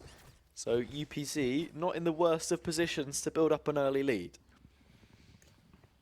Looking to be pretty solid. We'll see how they want to change out onto the second round. Where are we going to go? Looks like we're stacking over on towards C. Are we going to go fast now that we have the gun advantage? That seems to be the solution. Coming up here onto the mound. We'll see what the plan's going to be. Are we just playing for the orb and then backing off? Seems to be the case. As Zeke can just taken out by that rogue sheriff shot from Bindus. Been hitting so many of those across the course of the day. It's been nice to see the technical ability, the mechanical ability, I should say, of these players demonstrating what exactly they can do on the Sheriff. And it's an early numbers advantage, so if KTU read this right and can get a decent gamble, you already see them starting to move over towards A, then UPC could be walking into a dangerous stack. It's also something they'll have to be aware of, and time is ticking down. They don't look to be making the rotate. Orbit is the weak link. You kill this player, you can make a really nice B pivot. Oh, which one's it going to be? Rona maybe spotted out That's here. Spike. Orbit, yeah, here's it out. That's the door open, can try and find a little something, but it's taken out by Ensku. We are now onto the spike, onto the site. Yeah, and eventually UPC do find all of the kills. Low HP, Peruki, headshot service requires 1v1. Ooh, for a moment you were worried. But Shino can close. UPC find the second, but what does the bonus look like now? Far from ideal. They don't want to fully invest some rifles here. They're happy to just play it in a more traditional sense, which gives KTU the golden opportunity of putting their stamp on this game, which they already did in that previous round. It was a good early aggression and followed up with a gamble on the rotation, but one which ultimately pays dividends. Well, same question again. What are we going to see at the start of this round? Again, maybe something fast over towards C, just when you're down such a disadvantage at guns. Feels like just the element of surprise can really come up huge. But it really is just seem to be playing for that orb control. A lot of sheriffs, we have seen a lot of headshots over the course of a day. Would not be too surprised if UPC managed to pull something off, but I feel like they do need to get a little bit custom with it, otherwise they are just sort of running into sprays. The flash goes nice and high, but will come down and be easily reclaimable for Podlex. I really like the use of the Dizzy there from Podlex as well. When you just fire it up into the air, of course it immediately lands back down beneath you. Usually it will ever so slightly jerk forward, but if you're sending it the perfect 90 degrees directly above you, then you're not going to have a problem. Orbit probably wants to get out of here, but not before finding a couple kills. It's far from ideal for KTU, but they have kept it even. There are upgrades for the UPC players, however, and that is probably the most troublesome part. Nice little heal to full. Various plants nearly getting caught out. Stuck behind the doors, but manages to sneak on through onto the site. Everybody healed up to full. Rifles have been secured. ZKM with the Vandal you see there will be able to take down Podlex and Plants with a second kill coming through with this shorty, but the fight not going to go down in time, just being denied. Will Ensku be able to plant it? Looks like, yeah, he's going to get out the way, going to make sure that he's not in position to be wall-banged. And that's just a raw 1v1. Oh, takes out the low HP player. They have crossed. Lots of angles to try and check. NSkew can win it out. The bonus is converted for UPC. And for KTU there, they had the early information. They had the players in position. But as I said before, as good as Orbit is for getting 2 kills, you've lost your last player. You've turned over a couple rifles. They change hands. And all of a sudden, it's credits galore for UPC. And they can see this being a very strong half in front of them. Absolutely a massive start to the half for UPC. Taking out the bonus there. You'll just see Mosh going on down, trying to dissuade anything crazy over onto A. But that hasn't really been the MO for UPC thus far. They've been playing for the C. They've been playing for the Mound, playing for that orb. And this time round, they actually walk out of it with a frag as well. They managed to take down the Killjoy, get the orb, and once again, just fall back a little. Trying to maybe find a bit of damage onto Podlex, trying to shoot him in the back. Violate, you know, a couple of war crimes there, but he manages to get on out. We will not be seeing any of the KTU or any of the UPC members at The Hague today. No, definitely won't. That's a Geneva crime, right? Shooting someone in the back. Versailles, some kind I think of you're not allowed to treaty. shoot someone who's running away. Right now, the terms are harsh for KTU. They've not really got much to go off here. They want to initiate something else. But, I mean, yet again, it is this A finish for the Spanish team. Podlex might even be, I was going to say, looking for that quick wall bang. Instead, they just walk straight out, finds 2 heads, and maybe even another. Doesn't matter. The door is slammed shut. That's a rifle now in their clutches. A thrash That's available. a great conversion. I mean, look, as long as you stay in this position, your B-rotate player can also take a weapon. Fortunately, losing out the ultimate there, so not much more. And hey, there's plenty of those on the UPC side. Oh, this time the thrash Drill. comes up close. Big to get away with at least one. Faruqi can flash through, has the Phantom. First tap going for the half stick. Would be a wrap around the back. Checks on the one side and finds them to the other. Oh my goodness. KTU, that's going to be a thrifty round. And a lot of it comes from the good work of Pod. That's absolutely crazy. Getting the 2 kills with the Sheriff. Closing the door, or as the door closes, to get yourself the Vandal. You could not have a better position. It's like, great, I've got 2 people, upgraded my gun, and completely locked myself down so I won't get traded. Like, this has gone flawlessly for Podlex to turn that round around for the boys. Unfortunately, though, because they did lose out on the bonus, you know, we can't say that's going to turn into anything crazy in terms of an econ advantage. Still, rifles coming out pretty much in full for UPC, with the exception of that one judge. Yeah, UPC, you see one of the players on the judge. It is the Raze with the showstopper, which makes a whole lot of sense, because if you're double satcheling, then the sidearm you want is the one that's up close and personal. Binders is constantly strafing, ever in movement, a state of flux which you can probably paint over the entirety of this series. Neither team looks to be a strong favourite, do they? You didn't get the paint. That's the issue. It was a bit wide with the rocket. Yeah. I don't know what kind of poisonous toxic paint it is. So this is my qualm. My qualm with Valorant is that there was always this sort of argument about sponsors in esports when everyone's shooting each other in things like Counter-Strike, right?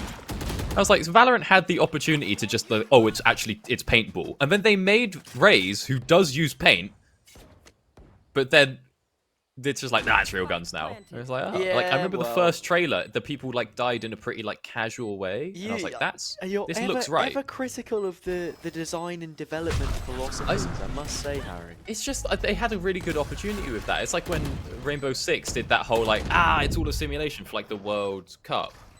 It was like if you saw that trailer where it was like, all the agents were actually doing a training drill and no one was actually dying. Anyway, into the the retake, whatever, we're in a say. round. The execute is long gone in our minds at this point in time. Yeah, Entril has played that perfectly. Already off the half stick. Great team play to have the smoke up for them as well. And yeah, pie on the faces of UPC as that early lead, the bonus win even, It now feels like a long, long time ago. It was a mixed investment, an idea that Shino could perhaps lead them to victory, but Bindas made a mockery of that play, as did we for moments afterwards. But yeah, nothing too crazy going for them here. Just the Sheriffs, but we've seen crazier things happen. I mean, last time we saw the full suite of Sheriffs, it worked out pretty well. UPC on that round, having a reasonably good time. God, Moss really is takes up quite a wide area, yeah. Right, and look, they just scale up their efforts here with everything else. Unfortunately, the Dizzy there is gonna catch Johnny Plaza's hands out, almost begging. Why? Why did you take me down? 100% sure what the vibe was there for Plants, I think. I don't know, maybe thought he was a bit more covered. We'd have to sneak out of that one quite quickly, but there's still a frag going over and a gun being... Oh, no, not a gun being stolen quite just yet. Well, there is one of the Sheriffs. I was just about to say, Vindas is playing fully off-site here, and the lockdown has been broken. They wanted to go for this retake through the ultimates. I mean, they've already used 2 of them. In a round where perhaps you didn't even need to. ZKN, yeah, you can't challenge this at all, realistically. Yeah, Entral is low, but that's going to be the full stick, and Pod should finish for a 3-3 scoreline. Oh, I mean, we didn't quite see it, but Entral getting a great pick there, you know, going on in with the rocket, gets the frag, jump peeks to spot another, swaps out the gun, picks up the Vandal whilst doing that jump peek, and then manages to trade into a kill as well. So excellent work coming through there from Entral to convert that round. Lock that one in for the boys, getting those 2 kills and reclaiming control of the site, making sure they can get that defused. We now find ourselves again, 3-3, which is not really where UPC were hoping to be after starting 3-0. Util usage is fairly heavy in this position, but UPC, having seen that on the last couple, fairly happy to just let it happen. And even the paint shells were tossed to the other side of rubble this time around, just to make complete certain that nothing was happening, albeit Shrouded step away, which is a nice change from what happened last time around when they had the guns and they ended up losing it. Thrash back online. It's clearing towards B if perhaps there's a chance for him to do it, but hits the curb, bashes the door frame on the way in, and as the Rolling Thunder comes out, players soon too will be hitting the spectator screen. Flawless it is from KTU. Lovely stuff. Continuing on their spree.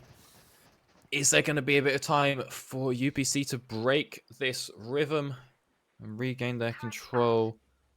Oh, not in this round. And I don't know, things like, you know, we just looked at the Seekers and also Thrash being burned. That's kind of a lot of your engaged potential on the offense side, and they couldn't turn it into a winner that round. Probably going to end up losing out this one as well. It's going to be a while. If they don't manage to get a lot of kills onto Rona and Ensku early on, they're not going to have those ults back for a while. Again, not choosing to take the immediate fight on A, as we already understand what that looks like. Has a lockdown available, puts it in the corner. And just seeing if they can actually pick it off. They might use the swarm grenade to do some damage. A single swarm won't be enough. There's an aftershock there as well. Oh my god, that's fantastic. They found a way to break the ult, which means the site can be fought, but there's only any reason to go ahead and do it if you can win those duels. Because otherwise you're waiting for the rest of the team to come and join you. Here is Peruki, picks up at least one. The Thrash is there. The stun looks to be fairly fantastic. That's a couple of detains around the corner. Here comes the big swing and a big round from KTU. That is surgical as Peruki will finish it off with the knife. And coming on through with his scalpel, securing that kill. And again, another round 1 for KTU, and in dominant fashion for members still standing and not really too much committed other than that they're Rolling Thunder, I believe. So you're still pretty happy with that. No, not even a Rolling Thunder. It was, the Rolling Thunder it was on just the a normal previous round towards the baby door. This time, It was just the fault line, and it was such a brilliant combination with the Thrash as well, because there were so many things to worry about if you're UPC, and now Rona has called the first timeout of this map. Pretty it is understandable. typically ever so slightly more attacker-sided, similarly to Haven. So the fact that we're in this situation now also means that KTU are fairly happy with their efforts at this point in time, and hey, they already have a map. They're going to be feeling confident. Yeah, they're feeling pretty good right now. This is the perfect time for UPC to call a timeout. Didn't really have a lot going on last round. Wouldn't have been able to do much with it. Arguably, maybe we should have called it 2 rounds ago when we still had all the ultimates and stuff, but this is fine. We'll just figure out what we're doing. Maybe cook up a little new strat, something like, I mean, it's a bit risky, but just maybe sending it straight line, true north, right into B. So that hasn't really been contested too much yet. It's a dangerous one. It's pretty hard to get in there. Just going straight round a 90-degree corner is never too fun, but if we can figure out a way just to switch something up, just to make a little bit of extra magic happen, because right now we've lost 5 rounds in a row. We're coming on in here, not even with heavy armor. I think the Gecko ended up buying. Yeah. Somebody's on 3,200. Again here, and my only concern is that it's quite a lot that they're investing on A to take the early control. They're holding on to it with 2 players, so at the very least you have this space. But there should be at least a base understanding from KTU that UPC aren't immediately fighting this, and perhaps bringing some kind of a trap play could deliver them more value in the long run. Entral finds 1, and when there's 1 from them, there's usually a whole lot more. 2 kills already, and UPC on the back foot need to find a way back in. Wadlex finds out another. Turn this into a 4 versus 2. Ensku pushing up forward. Might be able to trade one back, but he's still slightly concussed. Flashed out. Podlex will pick one up, and that is a pretty dominating round there. Yeah. Coming through from KTU. That is just, UPC being pretty stacked up, and everybody managing to just sort of get 2 kills at a time, and that's what we paused for. Yeah, we took the timeout. We took a minute to cook up. 5 people are going to push one site on top of each other. Yeah, that feels a bit worrying to me. We were left with food poisoning. It was far from ideal. There are enough credits here, actually, if you sell to get a more decent buy. It shouldn't be a half invest. You should, commit to it. I don't think ZKN on a Sheriff here really has any merit whatsoever. He's hit a couple. They can hit a shot or 2, who knows? Shino in the show on the showstopper. Shino on the showstopper. Peter picked a pick of peppers. Picked a peck, I think it was. Yeah. But yeah, it's this util game which I think the KTU are playing really well too. You saw it specifically on that last round. Yeah, maybe there was a quick overinvestment at the start, but like UPC, there's nowhere near as much thought in how they're approaching it. What are we going to do? How are we going to convert this site? We're looking pretty confident, looking pretty strong. Rona, though, just kind of stuck on top of the spike. Not really able to get too much on going. That same position of the spam. And Pollock gets a 3rd. Now it is just Rona in the corner. They have the judge, and Entril will move on to the showstopper. Sat inside of the nanos there. Can't win the round, despite the fact they've taken a real chunk out of ZKN. In fact, it's the Sheriff player that I heavily criticized that's going to be walking away with the round win. More on the fact that they had the utility there to close, but I mean that's the argument, from UPC. Right? It goes back to the same argument that I was making, though. It feels that in terms of their thinking and their game plan, they come up with something at the start, and then there's no mid-rounding. There's no fluctuation, nothing to really be deliberated over. They just come in with an idea. If it works, it works. If it doesn't work, then it doesn't. And we just sort of keep trying until it does. I respect it. I respect a bit of headstrongness. I think the plan there for Zekan is that he's like, I'm just playing for the molly, so I don't need an SMG or something like that. Oh, Thrash coming through. Oh, big Thrash. Only 1, and there is no capitalization. They've overstayed their welcome. This is a very laboured fight on the KTU side. I mean, I like the idea to have that kind of set play. You saw the utility available to them. It was the stun, the dizzy, all followed up, but just not enough found in the end. Bindus 1v3, finds the first kill, and immediately UPC show us a bit of something which perhaps we were lacking. They understand the point of approach, they take CT control, and they have a nice plant from this position. Oh, is Bindus going to be able to turn it around? It's a bit rough. Just pushing onto this dry. Too many open angles, but what can you really do? What's the option for Bindus here? Doesn't want to save. Wants to try and make it happen. But he is definitely running out of time. Has to find both members and defuse. Could be a bit of a risk. Can he at least get the half? No, he's spotted out by Shino. Too difficult to push onto that site alone. Everyone playing way too far back. And UPC managed to pick themselves up a second round. And so after, you know, losing that 5 in a row, 6 in a row, whatever it was, they do now have an opportunity to take this to a 6-6 half. Yeah. Of the last 3 rounds played since the timeout, they have won the majority of them. Perhaps it took a little longer for the ideas to onset and really ingrain themselves. You're looking at 5 ultimates left, and I don't think either team will be sparing any expense. Just curious as to how this works for KTU. I think you're just, completely isolating your duelist player, letting them set up so much more passive on A, where previous they have conditioned this high utility usage. Then you can retake it with both a lockdown and the rolling thunder. I'm not sure if UPC are going to buy into this or not. Like, you go towards C, you're running into the full setup.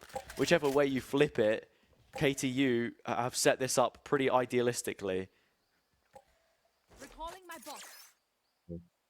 Well, right now it's looking like a killjoy involved.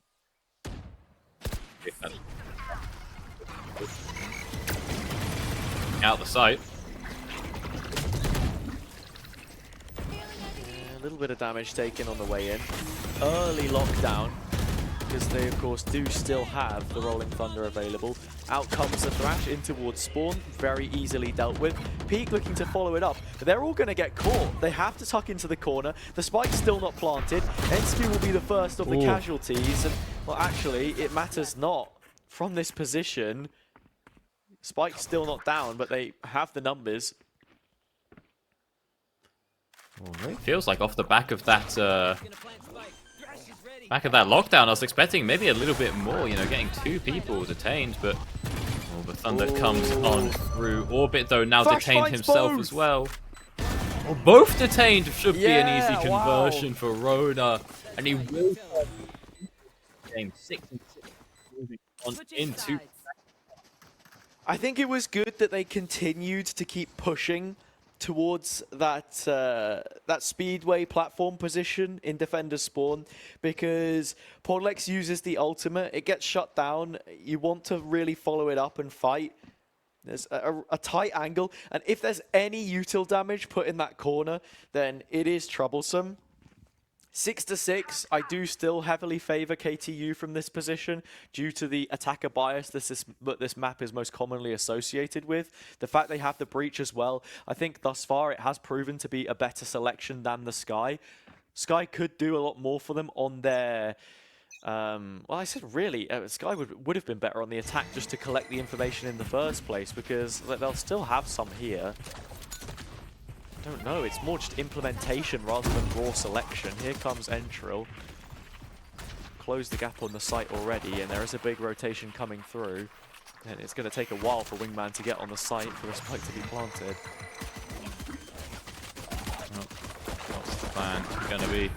Got the spike, has come on down. We're pushing back off the site. Shino trying to get this 1v1 up against Baruki. Does find him out. That's a good bit of damage off too as well. It's just carnage across the seaside. Just pistol spray left, right, and center. Nusku managing to pick up a couple of kills for himself and then heal up the team as well, I think.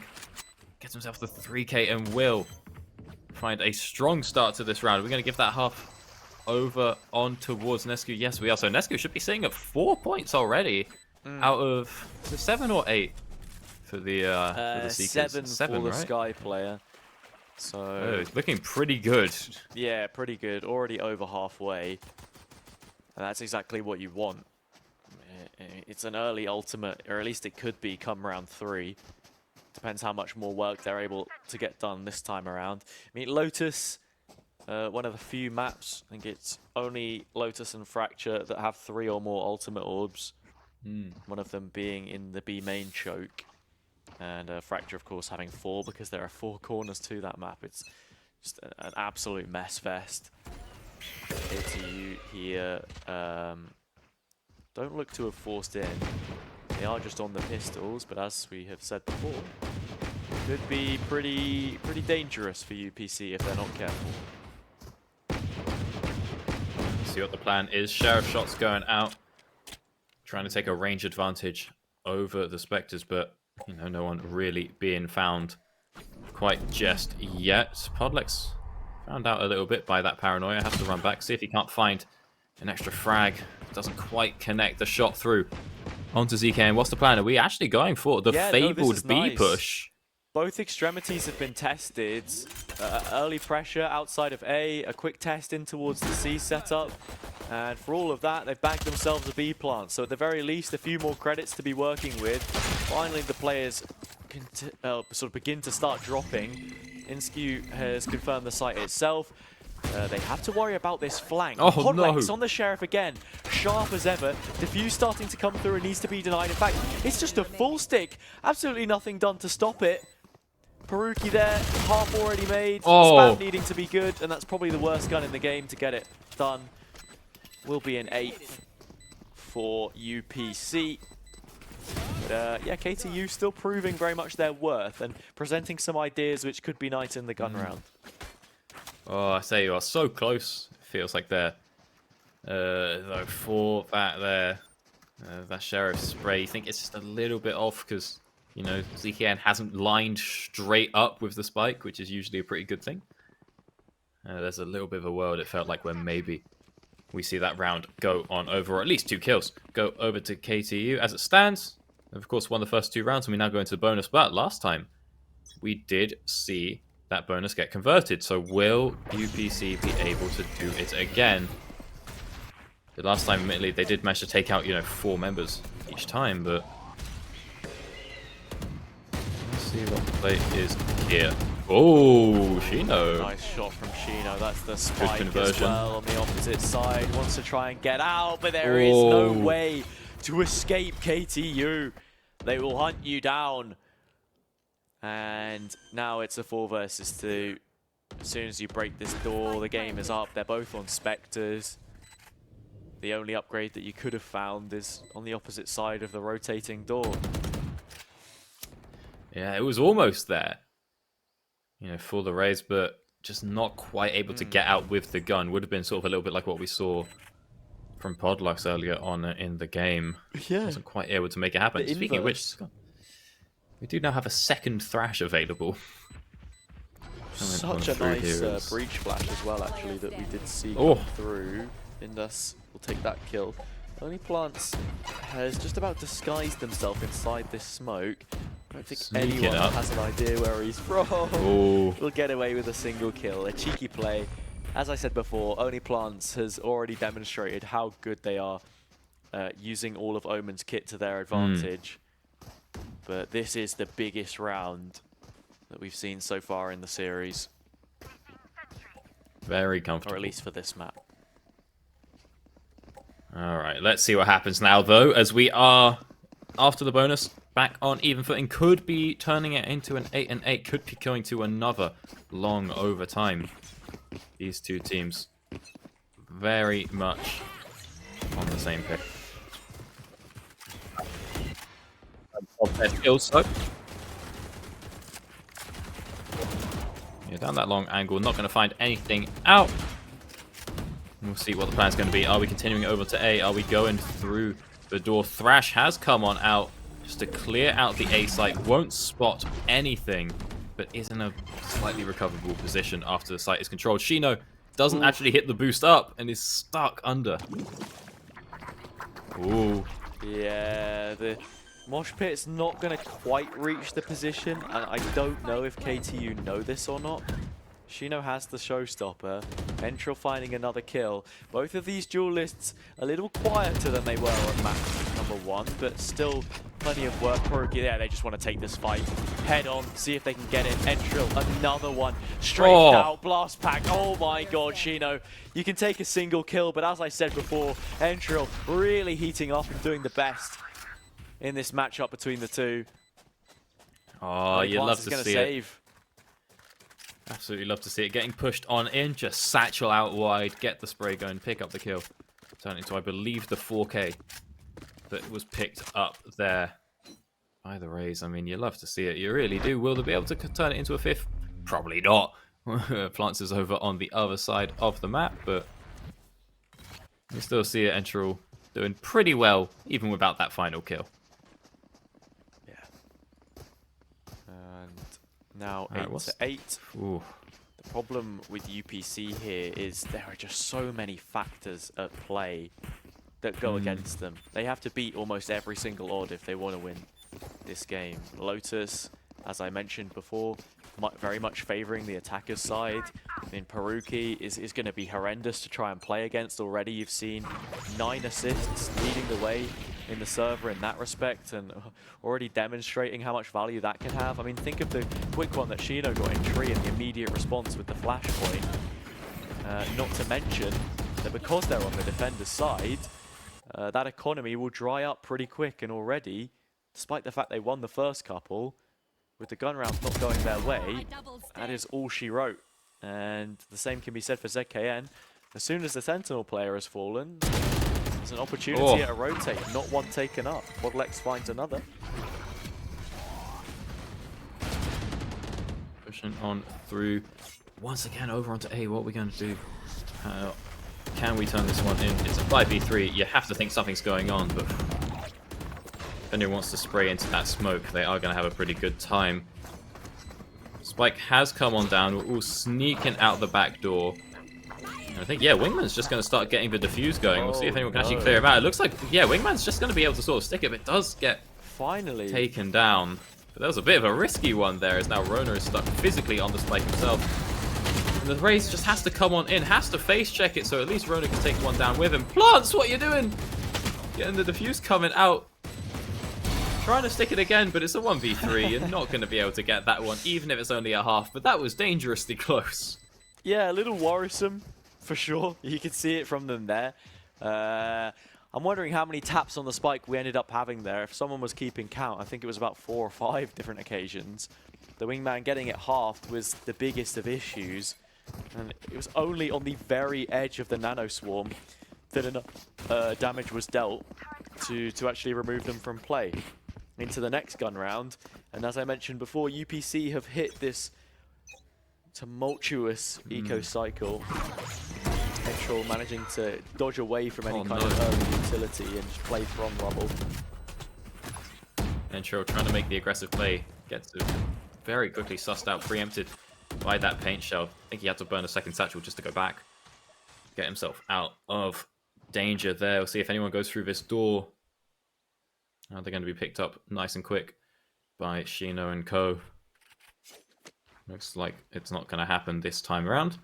But again, everyone just... You know what? We've got 3 sites on this map. And it always seems to be a pretty heavy commit over onto A. There's still a chance to rotate, but it doesn't seem like it's going to happen as the Thunder rolls on through. Big stun onto Rona in the corner, but again, it matters not. The Thrash comes out, Podleg get the stick. Their players just encircling them, and Entril has been detained. 9-9. UPC able to respond. Oh, just bringing it back round after round, 1-1 to 1-1 to 1. This one's probably going to OT. I mean, neither side can really get a good foothold here. Can't get that tempo going. And it's not even like there was a massive commitment, you know, really coming through from UPC there. It was they used Thrash, but you know, Rolling Thunder was used by KCU, so it's not one of those ones like, well, we lost the round, but they dropped 4 ults and we didn't use any. It's like, no, we just trade 1 for 1, 1 for 1. Yeah. Round for round, round for round. It feels like there should be more people supporting Puruki there, rather than it just being them by themselves facing up against Rona. I think you need to double up and sort of be prepared for a trade. Regardless of whether you're using an ult or not, it's just the fundamentals which lacked in that round specifically, which isn't a criticism I want to make for KTU in general, because I think they've looked fairly good at doing their due diligence and actually playing the map as is required. B this time appearing to be the goal, and yeah, it's a 3-2 split, so a lot more well-mannered, and Peruki has already found the opener where they fell short last time around. They've gone through and got control over here. I mean, do we have any frags to be found? Yes, we do. Peruki picks one up, but he will be traded back, and I think that was enough to open up the Seekers for Ensku. Doesn't need him, though. Ends up picking up another kill before getting that deployed down. It's all kicking off on B. I don't know if that's a detain. In fact, it won't be. Manages to break it. First tap coming through, spraying the smoke. The game given up. UPC, surely they don't come away with this one. And in fact, they will. Numbers advantage bottled by KTU. And all of a sudden, things are getting pretty worrisome. That equilibrium has been broken. And it's the team, the Spanish team, in fact, who have hit double digits first. All right, managing to break out the cycle there with ZK and just sort of walking up. Standing a bit further forward than you'd expect, walking into that smoke, gets his spray across. Manages to get those extra kills. No timeout being called, though. Not quite yet. So, KTU still feeling confident. Looking to maybe bring this one back to a 10-10 or probably 11-11. As we have a bit of a pause coming on through. So we do have a timeout, but not the tactical variety. One of the technical variety, yeah, and I'm hoping that this doesn't bear too much impact on the performance of what I will assume is KTU. The majority of their players stationary in spawn. I think it's Binder specifically that is currently fixed in position. Well, yeah, we'll have a little look see about this. I mean, no one's disconnected. Two incredibly close-cut games. All 4 of the rounds that UPC have found have been defusals, and think how many of those have been way closer than you would have thought. Alright, what's going to be the plan? We got ourselves back into the game. Yeah. So pretty quickly managed to speed things up and get back on track. Again, it's just back on over to A. Although, we do see Podlex backing off a little, falling back, ceding up some control. Might want to take this one over, but, you know, one member already down. Losing the man 4v5, it's going to be hard to push through onto any site. Do still have Wingman, you know, available to go ahead. Get that spike down if you need it, and that may well be the play. Moving on over to B, there are still 2.5 players of UPC over on A, so the spike is going down. Wingman's got it under control. Podlex is pushing up, but can't find a frag. Yeah, this is a position where KTU really wants some additional space, and they've not managed to bargain it for themselves just yet, and they will not. Pushed away by UPC. And it's Bindas 1 versus 5. Can pick up the first, perhaps spray for the second, but they need to play the objective. And it's the 6th man, the wingman, that will take it over the line to give them an 11th and potentially even a 12th. They sit right on the edge of finding this one. A great hold there from ZKN as well, who's, you know, pretty low down on the scoreboard in this game, but not in the previous games. They've been doing pretty well, and this time round it's, you know, get the lockdown down, but then also defend it expertly, you know, managing that. You know, I want to call it a 1v2, it's technically a 2v2, but ZKN got the kills, that's all that matters. So managing to defend that lockdown and making sure that you can retake that site and end up with that final 4v1 that we saw. Yeah, now they have the lockdown available to themselves. Entrill trying to make it through. And it's only on a sheriff. I don't know why they've not given him a rifle. It's your #1 fragger on the team. Perhaps it won't matter. Podlex with another one. That's your sheriff player, but showing up with a rifle when they're needed most. 5-2, only plants with a slight respite, but these are the kinds of advantages that you shouldn't be throwing away, and in fact you won't.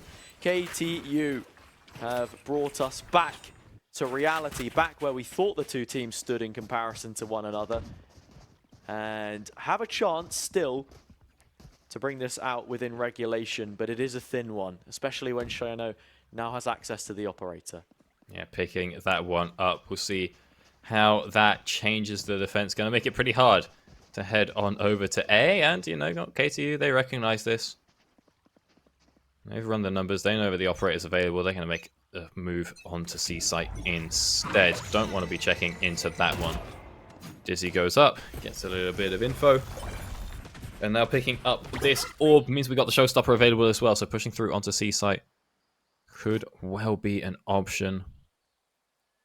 See what it is we want to do. How do we want to play this one? No. Back off. Not going to... Are we committing? What are we doing, lads? We're bouncing back and forth, trying to figure it out. Oof. The turret wasn't even seems to be the positioned there plan? to spot the peek out of B. Only Plants has broken it. They're grouped up. I'm expecting the lockdown to be the way in, but no, it's the showstopper instead. They want to go for onto the molly! and, yeah, Entril has just bounced the whole way through the molly and been taken down. Key player gone. I mean, look, if they can take the site with the showstopper, you still have the lockdown to work with at least, and Orbit does get a kill too. If you're Peruki, I would really like to see him find his way out of this corner, since the lockdown is going to give him the maneuverability to do so. Let's see what he does. Shine boosted up there. Is able to avoid that lockdown in the corner, but Peruki still manages to get a kill and get out alive. Crash can find any more. Does he hit? And it's no detain again. It looked like it went towards both players' spawn, but for some reason did not connect. They'll drop deeper into this post plant. It's a stick on the spike. Surely not. Podlex will shut it down. And there we go. 11 apiece. 24 rounds now guaranteed. My God. Alrighty, let's see what's gonna happen then. Are we going into overtime, or are we calling it a day? Teams, I think it's perfectly even, pretty much so. The only difference is that ZKN can't really afford a rifle, but that's fine. Bulldog's more than enough, and you'll get one off of someone else later. You're playing Killjoy. You're not exactly going down first in the round. So this game is just even. Yeah, Entril, how many times have we seen this Entril just before? did Entril just not buy? I'm not too sure. I think light armor, as I said before. I think it just he had 3K. I think he just confidently didn't buy armor. I'm not sure. They need to clear this close corner. It's something you just simply have to be aware of, and nobody is. Rona's managed to punish and find a couple of kills. It's thrown the round into disarray. The wingman won't be broken, however, so at the very least, we're in a post-plant scenario. But think of the thrash. Maybe this one might land. There's a group of players that could follow it up, and Peruki is condemned. There you go, God. UPC. They take 12, and it's not the first time. All right, will it be... Well, it won't be the last time. If they take 13, we'll be going into a third map. But what KTU got to say about it? See that Entril... Entril just couldn't afford... Okay, Entril... Yeah, he didn't buy armor because he was saving. That's crazy. He had like 3K. Even then, you think he'd be able to afford it. Yeah, I guess so. I mean, it didn't matter because he got Vandal headshot anyway. How do you have 3K after buying a Vandal and not be able to make it's a next weird round? One, right? It's something you have to back pull and forth apart in the VOD afterwards. Yeah, it just had to save up, but it's the still big thing for me here is that UPC have been pretty straightforward with their executes now. They're not showing any more variation. They are just grouping up and hitting the site.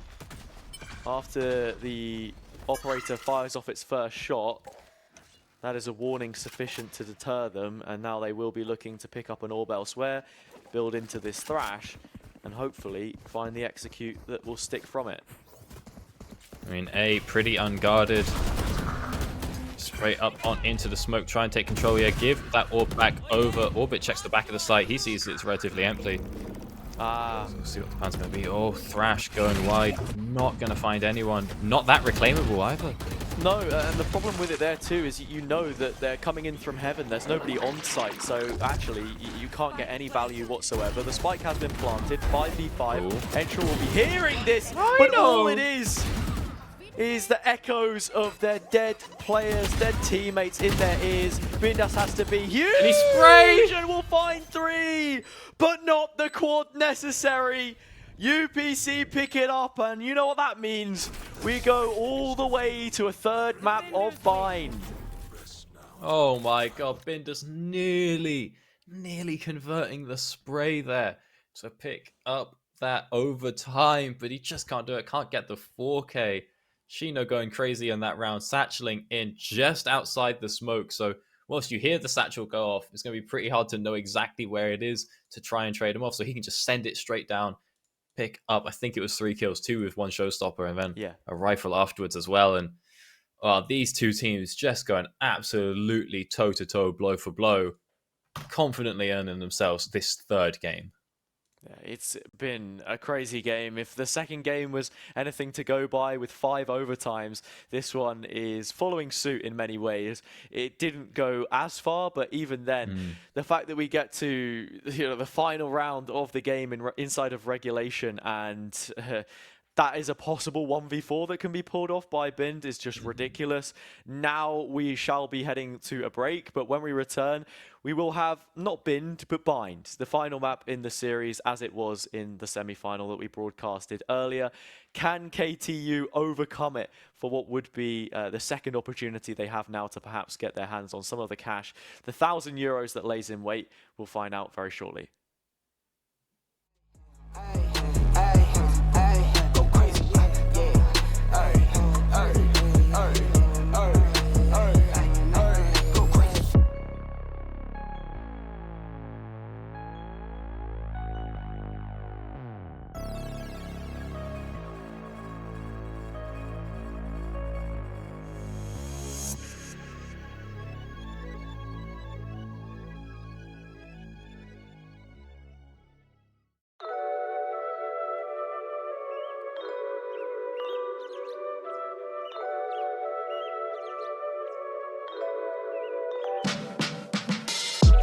I hop out the car, leave the motor running. Why you always talking like you know something? Why you always talking, gon' show 'em something? No stunt double, I do my own stunt. Could take a year, I'll still have that paper coming. Put like 10 on the 90, I keep it so on it. All in the club, we don't do no clubbing. Throw like 10 on the 90, I keep it so on it. Orange label, I might pop me too. I was getting money, but they didn't have a clue. Caught the Porsche coming powder blue. Hit the top, we don't need the roof. Fools know we made the rules. I'm with the club, posted by the marina. Eating fruits, looking at views that you never could dream of. Getting served all this paper, I'm not talking subpoena. Gotta flow like a river, but you won't find one that's cleaner. No stunt double, I do my own tricks. I got hits on hits, this like my bat flip. Mind on my money, low where my palm itch. Took the slow lane cruising, now look we all rich. I hop out the car, leave the motor running. Why you always talking like you know something? Why you always talking, gon' show 'em something? No stunt double, I do my own stunt. Could take a year, I'll still have that paper coming. Put like 10 on the 90, I keep it so on it. All in the club, we don't do no clubbing. Throw like 10 on the 90, I keep it so on it. Could never take a handout. New cars, bigger house, everything was planned out. 2020 hindsight, noticing how I panned out. Never did too much, never wanted to stand out. Spent plenty, in my 20s, no place empty. God sent me, keep it thorough, this not trendy. Don't tempt me, on the edge and I'm sick. See them stealing my moves, hear them jacking my lyrics. But Chris can never dance like Mike, and Floyd can never hit like Tyson. I am who I am, never tripping, I just stick to the plan. And if I trip, it's to a beach, I put my toes in the sand, silly.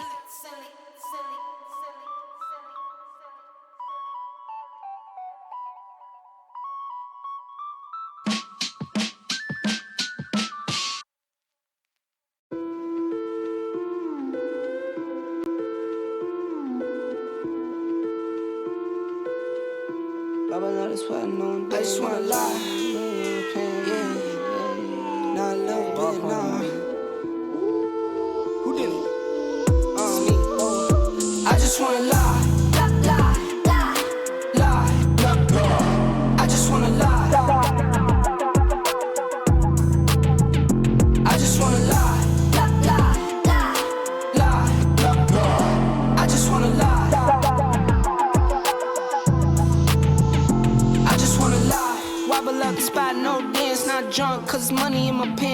I just wanna lie. Sip a drink and it got me in a trance. Take the money, baby, I don't wanna dance. I just wanna lie. Got a salary up in my cargo. Push one button, make the car go. Bet I've been a man since top speed. Best kept secret, but it's time I need a spot. I just wanna lie.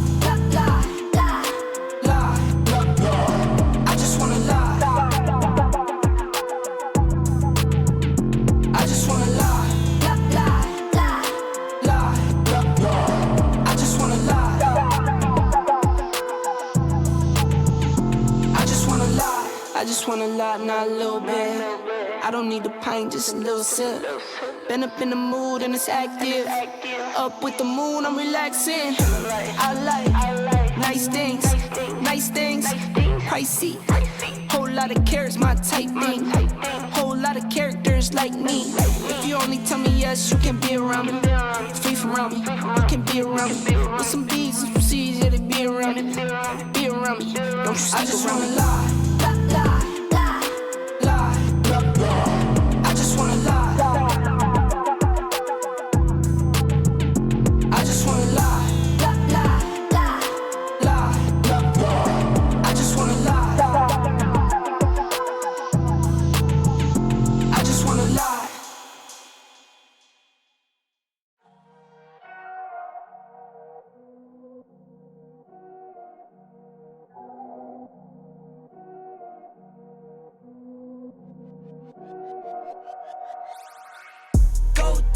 Go beast on them. I go beast. Go deep, I OD on them. I OD. Apply pressure, put heat on them. Put that 500 degrees on them. 500 degrees. Go dummy, go beast on them. I go beast. Go deep, I OD on them. I OD. Apply pressure, put heat on them. Put that 500 degrees on them. 500 degrees. Countdown, levitate. Going up, elevate. Watch me demonstrate. On time, never late. I grind, celebrate. No pump fake, hesitate. I've been scoring every day. Champagne Perrier. Since 9-3, been in the box, now I'm stepping up to home. Like straight out the sandlot, now I'm plotting on the globe. I work hard, I show love, that calm and steady grind. Got this far, I go hard, let God take control. I was starving skinny, now my weight up, got no energy for haters. See you trying, see you.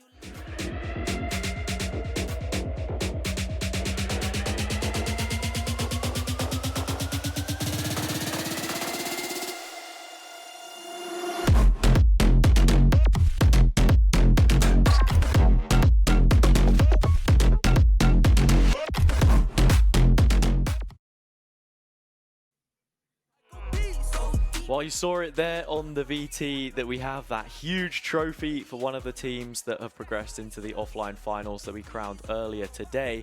We still have plenty of business to be settled and one more map within to do it. We're going to bind, of course, to find out who is winning this third place playoff game. Doctor, after what we have just seen and the amount of Valorant that we have watched today, with it being a pentuple overtime, a 24-round full distance regulation game, where's your head at now coming into Bind and what we've seen from at least one of these teams on it before? Right, my head's a little cooked. All right, it's been we've been going a while. I didn't get the most sleep. My head's not where it needs to be. What I do know is we got 1K on the line, and ultimately, look, as you said, we went into the penta overtime. We went into the full 24. These two teams seem to be pretty closely matched. I would not be surprised if we saw the same again. And it's interesting because we get the explosive start and we're like, oh, they've got it figured out. Like PTU, they're on the ball here. And then they get figured out. It gets solved. It comes back. We get the big comeback. And then this round we saw the same thing basically happen on both halves, follow that exact same pattern. And from there, once it seems the teams figure each other out as the game goes on until eventually you get to round 24. And I feel as if that's how Valorant in some ways should be played. You should be making those many details there are when it comes to things such as utility, for example, the way that you set your players up, the passive sort of impact that certain agents can have. Yeah, there's so much strategy and game plan behind it that to simply play the same game time and time again is never going to suit you. And I think that was somewhat the issue for KTU on a few of those attacking rounds towards the latter end of Lotus. They got very lethargic, one-dimensional. They weren't clearing the corners. It's these small little mistakes which ultimately will cost you. Now heading into Bind, it seems as if they're only going to opt for a single controller here against UPC's comp, which I have to say is looking to be pretty strong from front to back. All right, yeah, I'm liking the little switch up here, though. Things we haven't seen before coming through with the Sage on Bind. And then also, you know, I don't want to say the smokes are lacking because, you know, ZKN versus Cypher. But at the same time, you know, that's versus Jet and Brim. So, whilst UPC do have smokes, they definitely don't have as many as you might like. Yeah, it doesn't feel that way. As we are just about to head in. Got gameplay. Oh, just be the guy. Turn around. Be the POV. Yeah. Oh, I couldn't do it. Ran out of time. But yeah, I could. Make a great Sky, I'm guy, sure. But unfortunately, not him. I could not be that guy. My pronouns are they, them, not he, him, because I can never be him. Wasn't that they were saying about the Stixxay interview? That's how the joke goes. Did you watch the Stixxay interview? For those who are concerned, so there you go. How do you feel about being that / guy? That / guy. I feel like if your pronouns that, it's just kind of a bit rude. There are some pretty good jokes there. There are some good ones. How did the non-binary serial killer they get the... Oh, okay. Yeah, I was going to say serial killer, but yeah. But in terms of cutting apart what we've got going on here, some early picks. All of the smokes on the UPC side is gone. And that's going to make this retake a little bit more difficult. ZKN coming in from the hookah position. 3 versus 4, not undoable. Oh, that heal committed for just 9 health. It's come up at just the right time. Unfortunately for KTU, they look to just be running away with this one. That's a weird one. ZKN actually able to get away with a little bit more. I felt for a moment like they should be dead to rights, but Haruki wasn't able to collect it. Even a third coming out. Okay, as I said before, look, no round is over until it's over. It very much feels like either of these teams are equally capable in any moment, regardless of what it is that's going on around them. Yeah, I mean, that was a pretty close one. I was ready for the comeback there from Hookah, even in the 3v4, but when Nisku gets taken out so quickly, you're not really going to get that big heal value. Again, it's just a very minor thing that I just feel like there's a lot of value to be extrapolated from. Then you have heals in the pistol round, but it won't matter. Now that we're here in round 2, nice little paint shell, going to get a bit of damage. Flush out a fair few members. Not getting too much out, just putting down to 82, but still. Nice to have. Will ZKN find someone here? Yes, they do. Can't get the second, though, but Nisku can. Shorty's going crazy. Not quite like a melody in my head here, but getting pretty close as 3 versus 2 now. Shino doesn't quite take out Podlex. Yeah, maybe wanting to replay the round because already it's looking, as I said before, far from ideal. It's a theme that constantly crops up. Just wondering if Rona had maybe managed to do the limbo, make it past the wire, but it didn't happen. A Bulldog recollected. This will help out KTU on their attack side, which has already been a decent conquest. They have a few credits in that they want to buy into some slightly more refined weaponry here. You're getting 2 Vandals coming out. Podlex saved that, of course, from the last, but Entril has fully put their money where their mouth is.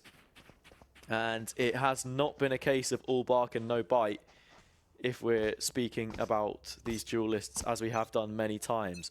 The fact that they're running the Jet on this map instead of the Rays, I think can be classed as risky, and only plants must have been spotted here. No, they haven't, and we'll get away with it only for a moment. Podlex actually doubles their worth. Alright, you see what else can be found. Shino ran down the mid, trying to get a little something going. Doesn't quite get as much as they would like, just the one frag coming through now, and site control has to be given up just a little bit. Oh, Inscoot. This one on the boxes. Shino doesn't quite manage to find his man, though, and Orbit takes out Inscoot now. Rotating on over, right and nice and in position by that teleporter. Means that we should be able to just go ahead and get a plant down here on B site. I'm going to take out that tripwire as well. There it goes. And Orbit gets the plant down. Took a bit of time, but we got there, and we have control of B.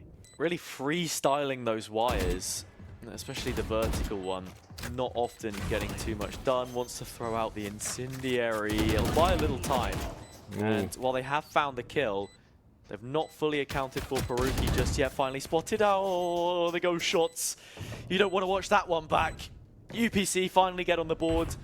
Perhaps some unforced errors coming through on the KTU side, but hey, you'll take what you can get, and I think in this game specifically, punishing as many of those mistakes as possible is the way back through. Very much so, but you would prefer in the bonus to get more than 2 people surviving, right? You'd want to try and carry on as much as you can, because now going on into the 4th, you can see it is just light shields across the board. Even for Shino, who again does have a fair amount. I guess he's just saving for next round, but then next round he's got showstoppers, so we'll see how this one works out. Right now, though, play over up towards B, coming up long, putting down the Stimmy, clearing out the tripwires, trying to push on forward. Oh, not clearing out the tripwire. Gap, though. Tossed a little too far. How? The frisbee over the heads of the person who perhaps wanted to catch it. Nobody goes down there. Oh, that is crazy. Peeking into the 1v3 and everyone survives. Ricky now sneaking through the enemy smokes. Oh, out comes the Brimalt. Really nicely placed in elbow. KTU, they take everything, and this has been a blistering start to the game. UPC pretty much have to respect it unless Shino can get too much more done. They found a first, but even that I don't think will be enough to invite ZKN and reconsider their chances at perhaps taking something here. Alright, what's it going to be? Looks like, yeah, we're all just backing off. Nobody's going to try anything too crazy on here. It's like, is there a big mid-teleport angle? Not really. Let this one come out. Save. Maybe is someone going to find out Peruki here? Shino not trying his luck, not peeking. Make sure he keeps watching CT. You hear the teleports come through now. Maybe Shino feels like a peek, but absolutely nothing to gain from risking that one. Yeah. No real issues. For this one, KTU, they keep being able to just push through this. And I mean, what a long day it has been for both of these teams. If you look at the way that the bracket has progressed, KTU played, well, I think every single one of the quarterfinals except for the one that Göttingen played was a 2-mapper. Whereas KTU, obviously, they played 3 maps in their semi, the one which we broadcasted. Now 3 maps here, 5 overtimes on map number 1. Map number 2, as I said before, went the distance. Here they are. And still, it doesn't look like there's been any signs of stopping in terms of quality either. Oh. The play stopped a little bit, at least in terms of this game. By ZKN managing to lock down the area. Podlex does have...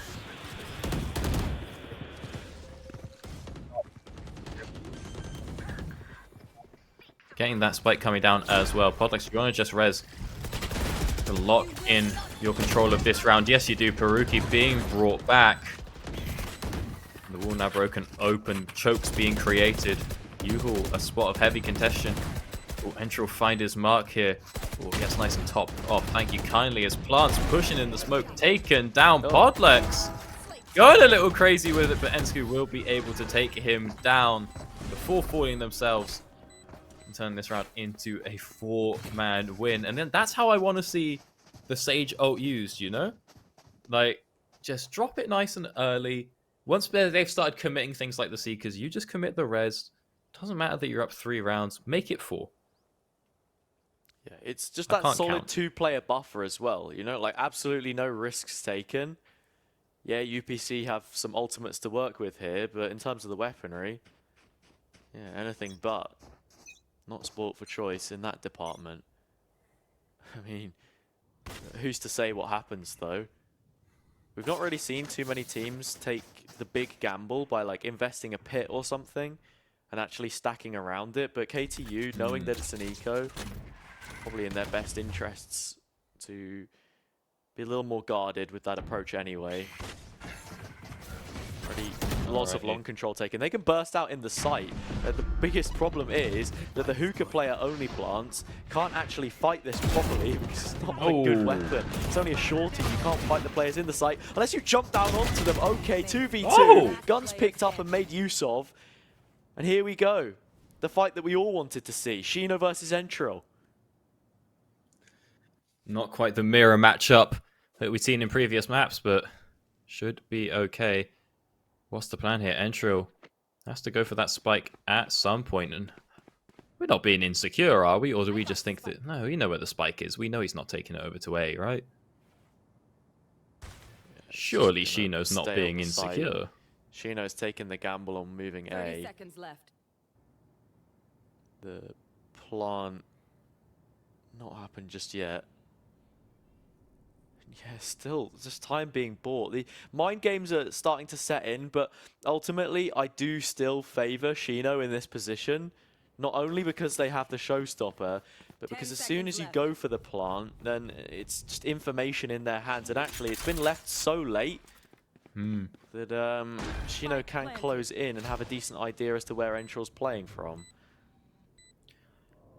And I'm not even sure if that was a great spot for the spike itself to come down. We just sort of ran a little bit out of time. It's just on the very corner there.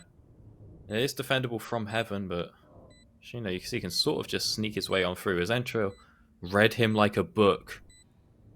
And he hasn't heard anything yet. Oh, he's playing it slow. He's playing back. Does he spot him? Yes, he does. Entril reads that one nice and easy and picks up that round, continuing to keep UPC behind. It was nicely done by Entril there. A very crisp lock. Shino, like you say, should have had a rough idea, even though it was an open plant. It's those situations where, as a player, you come over it so many times that you have a rough idea of what it is exactly that's being done. Yeah, there's a chance they could have crossed towards showers, but with how Shino was in such hot pursuit, that is almost ultimately ruled out. And now coming into this, UPC, they haven't invested the ultimate still, but finally they have a bit more of a concrete game plan as to how that could work. I've got your trail. Alrighty, well, trail comes on through, making it pretty clear that we're coming over onto this B site. What's going to be found out? Good spray. The orbital strike comes on through, carves the path, clears out area, everyone forced back into halls. Podlex, though, sneaking on in, finds the first, and just wants to call it there. Not going to do anything crazy, not going to risk it, just gets one kill and then backs out to the safety of the team.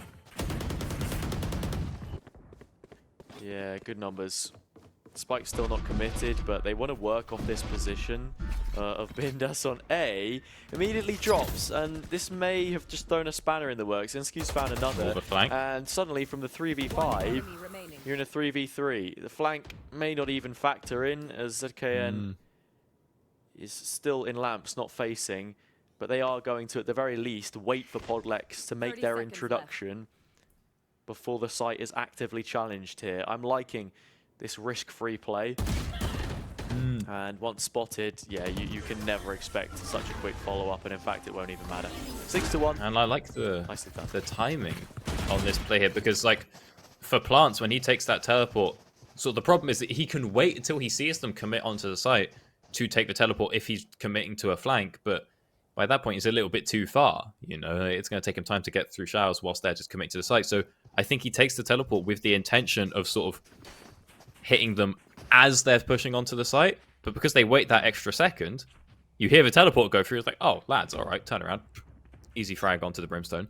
And then we carry on with our life. Push on through, get that site. So just being a little bit more controlled did seem to work out in KTU's favor there. So they now find themselves 6-1. Again, I believe playing into an eco. Fake the dash, but the illusion is quickly broken. Only plants inside the smoke. Entril finds one on short. All of the kills being taken up. And yet again, it is KTU fighting up through B-Long, through Octagon, and trying to make that their way into the site. Completely disregarded Rona, but actually Bindus with the spam has managed to find them. It was only a couple of bullets. Right on the edge of the cage, only plants slowly making their way up. And with the judge, can at least find a single kill and walk away with a Vandal if they so choose. And I think that is the decision that has been made. One which will concede a 7th round and at the very least mean that KTU are going to be walking out with a first half advantage. A big one in how close these games have previously been. Very much so. I mean, the story of the game has been, yeah, we win the first sort of like 4 of 5, but then we get figured out. Teams not happened yet. 7-1 will be the score for KTU. 4 and 9-3. Chance at the very end. He doesn't even get to save the rifle. We could be on pace for the fabled 11-1. Certainly could. I mean, buys have come through this time round, even without Plants being able to save the rifle. But again, you lose this round. Look at Orbit and how many assists they have. I feel as if this simply has to be down to the utility that they have, right? Like, it's the stim beacons. They've been throwing them down on the floor before every single team fight. So when you do that, like every site execution, when you do that, then everyone who has picked up the buff is going to be getting something from it. Flash in to take a fight. And, well, even in a situation like that, someone fighting out of your own Grim Smoke, you end up getting, you know, sort of assist rewards for that as well. And, like, yet again, KTU are playing both ends of the map. They're not just stagnating in one area. They're rotating around. They're finding the gaps, getting the best punishes. And for all of the ults that UPC had, it doesn't feel like they've managed to get much of them to any great effect. Ooh. Too tall. Doesn't manage to pull it off. Will be given away. Again, this looks like another round going on over in favor of KTU. We'll see what happens. Yeah, intro ready for Nusku there, and Plants taken out. It's a flawless, and that's a full buy from UPC. Coming through there. Not going to have a lot going for them here. You know, not even a full suite of rifles. But what are you even going to, you know, you could econ, but for what? You know, just so that you have a chance of going, you know, 3 and 9 maybe. Like, it's not looking good. A lot of ultimates on the table. They might just want to commit hard this round, but they'll never be able to break the econ of UPC in this half. So yeah, they're going to struggle no matter what. I think something to look at here from KTU as well is, now that you've hit 8 rounds, it doesn't feel like the game is fully out of reach. I've seen comebacks from this kind of scoreline, you know, many times before. It's just, if this one continues to go, if there's a 9th found uncontested, then it looks complete. It's almost night and day, and it's only the difference of 1 round, because I think 8 and 4 is still respectable enough, but as soon as it gets towards 9 and, you know, God forbid, you lose the pistol digits, round, it's 11. Then it's the matter of like a good start to your second half, and that's it. Job done. Oh, I think unfortunately UPC can't afford to even think towards what could happen in the second half right now. Ensku taken out, as is Rona. And the Seekers come on through, so complete control. Even just drop the neural link, doesn't matter. Yep. Gonna get control of this site in its entirety. And again, now, how do you retake this as UPC? Losing health bars Maybe KTU getting a bit too aggressive. Overconfident, I mean, pushing up in. Get 1 for 1, but that's still a fine trade. At this point, do what you like. KTU, everything they touch turns to gold, it seems. And yeah, you say, how do they think? Certainly not when you don't have a head on your shoulders. It's a couple of really quick kills found. And Rona wasn't even fighting off the back of their own setup in hookah. They just fought in front of it, sort of like jumped in the way and ended up dying. Now, looking at things, and KTU, I mean, throughout the majority of this series, they have looked to be the slightly better team. I mean, I think it's almost cheap for me to say that, because UPC have battled well and made necessary changes. But now, in this game of stamina, as it has been a long day, as I've mentioned before, KTU having already played 5 maps coming into this series, this being the 8th of their afternoon, beginning at only 9 AM in the morning. Yeah, it's not a bad day in the office at all. Is that a KTU advantage? They started it an hour later. I don't know. Maybe. I'm pretty sure they all started at the exact same time, right? The quarterfinals all kicked off at the exact same time. Lithuania's an hour ahead, or maybe 2 hours ahead. Right. Yeah, no, that is a good yeah. point to note, actually. And not what I think people would touch on too often. It's almost like what you see with some external factors, like around Ramadan, the Turkish teams just end up performing so much better, especially towards the evening. You know, after you can break your fast and you have a bit more energy. I would have in the assumed you system than would usual. do worse. Huh? I would have thought they would have done worse. Oh, well, not really. It depends. I mean, Like, if you're the games hungry are all being day played and- in the evening, then, Yeah. you know, yeah, you get that boost. It's situational, right? But No, that's the joys of esports the is UAE interesting casting. You just because, reschedule. yeah, I feel like the mental factor always has a bigger part to play than sort of anything physical, because that is quite simply just the ability to play the game. Whereas someone motivating you can do a lot in a stamina-based sport, for example. Esports is very much in how you approach it mentally, and right now, KTU are going to be dominating in that regard. It's all about the motivation. No Iftar unless you win. Okay. It all goes downhill from there. So far, it's actually been a relatively reasonable retake here. Haruki in the 1v3. Oh, Ensu just sort of walking out there turns this back into a 2v2, but the pit has come down to just try and convert to some round. Entro pushing on into the smoke, spraying down. Will he be able to find out the Viper? Doesn't matter. He's defended the spike well enough that you will find the 10th round. Looked like UPC had a little bit of a chance there, but KTU, they're able to hold it down.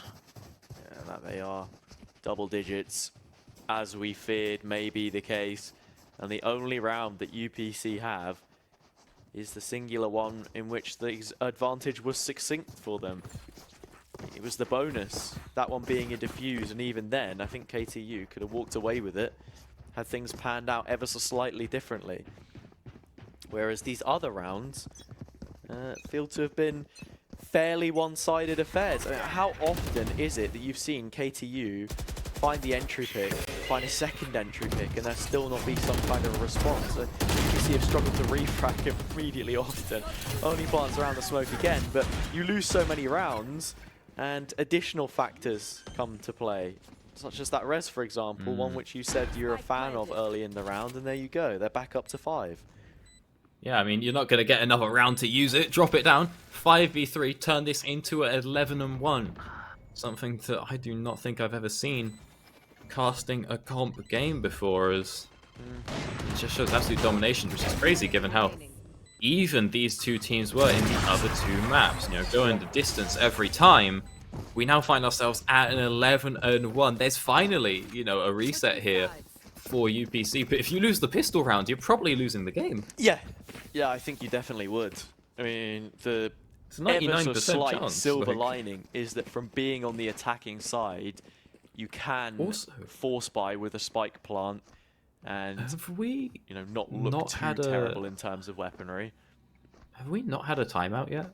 No, we haven't, and I UPC feel like that haven't is called a timeout? the more shocking.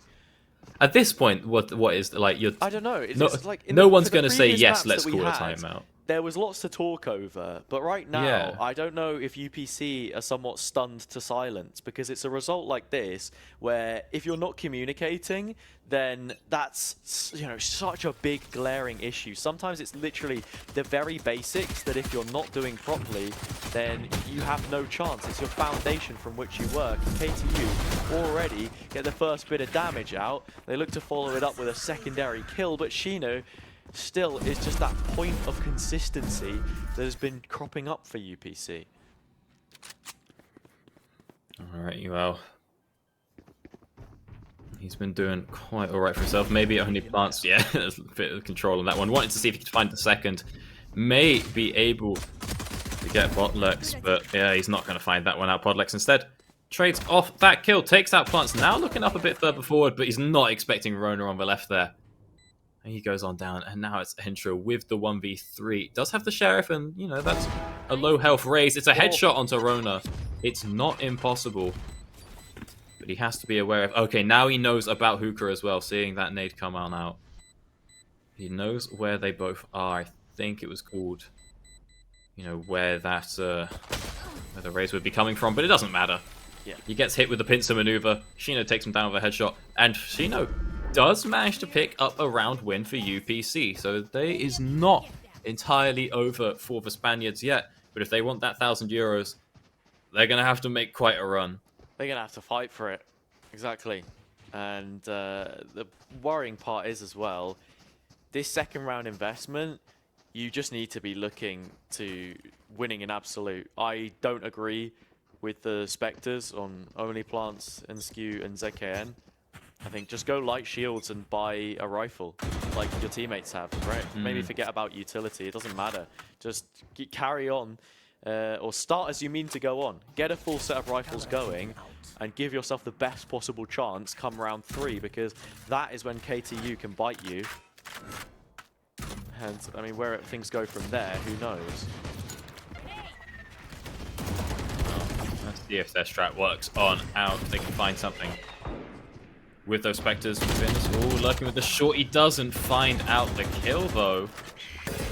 So Rona and Co, they make their way on up through Hookah. See, are they going to be able to clear out Orbit? Orbit not exactly made the guns down here. Not having the best of times. Yeah, I haven't been spotted yet. There it is. Plants. Goes to pick up the shorty Podlex. Oh my goodness. Almost. 3 kills picked up. And you know who the last one left is? It's Entril. He's walked up long, and they have not heard him either. Oh, that's a little bit of a dicey one. Has the Sheriff. Can't even fakes the TP, fake but it the doesn't TP. matter. Yeah, no, what the idea was there is just to throw another gun away. Problem is, a Spectre is a drop in the ocean when you look at the rifles that were available on site. And yeah, they shall be kept. Not too important one. God, I do like doing the, what's it, the Omen fake, where you jump through so it actually makes the right noise and then teleport back out. It is good. I'd say gets them every time, but it really doesn't. But when it does get them, it's kind of a banger. Yeah, because I'm talking about doing that like close quarters. I'm not talking about like, oh, I've baited the guy in market. I'm trying to bait the guy in U-Haul. You have the curve, right? I don't know what you would call it, but it peaks about the middle. The low end, the iron player is like... Oh, you mean like the bell curve, the distribution? Yeah, exactly. Meme, standard distribution meme. Yeah. I feel that way about like W keying, for example. Yeah. Just hold W lol iron, and then by the time you've gone past Radiant and you're in pro play, sometimes it is good to just brute force your way into a site. Especially if you're against an intelligent team that can like rotate well, for example. You know, if you just hit the site hard and you win your fights, then it doesn't really matter. What a spray there for Entral now, Zensku. Last man standing. Actually, thought UPC had a fair few more members, so coming out there off the bonus, KZU have put themselves at match point with a complete just dismantling of UPC in the first half. Technically, there is a fighting chance for UPC, and hey, I mean, you know what? Winning 9 rounds in a row, we've seen it once on this map. I don't know if we'll see it again, though. Yeah. it was, you know what they say, lightning doesn't strike twice in the same place. And I don't feel that it will here. KTU close to being the bronze medal winners. And more importantly, if you're a fan of money, €1,000. They've turned this around brilliantly, and I think they are deserving of the result if it does come through for them. At least it should. Here are the chairs, and here is Entral, the highlight play to close out the entirety of the series. Wants the ace, but at the very end, not quite given that final jewel in the crown, which sits firmly upon their head. Oh, what a way that would have been to close out the game, but he's being a team player. Wants to clear out that last Seeker, wants to help the boys, doesn't expect the peak. Oh, you get the 5k spray. Hold W, hold MB1, and get yourself a grand in your pocket. Now it's up to Plants to try and keep the game going on. Knife him, please, written in the chat. Yeah, you can just about see it. I think they believe the game was already over. Players getting ready to depart the server, but only Plants has removed one from this round specifically. Has the orbital strike, no incendiary, backs away and looks to take the position in elbow. Because of the trap wire, there's a rough bit of information that KTU have to go off, but it isn't too much. Oh, see if they find him out. Yeah, there it is, cutting across. And main entrance, got the laser coming on down, but it's already been halved. And this isn't going to do a lot for Plants. I think he's been sussed out. Binders has sort of figured out where he's at. No, he hasn't! He doesn't fully check the corner, but the half spike is finished. KTU will pick up the third map. They'll pick up the series. They'll pick up third place here in the Amazon University Esports Masters Valorant, and they'll lock themselves in that €1,000 prize. They definitely will. If sort of buffering a little bit towards the end there, but yeah, I think the last round was pretty synoptic of what we've seen throughout the entirety of that last map. Just nothing going the way of UPC, the Owls whatsoever. Unfortunately, the Politics University of Catalonia, they fall short and they walk away empty-handed, which I feel is really, really tough on them. When you look at the prize pool of €7,000 to not even get any of it from that position is just unfortunate to say the least. But if you are KTU, you're going to be pretty happy. I think Kronos, they 100% deserved it. As I said before, they looked good throughout the games. They played 8 maps in total, 5 overtimes on that first map to get things going. They traded map picks. That was exactly the same in the game, which unfortunately couldn't give them a spot in the offline LAN finals. But if there's any way to silence the doubters, it certainly would have been that final third place matchup and the result that we saw specifically on Bind. Absolutely. I mean, it's crazy how close it was the first 2 maps, and then we get that bind, as you say. Like, it's neck and neck. It's completely back and forth. We're going into crazy overtimes, and then we just have an absolute decimation moving on into that third final map. So KCU, pretty confident, pretty deserving, and just they were so comfortable on that map, more so than on their own map choice. Yeah, it did feel that way at times. I think Bind was a map which we saw a little bit of them sort of play earlier. That also a fairly close game, but yeah, it just sort of translated over pretty well. In terms of Lotus, there's so many rounds that you could pick apart across the entirety of this series where it maybe should have gone one way, it went the other. Even the final round on Lotus, like a 4-piece in a 4v1, it shouldn't even be that close in the first place. The round should be simply done. But there were so many individual heroics, big step-up plays, so much to be celebrated. I'm really happy with how this ended up being. We already saw the updated bracket there. I believe we can get a look at the roadmap very quickly too. So you guys know what exactly it is the next broadcast up for you. And I believe we only have one more before the live finals come July 8th, and that will be tomorrow, League of Legends. Harry, will you be joining us for League of Legends tomorrow? I'm not. I believe that it's Middlecott and Black Bloxer. Okay, well, best of luck to Middlecott and Black Bloxer taking you through that one. But yeah, we have ran through the majority of the playoffs now. I've been lucky to be part of, not just the Valorant, but the Rocket League as well. I'm looking forward to seeing those teams face against each other when it comes down to LAN, I believe. It is Dr. Buchman for Rocket League, and then we also have Amsterdam University will be playing there as well. For Valorant, we have our 2 teams confirmed, Winx Club from Turkey and Göttingen from, Göttingen, of course. And then, yeah, there we have it. Guys, make sure if you want to stay up to date with the information for the live finals, the location's still not announced, but hopefully will be soon, and I'm sure it won't be too long after League of Legends finishing tomorrow that we do have fully confirmed information for you on that. It is at UE Masters on both Instagram and Twitter. Thanks to our sponsors, Amazon and of course Omen as well, for helping support us here. I believe they'll be powering the LAN event too, so that will always be good to go for. With that being said, that is all I have to say on the desk here. Harry, any closing thoughts from you before we wrap this one up? No, that's all from me as well. It was a doozy of a day. It was a long Great one. showing up from KTU at the end. Big up the Lithuania Massive, as they've done quite all right for themselves today. And I look forward to seeing these teams play over on the 8th. Decent chunk of change from them. You're right, it has been a doozy. I'm going to go for a snoozy. A long day's work deserves some rest, and the same for all the players as well. We will catch you tomorrow for League of Legends, but that has been all from myself, HazardJC, and Doctor. Until then, good night.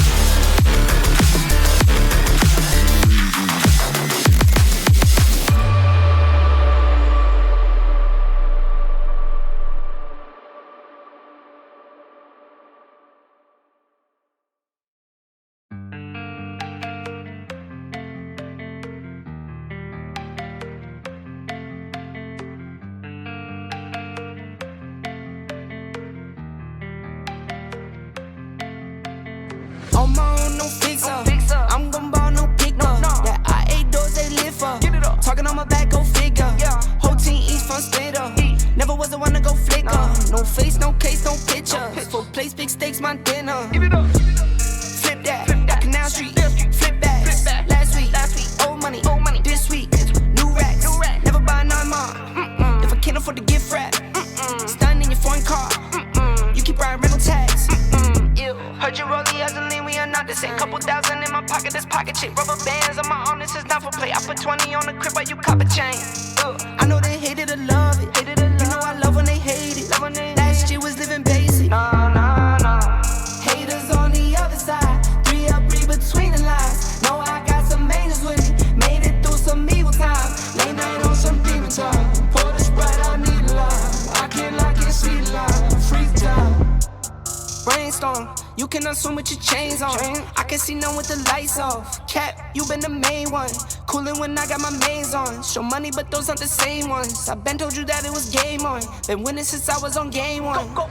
Telling me how to live like you made me. Go dumb and I blame you made me. Money longer than a grown up baby. Step crazy in a new Mercedes. Thinking that's 550.